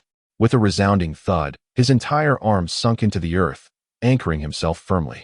With a swift motion of his right hand, he pulled Ding Shan back into his embrace. Among all, he alone managed to stabilize himself amidst the turbulent winds that had been stirred up, gritting his teeth against the onslaught as he gazed at the heart-stopping spectacle unfolding 100 feet away. As the gargantuan foot, reminiscent of a celestial pillar, descended and then rose again, just as it prepared to strike down once more, a golden beam of light pierced through the ominous clouds above, cascading down like a golden rainbow and violently colliding with the colossal foot. A chilling hissing sound erupted from the foot, and then the forest surrounding Su Yu and his companions, spanning hundreds of feet, was besieged by an even more terrifying gale. Su Yu firmly planted his left arm into the ground, gritting his teeth to maintain his balance, his eyes wide with horror as he beheld the alarming scene before him. The radiant golden light converged upon the colossal foot, and as Su Yu observed from a distance, it transformed into a magnificent creature, half human and half eagle. This resplendent being possessed a humanoid, upright form, yet its hands and feet were adorned with talons reminiscent of avian claws. Atop its head rested a golden eagle's visage, while its entire body shimmered with an opulent golden sheen. Golden feathers, resembling those of birds, cloaked its physique, and a pair of golden wings, initially unfurled, suddenly retracted tightly against its back as it descended upon the giant foot. the brilliance of the golden light, and the extraordinary, noble silhouette of the eagle-headed figure were beyond the capacity of mere words to convey. Suyu stood there, dumbfounded, as waves of astonishment surged within him. What is this? In utter shock, Suyu found himself nearly rooted to the spot. High above, the golden-headed creature, with its wings now folded, alighted upon the recently raised giant foot. Suddenly, a chilling sound echoed through the air, and a torrential downpour of blood rained down, engulfing the area within hundreds of feet in an instant. The enormous foot, akin to a mountain, began to splinter around the point where the golden creature had landed. And from the fissures, blood gushed forth like a fountain, showering the surroundings. Suyu, Dingshan, Ma Zai, and the others had no means of escape, and they were instantly drenched by the deluge of blood. Yet at that moment, they had all regained their composure. Witnessing the breathtaking and horrifying spectacle unfolding in the sky above, a deafening howl echoed through the forest, causing all beasts to lower their heads in terror, trembling in fear. Suddenly, a colossal paw, cloaked in black fur, descended from the sky, forcefully reaching for the golden eagle-headed creature. In response, the creature unfurled its golden wings, soaring upward with a swift whoosh, emanating a dazzling golden radiance. This brilliance quickly transformed into a golden arc, resembling a resplendent rocket ascending into the heavens. Colliding fiercely with the descending paw, the clash in the sky produced a horrifying sound, as the golden arc surged upwards, shattering the enormous paw inch by inch, rendering it a disarrayed mass. The radiance exuded by the golden eagle-headed creature possessed an indomitable terror, seemingly destined to vanish into the clouds above. Yet suddenly, another massive paw swept across the sky. This time, the golden eagle-headed creature was struck by the mountain-like paw, causing its radiant glow to dissipate, and it plummeted from the air. A thunderous roar erupted a mere dozen paces away from Suyu and the others, as several towering trees were obliterated, leaving behind a gigantic crater at the center. Just as they stood in stunned silence, a flicker of golden light revealed the fallen golden eagle-headed creature rising from the depths of the crater. For the first time, they found themselves in such proximity, and it was then that the crowd realized that despite the golden eagle-headed figure appearing diminutive when compared to the colossal hands and feet, its true form was indeed immense. When it stood, its height surpassed 10 meters, and being so close rendered the onlookers breathless. Its golden, resplendent body exuded an air of divine majesty and authority. As the golden creature rose from the pit, its piercing gaze swept across the cowering figures of Suyu, Dingshan, Qinjigui, and others, before it lifted its eyes to the heavens. Above, the giant claw that had previously cast it aside descended once more with ferocity. The mere glance from the golden being sent a shockwave through Suyu and his companions, causing their blood to surge and nearly faint. The intensity of the creature's gaze was overwhelming. What a formidable life form and existence this must be. Upon landing, the golden figure did not take flight again. Instead, it retracted its wings and raised its claws high, grasping and tearing at its own wings. The once concealed golden wings began to morph and twist, swiftly transforming into a grand golden bow and an arrow of the same hue. The golden entity drew the bow, aiming not at the descending giant hand, but into the void. In an instant, the bow was pulled taut into a crescent shape, and the creature emitted a shrill, resonant cry that shattered stone and pierced the clouds, ascending with vigor. The golden arrow became a streak of lightning, soaring through the air and vanishing into the darkened clouds. At almost the same moment, a terrifying and piercing wail emanated from within the ominous clouds. The colossal claw, which seemed poised to descend, trembled and abruptly halted. Then, golden lightning erupted from its massive talons, tearing through the skin, ultimately engulfing and obliterating the claw itself. The mournful cry ceased abruptly, and within the clouds, a vast expanse of golden radiance emerged. The golden being exhaled a long breath, releasing two streams of vapor resembling jade dragons from its eagle-like nostrils. Pressing the golden arrow against its back, it transformed once more into golden wings. With a swift push of its feet, it soared into the sky. Upon reaching midair, with a swift whoosh, it unfurled a pair of golden feathers. However, the left wing was missing a golden feather, which had just been transformed into an arrow. Nevertheless, this lost golden feather would soon regenerate. Chapter 42. Leadership qualities. The golden monstrosity vanished into the dark clouds, and the colossal hands dissipated into thin air. The once frenzied scene gradually returned to a semblance of calm, leaving behind only the remnants of chaos, fallen trees and pools of blood, rendering the entire area a desolate wasteland. Su Yu, Qin Jigui, Zhang Zhongmo, Ma Zai, and the others took a considerable time to regain their senses, as if awakening from a terrible nightmare. If it were not for the devastation surrounding them, they would scarcely believe that the recent events were indeed real. What was that? After a lengthy silence, Zhao Shichong finally moaned and cried out. In that moment, anyone who still believed that the world before them was the same place they once inhabited must have been utterly deranged.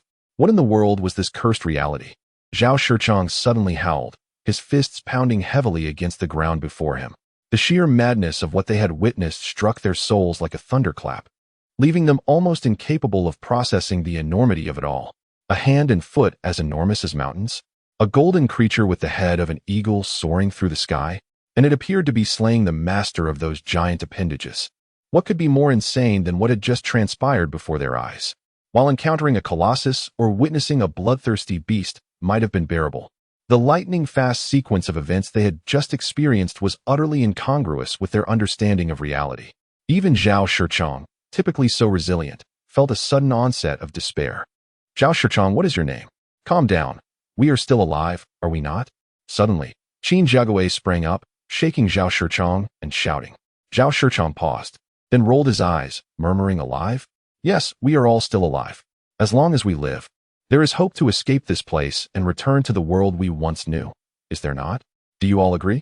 Qin Jigui's voice became hoarse from his cries. Su Yu nodded, reluctantly acknowledging that Qin Jigui possessed the qualities of a leader. At the very least, he could articulate words of encouragement that others could not. We have indeed arrived in a realm of madness. Those Golem beasts, what was it called, Golden Golem? The extraordinary powers that lie within us. Since we are in a world of insanity, what is so surprising about further madness? We must all remember that we need to survive, no matter what. We must strive to endure. Only then shall we eventually escape this nightmare. Qin Jigui shouted with fervor. Therefore, we cannot succumb to despair. We must press on.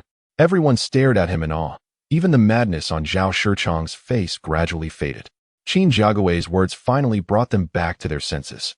Indeed, the recent events were utterly bizarre, but what did it matter to them? They had merely sought a path to survival, had they not? I understand now. Thank you, Zhao Shichong said after a moment's silence, patting Qin Jigui on the shoulder. Zhang Zhongmo gave Qin Jigui a thumbs up, stating, I have begun to appreciate you as well. Qin Jigui, taking out a cigarette, he said, do not refuse, let us all partake. Smoking will help us calm our nerves and contemplate our next course of action. This time, even Qin Jigui, who had never smoked before, took a puff, only to be met with a fit of coughing that brought tears to his eyes. Zhang Zhongmo erupted in laughter, and the atmosphere finally lightened a bit, as the group's emotions began to recover from the earlier terror and despair. Damn it. I always thought Ultraman and Superman were mere figments of imagination, but now I can't help but wonder if they might actually exist. That golden creature with a hawk's head is no less formidable than Ultraman. Zhang Zhongmo exhaled a cloud of smoke, half in jest, half in rueful reflection. Su Yu pondered for a moment and said, let us move on. Remaining here will only squander our time. This world is filled with countless enigmas and entities beyond our comprehension. We must choose to accept this with equanimity and focus on our responsibilities. With that, he picked up Ding Shan and took the lead. Indeed, we must fulfill our duties. Remember, there are over 1,000 people at the school awaiting our good news. No matter what, we must find a way out today, Qin Jigui exclaimed, grabbing his backpack to follow suit. Zhang Zhongmo extinguished his cigarette, lifted both his and Su Yu's backpack, and grumbled, young master Yu, why must I carry your bag? It makes me feel like your servant. Su Yu shot him a glare, and nearby, Zhou Burong felt a twinge of discomfort at his words. For it was indeed because Su Yu needed to carry Ding Shan that he had entrusted his backpack to Zhang Zhongmo. She quickly interjected, allow me to take it. Zhang Zhongmo chuckled and remarked, Officer Beauty, don't take it to heart. I've merely grown accustomed to exchanging banter with you. It was all in jest. With no ulterior motives. Zhou Burong turned her gaze towards Su Yu, who smiled and replied, pay no mind to him. This fellow has always been like this, with a foul mouth that has offended many throughout his life. I recall during our childhood, His incessant provocations often landed me in trouble as well. Upon hearing this, Zhang Zhongmo couldn't help but laugh, saying, "It is indeed curious. Back in the day, when we were still young, I would offend someone and find myself surrounded and beaten. Yet you, despite being a scrawny little thing at the time, would always leap to my defense. You made it impossible for me to escape, resulting in even worse beatings." Su Yu, reminiscing, began to chuckle as well. Zhang Zhongmo had a penchant for trouble during their youth, and Su Yu's attempts to assist often resulted in exacerbating the situation, leaving them both bruised and battered on their way home. He cherished those memories, for their friendship, forged in those tumultuous times, was stronger than that of true brothers.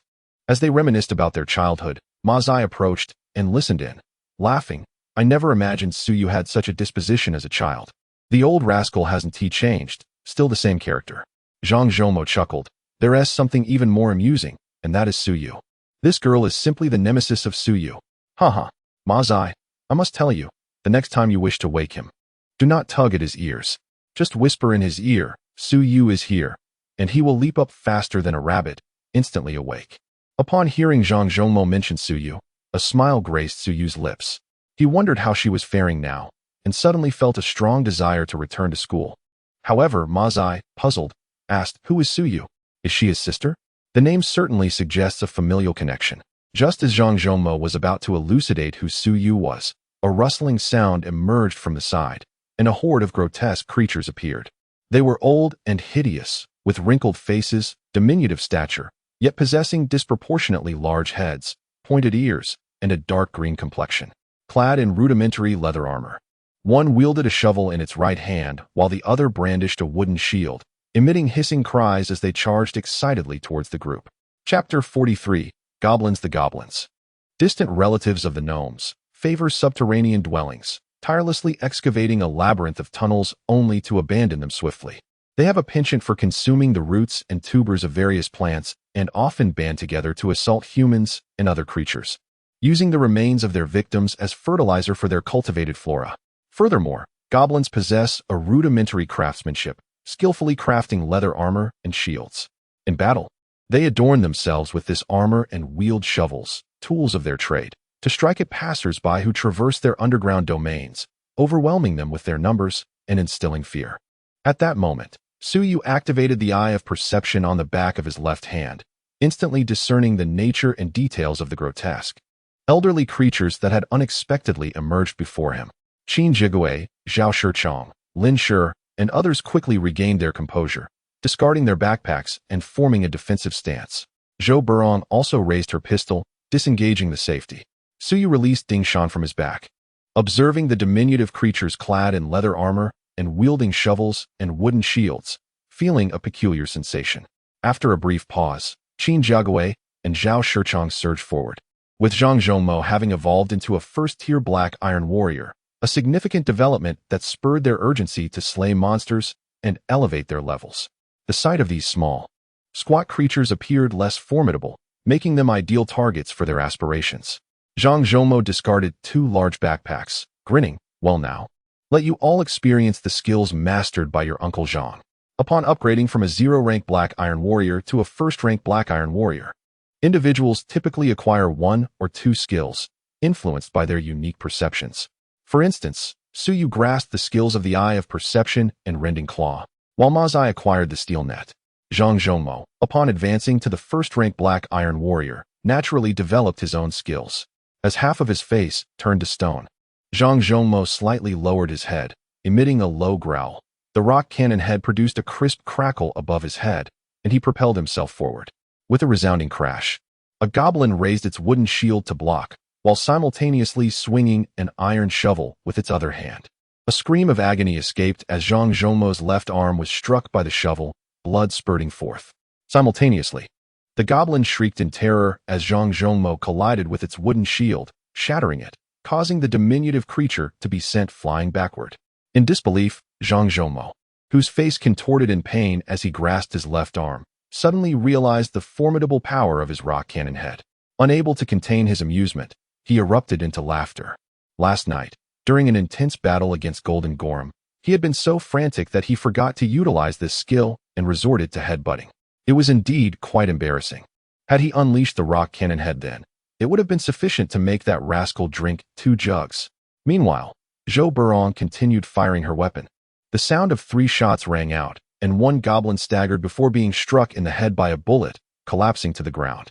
Suyu stood still, his left arm exhibiting a beastly transformation, with patches of black scales emerging, yet he refrained from making a move. The members of the Qin family, Zhao Shichong and Lin Shi, were on the verge of a breakthrough. If possible, they hoped to eliminate more goblins to facilitate their advancement. It was only after evolving to the first tier that one could acquire skills, representing a substantial leap in strength, for the 0 tier was simply too weak. Ma Zai unleashed a steel net, swiftly immobilizing 2 goblins, followed by a flying shovel kick. With a sharp sound, she struck 1 goblin squarely in the face. Apart from the formidable golden goblin, Colin, who could sever Ma Zai's right leg, protected by otherworldly forces. Her right leg was so powerful that even a rock hurled at her would pose no threat. With astonishing strength, she shattered the goblin's face in an instant.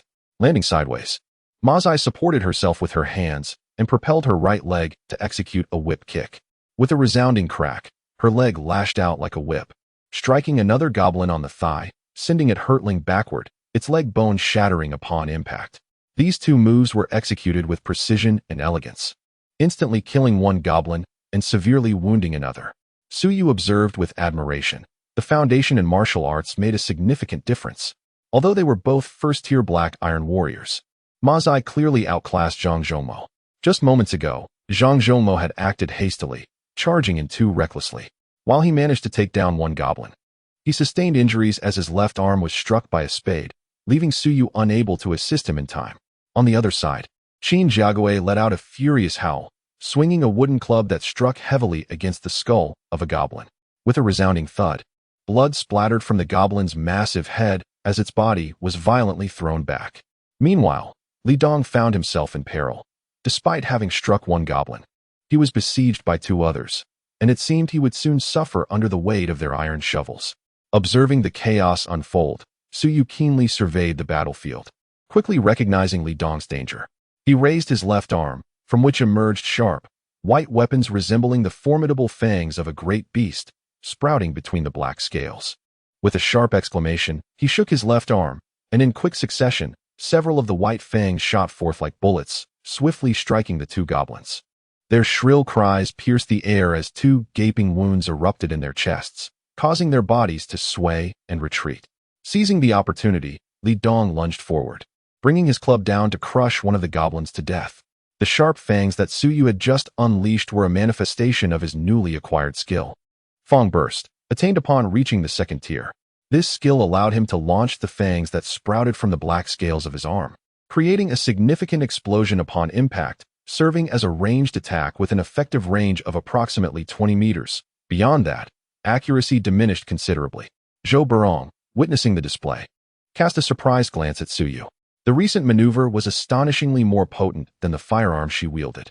Suddenly, Qin Jiagui let out another roar, this time infused with a hint of exhilaration. As Suyu gazed over, he noticed that one of the man's right hands was entirely enveloped in a dark, metallic skin. It became evident to him that the man had attained enlightenment and stepped into the first tier of his realm. Indeed, Qin Jiagui swiftly swung his metallic right hand, and with a commanding shout, unleashed the iron fist explosion. The formidable blow struck squarely against the chest of a goblin, resulting in a thunderous crash. To Suyu's astonishment, the impact caused an explosion, eliciting a harrowing scream from the goblin as it was violently propelled backward, a gaping hole torn into its chest, leading to its immediate demise upon hitting the ground. Suyu's expression shifted. Was this technique truly called Iron Fist Explosion? It was remarkably powerful. Without hesitation, Qin Jiagui advanced, taking 3 decisive steps forward. With his fingers outstretched, the 5 metallic digits transformed into sharp, conical points. He delivered a fierce swipe, producing a slicing sound as he inflicted 5 gruesome wounds across the chest of another approaching goblin. Chapter 44. Iron Fist Detonation. The Iron Arrow Claw was the second skill he had comprehended. Much like Suyu, upon reaching the first tier, he had simultaneously grasped 2 offensive skills. The goblin let out a wretched shriek, swinging a shovel in desperation. Qin Jiagui realized that the lethality of the Iron Arrow Claw was insufficient and swiftly transformed his fist into the iron fist detonation, delivering a powerful blow. With a resounding crash, before the shovel could strike his head, he obliterated the goblin's chest, sending it hurtling backwards. Upon entering the first tier, Qin Jiaguai swiftly mastered two skills, dispatching two goblins with a single strike, astonishing the crowd and drawing their attention. Ma Zai cast a glance, feeling overshadowed by him. Unable to suppress a soft huff, she thought to herself that this fellow truly relished the spotlight, performing even more impressively than Suyu had upon his entry into the first tier. Withdrawing his iron fist, Qin Jiaguai wore an expression of exhilaration. He couldn't help but contemplate whether his iron fist detonation was more formidable than Su Yu's rending claw. With newfound strength, his ambitions began to flourish. He aspired to be recognized as the strongest among them, longing to usurp Su Yu's position. With this thought, he cast a distant glance at Su Yu, his eyes gleaming with a hint of challenge. Su Yu noticed this and merely smiled, offering no response. Ma Zai, observing the exchange, retreated to Su Yu's side and whispered, "What do you think? His move is certainly impressive, but it seems rather ostentatious, doesn't he?" As Su Yu observed the goblins lying lifeless, he released his left hand, allowing the black scales to dissipate into the air. He then ran his fingers through his hair and remarked with a smile, "Indeed, it appears quite formidable." Ma Zai's eyes sparkled at his words. The emphasis on formidable rather than power spoke volumes. In truth, Su Yu had previously analyzed the technique employed by Qin Jiaguai, known as the Iron Fist Explosion, in comparison to his own rupturing claw from when he was merely at the first tier. Both techniques possessed commendable offensive capabilities. The Iron Fist Explosion primarily relied on the force exerted by the metallic fist, which delivered a crushing blow that resulted in explosive destruction of the adversary. In contrast, Su Yu's rupturing claw was characterized by the sharpness of his hardened black scales, which generated a swirling force, creating a vortex of power. The black scales acted as razor-sharp blades. With a single swipe of his claw, flesh and bone alike would be shredded. When juxtaposed with the Iron Fist Explosion, Su Yu felt that his rupturing claw was by no means inferior. This, of course, held true only under the condition that both combatants were of equal tier. Now that Su Yu had ascended to the second tier, he was far beyond the newly initiated Qin Jiaguai. The hint of challenge from Qin Jiaguai merely signified that Su Yu was the target he aspired to surpass. It did not imply that he currently possessed the strength to confront Su Yu. The prowess of these goblins lies between that of the lesser and greater goblins. Without suffering any injuries, the group successfully eradicated a dozen goblins, among whom Qin Jiaguai emerged as the fourth first-tier Black Iron Warrior, following Su Yu, Ma Zai, and Zhang Zhoumo. His acquired skills include Iron Fist Explosive and Iron Arrow Claw. As more individuals ascend in rank, a deeper understanding of the extraordinary powers has developed. Slaying monsters and absorbing their crystalline essence allows one to become a Black Iron Warrior. It is apparent that there are distinctions in the levels of Black Iron Warriors, ranging from the lowest, 0 tier, to first tier, while Su Yu has already attained the second tier realm. With each elevation in rank, one gains new skills and enhanced strength. Furthermore, each individual's extraordinary abilities manifest uniquely. When Su Yu activated his left-hand power, scales reminiscent of those possessed by certain animals emerged on his left arm, complementing his claws and skill characteristics, clearly illustrating a beast-like strength. Ma Zai's manifestation is even more peculiar, as her right foot displayed tendrils resembling steel cables. Zhang Zhoumo's face underwent a stony transformation, while Qin Jiaguai's skin became metallic, rendering his right fist akin to black iron. It seems that although they absorb the same power, the resulting evolution and mutation vary from person to person. Observing Qin Jiaguai's transformation, Zhao Shichong, Lin Shi, Li Dong, and others exhibited a glimmer of yearning in their eyes, eager to discover the nature of their own evolved powers. After vanquishing the horde of goblins, Li Dong and the others, who had not yet advanced, discarded the wooden staffs they had obtained from the small golem beasts and replaced them with the goblin shovels, which evidently possessed superior striking power. They soon discovered a burrow behind a large tree nearby, clearly the lair of the goblins. It seemed that the creatures had emerged from their den upon hearing the footsteps of the group, only to meet their demise. Without lingering, the party continued on their journey. Within the current assembly of 13, there was one second-tier Black Iron Warrior and 3 first-tier Black Iron Warriors, signifying a formidable strength that rendered typical golem beasts and lesser goblins virtually harmless. As noon approached, the group paused to rest and partake in a meal, during which they were pleasantly surprised to see some of the dark clouds in the sky dissipate, revealing a faint halo of sunlight, which alleviated the previously oppressive gloom. Although they had covered considerable ground throughout the morning, their discoveries remained insubstantial, with the relentless expanse of forest and towering ancient trees surrounding them, overrun by an array of peculiar and indescribable flora, the names of which eluded them all. As midday arrived, even Qin Jiaogui, who had recently been elated by his advancement, felt his spirits wane, for according to their agreement, they had only the afternoon left.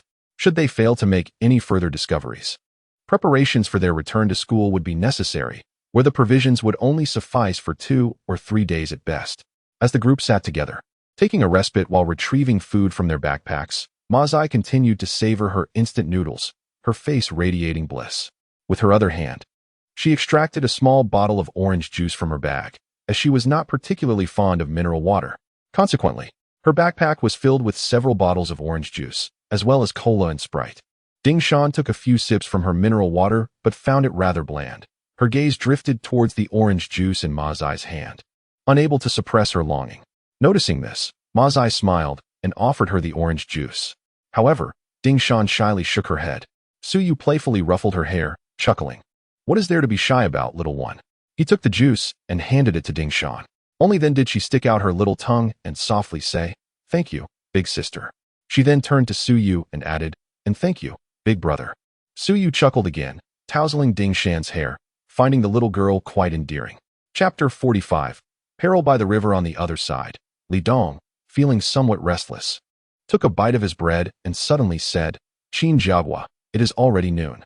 All we can see around us is an endless expanse of forest. Should we continue our journey this afternoon?" Although Suyu was the strongest among the group, he tended to be more reserved and rarely took the lead. Ironically, it was the more flamboyant Qin Jiagua who often made the decisions, which is why Li Dong sought his opinion first. Though Li Dong's inquiry was casual, it conveyed a clear message. Pressing forward seemed futile, as the path ahead remained shrouded in unending woodland. Before Qin Jiagua could respond, Zhou Huakong nodded in agreement, stating, "Indeed, our initial plan was to spend only 2 days here. With merely half a day left and the prospect of more forest ahead, it seems unnecessary to continue. Perhaps we should return to school and deliberate further?" Upon hearing Li Dong and Zhou Huakong's thoughts, the group fell into contemplation. However, Qin Jiagua interjected, "No, we have made our decision, we must proceed. Even if we have just an afternoon left, we cannot surrender until the very last moment. Perhaps hope will reveal itself at the final hour." Seeing Qin Jiagua's stubbornness, Li Dong turned to Suyu and asked, "What is your perspective, Suyu?" Among those present, it seemed only Suyu held the potential to sway Qin Jiagua's resolve. Suyu pondered for a moment, running his fingers through the hair at the back of his head before replying, "I concur with Qin Jiagua's perspective. We must not relinquish hope until the final moment." After a brief pause, he sighed softly. In truth, he too perceived the scantiness of hope. However, the decision to turn back would inevitably lead him to confront choices he was loath to face. Observing Su Yu's agreement, Li Dong's expression betrayed a flicker of disappointment, and he chose to remain silent. After a brief respite, they finally gathered their belongings, shouldered their packs, and resumed their journey. The path ahead unfolded as Li Dong and the others had anticipated, dominated by towering trees that seemed to stretch endlessly. Occasionally, creatures such as small goblins and earth elementals would emerge to launch surprise attacks. Eventually, Zhao Shichang from their party underwent a transformation, evolving into the fifth first-tier black iron warrior. Zhao Shichang's extraordinary power, like that of Qin Jiagui, manifested in his right hand.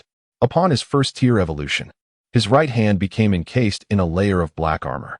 However, unlike Qin Jiagui, who struck his foes with his metallic fist, Zhao Shichang's black shell would reveal a sharp, snow-white blade, approximately a foot long, that emerged from within. This weapon, referred to as a bone knife in the information he had received, effortlessly severed a sapling as thick as a bowl, demonstrating its formidable sharpness. As the seconds slipped away, the collective disappointment among the group intensified. Yet, when Qin Jiagui suddenly emerged from a thicket towering over a person, he let out a gasp of delight. As Ma Zai followed closely behind, a joyful cheer escaped her lips, and she could hardly contain her excitement as she rushed downwards. Beyond the thicket lay a gentle slope, and at its base flowed a river, approximately 10 meters wide, its ends obscured from view. This river coursed through the forest like a silken ribbon amidst the verdant greenery. At that moment, the sight of the river filled Ma Zai and her companions with uncontainable joy. Over the past 2 days, they had endured countless battles. Their garments soaked with blood, the stench and discomfort beyond mere words to describe. Thus, the sudden appearance of the flowing river ignited a thrill that was indescribable. And it was no wonder that Ma Zai was compelled to rush forward without hesitation. Be careful, Qin Jiagu reminded as he hurried to catch up, ever mindful of potential dangers. It's a river, it's a river. Zhao Shichang laughed heartily, dashing ahead. Behind them, Ning Yan's eyes sparkled with delight as she joined the fray. Soon, the group of 13 gathered at the riverbank, their excitement palpable as they gazed at the water. Each felt an unbearable itch, a longing to plunge into the river for a refreshing wash. Everyone, let us remain calm. We don't yet know how deep the water is or if there are any dangers. We must assess the situation first, Qin Jiagu urged, maintaining a sense of caution amidst their exhilaration. Zhao Shichang chuckled, I suggest we take turns bathing. It's one thing not to see the water, but now that we have, enduring even a second feels almost unbearable. Even a man like him felt this way, let alone Ma Zai and Ning Yan. They nodded in agreement, their eagerness evident. Zhuang Xiaohua remarked, this section of the river is quite narrow, it cannot be very deep. I speak from experience. Furthermore, the water is so clear that the bottom is visible, and even the small stones can be seen. What danger could there possibly be? Haha, you are all too timid. I shall take a dip first. With a light-hearted laugh, Zhuang Xiaohua eagerly shed her outer garments and leaped into the water. Ma Zai scoffed, and several women hastily turned away. Upon seeing that the river water was indeed transparent and shallow, with a depth of less than a person, Qin Jigui, Su Yu, and the others felt a sense of relief. Zhao Shichang added with a smile, then I shall trouble you ladies to keep watch while we take a bath. Before he could finish his sentence, Zhuang Xiaohua, who appeared to be enjoying herself in the water, suddenly let out a frantic scream, thrashing her limbs desperately. Blood began to surge forth from the once clear river. What on earth is happening? The sudden turn of events startled everyone, including Ma Zai and the others, who rushed over without hesitation. Although the river appeared devoid of any threat, Zhuang Xiaohua's body twisted erratically within, as if ensnared by some unseen force. She opened her mouth wide, desperately crying out, help, help me, as she continued to sink. Everyone, be cautious. Do not jump into the water recklessly. Qin Jiagu shouted sternly, his iron fist clenched. Yet, as he observed the river and Zhuang Xiaohua's relentless descent and frantic movements, he hesitated. There was clearly nothing there. So why was Zhuang Xiaohua behaving so strangely? The more incomprehensible the situation became, the more terrifying it felt, causing even Qin Jiagu to retreat. Su Yu remained silent, disregarding the need to remove his clothing. Instantly, his left shoulder was enveloped by dark scales, each segment rising as white mist erupted forth. He leapt into the river, the tearing claws generating a swirling force that immediately churned the water, producing a thunderous roar. With a swift motion, Su Yu brandished his tearing claws and lunged toward the struggling Zhuang Xiaohua. The thunderous sounds intensified as the tearing claws spun rapidly, sending droplets of water flying. In that moment, Su Yu let out a low growl. I understand.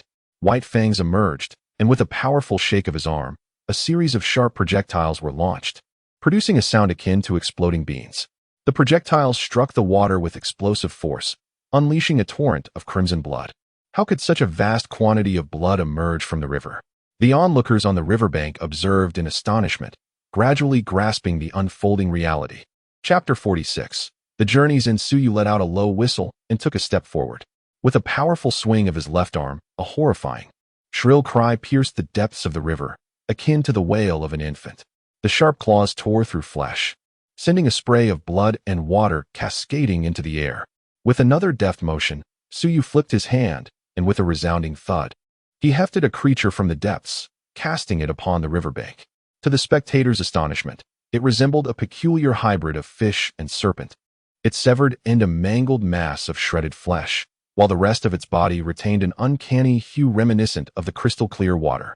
Now lying on the riverbank, its coloration began to shift gradually, ultimately transforming into shades akin to earth and stone, so much so that it became nearly indistinguishable at a casual glance. Before long, Su Yu retrieved the other half of the creature, which, upon landing on the shore, similarly transitioned from its original water-like hue to the colors of the surrounding soil and rock. It became evident that this bizarre entity possessed a chameleon-like ability, capable of altering its coloration to blend seamlessly with its environment.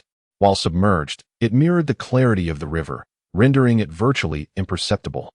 Zhuang Xiaohua, under this misapprehension, believed the waters posed no threat and leapt in, unaware of the lurking peril. Tragically, when Suyu hoisted Zhuang Xiaohua onto the bank, he found him grotesquely contorted, already bereft of life. Gazing upon the lifeless form of Zhuang Xiaohua, his mind echoed with memories of their recent laughter, a vibrant existence that had vanished in the blink of an eye, like a fleeting breeze. As the crowd gazed in silence at the lifeless body of Zhuang Xiaohua, sprawled on the shore with wide-open eyes, Qin Jigui was filled with a sense of regret. If only he had not hesitated and had instead jumped into the river alongside Suyu, allowing Suyu to confront the monstrous threat while he sought to rescue Zhuang Xiaohua. Perhaps there would have been a glimmer of hope for her survival. Tragically, at that critical moment, no one but Suyu had the courage to enter the water. Overwhelmed by shame, Qin Jigui came to the stark realization that he might never be able to challenge Suyu. In moments of urgency, he simply lacked Suyu's decisiveness. With this thought, he couldn't help but steal another glance at Suyu. At that moment, Suyu stood before Zhuang Xiaohua's body, lost in contemplation. To Qin Jigui, Suyu suddenly appeared inscrutable. Typically unremarkable, Suyu seemed devoid of any extraordinary traits. Yet, in pivotal moments, he exhibited extraordinary courage, sound judgment, and remarkable adaptability. A sudden understanding washed over Qin Jigui, Suyu's ascendance above the rest, becoming the sole second-tier black iron warrior among them, was not merely a stroke of luck as Qin Jigui had always presumed, but rather a testament to his genuine strength. In that instant, Qin Jigui felt the profound disparity between himself and Suyu. His fists clenched tightly, and for reasons he could not fully comprehend, he found himself inexplicably envious of Suyu. The qualities that Suyu possessed were ones he deeply yearned to attain. Strange creatures emerged from the riverbed, and the death of Zhuang Xiaohua cast a pall over everyone as the sky gradually darkened. This afternoon was drawing to a close, leaving all in a state of despondency. Suyu's perceptive eye identified the deceased monster as a river python beast, whose cries resembled that of an infant. Its coloration shifted with the environment, allowing it to ambush from beneath the water's surface. Lacking teeth, yet possessing immense strength, once it ensnared its prey, it could crush their bones and bring about death in a mere breath, subsequently swallowing them whole. This creature belonged to the aquatic beast clan, favored solitude, and was rather fearsome, occasionally spotted in the mountains and marshes. Gazing at Zhuang Xiaohua's lifeless form and the encroaching twilight, the group lost even the desire to bathe in the river. Deep within, Qin Jiagu felt a twinge of guilt towards Zhuang Xiaohua. He borrowed a shovel from Wei Zhongming without uttering a word and began to dig a grave. Soon, Li Dong, Zhou Huakong, and others joined him, wielding shovels that had been wrested from a band of goblins, now proving their worth. In no time, a substantial pit was excavated at the riverbank. Qin Jiagu set down his shovel, gently lifted Zhuang Xiaohua's body, and quietly murmured, "I'm sorry. If I had been braver, perhaps you wouldn't have had to die. I vow, I will never again be so weak. Just watch, the feats that Suyu can accomplish, Qin Jiagu, can achieve as well. I shall not be inferior to him." As they placed Zhuang Xiaohua's body into the grave, the others assisted in covering it with earth, swiftly entombing him. Having buried Zhuang Xiaohua's body, Qin Jiagu sighed with relief, the weight of guilt in his heart considerably lightened. He looked up and murmured, "Night is fast approaching." Everyone understood the implication of his words. Gazing at the river, barely 10 meters wide before them, Qin Jiagu felt a loss of motivation to proceed. It appeared that this journey would culminate at this river. With Zhuang Xiaohua's demise, the number of their party had once again dwindled to 12. Silence enveloped them for an extended period as they sat on the ground, each lost in their own thoughts. The night in the forest descended swiftly, soon enveloping the surroundings in darkness. They quietly consumed their provisions, listening to the dreadful roars that intermittently echoed from the distant woods. At night, the forest exuded an extraordinary terror, and the roars tonight were particularly unsettling, reverberating ominously and making their hearts race with fear, rendering them unable to find peace. Ding Shan's large eyes brimmed with terror as she curled up beside Zhou Burong, who held her close, eventually covering her ears to shield her from the horrifying growls. At last, it was Qin Jiagu who broke the silence, his gaze fixed on a piece of biscuit in his hand. According to our agreement, 2 days have passed. Traveling at night is perilous. We shall rest here tonight and return to school early tomorrow morning. What are your thoughts? Returning to school meant confronting the more than 1,000 classmates and teachers, but the question of how to manage their food supply lingered ominously. Their expedition yielded no rescue teams, no safe exits, and certainly no sustenance to satisfy over 1,000 mouths. It can be said their mission ended in utter failure. Li Dong, however, let out a cold chuckle and remarked, "There are plenty of monsters lurking outside the forest, whether it be the grotesque goblin beast or the diminutive creatures known as gremlins. Let them feast upon the carcasses of these beasts. I dare say it would not be impossible for them to survive." As soon as Li Dong uttered these words, a wave of revulsion swept over the crowd. The goblin beast's blood was green, its flesh equally repugnant. The mere thought of consuming the remains of such a creature sent shivers down their spines. "Li Dong, your words are as distasteful as they are absurd. Must you be so revolting?"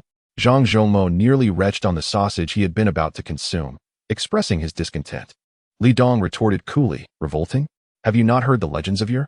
In times of famine, the desperate resorted to gnawing on tree bark and roots, consuming clay, and even resorting to cannibalism. What, then, is the flesh of these monsters?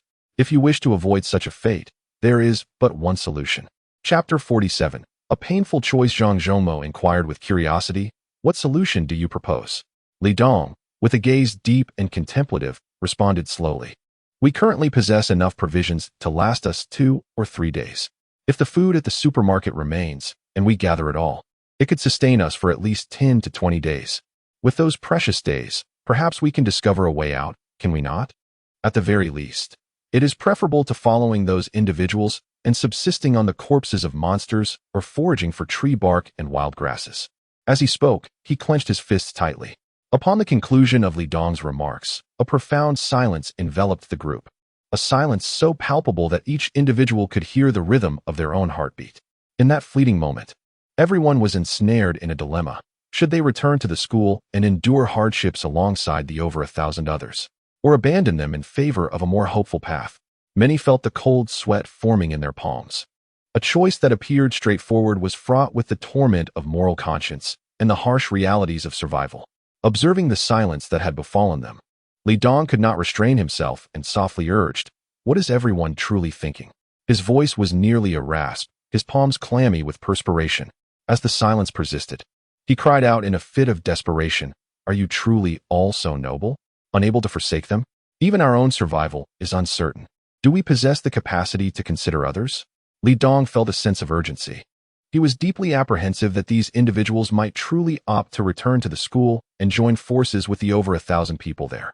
If he were to be alone, no matter how courageous he might be, he would not dare to embark on the journey by himself. Thus, he must persuade them to follow his lead, to take provisions and disregard the fate of the multitude within the school.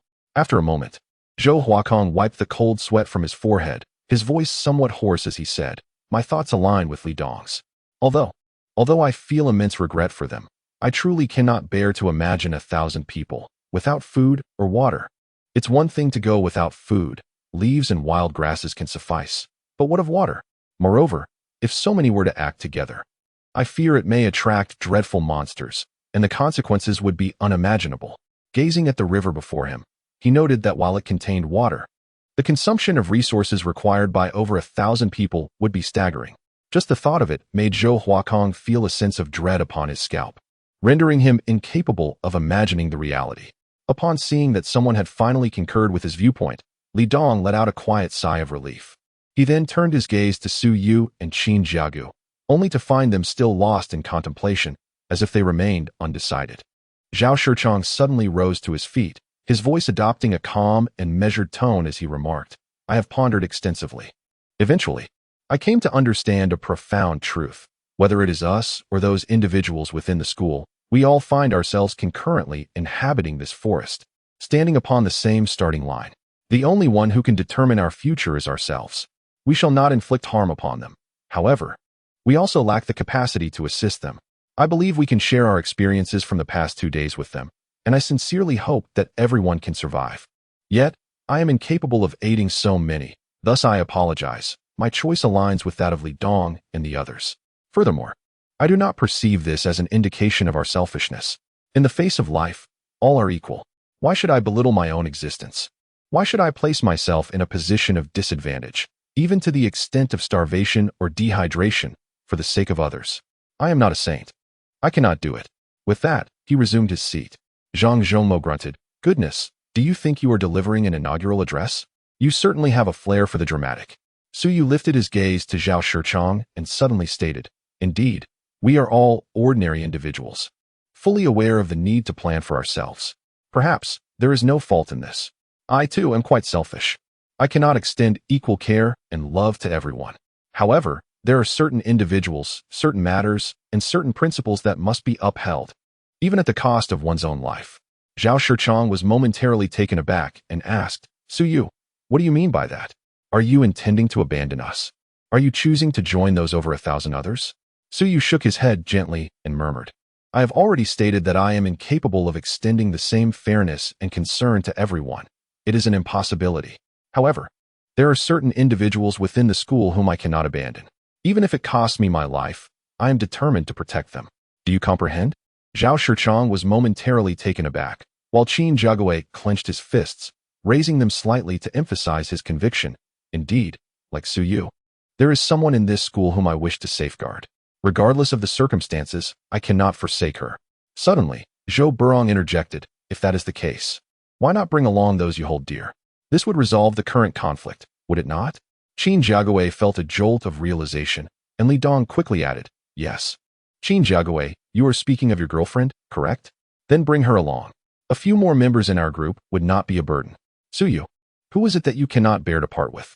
Surely it is not a classmate of yours." Upon hearing this, Qin Jiagui's eyes sparkled with hope. This indeed seemed a viable solution. The thought of enduring a life among the more than 1,000 people, subsisting on tree bark or even the remains of monstrous creatures, sent chills down his spine. Furthermore, he could not fathom subjecting his girlfriend to such a fate. The person Su Yu could not bear to part with was, naturally, Su Yu. Initially, everyone harbored a sense of guilt for abandoning the more than 1,000 people, reluctant to confront the reality. However, upon resolutely making the decision, a sense of relief washed over them. They meticulously devised a plan, ultimately deciding that, aside from Zhou Burong and Ding Shan, each of the remaining 10 individuals had the right to choose one person to bring from the school, a privilege they could also choose to forego. Su Yu naturally intended to select Su Yu, while Qin Jiagui aimed to bring along his girlfriend, Yuan Niping. The other men, too, began to contemplate whom they should take with them. Although some considered relinquishing this opportunity, as each additional person in their group would necessitate a division of their scarce food supplies. This premise, of course, relied on the availability of provisions in the supermarket. Otherwise, all their efforts would be rendered meaningless. Suddenly, a terrifying roar echoed from the distance, swiftly followed by a piercing shriek. The group, upon hearing these sounds, exchanged anxious glances, for the roar and the shriek seemed alarmingly close, approximately a few hundred meters away. Then, from the forest a few hundred meters off, a series of explosive cracking sounds erupted, indicating a fierce confrontation between two colossal beasts. "Everyone, be cautious," Qin Jiagui whispered, rising to his feet. The ominous sounds prompted a change in expression among the group. These were undoubtedly two fearsome monsters. Chapter 48. The Wild Bull Demon. The fierce battle, lasting only a couple of breaths, came to an abrupt end, followed by a series of thunderous booms. As the onlookers' expressions turned pale with apprehension, a creature that had previously been hundreds of meters away was now charging towards them at an alarming speed. Even if they wished to evade, it was already too late. Before them stood a monstrous being with a gigantic head and a dark green body, resembling the goblins they had encountered earlier. Yet, beneath it was not merely a gray wolf. Upon closer inspection, it became evident that the creature and the wolf were grotesquely fused together, appearing as though the goblin was riding the wolf when, in truth, they were one entity. As Su Yu activated the eye of perception on the back of his left hand, he instantly gleaned the details of this oncoming monster. Name, Goblin Knight. A level 2 beast soldier, a mutated evolution among the goblin clans. They capture wolves, slice open their flesh, and merge their own bodies within, resulting in a grotesque unity. The Goblin Knight possesses speed rivaling that of a wolf and formidable strength, marking it as a nocturnal assassin of the jungle. A powerful Goblin Knight can nearly match a golden goblin from the Garimbis tribe. Upon absorbing this information, Suyu could not suppress a gasp of cold air. The Goblin Knight before him possessed strength that could rival that of a golden goblin. Before them stood a bloodied Goblin Knight, appearing utterly disheveled. Upon noticing the group, it disregarded them entirely, leaping into the river and swiftly making its way across to the dense thicket on the opposite bank. In that instant, Suyu grasped the situation. The earlier commotion was evidently the result of a fierce battle between the Goblin Knight and an unknown creature, and the knight, having been swiftly defeated, had fled in a panic, fortuitously in the direction of their own position. The creature that had triumphed over the Goblin Knight. Just as Suyu contemplated this, a horrifying roar erupted before them, heralding the arrival of the beast that was pursuing the fleeing Goblin Knight. However, upon catching sight of Suyu and the others, the creature came to an abrupt halt, its bloodthirsty bovine eyes glinting with a blend of excitement and malice. In comparison to the rugged Goblin Knight, the delicate, tender flesh of humans, with their sweet blood, presented itself as a most delectable prize, especially with a whole group of them gathered before it. The creature, initially intent on hunting the Goblin Knight, swiftly redirected its focus to the humans. At that moment, even if the group wished to flee, it was already too late. The creature's speed far surpassed their own. Everyone, be cautious, do not act recklessly, admonished Qin, his voice low yet firm, as his right hand clenched into a fist, revealing a metallic skin that rapidly transformed into a formidable black iron gauntlet. In truth, the group was well aware that this creature was no ordinary foe. It was far removed from the goblins or the lesser creatures they had previously encountered. Before them stood a creature with the head of a bull, adorned with two gleaming black horns that shimmered with a chilling light, hinting at their formidable sharpness. Beneath this bovine visage lay the towering body of a dog, reminiscent of a wild bison, cloaked in a thick layer of pale yellow fur. What captivated the onlookers most, however, were the two enormous arms sprouting from the creature's back, resembling those of a gorilla. These arms, entirely black and seemingly forged from iron, appeared to harbor boundless strength. It was undeniable that the most fearsome aspect of this beast was indeed these two formidable limbs. Sensing the potential threat posed by the bull-headed monster, Li Dong, Wei Zhongming, Zhou Huakong, and others gripped their shovels tightly, gradually fanning out into a defensive formation. Zhou Burong cautiously shielded Ding Shan as they retreated, while Ning Yin also withdrew slowly, consistently opting for flight over confrontation whenever danger or monstrosity arose.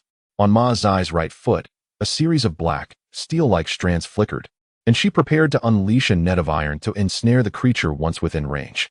Meanwhile, the eye of perception on Suyu's left hand activated at his command, revealing details about the creature before him. Name, Savage Bull Demon, a member of the Bull Demon tribe.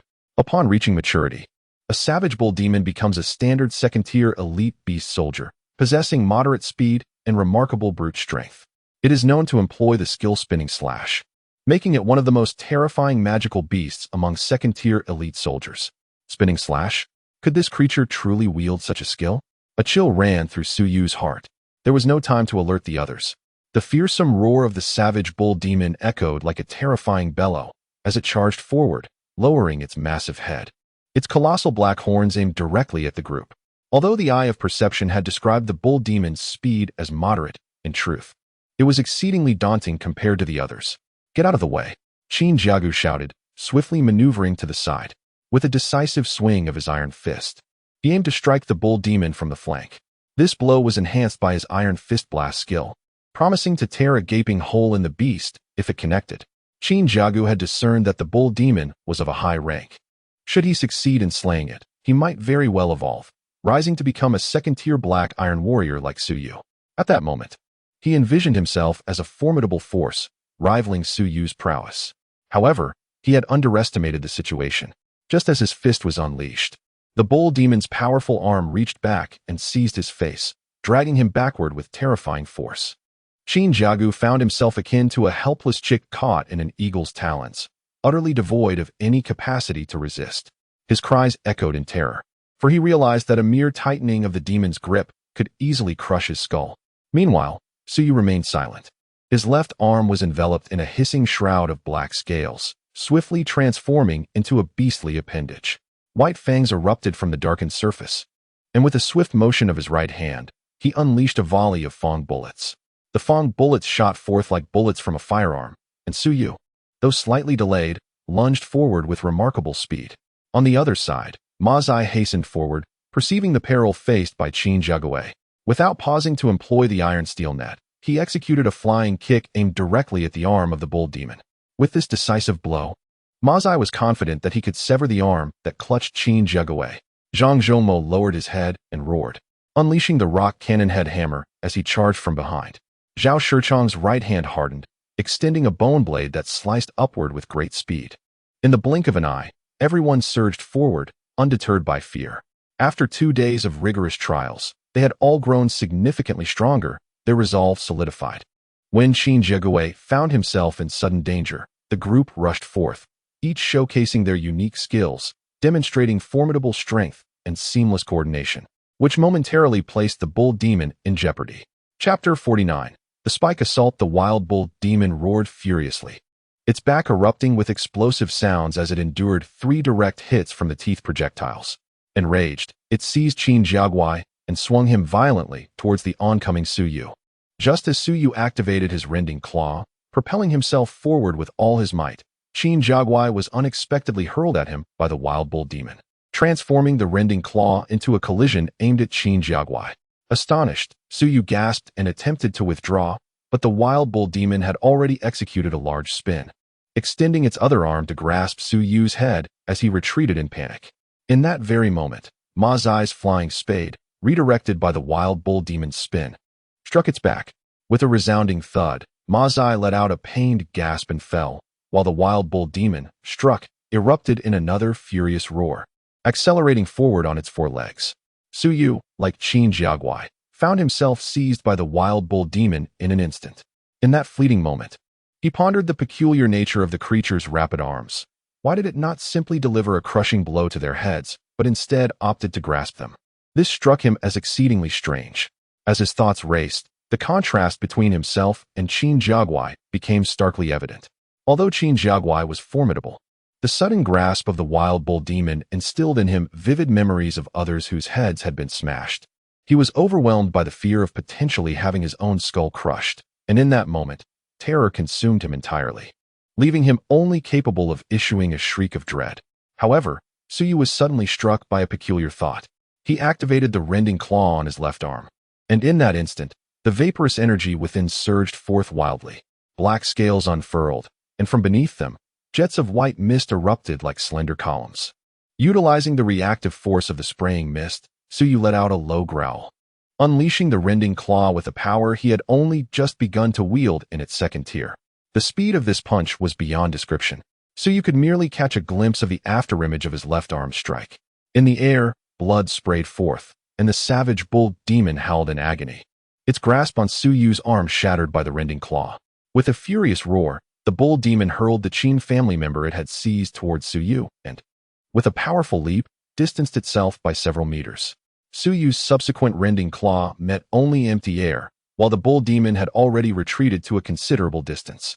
In an instant, it turned back, extending its remaining arm to pluck a dark horn from its own head and hurled it towards the crowd. A slight tremor rippled through the onlookers, and they soon realized that the black horn, once released, emitted a haunting, shrill whistle, trailing a sinister aura as it descended swiftly towards Su Yu. Alarmed, he let out a sharp cry and raised the rending claw to block the incoming projectile. A thunderous crack echoed, sparks flying, as Su Yu's body was jolted back as if struck by lightning, just as the bull demon prepared to launch a second horn. Spinning slash, Su Yu exclaimed as he fell to the ground, finally comprehending that this was indeed the skill mastered by the bull demon, the spinning slash. The second horn unleashed a whirling strike that soared into the crowd, and Ma Zai, Zhao Shichang, and others witnessed the horrifying sight of Su Yu being violently thrown back by the force of the blow. They hastily dodged, only to see the strike pass perilously close to them. To their shock, the whirling attack suddenly veered back towards them. With a piercing sound, Wei Zhongming let out a blood-curdling scream, his body convulsing before he froze in place. The whirling strike had pierced through his back, shattered his chest, and returned to the hands of the bull demon. Blood gushed from the gaping wound in his chest, leaving the onlookers in stunned silence. Wei Zhongming staggered a few steps before collapsing, breathless. The bull demon seized the returning horn and launched another whirling strike. The crowd gasped in terror, scrambling to evade it. Qin Jiagui, who had just risen from the ground, found himself compelled to drop back down. Suyu sprang to his feet, emitting a low growl, "Mazai?" simultaneously transforming his left arm to summon the lizard arm. His entire arm underwent a grotesque metamorphosis, instantly elongating into a 3-foot-long muscular appendage, swollen like a monstrous balloon. With muscles as hard as iron plates, impervious to even the sharpest nails. Upon hearing Suyu's low growl, Mazai charged towards the bull demon, preparing to unleash the iron net.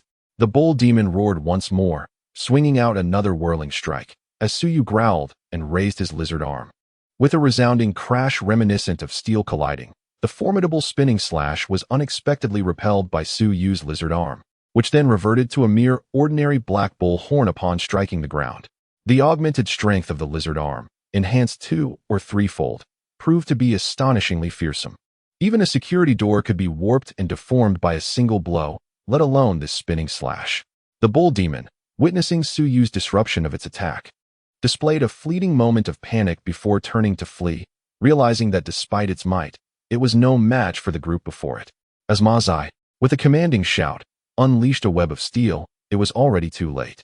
The bull demon, with a powerful push of its 4 legs, was poised to leap away, its speed rendering the onlookers unable to pursue.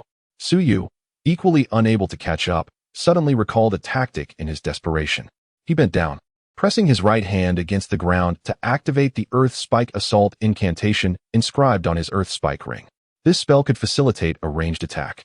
A faint glow emanated from the ring, followed by a series of crisp sounds erupting from the earth. Suddenly, in the vicinity where the bull demon stood, countless massive rock spikes surged upwards, densely packed, as if a forest of steel needles had sprouted from the ground. The overwhelming spectacle startled everyone, and Suyu himself stood in astonishment, watching as the bull demon let out a chilling howl, only to be impaled by the very spikes that had erupted from the earth beneath it. The spiky rocks maintained their form for approximately a second before vanishing, leaving the body of the minotaur riddled with enormous, translucent blood holes, resembling a beehive. It fell heavily to the ground, blood immediately staining the earth a deep crimson. Its bovine eyes widened in disbelief, unable to comprehend the suddenness of its demise. Su Xin was momentarily stunned, realizing just how terrifying this Earth Spike Assault truly was, an unexpected revelation indeed. Upon completing the Earth Spike Assault, the Earth element stored within the ring was entirely depleted, necessitating a full 24 hours for automatic absorption before this formidable spell could be cast again. The Minotaur was nearly on par with the Golden Goblin, and Suyu absorbed an immensely potent foreign force, feeling a significant enhancement in the power within his left arm. There was a subtle indication of this force converging, pressing against a certain threshold in his left shoulder, but upon the slightest contact, the foreign energy surged back, retreating entirely. Chapter 50. Friends, a thought flickered through Suyu's mind. Could this be a sign of impending advancement? The fierce bull demon had been felled by a spike from the ground, leaving the crowd in a state of shock. Suyu approached the lifeless body, crouching before it. He gently grasped the solitary arm protruding from its back, discovering it to be rather flaccid. A realization dawned upon him. This appendage, though initially alarming in appearance, was not intended for attacking enemies, but rather for executing the spinning slash technique. Thus, while the arm seemed formidable at first glance, its strength was not particularly great. Despite its speed in seizing both his and Qin Jigui's heads, it lacked the terrifying explosive power to crush their skulls instantaneously. It became evident that the execution of the spinning slash required agility and finesse rather than sheer might. Fortunately, the bull demon's arms were nimble, yet lacked formidable strength. Otherwise, both he and Qin Jigui would have perished at its hands, Suyu contemplated. He had not considered that if the bull demon's arms possessed such swiftness coupled with devastating destructive power, it would have easily obliterated their group, transcending the realm of a mere second-tier magical beast. Li Dong stood before Wei Zhongming's corpse, sorrow etched upon his face. Among their group, Suyu shared a profound bond with Zhang Zhongmo, while Li Dong had enjoyed a decent friendship with Wei Zhongming. In this moment of grief, as Wei Zhongming lay lifeless, Li Dong felt an overwhelming sense of solitude, akin to the sorrow of a rabbit mourning the death of a fox. Wei Zhongming was not one to speak much in daily life, somewhat resembling Lin Shi, but lacking his tenacity.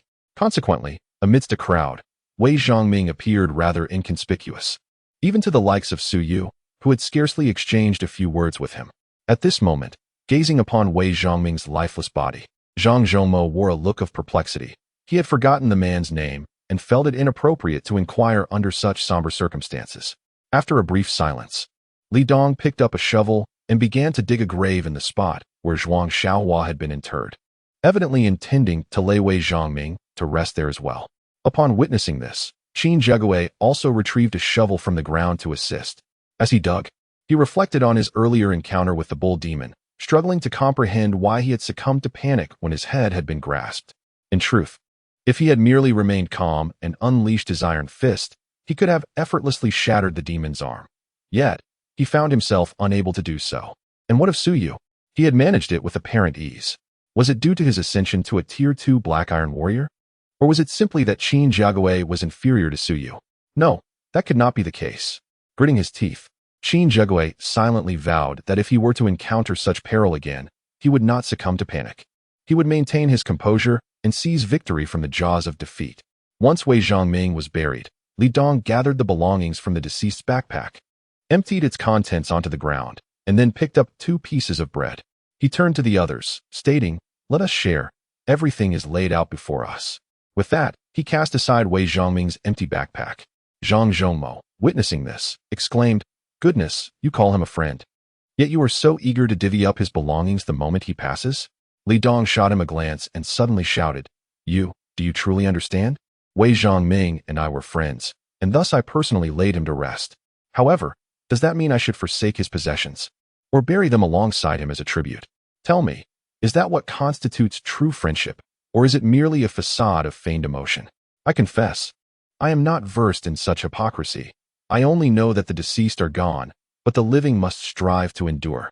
Even when my time comes, I would firmly believe that you should partake of the provisions I leave behind, to give those who remain a glimmer of hope. Is that truly wrong? What is erroneous about that? Li Dong cried out like a madman, leaving Zhang Zhongmo speechless, his mouth agape. Su Yu remained silent, stepping forward to retrieve a bottle of mineral water and a packet of beef jerky from the pile of provisions that Li Dong had just upturned. Observing this, others began to follow suit, each selecting 1 or 2 items. Li Dong, with reddened eyes, stood frozen, trembling all over. Su Yu picked up the last 2 remaining items from the ground and suddenly tossed them to Zhang Zhongmo, saying, "Put these away. Li Dong is right. Wei Zhongming would understand our actions from beyond. We, the living, must carry the weight of our fallen comrades and strive to live even more resiliently. The reason we found ourselves in this forest will eventually be revealed. If it is due to certain individuals, then I believe we, the survivors, must avenge our deceased companions, without a doubt." Zhang Zhongmo accepted the food thrown by Su Yu and solemnly placed it into his backpack. In that moment, he felt the profound heaviness that these 2 items represented, a weighty responsibility. Noticing Zhang Zhongmo had taken the items, Li Dong suddenly turned away, his shoulders trembling slightly. Su Yu reached out and patted his shoulder, saying, "You are absolutely right. We who remain must live with even greater strength. Only then will the departed find their peace and purpose in death. Wei Zhongming would not wish to see you in this state." I know. Li Dong's shoulders continued to tremble gently, his voice choked with emotion, and unbeknownst to him, tears had begun to well in his eyes. Su Yu observed and let out a quiet sigh. Generally speaking, Li Dong is an exceedingly selfish individual, always considering matters solely for his own benefit. However, from another perspective, he is also a remarkably genuine person. Upon witnessing his friendship with Wei Zhongming, Su Yu found his impression of Li Dong subtly transformed, at the very least. Li Dong was not hypocritical. He is far from being a petty egotist, he merely strives to survive. The commotion caused by the brutish bull demon, coupled with the recent deaths of Zhuang Xiaohua and Wei Zhongming, left everyone restless. Unlike other deceased individuals, the bonds with Zhuang Xiaohua and Wei Zhongming had deepened with time, weighing heavily on everyone's hearts. Ultimately, they gathered beneath a grand tree, engaging in light conversation to alleviate their somber spirits.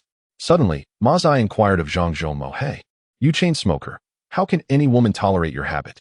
You must be single." She added, I think it would be best for you to quit smoking. Sister Ma is genuinely concerned about you. Zhang Zhongmo scoffed, clearly displeased, yet Ma Zai's words struck a chord. Noticing his expression, she smirked and remarked, well, someone like Su Yu, who doesn't smoke, must certainly have a girlfriend. Chapter 51. The Malevolent Fire. With a sly grin, Zhang Zhongmo remarked, you have misjudged the situation. Su Yu, that fellow, neither smokes nor drinks, and, unlike many, he is without a girlfriend. Just as he uttered these words, he noticed a spark of interest in Ma Zai's beautiful eyes. Zhang Zhongmo, not one to be easily deceived, suddenly realized the underlying intent of her inquiry. He inwardly scolded her for her cunning nature. She was not genuinely concerned about his romantic pursuits, but rather probing about Su Yu's relationship status. It seemed that Ma Zai had indeed developed feelings for Su Yu. Amused by this revelation, Zhang Zhongmo contemplated teasing Ma Zai and leaned in to whisper, but while Su Yu may be single at present, he is secretly devoted to someone. Ma Zai's expression shifted slightly, revealing her intrigue as she replied, oh? You know something I don't. Zhang Zhongmo subtly gestured towards Ning Yan, who was leaning against another large tree, stating, well, it's a well-known secret among us. She is his classmate. Upon reading his lips, Ma Zai's eyes widened in understanding as she caught sight of Ning Yan. A wave of disappointment washed over her. Indeed, Ning Yan was strikingly beautiful and possessed an elegant demeanor. Although she had not showcased much during this outing, her external allure was undeniable. Yet, Ma Zai pondered, was Su Yu truly captivated by a woman who seemed merely ornamental? With a hint of defiance, she thought, if you doubt it, why not ask Su Yu yourself? Zhang Zhongmo whispered softly. Ma Zai appeared somewhat despondent. She yearned to inquire directly of Su Yu, but hesitated to voice her questions. Upon glancing at Su Yu, she noticed him engaged in light conversation with Qin Jugui and Zhao Shichang, the three of them exchanging thoughts on their perceptions of this forest. If Su Yu's conjecture holds true, and their school was transported to this forest due to the pit incidents occurring worldwide, then how did these pits come into existence? Why were they brought to this realm? Is this phenomenon a result of natural occurrences, or is there some hidden manipulation at play? If it is indeed orchestrated, what purpose does it serve? Furthermore, how might they escape this forest and return to their own world? As the trio continued to share their insights, their discussion gradually shifted back to the topic of the Black Iron Warriors. They had all come to understand that those endowed with extraordinary powers in this realm were referred to as Black Iron Warriors, and the unique abilities displayed by these warriors varied from individual to individual, with distinct tiers of power. Is there a highest rank among the Black Iron Warriors? If so, what is the highest tier? What of the colossal hands and feet that descended from the clouds earlier today? Could they belong to a giant of ethereal proportions? And what of that golden-headed creature that obliterated the giant's appendages? Does this creature resemble beings like the Golden Golem, or is it more akin to their own life forms? Su Yu still vividly remembers the piercing gaze of the golden eagle-headed creature as it swept over him and his companions. That look was as sharp as a lightning strike, passing over them devoid of any emotion, akin to a human inadvertently glancing at a few ants crawling on the grass, just a fleeting glance, without any lingering concern. In the midst of their idle chatter, Lin Shi, who had been silent for quite some time, suddenly interjected, why are those with extraordinary abilities referred to as Black Iron Warriors? The question was peculiar, prompting Zhao Shichang to chuckle awkwardly before responding. Perhaps it is because the colors of our manifested mutations resemble black iron. My right hand manifests a chitinous appearance like that of an insect, while Qin Jugui's is even more so, resembling a fist forged from black iron. Yours also bears a resemblance, Su Yu. Although Zhao Shichang spoke in a half-joking tone, there was a semblance of truth in his words. However, Lin Shi held a differing perspective, stating, while the term warrior in Black Iron Warriors is understandable, I wonder why black iron is used to describe them. I feel there must be some significance behind it. It certainly cannot be merely because the mutated colors resemble black iron, gesturing towards Zhang Zhongmo on the other side. The group comprehended his implication. Half of Zhang Zhongmo's face was petrified, and its color was somewhat distant from that of black iron. Zhao Shichang found himself at a loss for words as he was rebutted. Su Yu, scratching the back of his head, was about to utter something when he inadvertently glanced up and noticed Zhou Huakong approaching Ning Yan, who was seated against a grand tree. He leaned in and whispered something inaudible. Ning Yan lifted her gaze to meet his, and a flicker of anger crossed her exquisite features, yet she chose to ignore him. Zhou Huakong, seemingly irked, raised his voice slightly, What are you pretending for? Do you truly believe that your beauty grants you the privilege to follow us around and indulge in our provisions without contributing anything? What is the matter? Is being my girlfriend too much of a burden for you? It is I who am showing you respect. Otherwise, someone of your ilk would inevitably meet their demise in this forest. By being my girlfriend, at least I can offer you protection, as he continued. Zhou Huakong donned a more gentle smile and spoke softly. This forest is fraught with peril. It is indeed exceedingly dangerous. I presume you would not wish to meet your end without having experienced the pleasures of life, would you? Agree to be my girlfriend, and upon our return to school, we can explore that together. In this intimidating forest, where death lurked at every corner, many individuals revealed their true selves, shedding the facades of morality and hypocrisy. Zhou Huakong's overt expression of desire towards Ning Yin was starkly candid. Ning Yin understood the implications of his words, her face flushed with anger, transforming her previously pale complexion into an even more ghastly hue, leaving her momentarily speechless. On one side, Zhou Burong, who was relatively close, overheard Zhou Huakong's remarks. As a policewoman, her innate sense of justice surged forth, prompting her to rise abruptly and declare in a somber tone, "Your words are utterly excessive. Such matters require mutual affection. Your one-sided devotion is meaningless." Zhou Huakong turned to glance at Zhou Burong and retorted, "My affairs are none of your concern.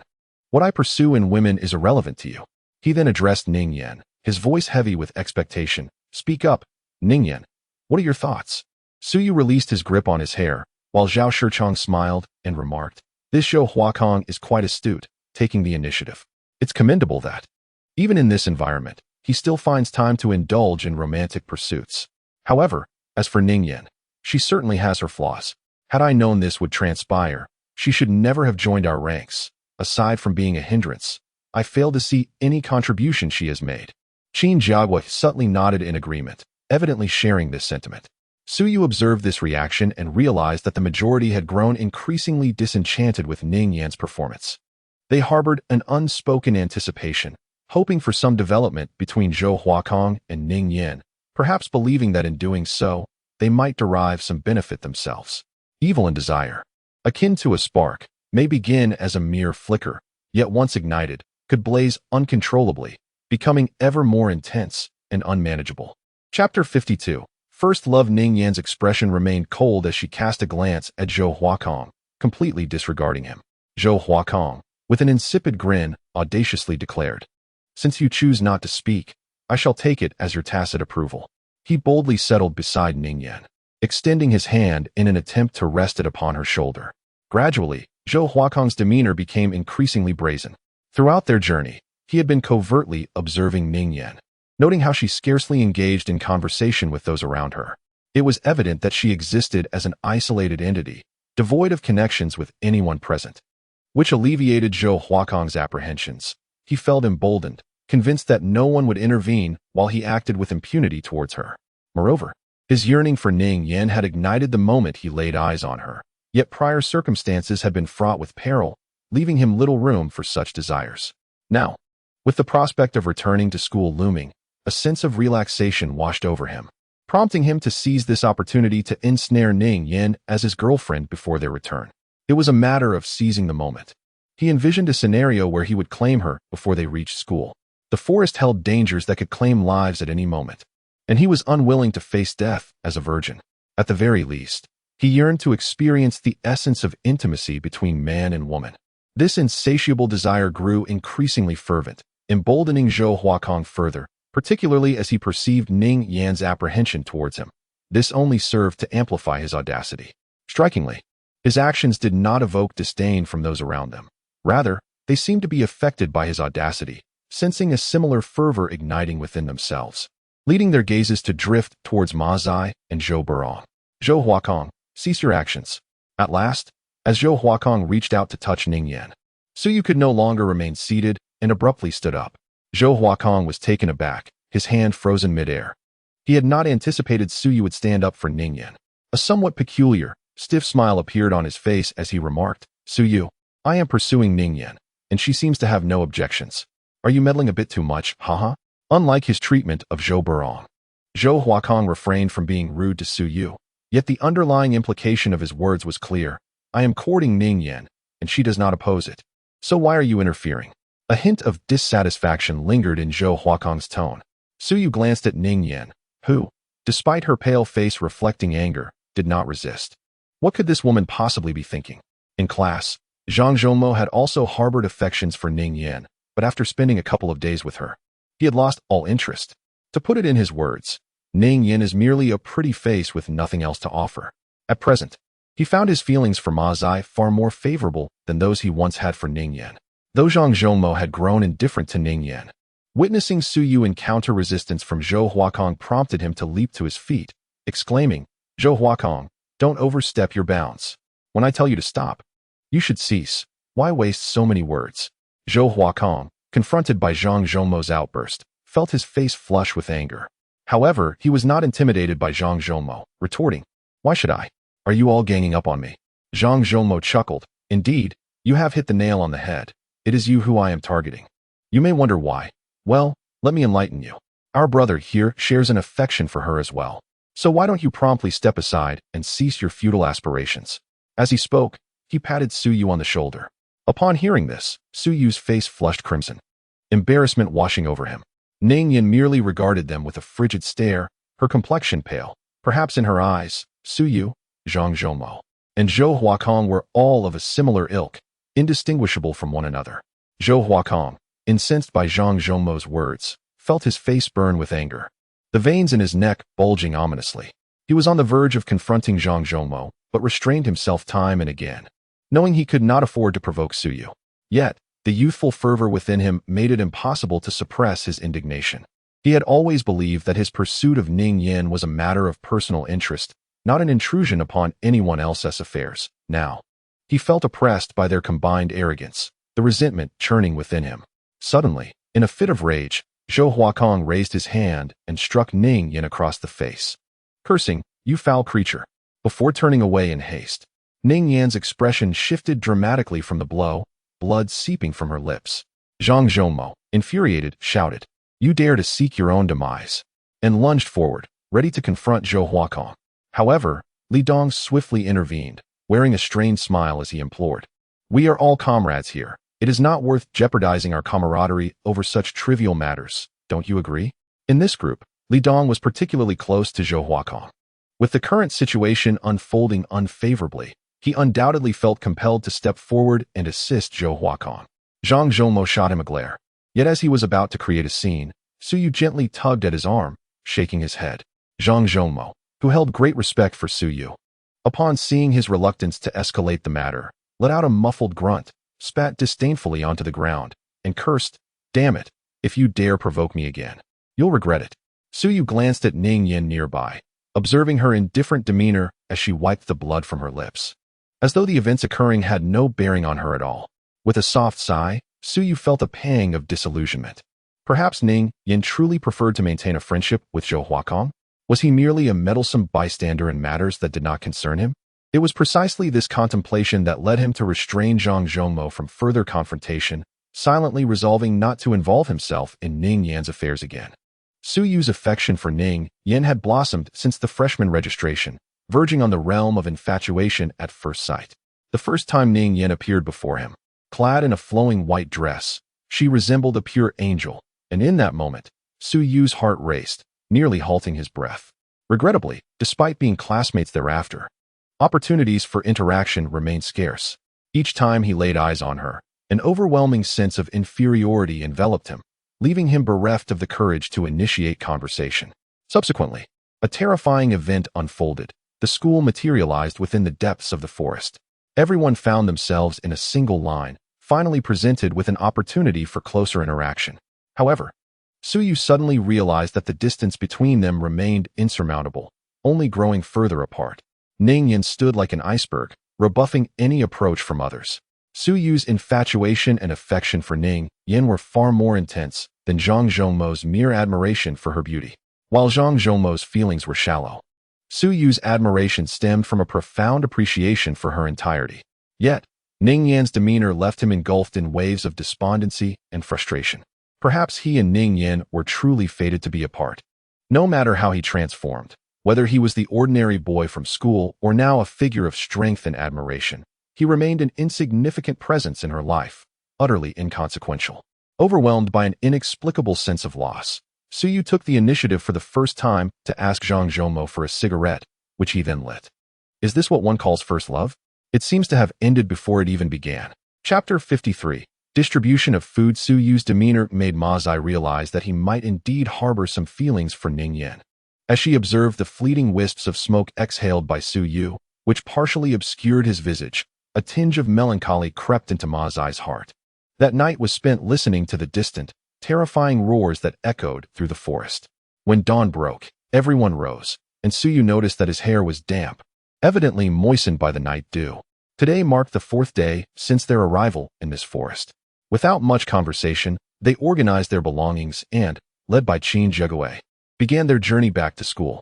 Along the way, Qin Jigue left conspicuous markers at regular intervals, ensuring they would not lose their way. After a while, Ding Shan could no longer continue, and Suyu took it upon himself to carry her, while Zhang Zhongmo assisted by shouldering her backpack. As they traversed the return path, they walked briskly, and after approximately half an hour, they encountered a group of goblins. There were around 15 or 16 goblins, and Qin Jigue, Zhao Shichang Ma Zai, Lin Shi, and others swiftly engaged them, quickly dispatching the creatures without sustaining any injuries. Unbeknownst to them, everyone had grown stronger. By noon, they paused for a 30-minute rest, replenishing their energy before resuming their journey. Along the way, they faced several more groups of goblins and small beasts known as Linbu, all of which were vanquished without incident. Notably, Lin Shi finally leveled up, entering the first tier of combat proficiency. Upon becoming a first-tier Black Iron warrior, Lin Shi's strength was entirely distinct from that of others. When his right hand underwent a mutation, it transformed into a mass resembling a chunk of black iron, yet it bore no resemblance to Qin Jigue's black iron fist. This darkened form took on a shape eerily akin to that of a handgun. At the front of this gun-like structure extended a dark aperture, flanked by numerous minute holes. When Lin Shi unleashed his extraordinary power, a powerful suction emanated from these small openings, voraciously drawing in air from the surroundings. Subsequently, a faint white beam of light would erupt from the central black muzzle, capable of effortlessly leaving a hole about the width of a finger in a large tree. Zhang Zhongmo, astonished, ran his tongue over the hole in the tree trunk, inserting his finger inside, where he could still feel a searing heat. Good heavens! This is even more formidable than a real firearm. Teacher Lin, you've outdone yourself. Zhang Zhongmo exclaimed, his face filled with envy as he gave Lin Shi a thumbs up. Qin Jigue approached as well, inquiring, Teacher Lin, what do you call that technique? It was evident that Lin Shi's mutated power bore no resemblance to any of theirs. Piquing the curiosity of the onlookers, Lin Shi furrowed his brow slightly and replied succinctly, air bullet. He realized that his close combat capability had not enhanced. While the air bullet appeared powerful, it was suited for ranged attacks. If confronted by a monster at close quarters, he would find himself in peril. For the force emanating from his right hand remained at the 0-tier level. At present, only 4 individuals, Ning Yan, Li Dong, Zhou Huakong, and Ding Shan, have yet to ascend to the 1st tier. Ning Yan, who refrains from slaying monsters, is unlikely to level up, while Ding Shan, being a child, currently lacks any extraordinary abilities. As for Zhou Bairong, despite wielding a firearm, she has not showcased her true strength. Yet Suyu speculates that she is likely a Black Iron warrior, possessing considerable power, as she must have vanquished numerous monsters at the police station, indicating she possesses some form of ability. Li Dong and Zhou Huakong are both on the brink of advancing to the 1st tier, with the potential to level up at any moment. However, while ascending to the 1st tier may be relatively straightforward, progressing from the 1st to the 2nd tier proves to be a formidable challenge. Apart from Suyu, who has already reached the 2nd tier, none, including Ma Zai, exhibit any signs of ascending to the next level. Merely defeating a few goblins or lesser creatures will not suffice. Suyu's elevation to the 2nd tier resulted from vanquishing several formidable goblins, along with a rare golden goblin. Upon their return, the group found their strength enhanced, allowing them to traverse with greater speed. They swiftly dispatched a small horde of monsters without delay, and as dusk approached, they finally returned to the partially intact Jinhua supermarket. Li Dong and the others rushed into the supermarket with the swiftness of arrows, eager to discover whether the food within remained. A sense of apprehension enveloped them. What would they do if the provisions had vanished? Even Su Yu felt a twinge of anxiety. Fortunately, as the crowd surged into the supermarket, they were met with a veritable bounty of goods strewn across the floor: loaves of bread, sausages, instant noodles, biscuits, and an abundance of bottled water alongside various carbonated beverages. A collective sigh of relief swept through the group. Ding Shan slipped off Su Yu's back, her eyes alight with excitement as she beheld the scattered provisions.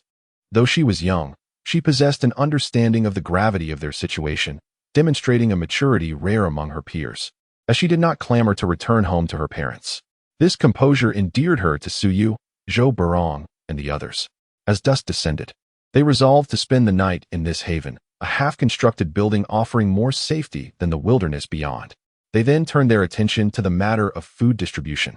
Li Dong proposed his perspective. With 10 adults present, excluding Ding Shan, he suggested that all provisions be divided equally into 10 portions, with each person receiving 1 share. Since Ding Shan was with Zhou Burong, her share would be shouldered by Zhou.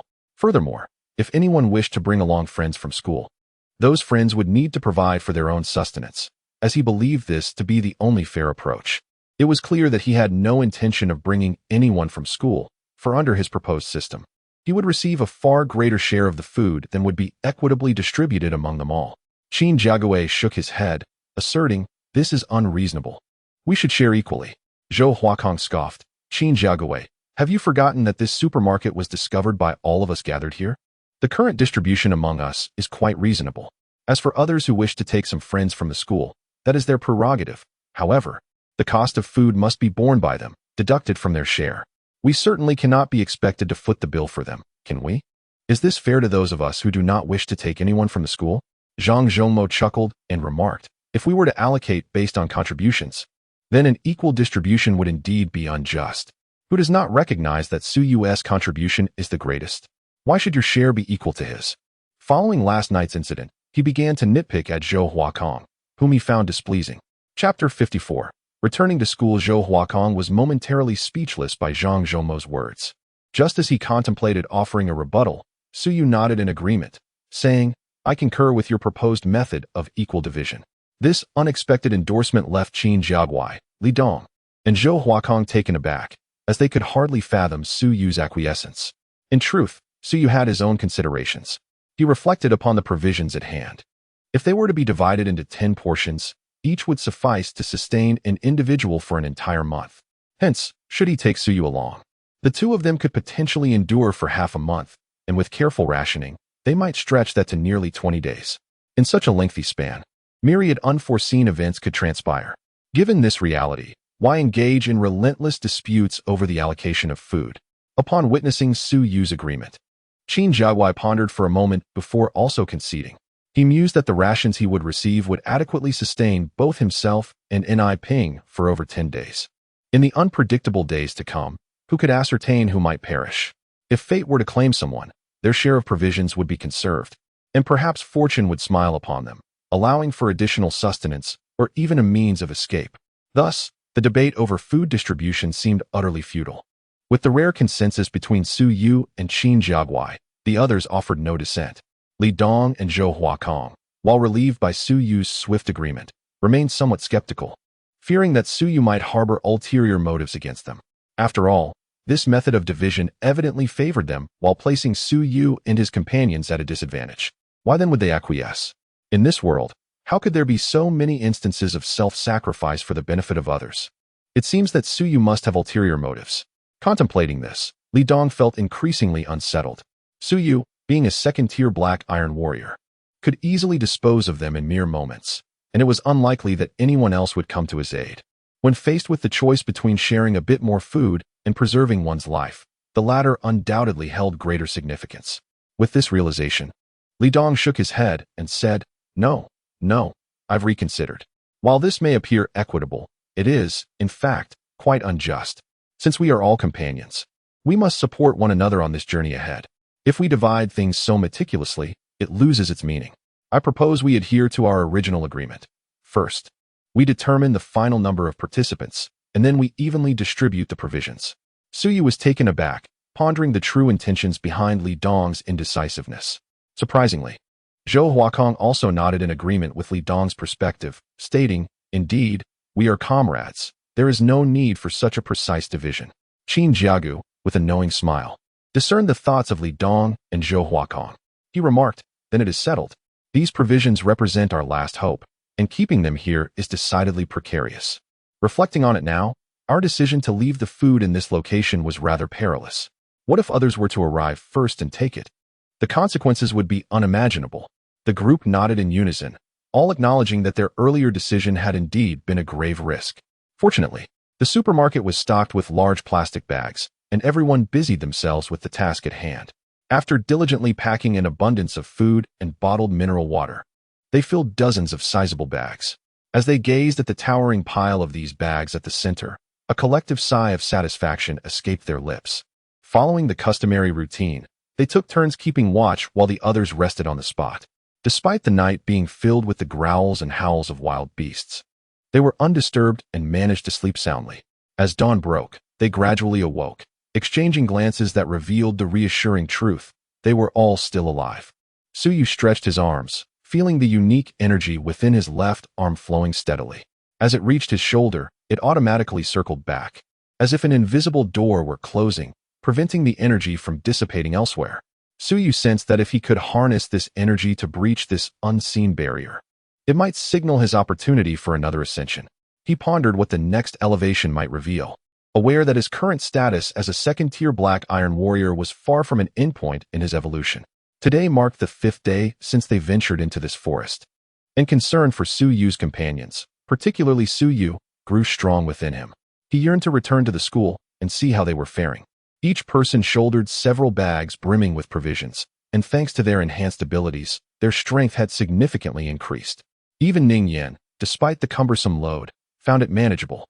The supermarket is not far from the school, and the crowd resembles weary porters, each burdened with several large bags that seemed to dwarf their own bodies. Remarkably, for the next half-day, they encountered no monstrous attacks, which surprised and delighted them, prompting them to quicken their pace. By noon, the school finally came into view. The group soon realized that bringing the large bags of food into the school might pose some challenges. Consequently, they decided that individuals like Li Dong and Zhou Burong would not bring anyone back from the school. Instead, they resolved to quietly remain nearby, safeguarding the food, while others, such as Suyu and Qin Jiaguai, would enter the school to collect their friends and leave promptly without lingering. As for the fate of others within the school, they felt powerless to intervene. They believed that without provisions, those remaining would likely abandon the school and venture into the forest in search of fortune, experiencing trials akin to those they'd faced before. However, such concerns were no longer their burden. Self-preservation is a natural instinct. Yet, plans often fall victim to unforeseen circumstances. Upon finally reaching the school and catching sight of it from a distance, a dozen individuals were suddenly struck dumb. The distant school bore the marks of devastation. With numerous walls collapsed, and a grim sight awaited them. Countless corpses strewn across the ground. A gust of wind swept through, carrying with it the stench of blood. This was a calamity. Suyu was taken aback. Almost without a moment's hesitation, he cast aside the heavy bags he had been carrying and dashed out, his heart racing.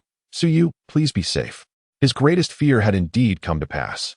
The Qin family members, equally alarmed, had their expressions shift dramatically. One of them set down their large bag and urged, "Everyone, remain calm. Stay here and guard the provisions." He then swiftly followed in Suyu's wake. Suyu's thoughts were consumed by concern for Suyu, while his worry also extended to his girlfriend, Yuan Niping. The others exchanged glances, and suddenly, Linsher unexpectedly dropped his own bag and sprinted away. The group was momentarily stunned, wondering if Linsher had someone he was anxious about at school as well. Chapter 55. The Goblin Assault. Zhao Shichang spoke in a solemn tone, urging everyone to exercise caution, emphasizing the importance of their supplies, and advising against any disarray. They carefully placed their provisions on the ground while maintaining a vigilant stance, frequently scanning their surroundings. His primary concern was not the monsters, but rather the fear of outsiders discovering their food, as they were perilously close to the school. Zhang Zhongmo observed Suyu dashing towards the school like an arrow, feeling a twinge of worry for him. However, he reassured himself that Suyu was undoubtedly far more capable than he was now, and it was vital for him to remain here to guard the food. Suyu, driven by urgency, was filled with dread at the thought of the school being breached by monsters in his absence. Unfortunately, his greatest fears were being realized. Upon entering the campus, he was met with the horrifying sight of numerous student corpses, interspersed with the bodies of goblins. Furrowing his brow, he wondered if it was indeed goblins that had invaded the school. Before long, he faintly heard the sounds of battle emanating from the rear of the campus and within some of the buildings, sending a jolt of alarm through him. He hastily directed his course towards the direction of the female dormitory, the most likely refuge for Suyu. As he sprinted across the playground, he encountered gruesome scenes of bodies and the anguished groans of gravely injured students. Upon seeing Suyu, they could not help but cry out in desperation. But he had no time to attend to their pleas. He dashed across the field, maneuvered around a teaching building, and soon found himself confronted by a horde of goblins surrounding several structures, including the female dormitory. The air was thick with screams and shouts, rendering the scene a chaotic nightmare. The accursed creature, Suyu, instantaneously entered a complete state of beastly transformation. With a resounding roar, he surged into the throng of goblins like a tempest, unleashing his rending claw. Black scales erupted, from which gushed forth columns of white vapor. As the ethereal force within his left arm began to operate relentlessly, dissipating into the surrounding dark scales and fueling the rending claw's ferocity. The sound of hissing filled the air. The rending claw he unleashed was nothing short of terrifying, ruthlessly devastating. A single goblin barely had time to react before its head was obliterated, leaving behind a gaping cavity. Another goblin managed to turn partially, but Suyu had already dashed past it. With a swift motion of the rending claw, he carved a deep chasm across its chest, blood spraying forth. And in an instant, its body bent and crumpled, the upper half collapsing to the ground. In the blink of an eye, multiple goblins had met their demise at Suyu's hands, as he charged directly towards the girls' dormitory, calling out, "Suyu! Suyu, are you there?" Yet, amidst the cacophony of chaos, even as Suyu exerted all his strength to cry out, his voice was drowned in the tumult. Like a tiger among sheep, he swiftly arrived at the front of the girls' dormitory, leaving a trail of goblin corpses in his wake. His terrifying display soon attracted the attention of other goblins and the students frantically fleeing in every direction. "Suyu, is that really Suyu?" someone exclaimed in shock, for many had come to know him after his remarkable debut on the first day. "It's him. Have they returned?" followed another voice, tinged with surprise. But it quickly morphed into screams of terror as they fled desperately. Suyu glanced around, unable to locate Suyu. His loud calls were met with silence. Just as he was about to rush into the girls' dormitory, a shadow swiftly appeared before him. A colossal creature, towering at 2 meters, landed heavily in his path. The creature's upper body resembled that of a goblin, while its lower half took the form of a greyhound. This was, unmistakably, a goblin knight. The previous night, they had encountered a goblin knight fleeing from a rampaging minotaur while resting by the river. Although the goblin knight was clearly weaker than the minotaur, it surpassed Lin Beast, his elder brother, in strength.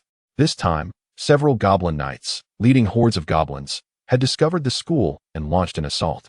While the iron gates and brick walls could deter the lesser Lin Beast and the goblins, they proved inadequate against the goblin knights, who quickly breached the iron gates and walls, storming in. Among the students at the school, there was not a single extraordinary individual, faced with creatures stronger than goblin knights.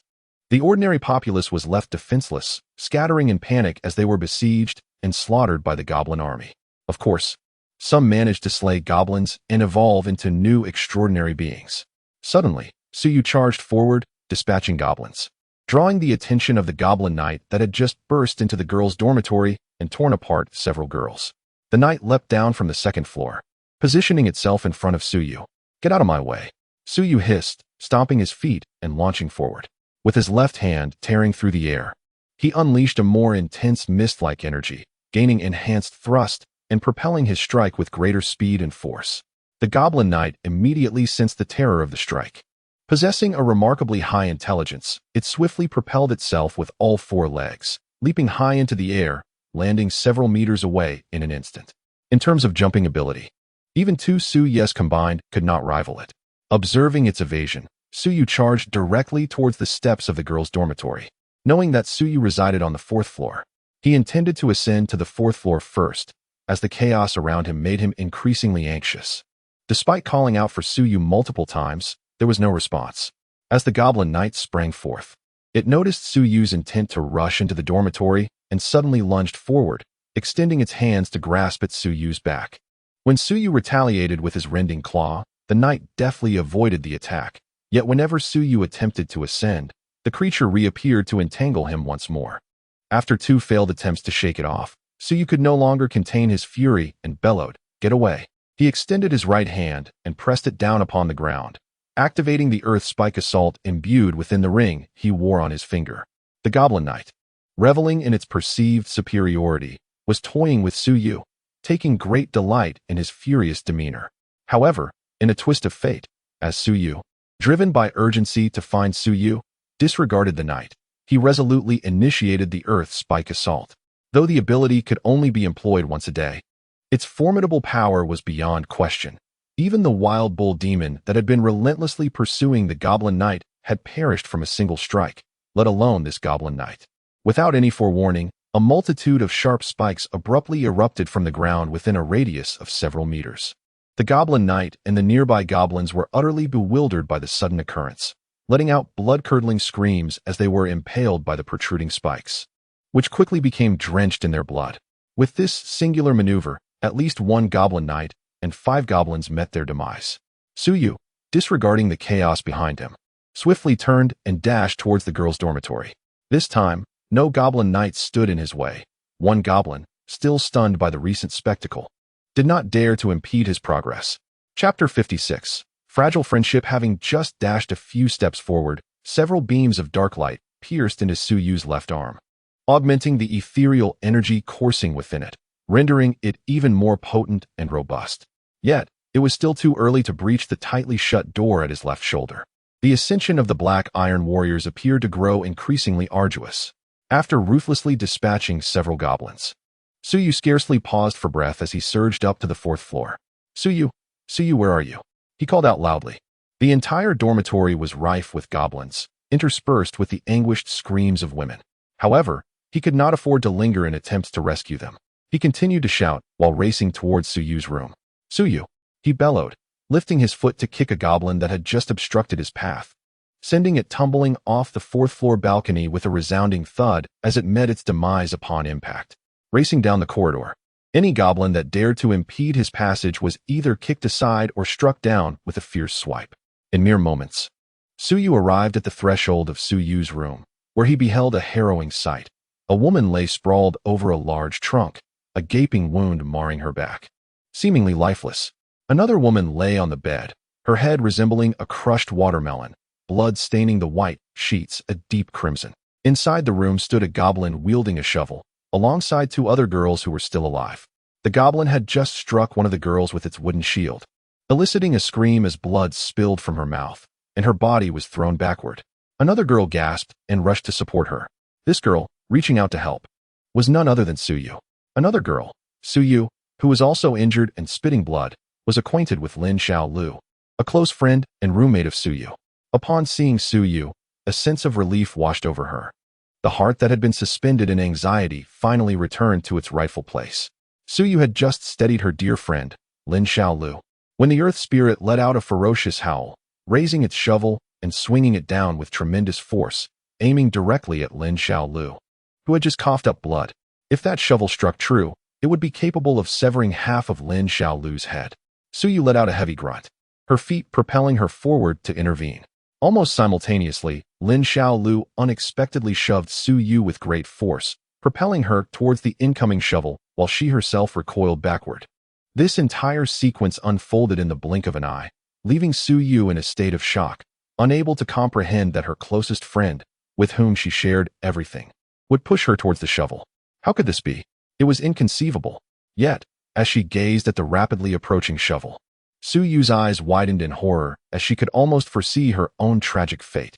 Damn it! Su Yu was taken aback, only to be engulfed by a surge of fury. His speed was remarkable. Had Lin Xiaolu not pushed Su Yu in that moment of panic, he could have effortlessly dealt with the goblin and rescued them. Yet, in her fear, Lin Xiaolu inadvertently propelled Su Yu into the path of the shovel, thrusting him into a perilous situation. This compelled Su Yu to roar in frustration, causing the ground to crack beneath his feet as he launched himself forward like a swift arrow. With a swift embrace, He seized the goblin just as the shovel was about to strike Suyu, rolling diagonally away from danger. Upon landing, he broke into a cold sweat and unleashed his tearing claws.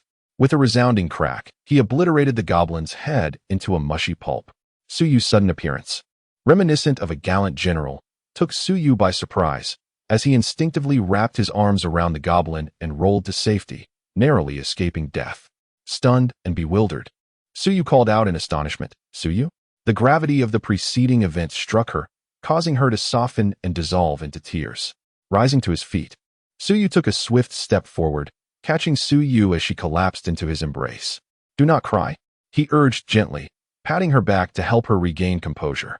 He then extended his hand, seizing the collar of the trembling Lin Xiaolu, who stood paralyzed, watching the dramatic scene unfold. With his immense strength, he effortlessly lifted the petite Lin Xiaolu with a single tug. "Damn it, you nearly caused Suyu's demise." Suyu's face contorted with rage.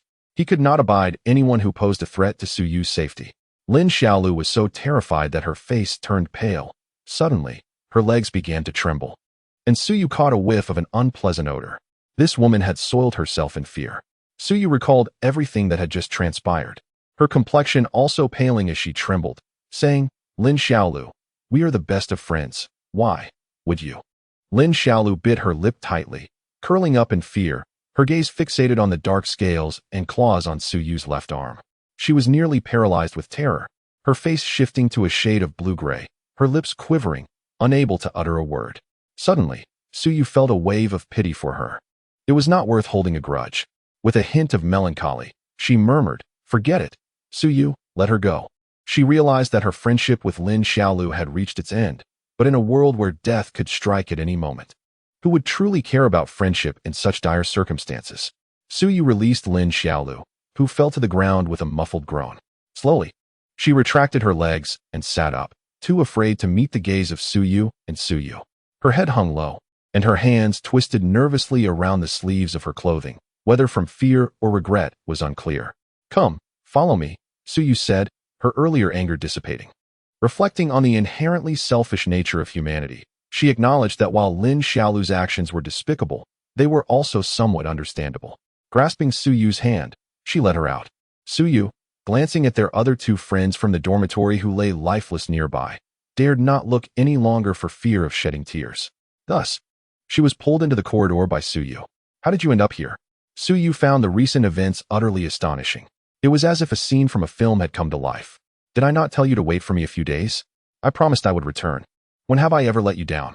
With Suyu safe and sound, Suyu's spirits lifted slightly. Just then, he spotted a goblin pursuing another girl and swiftly extended his hand, unleashing a lethal shot. With a resounding bang, blood splattered from the goblin's head as its body toppled sideways. Subsequently, Suyu grasped Suyu's hand and hurried down the stairs. "Where are we headed now?" Suyu trembled at the sight of monsters wielding shovels and wooden shields below. "Do not be afraid. Am I not here with you?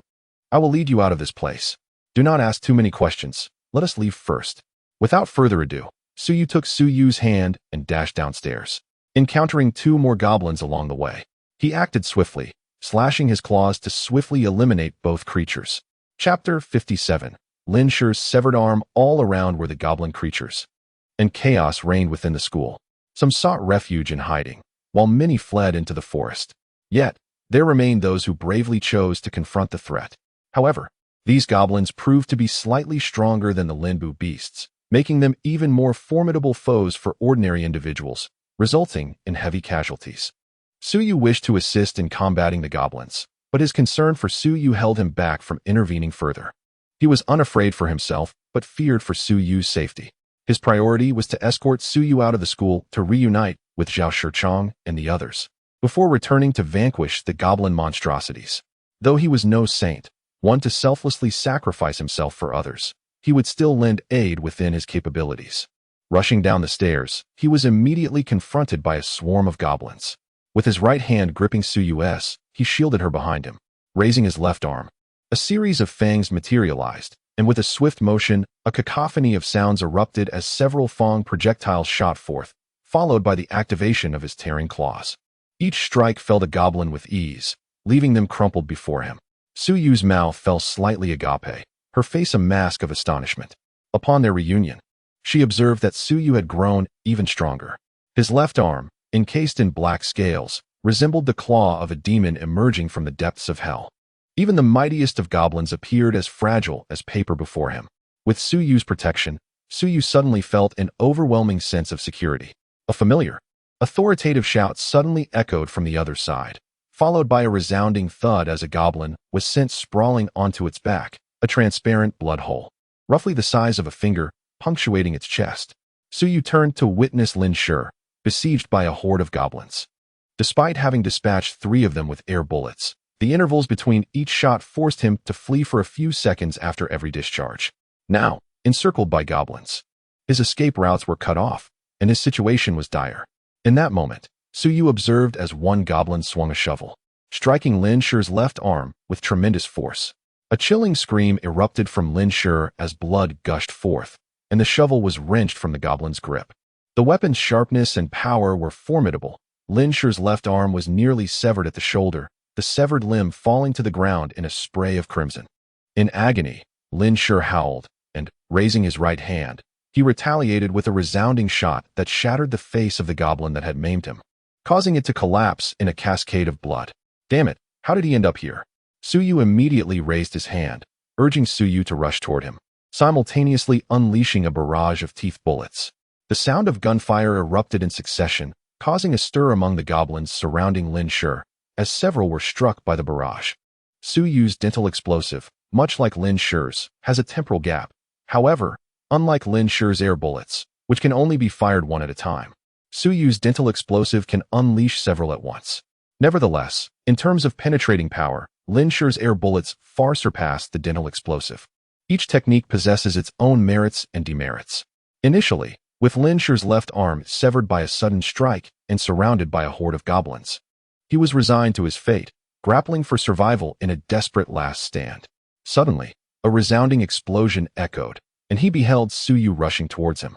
A faint smile flickered across Lin Shi's pallid face. Su Yu had arrived, and salvation was at hand. Over the past few days, their group had developed an almost blind faith in Su Yu, as if his mere presence could resolve any predicament.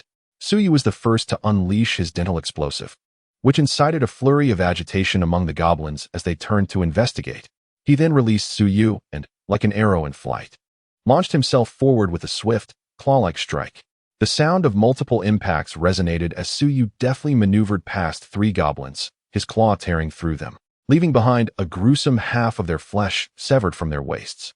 As the goblins regained their senses, they were met with excruciating pain in their midsections, blood spurting forth. Upon inspecting their injuries, a mere bend of their torsos was met with a sharp crack, as their supporting spines succumbed, causing their bodies to fold in half. Su Yu's sister, Su Yu, watched in astonishment. The technique Su Yu employed to dispatch those 3 goblins was nothing short of magical. Su Yu executed a grand spinning maneuver, his black-scaled claws tracing a half-arc as they tore through everything in their path. Whether it was the body of a goblin, an iron shovel, or a wooden shield, any object that came into contact with the tearing claws was instantly shattered. This exemplified the formidable strength of a second-tier black iron warrior. What are you still dawdling for?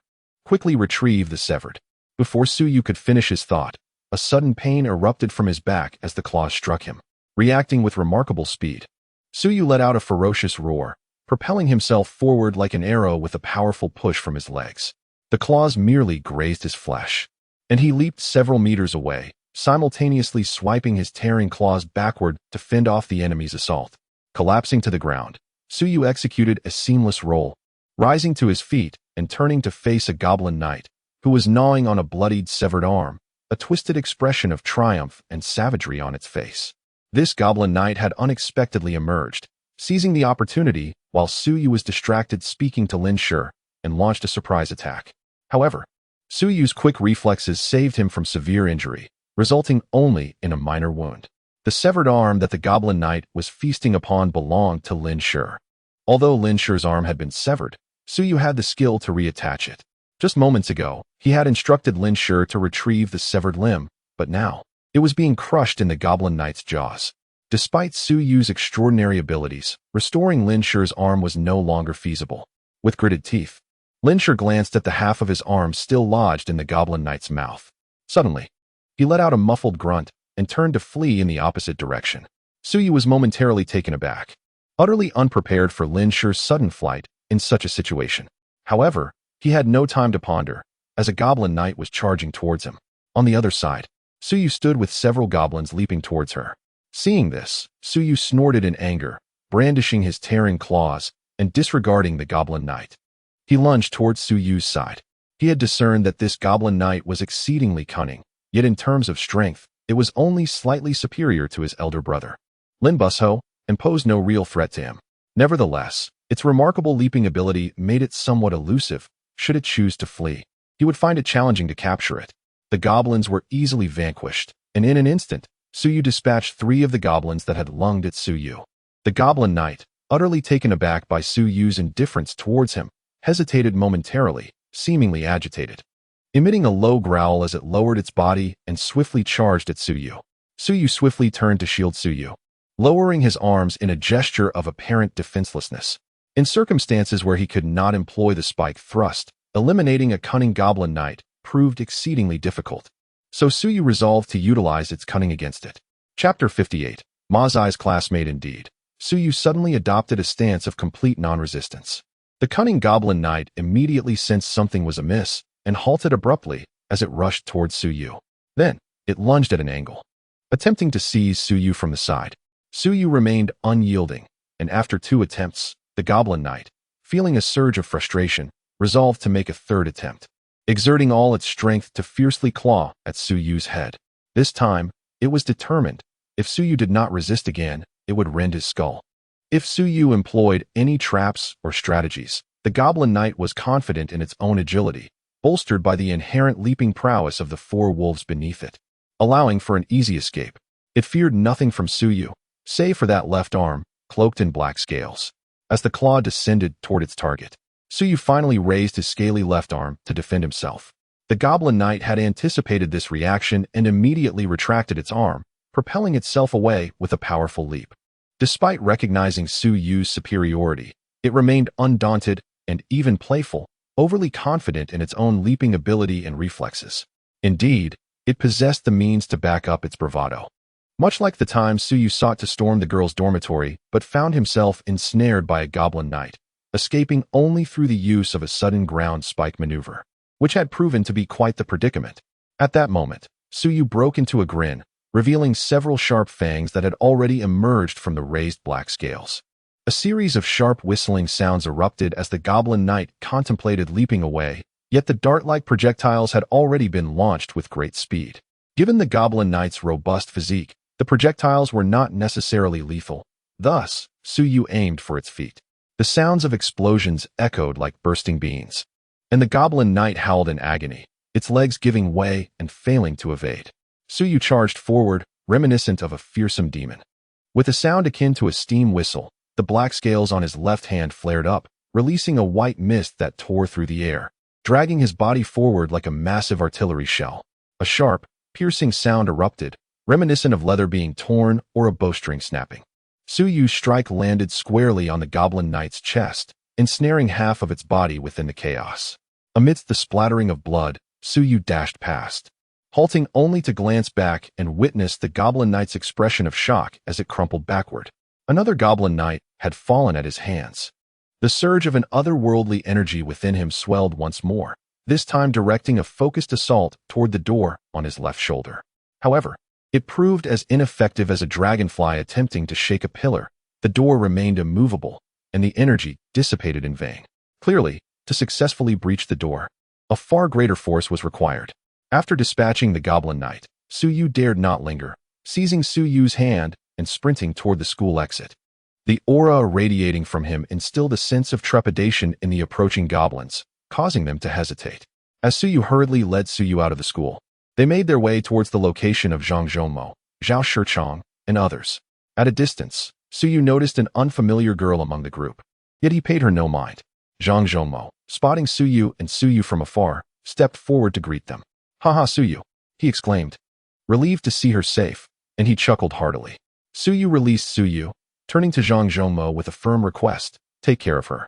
With that, he pivoted and dashed back toward the school. Mazai, noticing this from a distance, felt a surge of determination and called out, I'll go with you," and swiftly pursued Suyu. Zhao Shichong, feeling helpless, could only advise everyone else, be cautious. No one is allowed to wander off. The scattered food on the ground was their lifeline. If they all fled and monsters attacked, it would spell disaster. "Suzhou, you all!" Suyu exclaimed in astonishment. Zhang Zhoumo, however, chuckled slyly. "I'll explain everything to you in due time." Suyu charged directly back into the school, recalling how Lin Shi had abruptly abandoned them despite having lost an arm. Knowing Lin Shi as he did, Suyu was certain he was not one to flee in the face of danger. Moreover, escaping in such a precarious situation would be even more perilous. Lin Shi must have realized he could handle the Goblin Knight. If it was not a flight from danger, then the only reason for Lin Shi's hasty departure, disregarding his severed arm, must be that he, like Suyu, was urgently seeking someone of immense importance to him. Lin Shi had lost his left arm, and with his mutated abilities suited for ranged attacks, he found himself in perilous danger amidst the throngs of goblins, especially if encircled. Ma Zai, closely trailing behind him, called out, "Hey, wait for me." Suyu, relying on his memory, dashed forward, vaguely recalling that Lin Shi had been heading towards the academic affairs office. Fortunately, the campus was relatively small, and by observing the fallen goblin corpses scattered on the ground, it was easy to discern the right path. Few possessed the capability to slay goblins within the confines of the current school. As Suyu sprinted ahead, he occasionally fired several explosive tooth projectiles to aid students under attack by the goblins. Ma Zai followed closely, exhibiting no hesitation as she delivered flying kicks upon encountering the creatures. One goblin, sensing the impending danger, raised a wooden shield in defense. However, Ma Zai's kick struck the shield with such force that both the shield and the goblin's head were sent hurtling away, the shield shattering explosively, and the goblin's head bursting apart. The sheer power of that kick was evident. Suyu, witnessing this display, turned in astonishment to find that not only were black steel cables swirling around Ma Zai's right leg, but these tendrils had also extended to envelop her calf.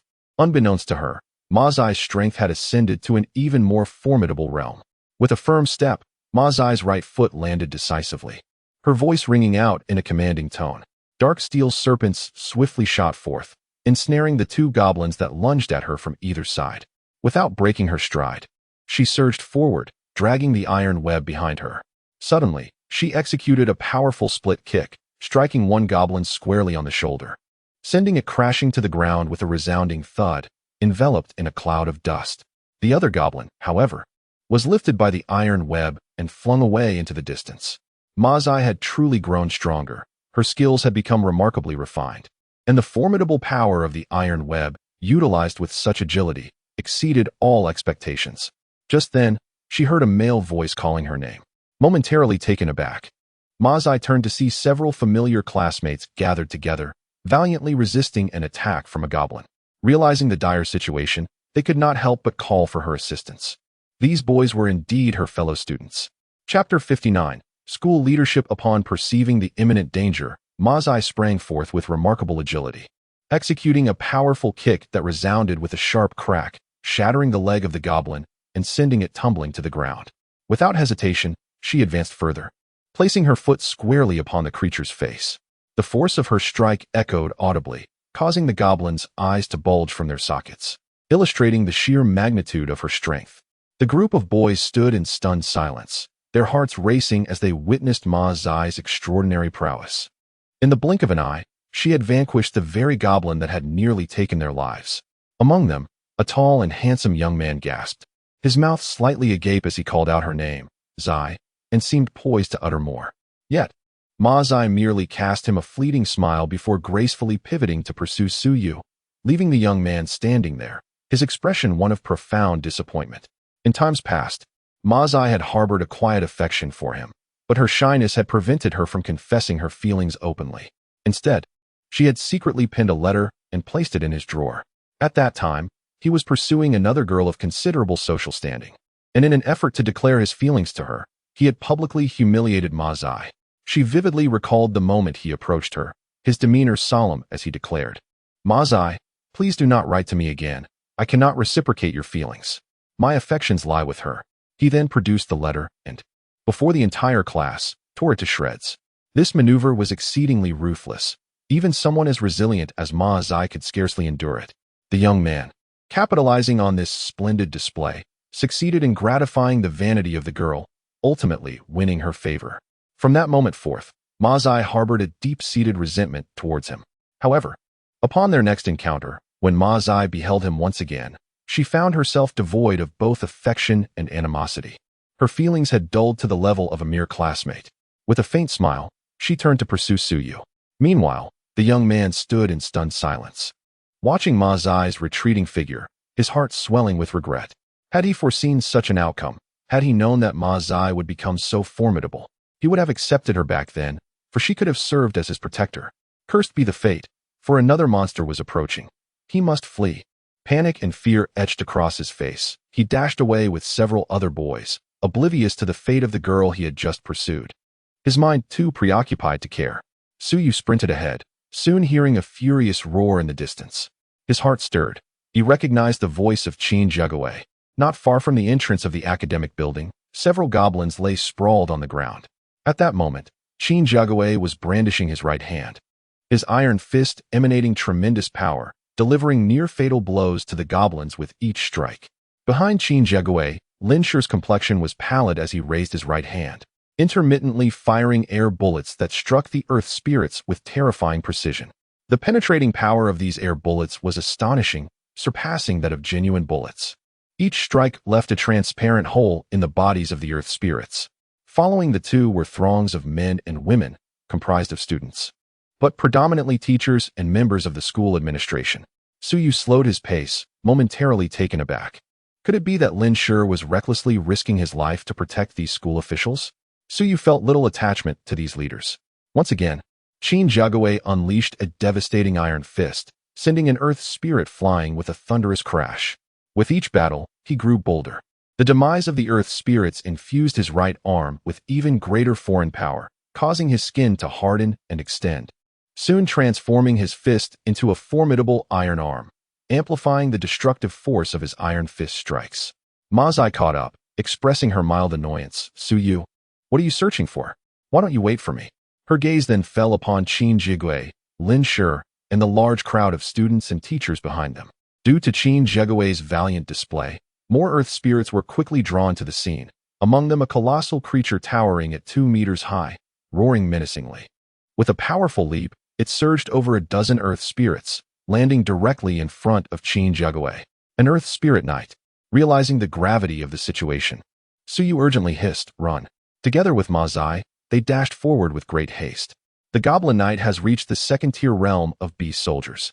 Although it pales in comparison to its second-tier counterparts, the Golden Goblin and the Savage Minotaur, it is far beyond the capabilities of Qin Jigawei, a mere first-tier black iron warrior.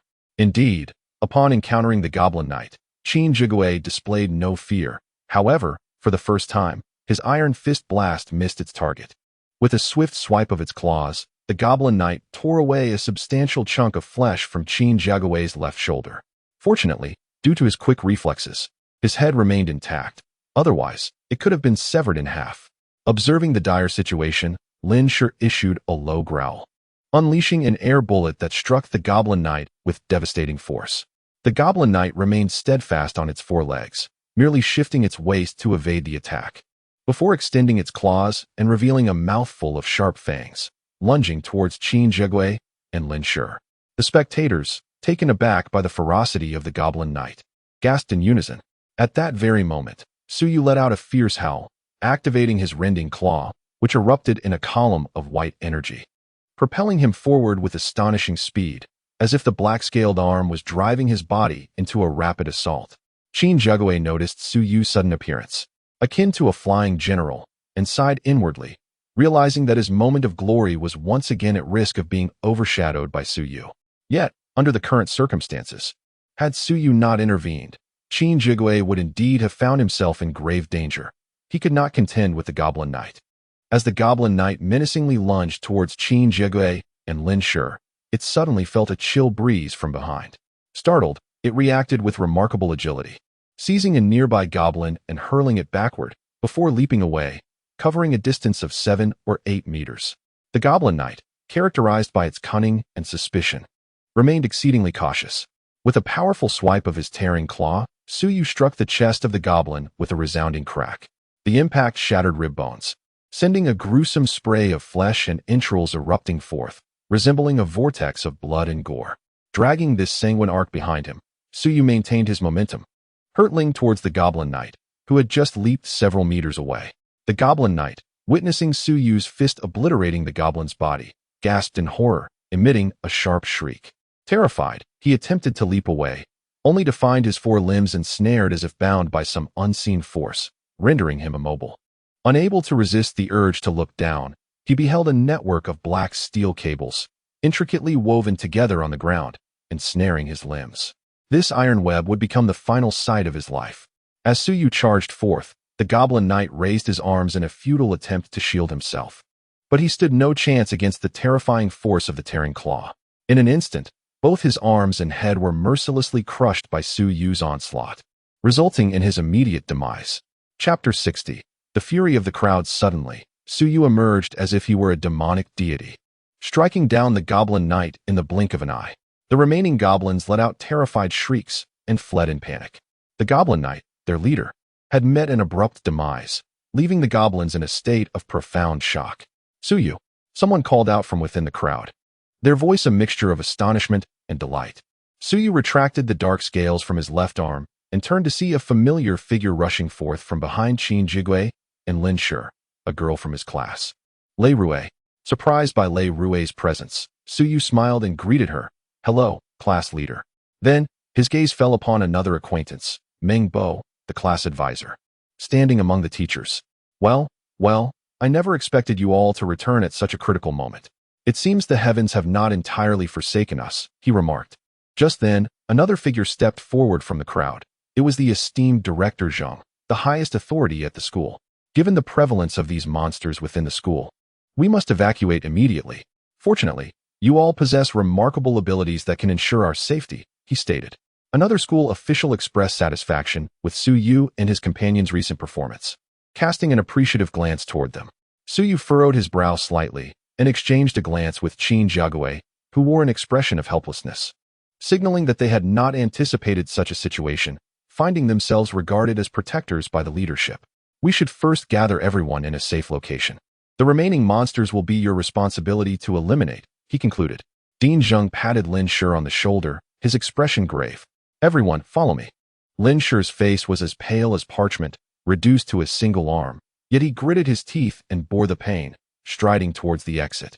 A throng of teachers and several students immediately trailed behind him. Qin Jiagui felt a surge of anxiety. This sizable crowd comprised at least 40 to 50 individuals.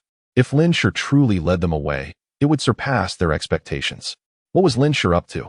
Did he still harbor ambitions to curry favor with the school authorities? Even in such dire circumstances, did he still aspire to rise in status and wealth? Suyu was equally taken aback, momentarily at a loss, unable to confront them with a command to stay behind and await their doom. Mazai discerned the thoughts swirling in Suyu and Qin Jiagui's minds, and without concern for decorum, she called out, "Lin Shi, stop. What are you doing? Wasn't there a prior agreement?" Lin Shi's body stiffened slightly as he glanced back at the crowd behind him, then gritted his teeth and continued to forge ahead, his destination clearly the school entrance. He intended to lead this group to rendezvous with Zhao Shichang and the others. Had he truly lost his senses? Behind him, Qin Jiagui, Suyu, and Mazai exchanged glances, momentarily stunned. Finally, Suyu regained his composure and asked, "Qin Jiagui, have you found your girlfriend?" Qin Jiagui nodded, replying, "Fortune favored me. I found her just as I rushed into the school. I have sent her to wait with Zhao Shichang and the others, and then returned to the school to rescue some people from the goblins. But I never anticipated this turn of events."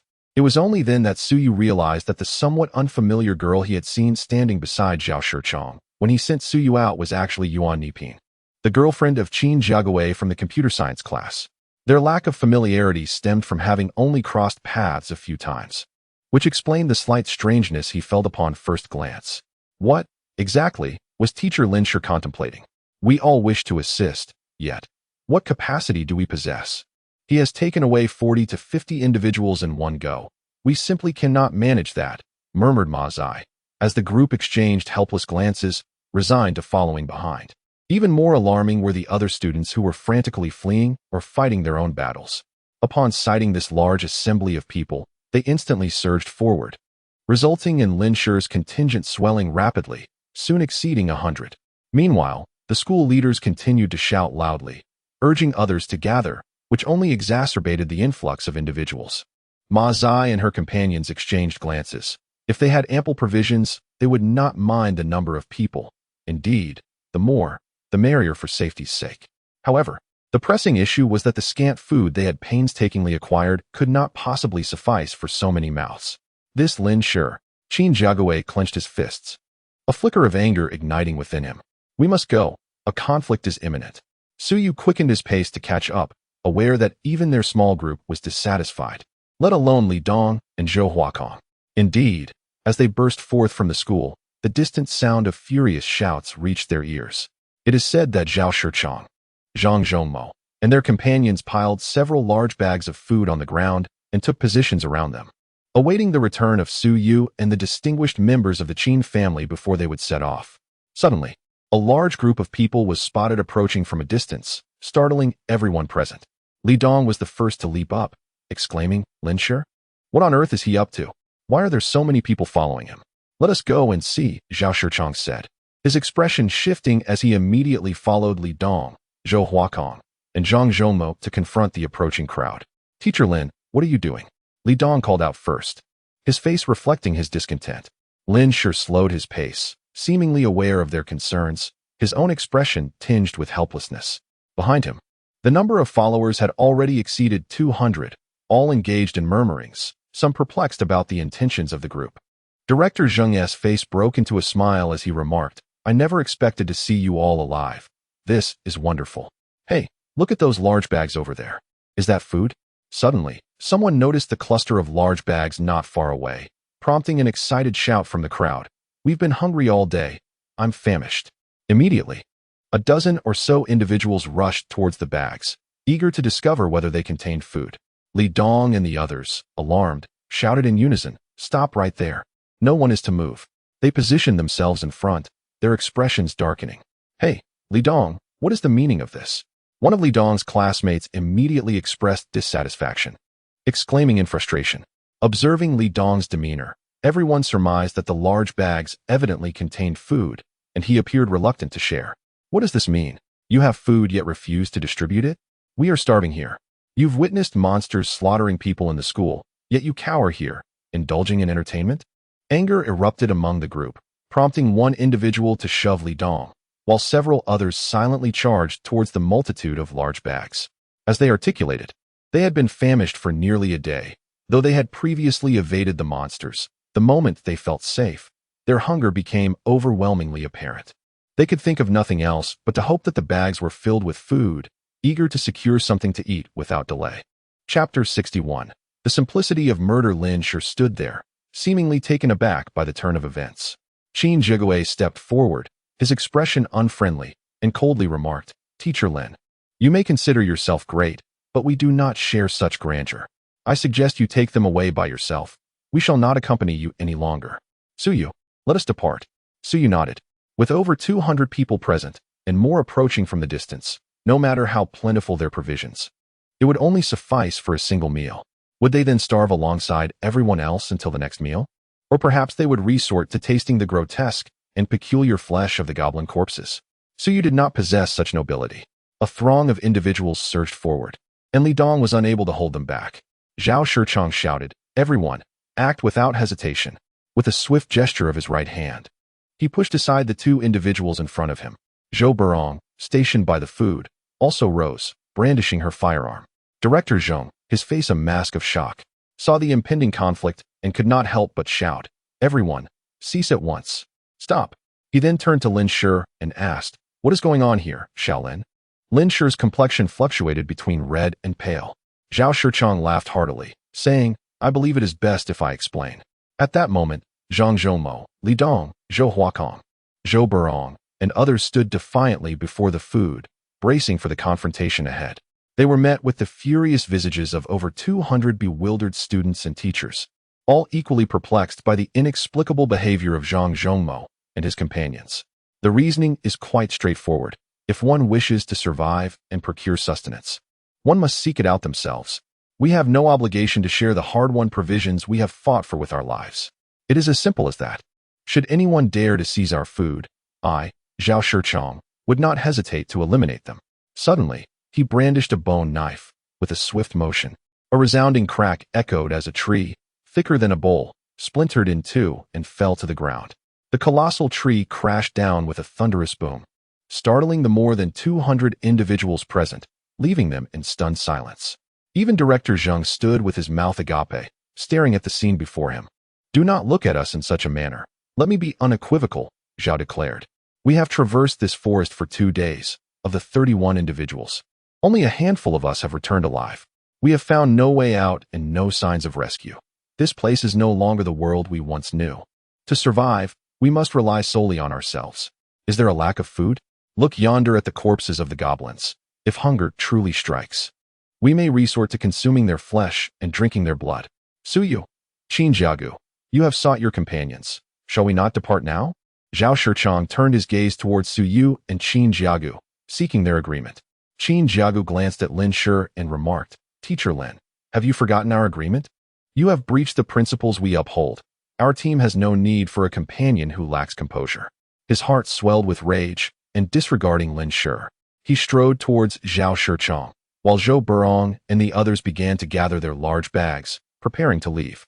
Over 200 students and teachers, momentarily stunned, suddenly erupted in a cacophony of outrage. One voice cried out in anger, "Why do you get to eat while we suffer in hunger? If we must endure starvation, then let us all face it together. Do not forget that the provisions you brought from your 2-day trip were saved for you by all of us. You ungrateful wretches." The uprising surged like a tidal wave, igniting a furious response akin to a powder keg. In an instant, the enraged assembly surged toward the food supplies. "Damn it!" Li Dong, consumed by fury, finally took action. With a resounding thud, he landed a punch squarely on a student's face, wielding an extraordinary force that rendered the blow devastating. The student was sent reeling, his brain matter splattering. "Ah, he has killed him." The crowd's anger intensified, and they surged toward Li Dong, Zhao Shichong, Zhou Huakong, and others, displaying far more courage than they had against the goblins or the Limbu beasts. A chaotic melee ensued, filled with cries of alarm, and even Su Yu and Ma Zai were inevitably swept into the fray. Outnumbered, Zhao Shichong and his companions could not hold their ground, and soon, some managed to reach the large sacks of provisions. One individual tore open a bag, and with a sharp hiss, an abundance of bread, bottled water, and biscuits spilled forth. Upon sighting the food, the crowd descended into a frenzy, rushing forward with reckless abandon.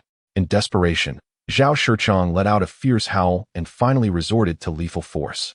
Initially, he had only intended to shield the crowd and had no intention of inflicting harm. Yet, at this moment, seizing the opportunity, his right hand transformed into a hardened shell from which emerged a bone dagger. With a swift motion, blood splattered, and he could no longer concern himself with whether the victims were classmates, alumni, or teachers. Instantly, 2 individuals fell lifeless to the ground. Qin Jiagua emitted a low growl, and with a powerful punch, he unleashed a barrage that proved far simpler than slaying the earth elementals. The resounding explosions echoed as several students, who had just lunged toward the pile of food, were ruthlessly sent flying one by one.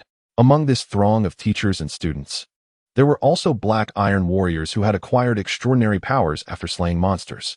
However, newly upgraded as they were, they stood no chance against Qin Jiagua and his companions. Upon contact, they were vanquished with ease. Suyu observed the bewildered Lin Shi amidst the chaos and sighed. "Is this truly the outcome you desired, Teacher Lin?"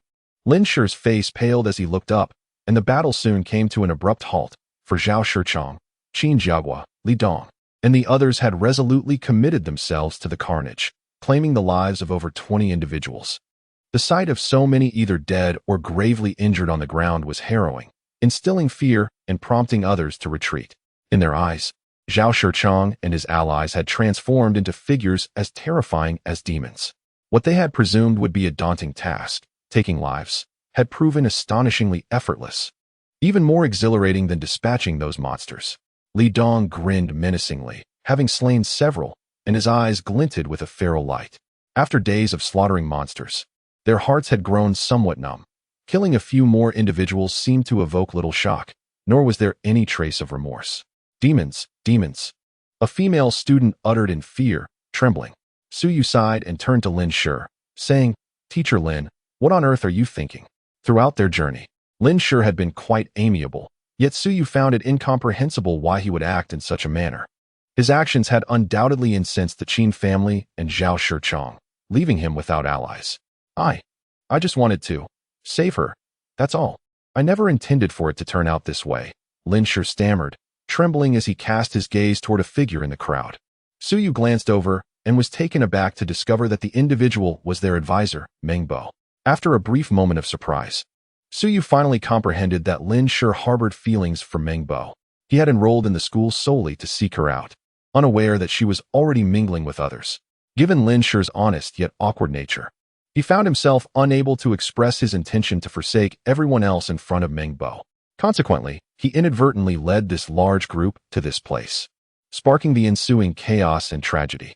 However, Su Yu recalled that Meng Bo seemed to have an engagement. Had it not been for this incident, they would have been celebrating their wedding by the end of this year. It appeared that Lin Shi's feelings for her were indeed unrequited. With his temperament, he struggled to articulate many sentiments face to face.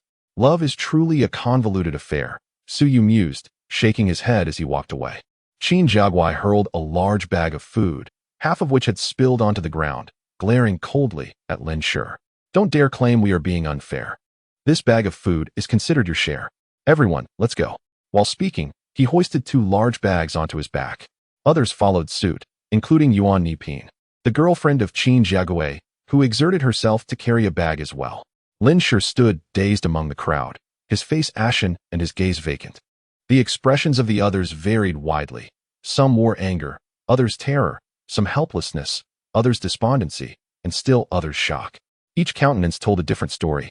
Director Zheng appeared to have aged a decade in an instant. He realized that he could no longer command anyone to follow his orders.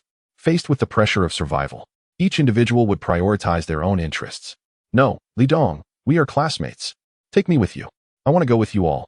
Suddenly, a boy surged from the crowd, shouting frantically. He and Li Dong shared the same dormitory.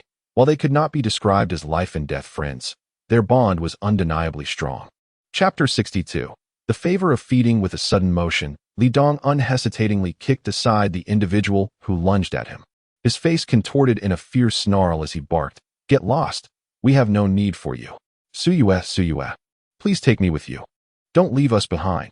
From the crowd emerged another girl, her face a mask of terror, as she grasped at Su Yue. This girl belonged to Su Yue's class. Yet they shared only a superficial acquaintance, their relationship limited to a mere recognition of faces. Su Yue cast a fleeting glance her way, a silent sigh escaping his lips. His gaze swept across the gathering, landing on the class monitor, Lei Rue, and their teacher, Meng Bo, along with many others.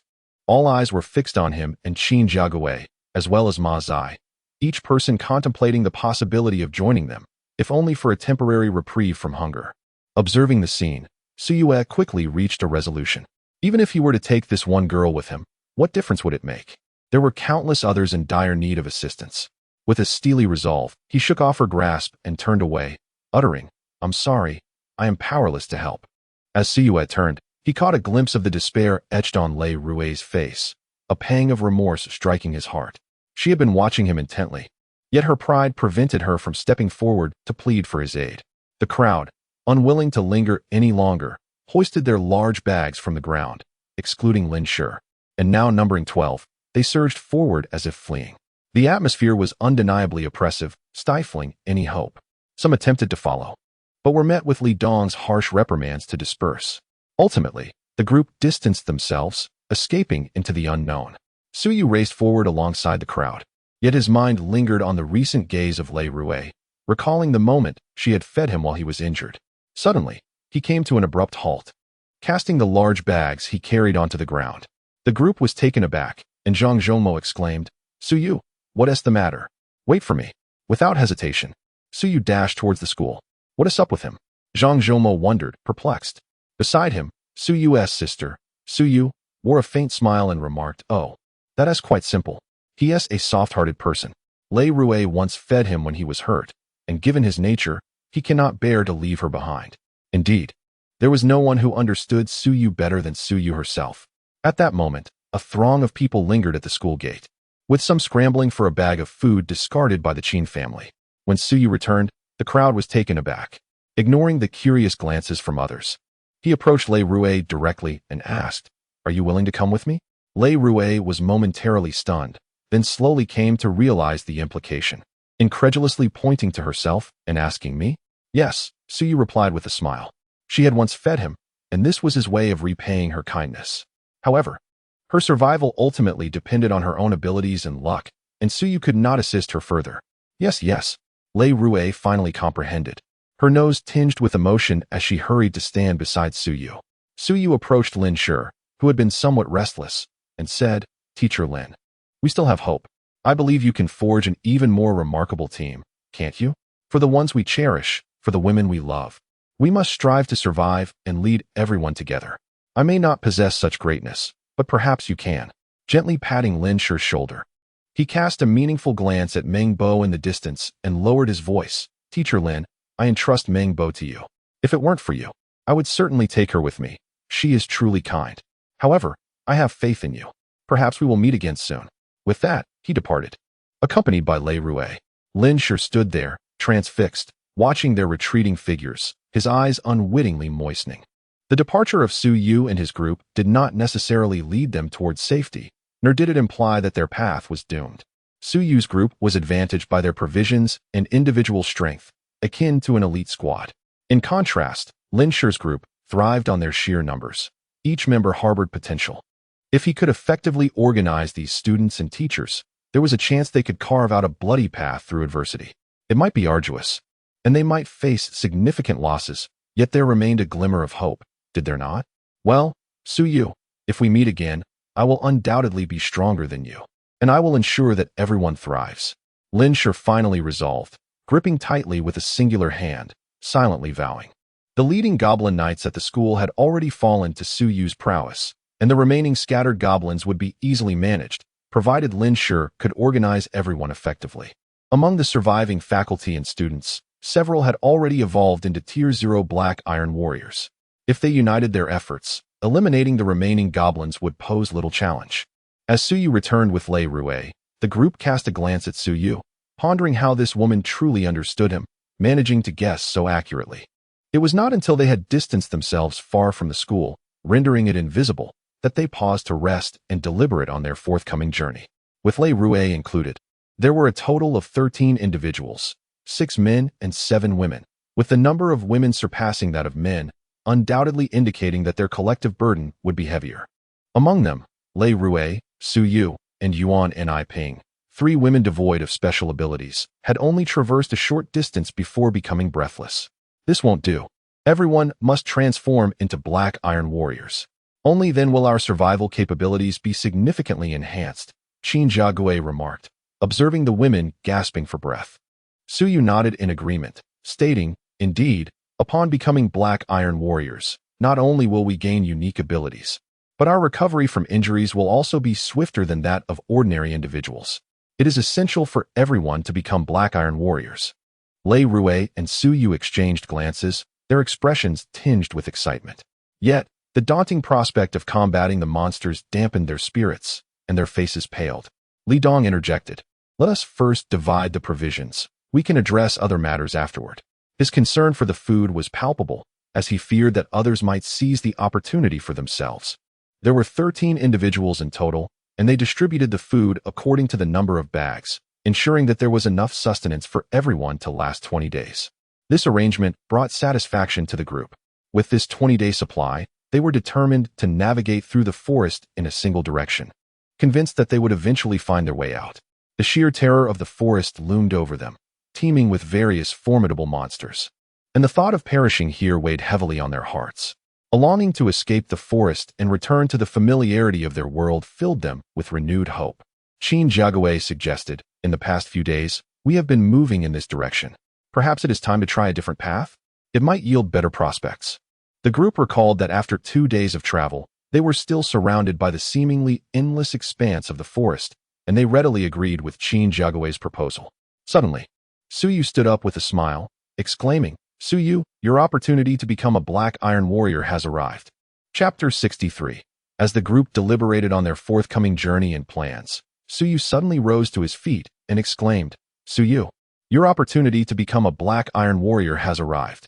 The others paused in astonishment, and soon they heard the rustling sounds emanating from a short distance away, followed by the appearance of a cluster of goblins armed with wooden shields and shovels. Upon assessing their numbers, which hovered around 15 or 16, Su Yu charged forward without hesitation. "Are we truly going to engage them?" Lei Rue's complexion paled slightly as she adjusted her glasses, fully aware of the goblins' terrifying nature. The prospect of facing these creatures instilled fear in her, even with the presence of formidable allies like Su Yu. However, Su Yu chuckled, "You need not intervene." In a flash, accompanied by a series of swift sounds, he dispatched all the goblins to the ground in the blink of an eye, sparing their lives. He then picked up a shovel from the ground and tossed it to Su Yu, declaring, "I have rendered them unconscious. The task is now in your hands." The group initially stood in stunned silence before realization dawned upon them. Li Dong could not contain his excitement, exclaiming, "Is this method truly viable? This seems rather simple." Reflecting on his arduous struggle to become a black iron warrior, he couldn't help but feel a twinge of envy at how effortlessly Su Yu and the others were poised to achieve the same status. Su Yu, Lei Rue, and Yuan and I Ping each picked up a shovel, hesitantly approaching the unconscious goblins, finding the prospect of slaying these incapacitated creatures somewhat daunting. Su Yu, with a serious countenance, picked up a shovel and handed it to Ding Shan, saying, "Little girl, my brother understands that this is quite cruel, yet in this forest, to survive more effectively, one must be resolute. Go ahead, slay a goblin with this shovel." Zhou Burong displayed a look of compassion, remarking, "Su Yu, perhaps it is unnecessary for Xiaoshan to do this." Su Yu sighed, responding, "In the days to come, no one can predict what dangers we may encounter. I believe that if she becomes a black iron warrior, her chances of survival will significantly increase." Ding Shan clutched the shovel, her gaze drifting toward the fallen goblins. Trembling all over, it was indeed a daunting task for a 7- or 8-year-old girl to take the life of a goblin. Observing the defeated goblin, Su Yu gritted his teeth, suddenly closing his eyes, and swung the shovel down, muttering fervently under his breath, his teeth clenched, as if enunciating some incantation. Zhang Zhoumo, curious, approached and soon discerned that Su Yu was invoking his own name. Could it be that Su Yu envisioned these goblins as manifestations of himself? Such a notion was terrifying. The women of today. Zhang Zhoumo shuddered, relieved that Su Yu had not overheard the words, lest he be consumed by frustration. Nearby, Lei Rue and Yuan Niping exchanged glances at the fierce Su Yu, reflecting on the harrowing experiences of recent days. They could only grit their teeth and strike down with the shovel. Before long, apart from Ding Shan, Su Yu and the other three had successfully slain a goblin. With a face full of astonishment, Su Yu incessantly waved her left hand, exclaiming, "Strange, so very strange. This sensation is utterly peculiar." Su Yu glanced with some frustration at Su Yu's left hand, pondering how remarkably alike the girl was to him, even in the manifestation of her extraordinary abilities. Were it not for the fact that they both had parents, he would genuinely suspect that Su Yu was his identical twin sister. Meanwhile, Lei Rue and Yuan Ni Ping exhibited their extraordinary powers in their right hands. After much effort, the three women managed to slay a single goblin each. Yet they found themselves reluctant to continue, as the defeated goblins lay unconscious on the ground, creating a psychological barrier to further violence. Apart from the 3 goblins they had vanquished, there remained a dozen more unconscious goblins scattered about. Observing their hesitation, Li Dong and Zhou Huakong eagerly approached. Recognizing the rarity of such an opportunity, there was no imminent danger, yet the chance to eliminate goblins and gain even stronger powers was a prospect not to be missed. Zhou Bairong, noticing Ning Yan, who had been lingering at the periphery of the group, felt a stirring in her heart and could not help but say, "Ning Yan, this is a rare opportunity. Why don't you go and slay a few?" She had long been aware of Ning Yan's tendency to shy away from engaging with monsters, and, seeing the abundance of defenseless goblins available for the taking, felt compelled to offer a kind reminder. However, as soon as her words left her lips, Ning Yan, who had maintained an expression of indifference, appeared to have been struck by some unseen force. She staggered backward 3 steps. Her lips slightly parted as if she had heard something terrifying. Casting a fleeting glance at Zhou Bairong, she quickly averted her eyes, lowering her gaze to her own toes. Zhou Burong could hardly fathom the intensity of her own reaction, leaving her momentarily speechless. "Ning Yan, in a sudden flurry of panic, inadvertently retreated to Su Yu's side, her head bowed in embarrassment. As Su Yu turned to glance at her, he inadvertently caught sight of her alabaster neck. A soft gasp escaped his lips as he noticed something peculiar. During their school days, Su Yu had harbored a secret affection for Ning Yan, often lost in reverie as he admired her silhouette from behind. He distinctly remembered the flawless whiteness of her nape, unmarred by any blemish. Yet at that moment, as he inadvertently stole a glance, he was astonished to discover 3 minuscule dark spots adorning her neck, tiny marks resembling moles. What was even more uncanny was the manner in which these 3 spots converged to form the numbers 666, akin to some cryptic symbol or mark. How could this be? He was certain that her nape bore no such marks. Moreover, they bore an uncanny resemblance to the numeral 6. A wave of astonishment washed over Su Yu as he scrutinized the mysterious appearance of these dark spots, 666, on Ning Yan's neck. This revelation, coupled with her recent erratic behavior, swelled the tide of confusion in his mind, leading him to question for the first time whether something was amiss with Ning Yan. Yet, what could possibly be wrong with her? Su Yu found himself perplexed, contemplating a question for Ning Yan. Yet the sight of her demeanor suggested that any inquiry would yield little insight. As his thoughts meandered, an inexplicable chill surged from the depths of his being. The ominous number 666 flickering in his mind like a sinister incantation. Without a moment's hesitation, Li Dong and Zhou Huakong swiftly dispatched the remaining earth spirits. Eager to ascend in rank, such an opportunity to harvest earth spirits would not be overlooked. Su Yu, Lei Rui, and Yuan Niping successfully attained the status of 0-tier Black Iron warriors, gaining extraordinary abilities, while Ding Shan struggled to take action. Although Su Yu felt a twinge of regret, he could not compel her. The group resolved to circumvent the school, proceeding towards another direction of the forest. From a distance, the school appeared faintly, the echoes of raucous sounds barely discernible. Each member, burdened with their provisions, fell into a contemplative silence, hesitant to dwell on their thoughts. Their journey was accompanied solely by the rustling of footsteps and the distant, elusive sounds of roars, though too far away to be distinctly understood.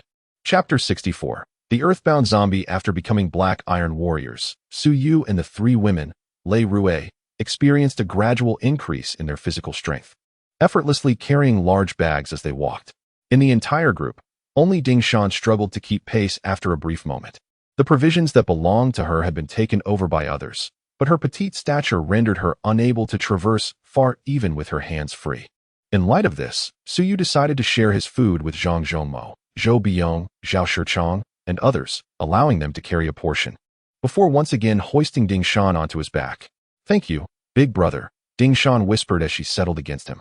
Su Yu shook his head, pondering that if she were capable of slaying a goblin, her current predicament would surely be different.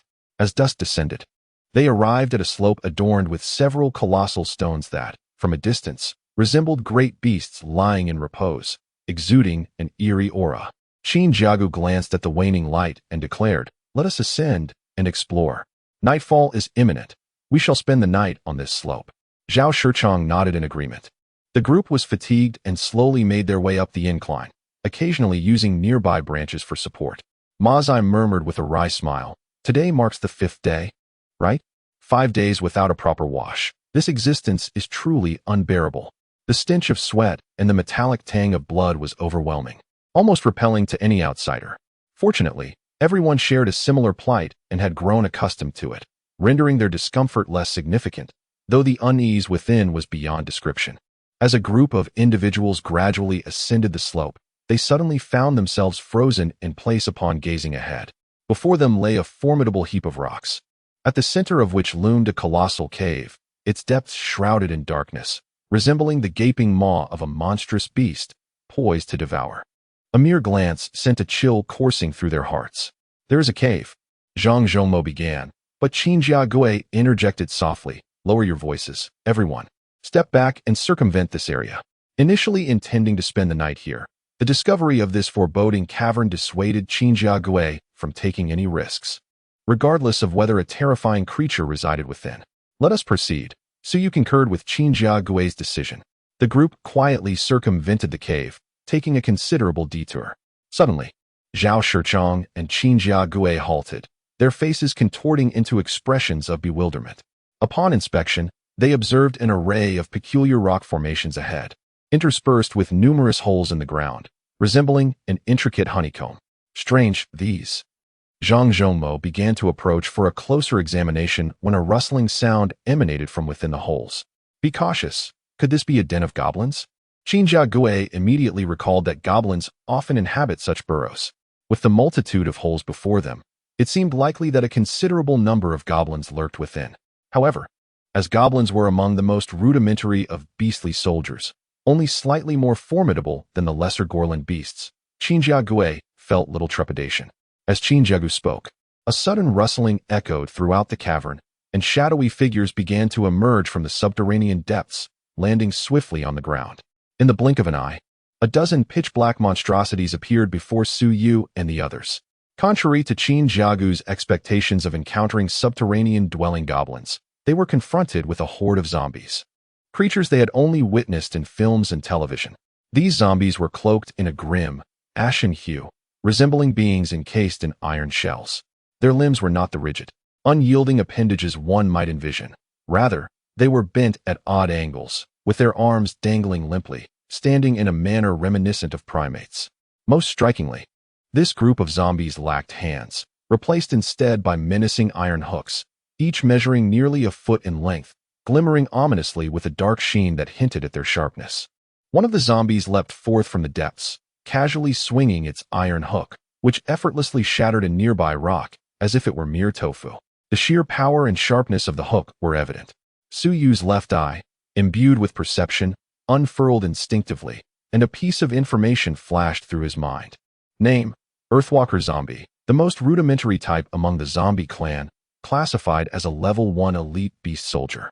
These creatures adeptly excavate tunnels with their iron hooks and are sworn enemies of the goblins, frequently engaging in fierce battles over the roots of plants. The goblins regard them with utmost fear, crafting wooden shields and leather armor primarily for protection against the iron hooks of the Earthwalker zombies. Though they do not consume humans, they possess a fervent desire to attack them, aiming to transform humans into their own kind. Upon receiving this message, Su Yu felt a slight chill run through him. He distinctly recalled that his elder brother, Lin Busho, belonged to the rank of primary beast soldiers, while the group of earthbound zombies before him were classified as elite beast soldiers. Judging by their description, they appeared to surpass even his brother, for the term elite implied a greater prowess. As his thoughts raced, the sound of hissing emanated from his left arm, where a series of black scales began to emerge, rapidly transforming his arm into a formidable appendage. 5 claws sprouted from his palm as he gravely commanded, "Step back, everyone, and exercise caution. These are known as earthbound zombies, and they are not easily dealt with." In fact, even before Su Yu could issue his warning, Su Yu, Lei Rue, Yuan Nipin, and the others had already begun to retreat. The overwhelming aura of death emanating from the 10 or so earthbound zombies instilled a sense of imminent danger, prompting their instinctive withdrawal.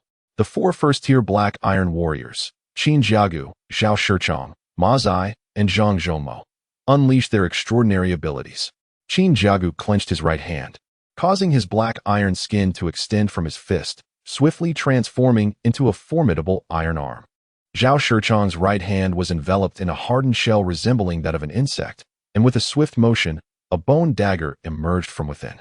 Ma Zai manifested slender, black, rope-like appendages from her right foot, while Zhang Zhongmo's face partially underwent a transformation into rock, wielding a shovel in his hands, ready for battle. As the 10 or so earthbound zombies leapt from their subterranean lair and caught sight of the humans before them, they remained silent, brandishing their iron hooks and charging forward with alarming speed. In an instant, the 2 sides clashed head-on. Su Yu extended his left hand, intercepting the iron hook of a ground-walking zombie. The rending claw activated, and a series of black scales rose sharply. With a swift rotation of his left arm, a formidable vortex of power was unleashed. As the iron hook made contact, it was immediately deflected with a resonant clang. Su Yu stepped forward, delivering a heavy blow from the rending claw to the creature's chest. The might of the rending claw was truly terrifying.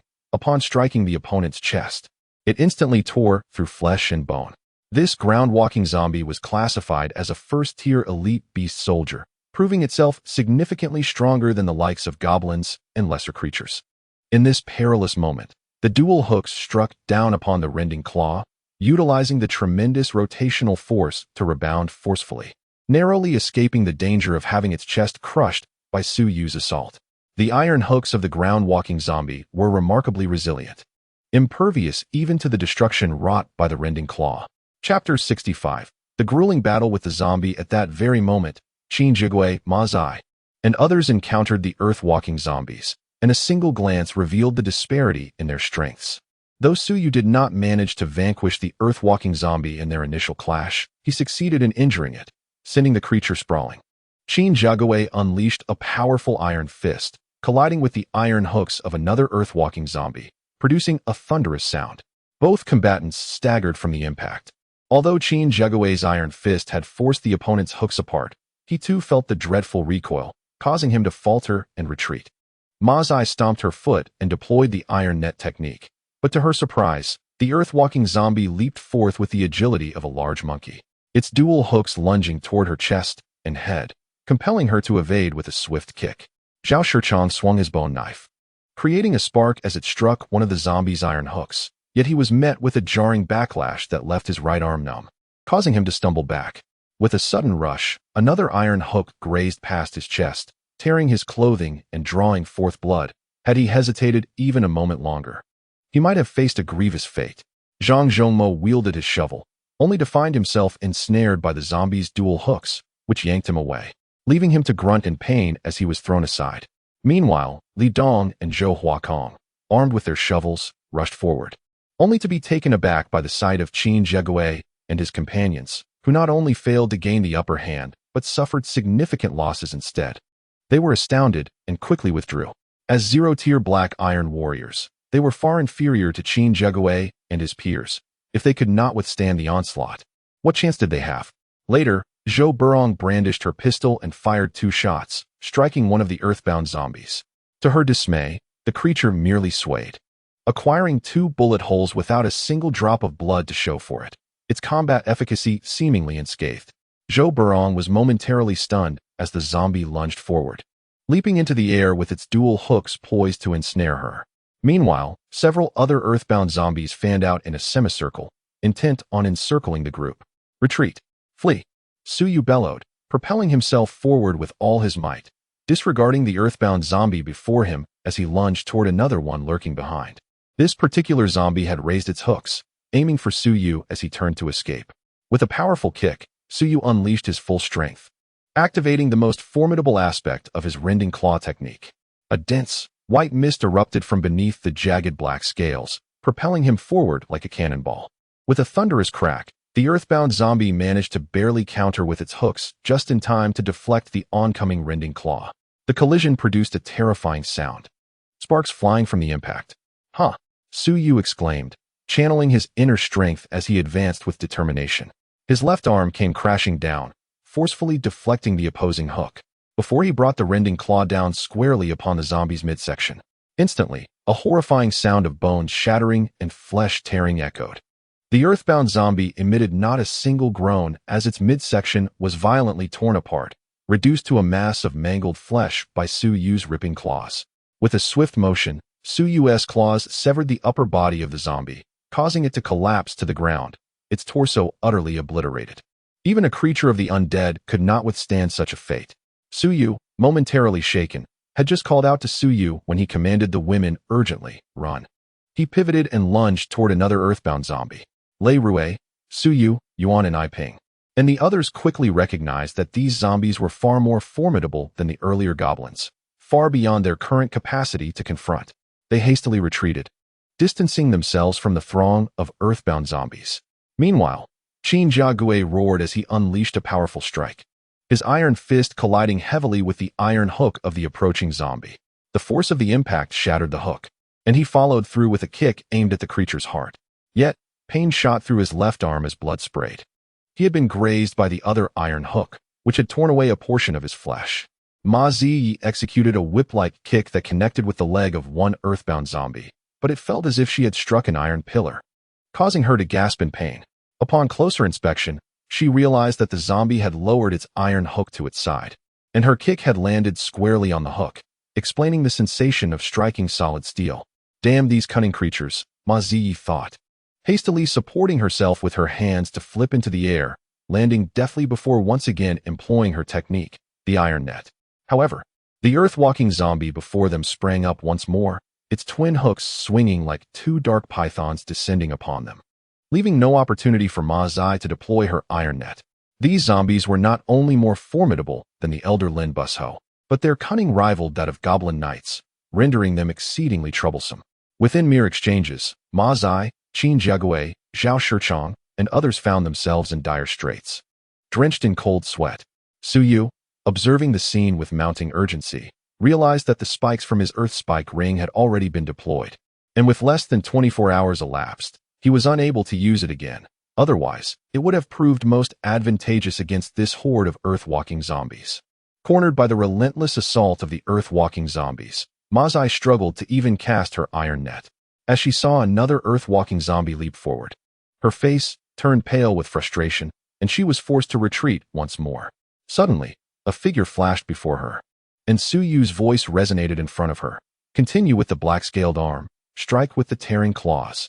With a resounding clash, the leaping earth-walking zombies' hooks collided heavily with Su Yu's black-scaled arm. Yet Su Yu stepped forward, pushing his arm with great force. This strike was as swift as lightning. With two sharp sounds, the leaping earth-walking zombie emitted a hoarse, inhuman groan, its legs severed by Su Yu's tearing claws, leaving only its upper body to fall. Seizing the opportunity, Ma Zai stepped forward vigorously and stomped down. With a loud crack, the head of the earth-walking zombie was instantly shattered, splattering a foul, dark, putrid fluid. In the midst of the chaos, Su Yu, Lei Rui, Yuan Ni Ping, Ning Yan, and Ding Shan retreated in succession, evading the encroaching threat, while Zhou Bairong steadfastly held her firearm, providing cover for them. It was only in dire circumstances that she would fire, for her remaining ammunition was scant. Li Dong and Zhou Huakong, armed with shovels, found themselves in a precarious situation. They dared not advance to confront the earthbound zombies, yet were equally reluctant to retreat. They harbored hopes of seizing an opportunity, as it was evident that should they manage to vanquish a single earthbound zombie, they would immediately evolve into first-tier black iron warriors. Meanwhile, Qin Jiagui, Zhao Shichang, Ma Ziyi, and Zhang Zhongmao engaged in a melee with the zombies, yet found no advantage, suffering injuries instead. In contrast, Su Yu displayed remarkable valor, charging back and forth, swiftly dispatching 3 zombies and assisting Ma Ziyi in slaying another. Chapter 66, Secondary Beast Soldiers. Iron Chain Zombies. A total of 11 earthbound zombies confronted them. Su Yu dispatched 3 of them, while with his assistance, Ma Zai succeeded in eliminating 1 more, leaving 7 still standing. Qin Jiagui, Zhao Shichang, and Zhang Zhongmo each engaged 1, while the remaining 4, captivated by Su Yu's formidable display, charged towards him and Ma Zai. Here they come. Su Yu positioned himself protectively in front of Ma Zai, excitement gleaming on his face. The rending claw on his left arm surged to its utmost potential, an unrelenting force coursing through it. Ma Zai comprehended his intent, with him shielding her. She need not concern herself with the attacks from the earthbound zombies, allowing her to unleash the full power of her iron net. With a firm stomp of her right foot upon the ground, Ma Zai activated the iron net with all her might. Tendrils resembling black ropes extended and expanded, reaching several meters in an instant. The 4 earthbound zombies lunged from different directions, each bending low and moving with the agility of monkeys. Their dual hooks raised menacingly towards Su Yu and Ma Zai. Centered around Ma Zai, Su Yu dashed around her in a frenzy, producing a series of resounding clangs. Sparks flew as he utilized his left arm to deflect the 8 steel hooks that came at them. In that very moment, Ma Zai shouted fiercely. The iron net channeled its extraordinary power into the sole of her right foot, fully activating its might. Responding to the alert, Su Yu let out a fierce howl and leapt into the air, disregarding the incoming iron hooks, ready to deliver a devastating strike with his left arm. With a thunderous crash, a ground-walking zombie's head burst open like a rotten watermelon, its gruesome maw shredding both its skull and chest into a grotesque pulp. Su Yu, having landed in a crouch, surged towards the second ground-walking zombie. With a resounding thud, the left arm of the second zombie, along with its midsection, was violently torn apart, sending its upper body flying. A sharp pain pierced Su Yu's chest as the flung iron hook tore away a significant swath of flesh. Propelled by sheer determination, Su Yu sprang forth like a leaping fish, striking the face of the third ground-walking zombie with a resounding impact. Instantly, its two eyeballs shattered, exploding from their sockets. Suyu felt a sharp sting on his face as the splattered remains struck him, eliciting a dull ache. Meanwhile, on the other side, Ma Zai, wielding a steel net, unleashed a fierce kick that landed squarely on the chest of the last ground-walking zombie. The final zombie, caught off balance by the steel net beneath its feet, stumbled and fell, only to be met with Ma Zai's flying kick, which sent it tumbling away with a muffled groan.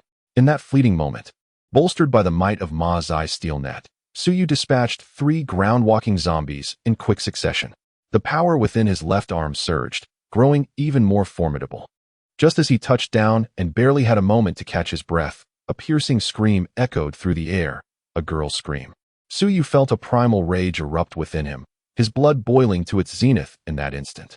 On the other side, Suyu, Lei Rui, Yuan and Ping, Ning Yan, and Ding Shan retreated in unison with Zhou Bairong, widening the distance between themselves and the group of earthbound zombies to avoid being affected.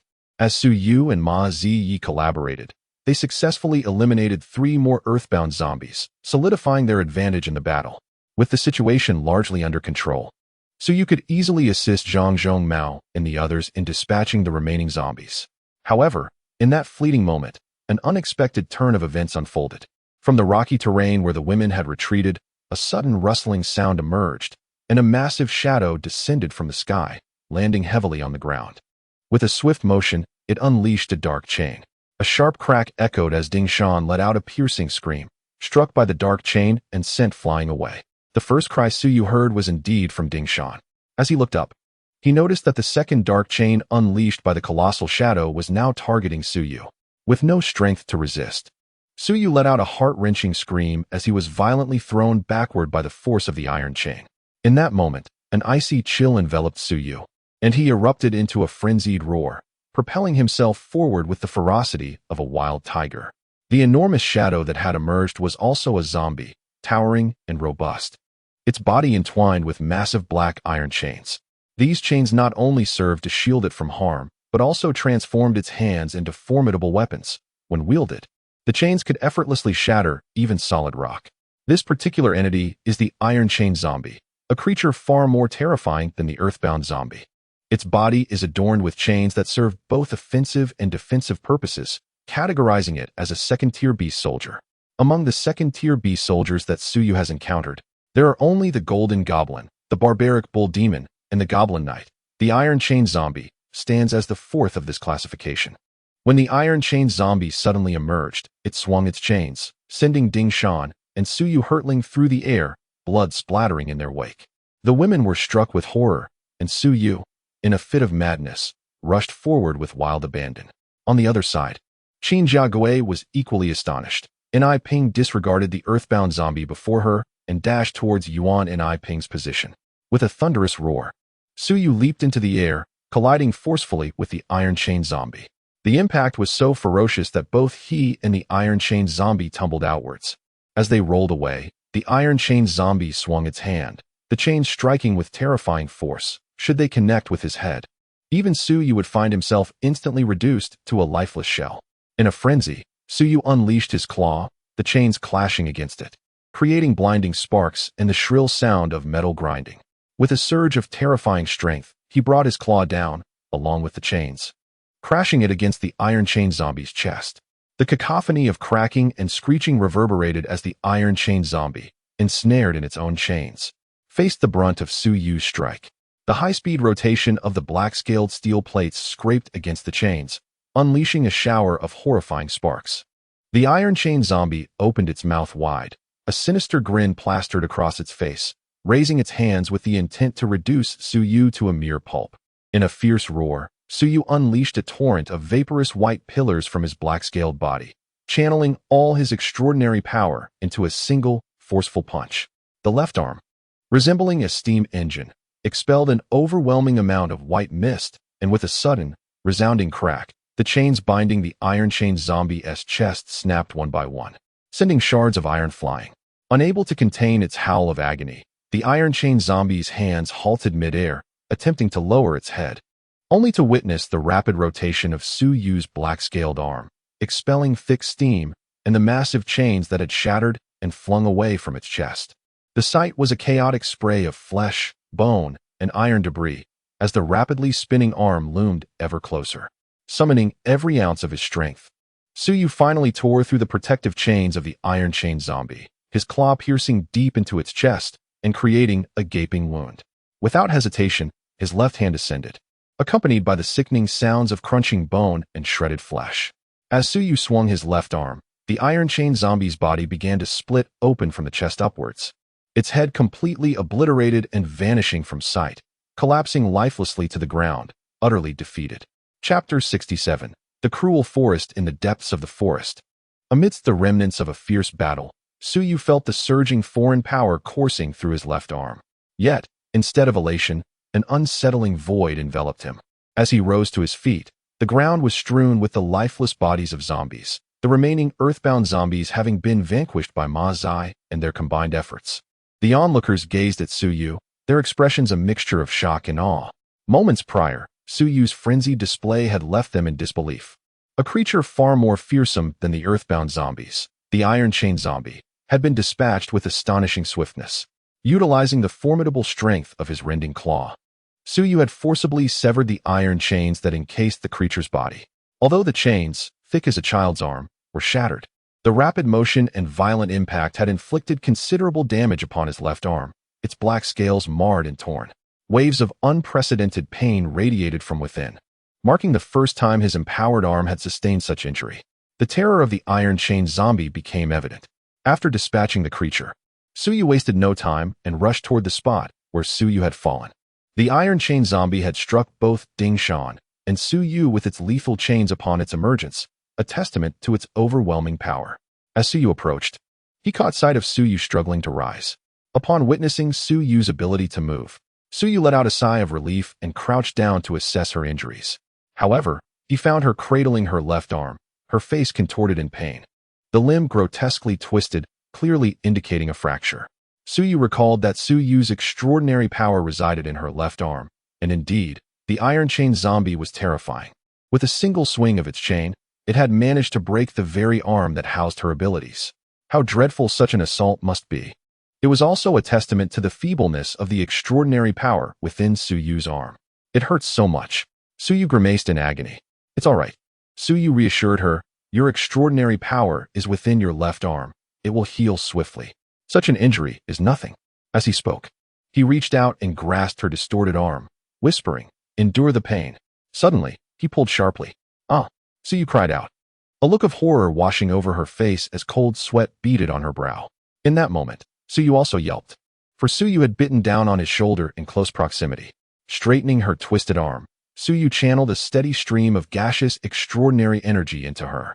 Almost instantly, Suyu felt a significant alleviation of pain, and unable to contain herself, she let go, her cheeks flushing with the recollection of the recent ordeal. Shan Shan, Shan Shan. Just as Suyu was about to speak, he suddenly heard the alarmed cry of Zhou Burong from the other side. A chill ran through his heart as he released Suyu and sprang to his feet, rushing towards the source of the commotion. Besides Suyu, Ding Shan had also been struck by the Iron Chain zombie. Suyu's injury was no longer a concern. Her inherent powers, coupled with Suyu's recent infusion of energy, would ensure her recovery within half a day. However, Ding Shan's condition was dire.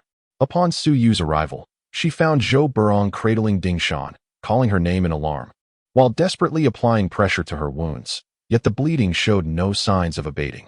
Ding Shan's complexion was as pale as a sheet, her lips moving slightly as if attempting to articulate something. Ding Shan had also sustained a blow from the iron chain, but her injuries were far more severe. The impact had not only shattered her right arm, but had also left her side a gruesome mess of blood and flesh. The sight pierced Suyu's heart with despair. The force of the attack on both Ding Shan and Suyu was comparable. One struck on the right arm, the other on the left. The sole distinction lay in the presence of supernatural abilities. Suyu possessed such powers, while Ding Shan did not.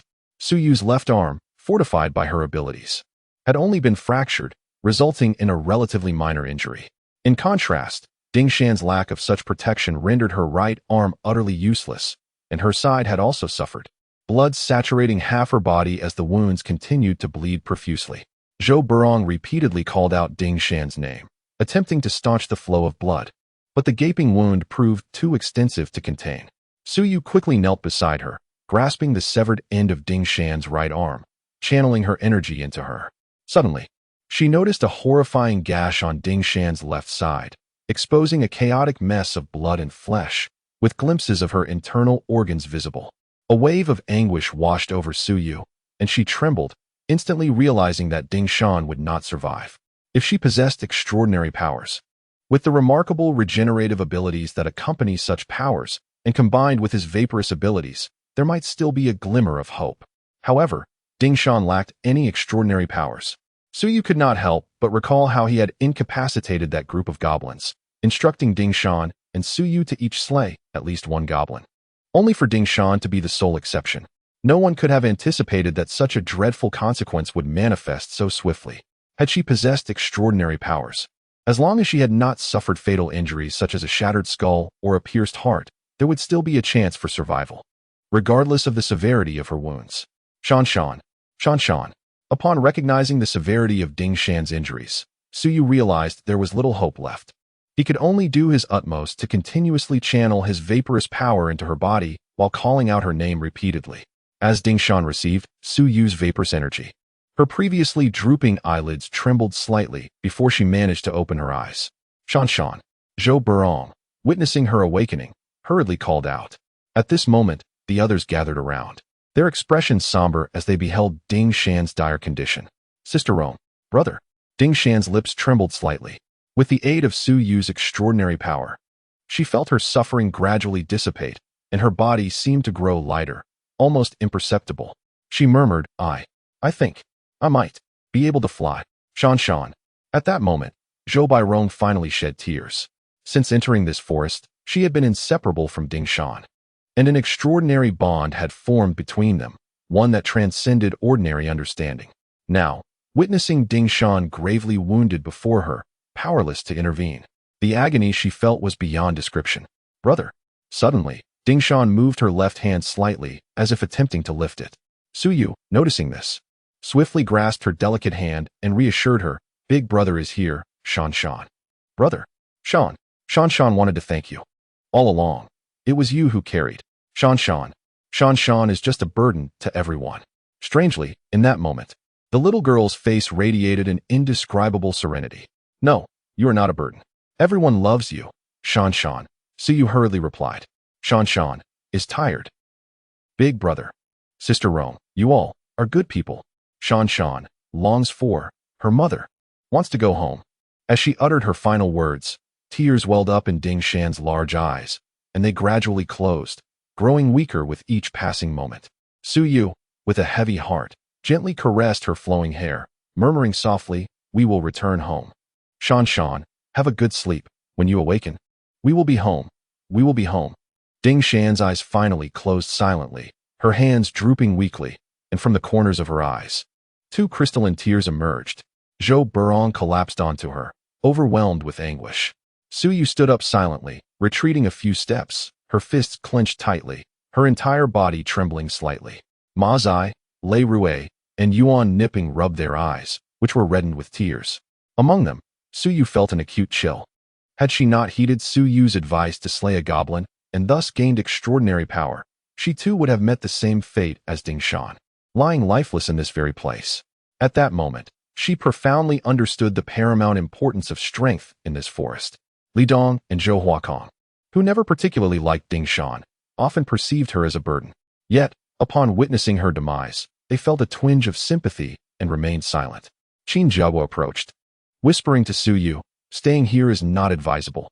This place is steeped in unease. We should quickly bury her and depart. Su Yu nodded silently, and Qin Jiaguo promptly picked up a shovel from the ground, ready to dig a grave for Ding Shan's final resting place. However, as soon as he thrust the shovel into the earth, he suddenly froze in place, and then Qin Jiaguo, Su Yu, Ma Zai, and others turned stiffly to face the same direction. Even Zhou Burong, who had been weeping uncontrollably, abruptly ceased her cries and lifted her head. A sudden chill of foreboding emerged from the spines of all present. Chapter 68. The one-eyed corpse king. The crowd turned their heads, their bodies stiffening as a wave of chill surged up each individual spine. A faint rustling sound echoed. 1, 2, 3. A total of 3 colossal zombies, bound in iron chains, silently emerged a mere dozen meters away. These were the iron chain zombies, and to their horror, another enormous creature, exceeding 3 meters in length, gradually materialized behind them. No one comprehended how this gigantic monstrosity had appeared. It was only when their attention was drawn that they witnessed the creature rising and enlarging behind the 3 iron chain zombies, finally solidifying into a towering figure. A giant zombie standing at an imposing 3 meters.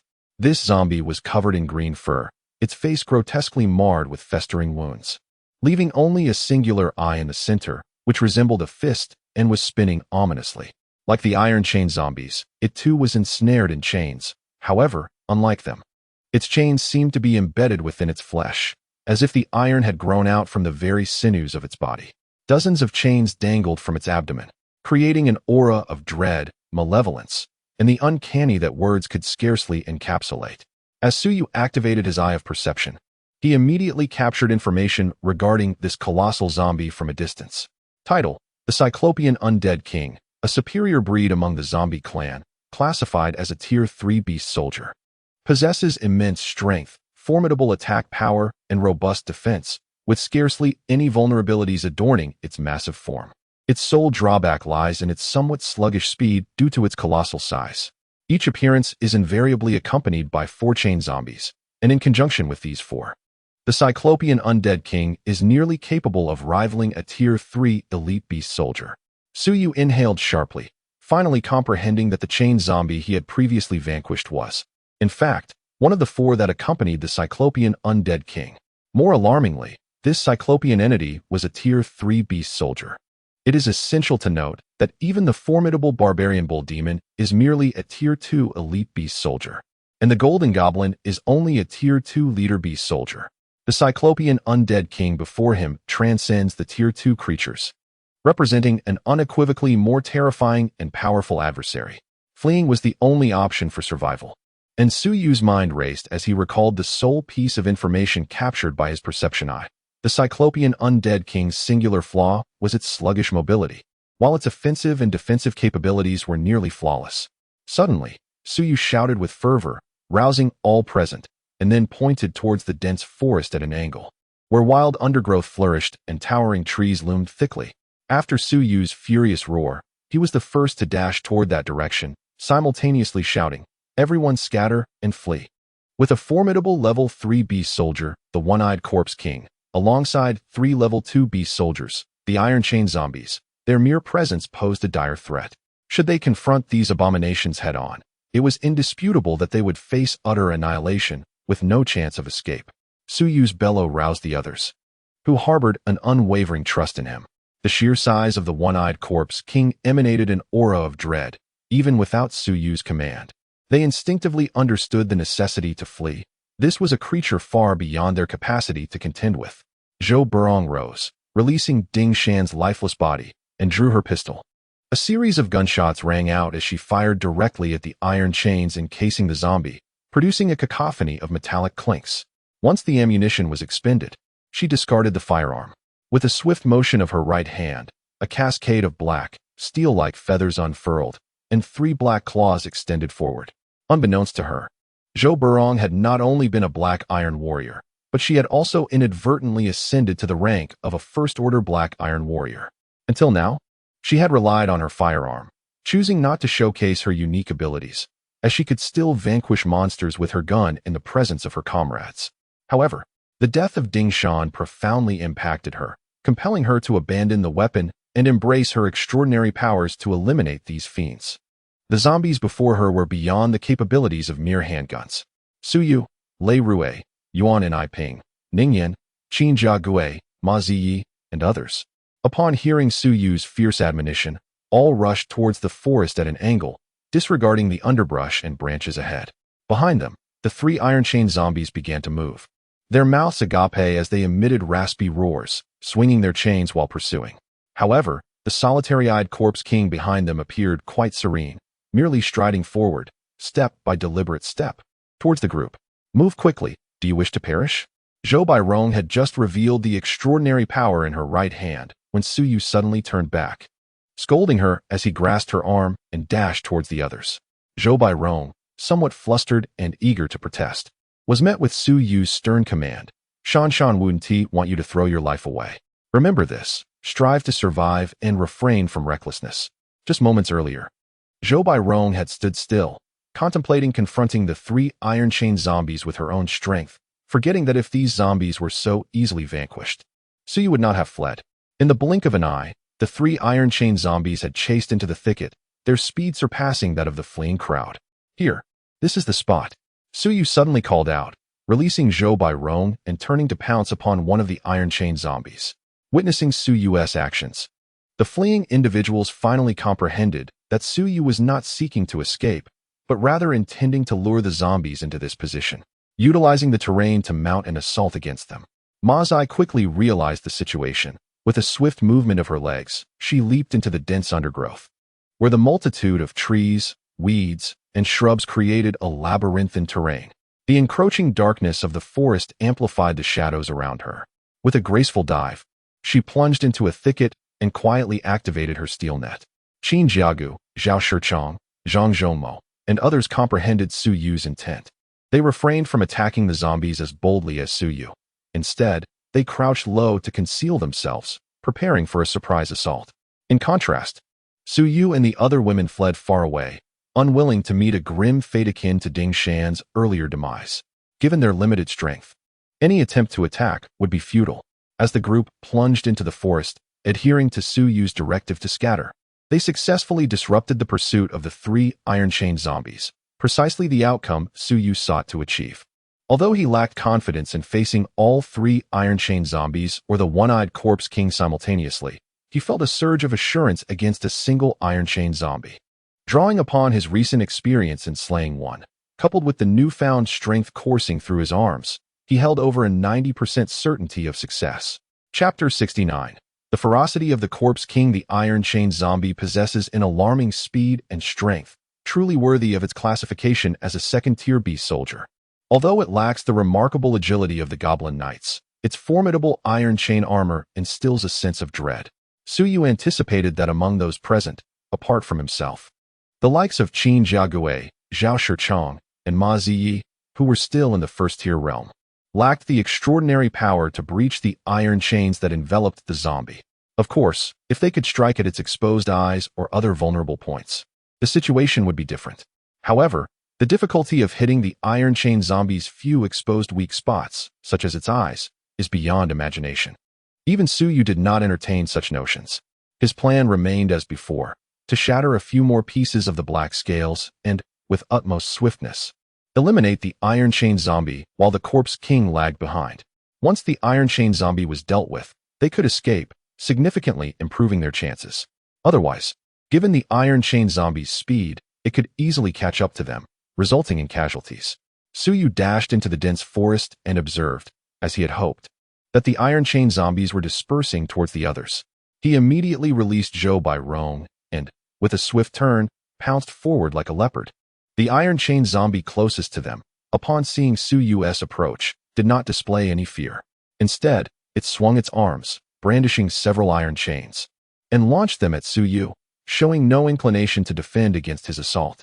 Bound by chains as unyielding as iron barrels, the iron chain zombies exhibit little to no defense against incoming assaults, save for direct strikes to their vital points. However, Su Yu's attack was aimed squarely at their chests, the most fortified area of their defenses, which the iron chain zombies deemed unworthy of resistance. This was precisely the outcome Su Yu sought. His black phosphorus arm struck their chest with a resonant clang, leaving the iron chain zombies unscathed. They let out a raspy, sinister laugh as their arms retracted, and the chains lashed out towards the back of Su Yu's head. With a smirk, Su Yu suddenly roared, lowering his head just in time to evade the strike. The black scales on his left arm began to lift, releasing a torrent of steam and white mist, akin to a boiler erupting. The expelled mist generated an unimaginable force of propulsion combined with a whirlwind of speed, resulting in a devastating power of destruction. By the time the iron chain zombies sensed the impending danger, Su Yu's body had already propelled them through the air, crashing into a large tree. A thunderous crack echoed as the tree splintered, and the chains before the zombies' chests shattered one by one. producing a cacophony reminiscent of popping beans, or the sound of tin bowstrings snapping under tremendous force. The initial sound was strikingly clear, but it was soon followed by the harrowing noise of flesh and sinew being torn apart, sending chills down the spine. With a powerful punch, Suyu shattered the iron chains and tore through the chest of the ironclad zombie, roaring as he passed closely by. The tearing claw swept outward, severing the zombie's torso into two sections, which spun sideways and crashed to the ground, while Suyu lunged towards the second ironclad zombie. Although the darkness obscured visibility to mere silhouettes, the commotion Suyu had just caused drew the attention of other zombies, particularly the languid and seemingly carefree Cyclops zombie king.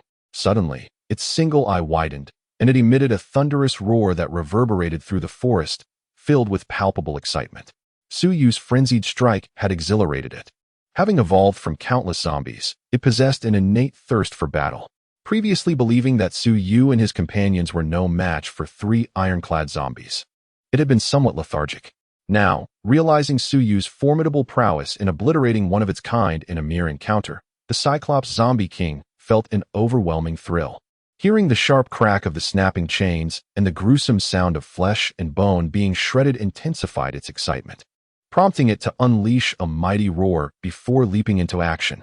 With a resounding crash, it broke a tree trunk as thick as a bowl upon impact, landing deep within the dense forest, having leaped at least several meters in a single bound. From a distance, Suyu gasped in disbelief. That damned perceptive eye, was that what it meant by being slow? At such speed, the Cyclops zombie king could easily catch up with just a few jumps, and the situation was becoming dire. As Suyu's thoughts raced, he exerted all his strength to lunge towards the chain-bound zombie. The situation was dire. Should the Cyclops zombie catch up, all would be lost. The iron-bound creature, momentarily intimidated by Suyu's previous strike, turned and fled in the opposite direction upon seeing Suyu charging towards it. In a panic, Suyu suddenly heard a commanding shout from the nearby thicket, "Steel net." It was Ma Zai, who emerged with a flying kick that struck the zombie's head. Unbeknownst to Suyu, Ma Zai had been lying in wait among the grass, ready to unleash her steel net. As the chain zombie attempted to escape, it suddenly realized its feet were ensnared, glued to the ground, rendering it immobile. Surprised, it lowered its head, only to receive a heavy blow. With a resounding crash, although Ma Zai's kick was immensely powerful against a creature of level 2B soldier status, it merely caused the zombie to experience a momentary dizziness, inflicting no real harm. Yet, this was sufficient. In that fleeting moment, Suyu descended upon the scene like a vengeful deity. With claws unleashed, white vapor billowed forth, resembling a radiant rainbow piercing the sky. He soared through the air, following closely in the wake of Ma Zai's kick, delivering a tremendous blow to the zombie's head. A cacophony of bizarre sounds erupted. First, the chain snapped, then the head exploded, and finally, the ghastly inertia propelled the headless body of the iron-bound zombie, crashing into a small tree ahead. As the ironclad zombie collapsed, the black crystal within it was absorbed by Suyu. The vaporous force within its left arm had expanded to an extraordinarily potent level, relentlessly pounding against the door within his left shoulder, causing it to show slight signs of loosening. It seemed that if this extraordinary power were to grow just a little stronger, it would surely be able to unlock the door and enter a realm of even greater strength. Hope surged within Suyu's heart. If he could eliminate the last ironclad zombie, he would undoubtedly breach this barrier and perhaps acquire even greater power, enabling him to contend with the one-eyed corpse king. However, just as hope blossomed within him, a tremendous roar erupted from behind, shaking the ground. Upon turning around, he beheld a towering behemoth, 3 meters tall, its mouth gaping like a black hole, emitting a bizarre and frenzied howl, standing nearly 3 meters away from him. With a sweeping gesture of its arms, a cacophony ensued as iron chains erupted forth, extending wildly, filling his vision with a torrent of black metal links. Suyu let out a furious roar, his feet planted firmly as he unleashed his tearing claws in a defensive maneuver. Chapter 70. A blow too severe, the air was rent with a cacophony of sharp cracks as iron chains lashed against the tearing claws, sending sparks flying in all directions. The resounding clatter was abruptly silenced as the rapidly spinning claws deflected the chains, but simultaneously, a searing pain erupted in Suyu's abdomen, where one of the chains had struck. Blood sprayed forth as Suyu let out a harrowing scream, tumbling away. The blow had torn away a strip of his clothing and flesh, leaving a deep gash approximately half a centimeter wide on his belly.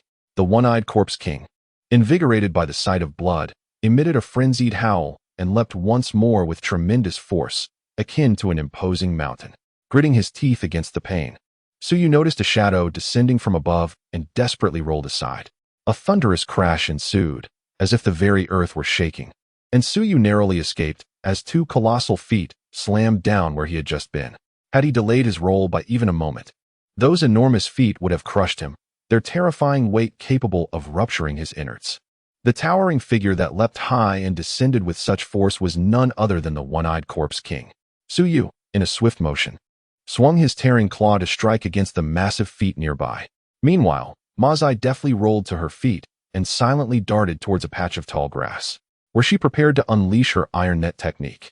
Witnessing the horror of the one-eyed zombie and realizing Suyu's vulnerability in this perilous moment ignited a fervent adrenaline rush within Mazai. The mere thought that she might be able to save Suyu filled her with exhilaration, and an incredible surge of strength coursed through her being, amplifying her extraordinary powers. It appears that the strength of this otherworldly force is intricately linked to one's emotions. At this moment, Mazai's right foot is imbued with an unprecedented power. Suyu rolls on the ground, simultaneously swiping his tearing claws, striking towards the feet of the one-eyed corpse king. Excitement and a bloodthirsty glimmer flicker in the creature's singular eye. It even hesitates to kill Suyu outright, opting instead to raise a foot to crush him, intending to methodically shatter his limbs, believing this approach to be far more entertaining. However, just as the one-eyed corpse king prepares to lift its foot, it senses something amiss, discovering that its feet are ensnared by what seems like numerous ropes, rendering it unable to move. This brief moment of hesitation allows Suyu's tearing claws to crash against the corpse king's ankle. In an instant, sparks fly as massive iron chains materialize around the ankle, thwarting the assault of the tearing claws. The rapidly rotating claws collide with the chains, producing blinding sparks. With a roar, Suyu unleashes a plume of steam-like white mist from his left arm, pressing down fiercely with his tearing claws, fully aware that this may be his only chance. One by one, the chains blocking the claws shatter under the relentless assault. As the claws threaten to rend the one-eyed corpse king's feet apart, the loss of its legs would render the creature as harmless as a toothless tiger. Hidden amidst the grass, Mazai understands that victory hinges on this very moment. She firmly plants her feet on the ground, channeling all her strength into the iron web, determined to restrain the one-eyed corpse king's feet and ensure Suyu's strike lands successfully. The howling one-eyed corpse king roared in response. For the first time sensing an imminent threat, chains of iron erupted from its body, producing a cacophony of clattering sounds as it suddenly lifted its foot. The sound was akin to the snapping of tightly drawn bowstrings, and a terrifying event unfolded. The steel net ensnaring the one-eyed corpse king was rent asunder by its foot. In an overwhelming surge of power, Mazai suffered backlash, letting out a muffled groan as she collapsed, blood seeping from the corner of her mouth. With its feet liberated, the one-eyed corpse king launched its other foot into action. A thunderous crash reverberated as it struck Suyu. With a piercing scream, Suyu was propelled like a kite severed from its string, hurtling toward a tree trunk that required two people to embrace. Upon impact, he came to a staggering halt, only to rebound and thud against the ground, the colossal tree shaking violently from the force of the blow, shedding countless leaves. Suyu fell to the ground, gasping as blood poured from his mouth. At that moment, no fewer than 10 bones within his body fractured, leaving him with a profound sense of numbness and rigidity. The metallic taste of blood filled his throat as torrents of crimson surged from his abdomen.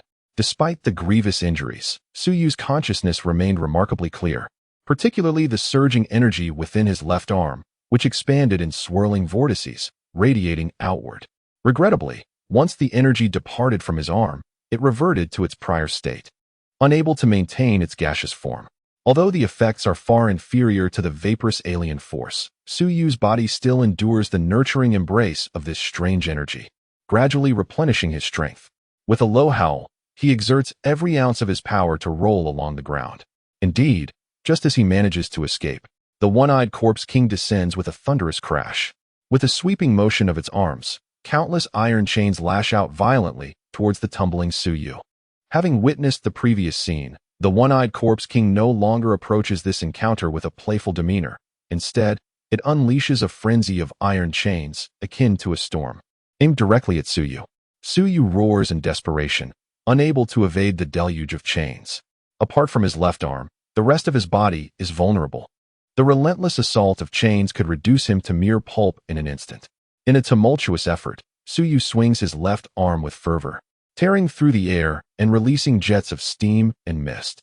Suddenly, a resounding crash reverberates through the air, startling the one-eyed corpse king. It looks up to see that where Suyu had rolled, trees are snapping and toppling, one of which is presently crashing down towards the king. In a moment of agility, Suyu propels himself off the ground, gliding like a fish, narrowly escaping the cascade of iron chains. With a muffled grunt, the one-eyed corpse king is compelled to halt and divert its attention to the falling tree, smashing it aside. This brief pause allows Suyu to rise, frantically sprinting toward the thicket ahead in a desperate bid for escape. On the other side, Mazai clutched her chest and struggled to rise, only to witness the roaring one-eyed corpse king leap high into the air, descending towards the thicket.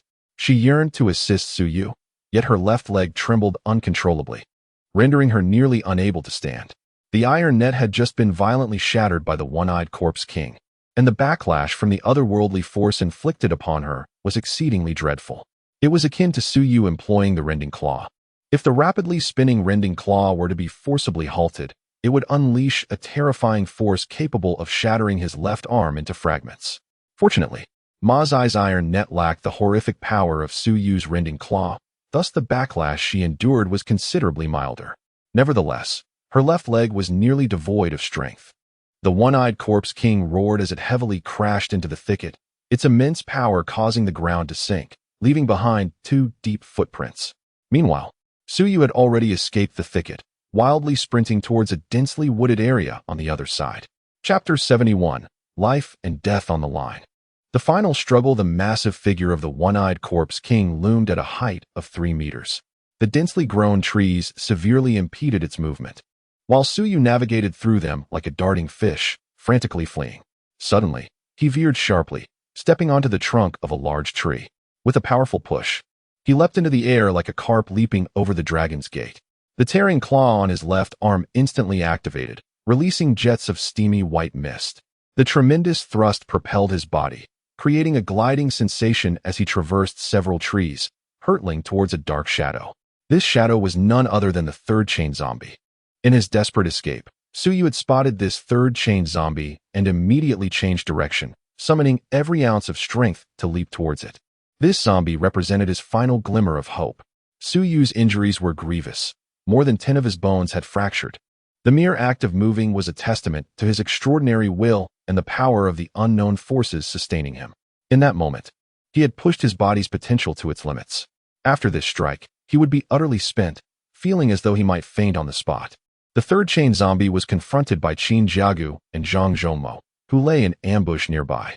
As the zombie charged in, Qin Jiagu seized the moment, unleashing a devastating blow from his iron fist that struck heavily against the zombie's forehead. He had witnessed Suyu tear apart the iron chain binding the ironclad zombie's chest, and he believed that his own iron fist, with its explosive power, would not pale in comparison to Suyu's tearing claws. With a sudden ambush, he was certain he could shatter the ironclad zombie's head along with the chains above it. Qin Jiaguai, brimming with confidence, unleashed his full strength, and indeed, his right fist struck the ironclad zombie's forehead with a resounding thud. However, to his astonishment, the forehead of the ironclad zombie remained intact. It was his right arm that felt as though it were shattering with pain. He had forgotten that Suyu was a second-tier black iron warrior, and even with his formidable abilities, it required utmost effort to break through the chains entwined around the ironclad zombie's body.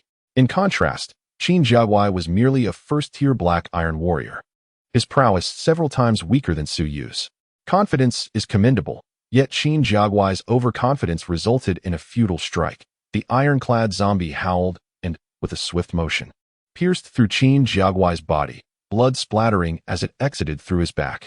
Qin Jiaguai let out a wretched scream, and at that moment, Suyu howled fiercely, propelling himself with all his might towards the ironclad zombie, his expression contorted like a vengeful spirit. This was his final strike, and if it too failed, they would all perish here at the hands of the pursuing one-eyed corpse king. This blow represented the hope of them all. Just as the ironclad zombie pierced through Qin Jiaogui, it sensed Su Yu's impending attack. The earlier scene of Su Yu slaying the Iron Chain zombie unfolded before the gaze of another Iron Chain zombie. Upon spotting Su Yu, it immediately attempted to hoist Qin Jiaogui's body, intending to use him as a shield against Su Yu's terrifying strike. Su Yu watched helplessly, unable to intervene. Emitting a dreadful roar, this was the end, everything was over. His strike would undoubtedly reduce Qin Jiaogui to a mangled mass of flesh, and he himself would be left powerless, meeting his demise at the hands of the Iron Chain zombie. In the background, the even more fearsome one-eyed corpse king was already soaring through the air, hastening towards him. In that fleeting moment, countless faces flashed through his mind. Su Yu, Ning Yan, Zhang Zhongmo, his parents. It was all over. It had come to an end. Suddenly, Zhang Zhongmo, with half of his face petrified, lunged silently forward. His mouth opened as if to cry out, his hands reached forth, and he grasped the Iron Chain zombie's arm, which was ensnared in iron chains, exerting every ounce of strength he possessed. The rock cannon head struck down heavily. With a thunderous roar, the rock cannon head collided with the chains, causing Zhang Zhongmo's forehead to split open, blood spraying forth. In that moment of life and death, Qin Jiaogui shrieked, and with a desperate contraction and push of his legs, he found himself propelled against the chest of the Iron Chain zombie. Utilizing this force, his body, which had been entwined in the grasp of the Iron Chain zombie, was miraculously extracted, splattered with blood, and sent tumbling away. The excruciating pain elicited a primal roar from him, causing him to lose consciousness in an instant. Simultaneously, the Iron Chain zombie's eyes widened in shock. The sudden turn of events left it momentarily disoriented. It had intended to lift Qin Jiaogui to shield itself from Su Yu, but unexpectedly, Qin Jiaogui, in a desperate bid, kicked out with all his might, propelling himself backward. In that moment, the Iron Chain zombie beheld Su Yu's tearing claws, which surged forth like a radiant rainbow of steam, crashing heavily against its forehead. This blow encapsulated all of Su Yu's strength, with the vaporous energy almost entirely channeled into the tearing claws, creating a wind pressure that resonated violently against the eardrums. A cacophony of cracking sounds erupted as the iron chains shattered, and the Iron Chain zombie let out a final anguished howl. Su Yu was thrown away, his claws gliding past the zombie's neck, while the creature's head was utterly obliterated, vanishing without a trace. The colossal Iron Chain zombie swayed momentarily before its headless corpse collapsed, inadvertently crushing Zhang Zhongmo beneath it. Zhang Zhongmo lay on the ground, gasping for breath, utterly drained of strength in that fleeting moment. He had exerted all his power just to support Su Yu's decisive strike. Qin Jiaogui, having been impaled, desperately kicked to free himself from the clutches of the Iron Chain zombie, crashing heavily to the ground. The pain and terrifying impact rendered him instantaneously senseless. Through the gruesome, blood-soaked wounds on his chest and back, one could faintly discern his crimson innards, a sight both shocking and horrifying. As he fell, he lost all ability to move, teetering on the precipice between life and death. With his last ounce of strength, Su Yu finally vanquished the third chain zombie, collapsing to the ground, utterly drained. The agony coursing through his body threatened to plunge him into unconsciousness. A tremendous roar echoed as the colossal figure of the one-eyed corpse king descended from above, arriving just a moment after Su Yu. In the instant that Su Yu lay on the ground, teetering on the brink of oblivion, an unfamiliar surge of power suddenly coursed through his left arm. This ethereal force expanded violently, threatening to rupture, manifesting as a terrifying torrent that surged once more towards the door embedded in his left shoulder. Su Yu realized that this newfound power was the crystalline essence derived from the chain zombie he had just slain. Chapter 72. The Third Order Warrior. Initially, the intensity of the gaseous anomalous power within his left arm had reached a critical threshold. With the addition of this newly acquired strength, Su Yu felt a thunderous roar reverberate through his mind, akin to a tranquil sea suddenly being beset by towering waves. The door that had long suppressed the anomalous power within him finally shattered with a resounding crash. The gaseous anomalous power surged forth like a tumultuous tidal wave, wildly rushing through the freshly opened passage in his left shoulder, cascading towards other parts of his body. Wherever it flowed, dark scales erupted frantically upon the surface of his skin. The incessant hissing sound filled the air, and almost simultaneously, the one-eyed undead king descended, unleashing a ferocious roar. It lifted a foot, and brought it crashing down upon Su Yu's chest. With the formidable strength of the one-eyed undead king, that single stomp threatened to crush and obliterate Su Yu's chest. A resounding impact echoed upon his ribcage. Surprisingly, the terrifying force of the undead king's foot met resistance, as if striking a steel plate, producing a dull thud. When it lowered its gaze in astonishment, it beheld the thick layer of dark scales enveloping Su Yu's chest. Each scale forged like fine steel, forming a protective armor now shielding his torso. As Su Yu lay sprawled on the ground, his mind was inundated with a cascade of information. The frenzied foreign energy surged violently towards various parts of his body, swiftly filling his chest with an overwhelming force. In that instant, gates manifested within him, halting the relentless flow of this energy towards his head, right arm, left leg, and right leg, confining the ethereal power to his left arm and chest. The one-eyed corpse king, astonished by the sight of the black scales beneath his feet, let out a thunderous roar as he swung a chain downwards, aiming to strike Su Yu's head. At that moment, black scales enveloped Su Yu's left arm and chest, while the rest of his body remained vulnerable and fleshly, easily susceptible to harm. It felt as if an intricate program was running in his mind, continuously flashing messages that indicated he had evolved into a Tier 3 Black Iron Warrior. He was now faced with a pivotal choice: to upgrade his existing skills or to master new ones. Currently, Su Yu possessed 4 skills: Eye of Perception, Rending Claw, Lizard Arm, and Tooth Bomb. Should he choose to learn a new skill, he would acquire the skill Shield of Armor. Alternatively, he could opt to enhance one of his existing skills, such as upgrading the Eye of Perception to the Sacred Eye. The Sacred Eye would not only retain the information-gathering capabilities of the Eye of Perception, but also amplify his night vision, rendering it immensely powerful. The Rending Claw shall evolve into the more formidable skill known as Rending Storm, while the Lizard Arm can be transformed into Lizard Beast Transformation, and the Tooth Bomb will upgrade to Tooth Cannon. Witnessing the Cyclopean undead king trampling upon his chest, with chains descending towards his head, Su Yu acted without hesitation. With a mere thought, he opted to enhance the Rending Claw into the Rending Storm. Throughout his journey, he had mastered the Rending Claw, and in this dire situation, it was only natural for him to upgrade the skill he knew best, unleashing a greater force. Almost simultaneously with Su Yu's choice of Rending Storm, an understanding of its essence and principles flooded his mind. A low growl escaped his lips as he swept his left arm upward, activating the newly evolved skill, Rending Storm. Scales of obsidian rose, releasing dense clouds of steamy mist that erupted forth, coiling around him like a dragon of air. This high-pressure vortex generated a fearsome column of hurricane-like wind that enveloped his left arm. Before he could comprehend the phenomenon, his left arm instinctively thrust upward, ensnaring the iron chain that the Cyclopean undead king had swung down. "What is happening?" Su Yu exclaimed as he was abruptly yanked upward by an overwhelming force, his left arm crashing heavily against the abdomen of the Cyclopean undead king. The surging vaporous force within concentrated in an instant upon the clenched fist, producing a resounding thud that echoed through the air.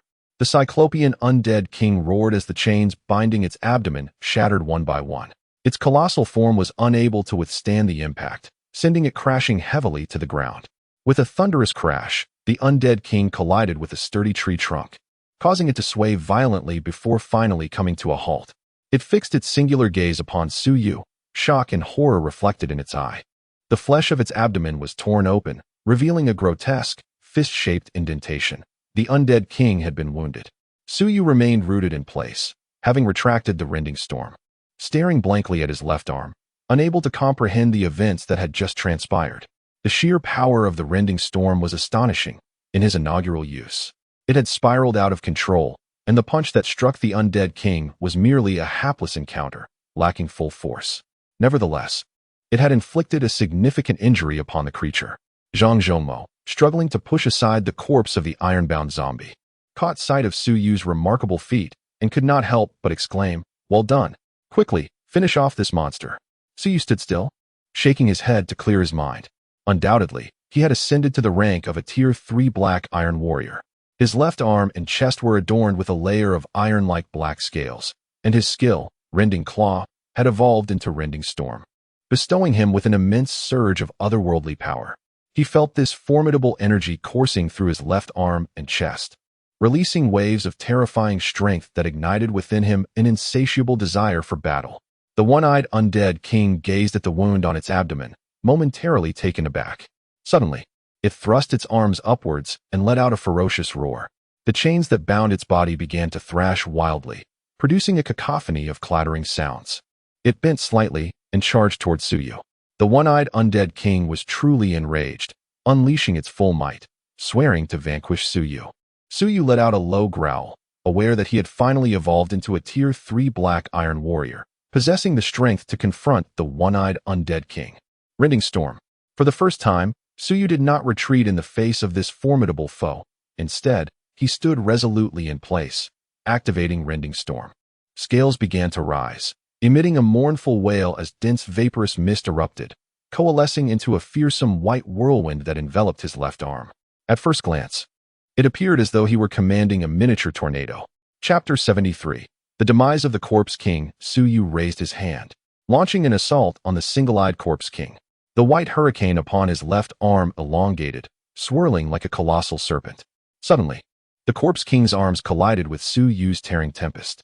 His arms were ensnared with iron chains, and with a ferocious might, they met Suyu's left arm head-on, producing a terrifying, piercing sound. The frenzied storm tore through the chains, shattering them into fragments in the blink of an eye, which were then ensnared by the white hurricane. In an instant, Suyu let out a fierce roar, sweeping his left arm, and the elongated white hurricane lashed out like a whip. The resounding cracks echoed continuously, as countless jagged shards of iron chains, caught within the white tempest, struck the Corpse King's body like a hailstorm of bullets unleashed from a barrage of guns. The Corpse King roared in agony, caught off guard, as the exposed flesh on his body was mercilessly pierced by these fragments, leaving gaping wounds that bled profusely. Overcome with pain and fury, the single-eyed Corpse King's expression twisted into madness. With a violent tug, he unleashed a multitude of iron chains, weaving a treacherous net that descended upon Suyu. The sheer force of these chains promised a grim fate for Suyu should he be struck by even a single one, leading to a horrific end of shattered bones and mangled flesh. At this moment, Suyu found himself regretting his decision not to acquire the new skill, Armor Shield. As its name implies, it is a defensive skill, yet now Suyu was left with no choice but to retreat and evade. Only his left arm and chest were protected by iron black scales, while the rest of his body remained vulnerable flesh, unprepared for a direct confrontation. As Suyu hastily retreated, the one-eyed Corpse King lunged forward with great strides, its heavy footsteps resonating like thunder upon the ground, its form resembling that of a formidable tank barreling toward him. Suyu raised his left arm in defense. The collision produced a thunderous crash, but in sheer brute strength. Suyu was no match for the one-eyed Corpse King, and he was sent sprawling far away from the impact. With a resounding thud, Suyu instinctively reached out with his left arm, grasping a sturdy tree branch, which halted his backward flight. However, his gaze fell upon his left arm, tinged with dissatisfaction. Logically, having upgraded his Rending Claw to Rending Storm, he expected it to exhibit greater power. When he was at the second tier, a full-force strike with Rending Claw had been sufficient to shatter the iron chains protecting the one-eyed Corpse King. Now, having ascended to the third tier and further enhanced to Rending Storm, he found that the skill merely managed to damage the enemy's protective chains, its might seemingly not surpassing that of the original Rending Claw. How could this be? It was utterly inconceivable. Suyu pondered, observing as the activated Rift Storm unleashed a thick plume of white mist. Just in terms of the concentration and volume of this vapor, it far surpassed the tearing claws. Yet it failed to exhibit the terrifying power one would expect. Was there perhaps an alternative method of utilization? Amidst Suyu's contemplation, the one-eyed Corpse King extended his arms, his entire body ensnared by iron chains, lunging once more. With a fierce clamp of his arms, he aimed to crush Suyu into a pulpy mass. It was unreasonable, utterly unreasonable. Suyu murmured to himself, retreating steadily. Having ascended to the rank of a third-tier warrior, his agility had significantly increased, making it considerably easier to evade the attacks of the one-eyed Corpse King. As Suyu dodged, the one-eyed Corpse King let out a thunderous roar, bringing his hands together. The chains entwining them transformed into a colossal iron chain hammer, descending from the sky with tremendous force. Suyu gazed up at the looming iron chain hammer, still muttering softly. Suddenly, a thought struck him, and he shouted fiercely, It was unreasonable. He raised his left arm, unexpectedly bracing against the iron chain hammer. This time, the black scales on his left arm began to rise again, yet instead of expelling white vapor, it bore an uncanny resemblance to the tearing claws he had just begun to comprehend, lending an air of peculiarity to the scene. With a thunderous clang, the hammer of iron chains descended from the heavens, striking Su Yu's left arm. The immense force instantly elicited a sharp crack from within his body, causing his legs to buckle, and he knelt upon one knee. In that same moment, under the oppressive weight of this terrifying power, he reached his breaking point, and an explosive surge erupted forth. Su Yu let out a piercing howl, as a tempest unleashed torrents of white vapor from the claws of the iron chain hammer, crashing against the air with a mournful wail akin to a foghorn. In an instant, the dreadful force erupted a second time, manifesting as a vigorous white vortex storm that spiraled upwards. The one-eyed king of the undead emitted a chilling scream, as both the iron chain hammer and its accompanying hands were ensnared within the white tempest, disintegrating inch by inch, more fearsome than the most terrifying meat grinder on earth. In that fleeting moment, the one-eyed king howled in retreat, his hands reduced to a mass of mangled flesh. Su Yu, filled with manic laughter, rose to meet him. In the midst of the king's frantic retreat, he landed a devastating punch to its chest. Rending storm, Su Yu roared, striking with such force that the white vapor erupted once more, coalescing into a fearsome vortex storm. The destructive power unleashed radiated outward, and the one-eyed king howled in agony, helplessly witnessing chunks of blood and flesh mingled with shattered iron chains erupt from his chest, as if a timed bomb had detonated within him. The entire mass exploded outward, culminating in a swirling vortex of blood and flesh at the center of his chest. The one-eyed king of the undead emitted a final, anguished roar as its head was sent flying far away. Once the swirling vortex of flesh and blood receded, only the two massive legs and a pair of severed arms remained on the ground, along with the head that had been launched into the distance, while its upper body had completely vanished. This was the true essence of the rending storm, a terrifying tempest born from the explosive force of tearing power, capable of shredding everything in its path, even steel being no exception. To think that the skill known as rending storm could possess such a myriad of transformative applications. Su Yu, cradling his left arm, stood in shock, gazing blankly at the corpse of the one-eyed king of the undead. He watched as a luminous black crystal floated and then entered his left arm, at which moment a surge of newfound, formidable power coursed through his being. The one-eyed king of the undead was a third-tier beast soldier, and the energy contained within its crystal was potent enough to rival that of 4 or 5 iron chain zombies, if not more. As Su Yu felt the tumultuous foreign energy within him, it surged towards his chest, creating a powerful impact. Chapter 74. Exhaustion of heart and mind. Yet the 4 doors sealing off the flow of foreign energy towards the head, right arm, left leg, and right leg remained utterly unmoved. Although this foreign energy surged with immense power, it was as inconsequential to these doors as a dragonfly attempting to shake a towering pillar. Su Yu began to comprehend that with each evolution, every subsequent enhancement would inevitably become more arduous. Despite the tumultuous energy coursing through his body, never had he felt such overwhelming strength. Nonetheless, he experienced profound mental fatigue, yearning to collapse to the ground.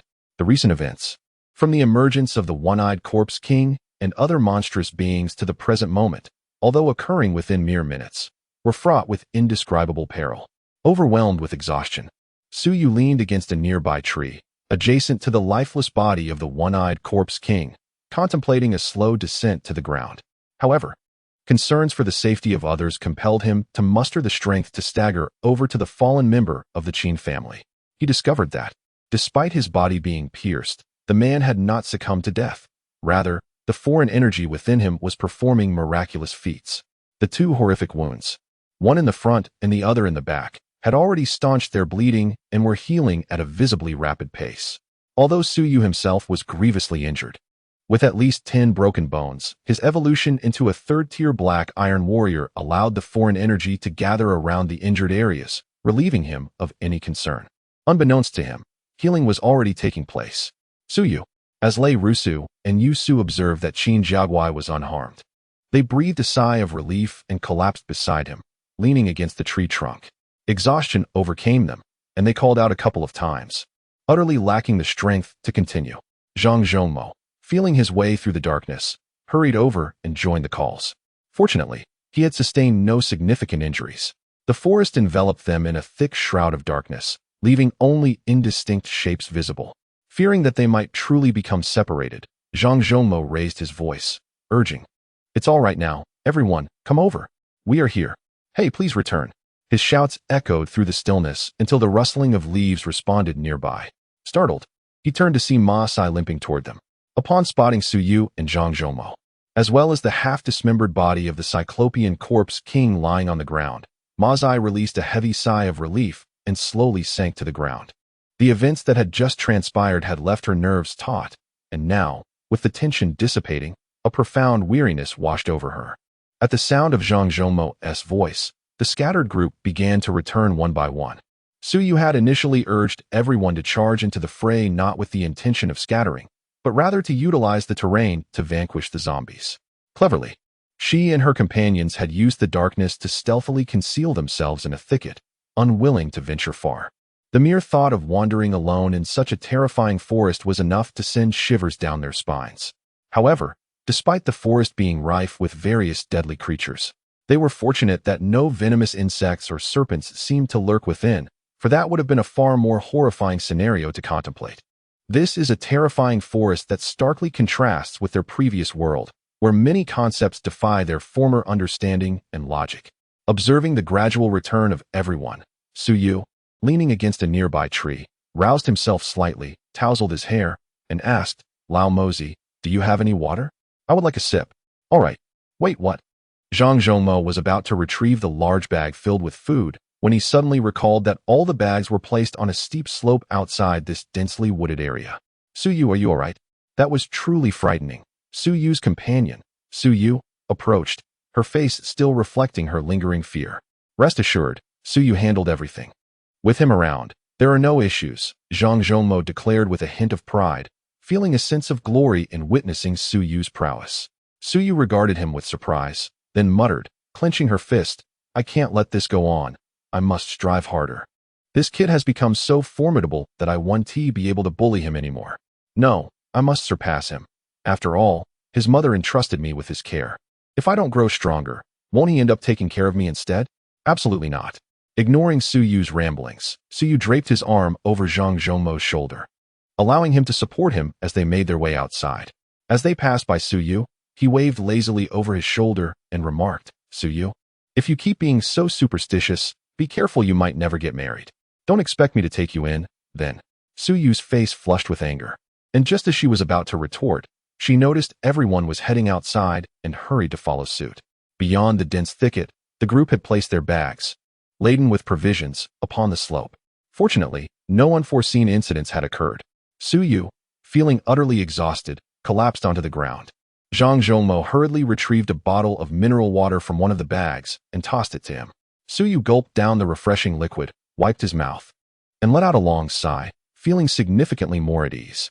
Despite having leveled up in their recent battle, he had experienced a profound fatigue, a sensation akin to impending thirst, which only subsided after the water filled his stomach. Zhang Zhongmo also took a swig from another bottle and then produced a pack of cigarettes, offering one to Su Yu, Li Dong, Zhang Shichang, and a few others. He had brought a generous supply of cigarettes, thus he distributed them liberally. After taking a puff himself, he lit Su Yu's cigarette and settled onto the grass beside him, gazing up at the sky as he exhaled a long stream of smoke, exclaiming, "Goodness, this night has been anything but peaceful." Ma Sai, munching on instant noodles and occasionally sipping water, wore a look of satisfaction. Observing her, Zhang Zhongmo sighed deeply, remarking, "What is happiness? Happiness is akin to a cat eating fish, a dog relishing meat, and Miss Ma Sai enjoying her instant noodles." Ma Sai shot him a glare, retorting, "Go to hell." Before dismissing his banter, Qin Jiaguo was gravely injured and was carried out by Zhao Shichang, who gently laid him on the ground, still unconscious. The others remained silent, either seated or lying down, haunted by the terrifying ordeal they had just experienced, akin to a nightmare that lingered in their minds. Yuan Nipling was lifting Qin Jiaguo's head, resting it on her lap, her grip on his hand firm, her body trembling slightly with fear. She could scarcely bear to imagine the consequences should anything happen to him. Glancing at the lifeless body of Ding Shan nearby and the multitude of zombies scattered around, the group felt utterly drained. Li Dong stared blankly at the bags piled with food on the ground, murmuring, "If we all ration our meals, this food could last us 20 days. But what does that matter? We won't survive even that long. You've seen how the monsters are growing increasingly terrifying. Soon, we will all perish." In a sudden fit of frustration, Li Dong kicked one of the large bags in front of him, sending it flying, his face twisted in disdain. "Treating this food as a treasure, yet it is of no use. We are still destined to die, even you, Su Yu." In that moment, Li Dong shouted at Su Yu with a hint of madness, his fears seemingly evaporated. Chapter 75. The Loss of Provisions. Su Yu cast a glance at him, remaining silent. He understood that Li Dong spoke the truth. Had it not been for a stroke of luck during the previous battle, he would indeed have perished, and everyone else would have met a similar fate. However, one cannot rely solely on fortune in this forest. Luck will inevitably run out. What do you propose we do? Should we return to the school and hide there, subsisting on this meager food supply for 20 days, waiting for our inevitable demise together? Zhang Zhoumo shouted at Li Dong. To his astonishment, Li Dong broke into an odd smile. That idea isn't so bad, after all. At least we could extend our lives for another 20 days. Perhaps find a woman for companionship, enjoying the pleasures of life for a while, instead of languishing in this endless forest where death lurks at every corner. Li Dong's candor caused several girls, including Lei Rue, to blush. Ma Zai scoffed. "What a pitiful display, you weak man." "Pitiful? Spare me your judgments. I simply refuse to die without having experienced life. Don't you all yearn for that as well? Why pretend otherwise? Is my suggestion so terrible? We return to the school, spend time with those we cherish. I certainly do not wish to face death without ever knowing the warmth of a woman's embrace. Ma Zai, do you not wish to discover what it feels like to be with a man?" "Enough." Ma Zai's face flushed crimson with anger, yet amidst her agitation, she could not help but glance at Su Yu. A sudden thought crossed her mind. Rather than searching for a faint hope of survival within this terrifying forest, it might be wiser to abandon the quest and return to school. If only she could remain by Su Yu's side. At that moment, her cheeks reddened further. After stuttering a reprimand, she found herself unable to continue her thought. "Li Dong, you believe that the monsters we encounter grow increasingly formidable, leading to a loss of confidence. Yet have you considered that our own strength may also be on the rise? How can you so swiftly succumb to despair? Moreover, even if we were to return to school, would that truly offer any respite? Do you believe the school would be free from even more fearsome creatures? Surely you recall that upon our departure, the only threat near the school was a mere golem beast, yet upon our return, we faced goblins and even more horrifying goblin knights. Should we choose to return now, I fear the monsters awaiting us may not be any less daunting than those we encounter here. In truth, we have run out of options. Every corner of this forest is equally perilous and terrifying. However, as Su Yu spoke, he rose to his feet, gazing solemnly at the sky. "I have been pondering this. Since we find ourselves here, there must be a purpose behind it. If we persevere, we shall undoubtedly discover a way out. After all, it is impossible for an endless forest to exist. As long as we persist, we will surely find our way." Li Dong interjected. "But the issue remains that we may perish before we ever find that way out." Su Yu gazed at him and remarked, "In comparison to many other classmates who perished on the very first day, we have already survived 6 additional days. We have gained a significant advantage. What is it that you still find unsatisfactory? If you firmly believe that returning to school is a guaranteed safety, then by all means, go back alone. However, I assure you, you will likely perish before even reaching the school." This was the first time Su Yu had spoken with such biting sarcasm. He felt compelled to do so, as Li Dong was undermining everyone's confidence. If this continued, one could only dread the chaos he might incite. Under Su Yu's intense scrutiny, Li Dong faltered, conjuring images of the terror of being alone in the forest. A shiver ran through him, his legs weakened, and he collapsed to the ground, his face a mask of despair, as pale as ash. Though Su Yu reprimanded Li Dong, his words also led him to ponder the fate of their classmates back at school, especially Lin Shi. He wondered whether they remained holed up in the safety of the school, or, like them, ventured deep into the forest in search of a way out and a glimmer of hope. If they could steel themselves to consume the corpses of the monsters alongside the forest flora, the process might be harrowing, but starvation would likely not be their fate. However, delving deeper into the woods would undoubtedly lead to severe casualties. Conversely, if they stayed at the school, as long as the monsters attacking were not excessively grotesque, there remained a chance for survival.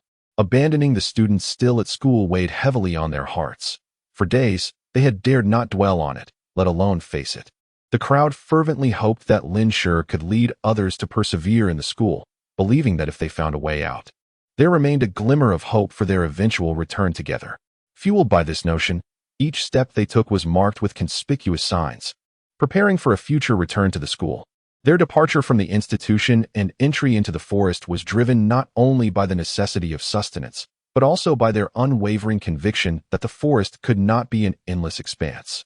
They believed that by advancing in a single direction, they would inevitably find an exit. Remaining behind in the school without attempting to seek a way out was not a viable option. They could not remain there for eternity. Each individual longed to escape the forest and return to their once familiar world, contemplating their parents, loved ones, and friends. Although doubts began to creep in regarding the possibility that this forest was no longer the world they once knew, they clung to a final flicker of hope and expectation until the very last moment, until despair enveloped them completely. Indeed, humans often require hope to endure. Su, you is right. Suddenly, a weak voice emerged from the other side. The crowd turned to see Yuan Niping exclaiming in delight, "Jiagui, you're awake?" Qin Jiagui slightly lifted his head. Despite suffering grave injuries, he was fortunate to possess formidable resilience, having escaped the clutches of life-threatening peril and awakening swiftly. "We have no retreat, only a path forward. Perhaps there lies a glimmer of survival, if we do not persist until the end. How shall we ever know? If there is no opportunity, these provisions are sufficient for us to sustain ourselves for nearly a month. Remaining in the forest leads to naught but a dead end." Just as this was spoken, Lei Rui suddenly let out a piercing scream and sprang to her feet. The group was startled, casting discontented glances in her direction. "What is it?" Su Yu inquired. Lei Rui pointed at the bags filled with food on the ground, exclaiming, "No, something is amiss. The count is incorrect. I distinctly counted them quietly, and there were 32 large bags in total, but now only 26 remain. 6 are missing." The group fell silent, realizing they had not truly counted. Only now noticing, thanks to Lei Rui's reminder, that indeed, there appeared to be fewer bags of provisions on the ground. "Is that so?" Zhao Shichang immediately stood up, his expression one of astonishment as he gazed at Lei Rui. She nodded affirmatively, asserting, "I cannot be mistaken. But how could the bags have suddenly vanished? Were they taken by other creatures? Yet, those we encountered along the way seemed disinterested in our provisions." As Lei Rui analyzed the situation, Su Yu exclaimed, "Could it be other people? Other people?" A chill ran through the group as they exchanged glances. Indeed, perhaps after we entered the dense forest, others passed through this area. And their numbers must have been few, perhaps just 1 or 2 individuals, thus able to take only 6 bags of food. But who would dare roam the forest at night? Prompted by Su Yu, Lei Rui began her analysis.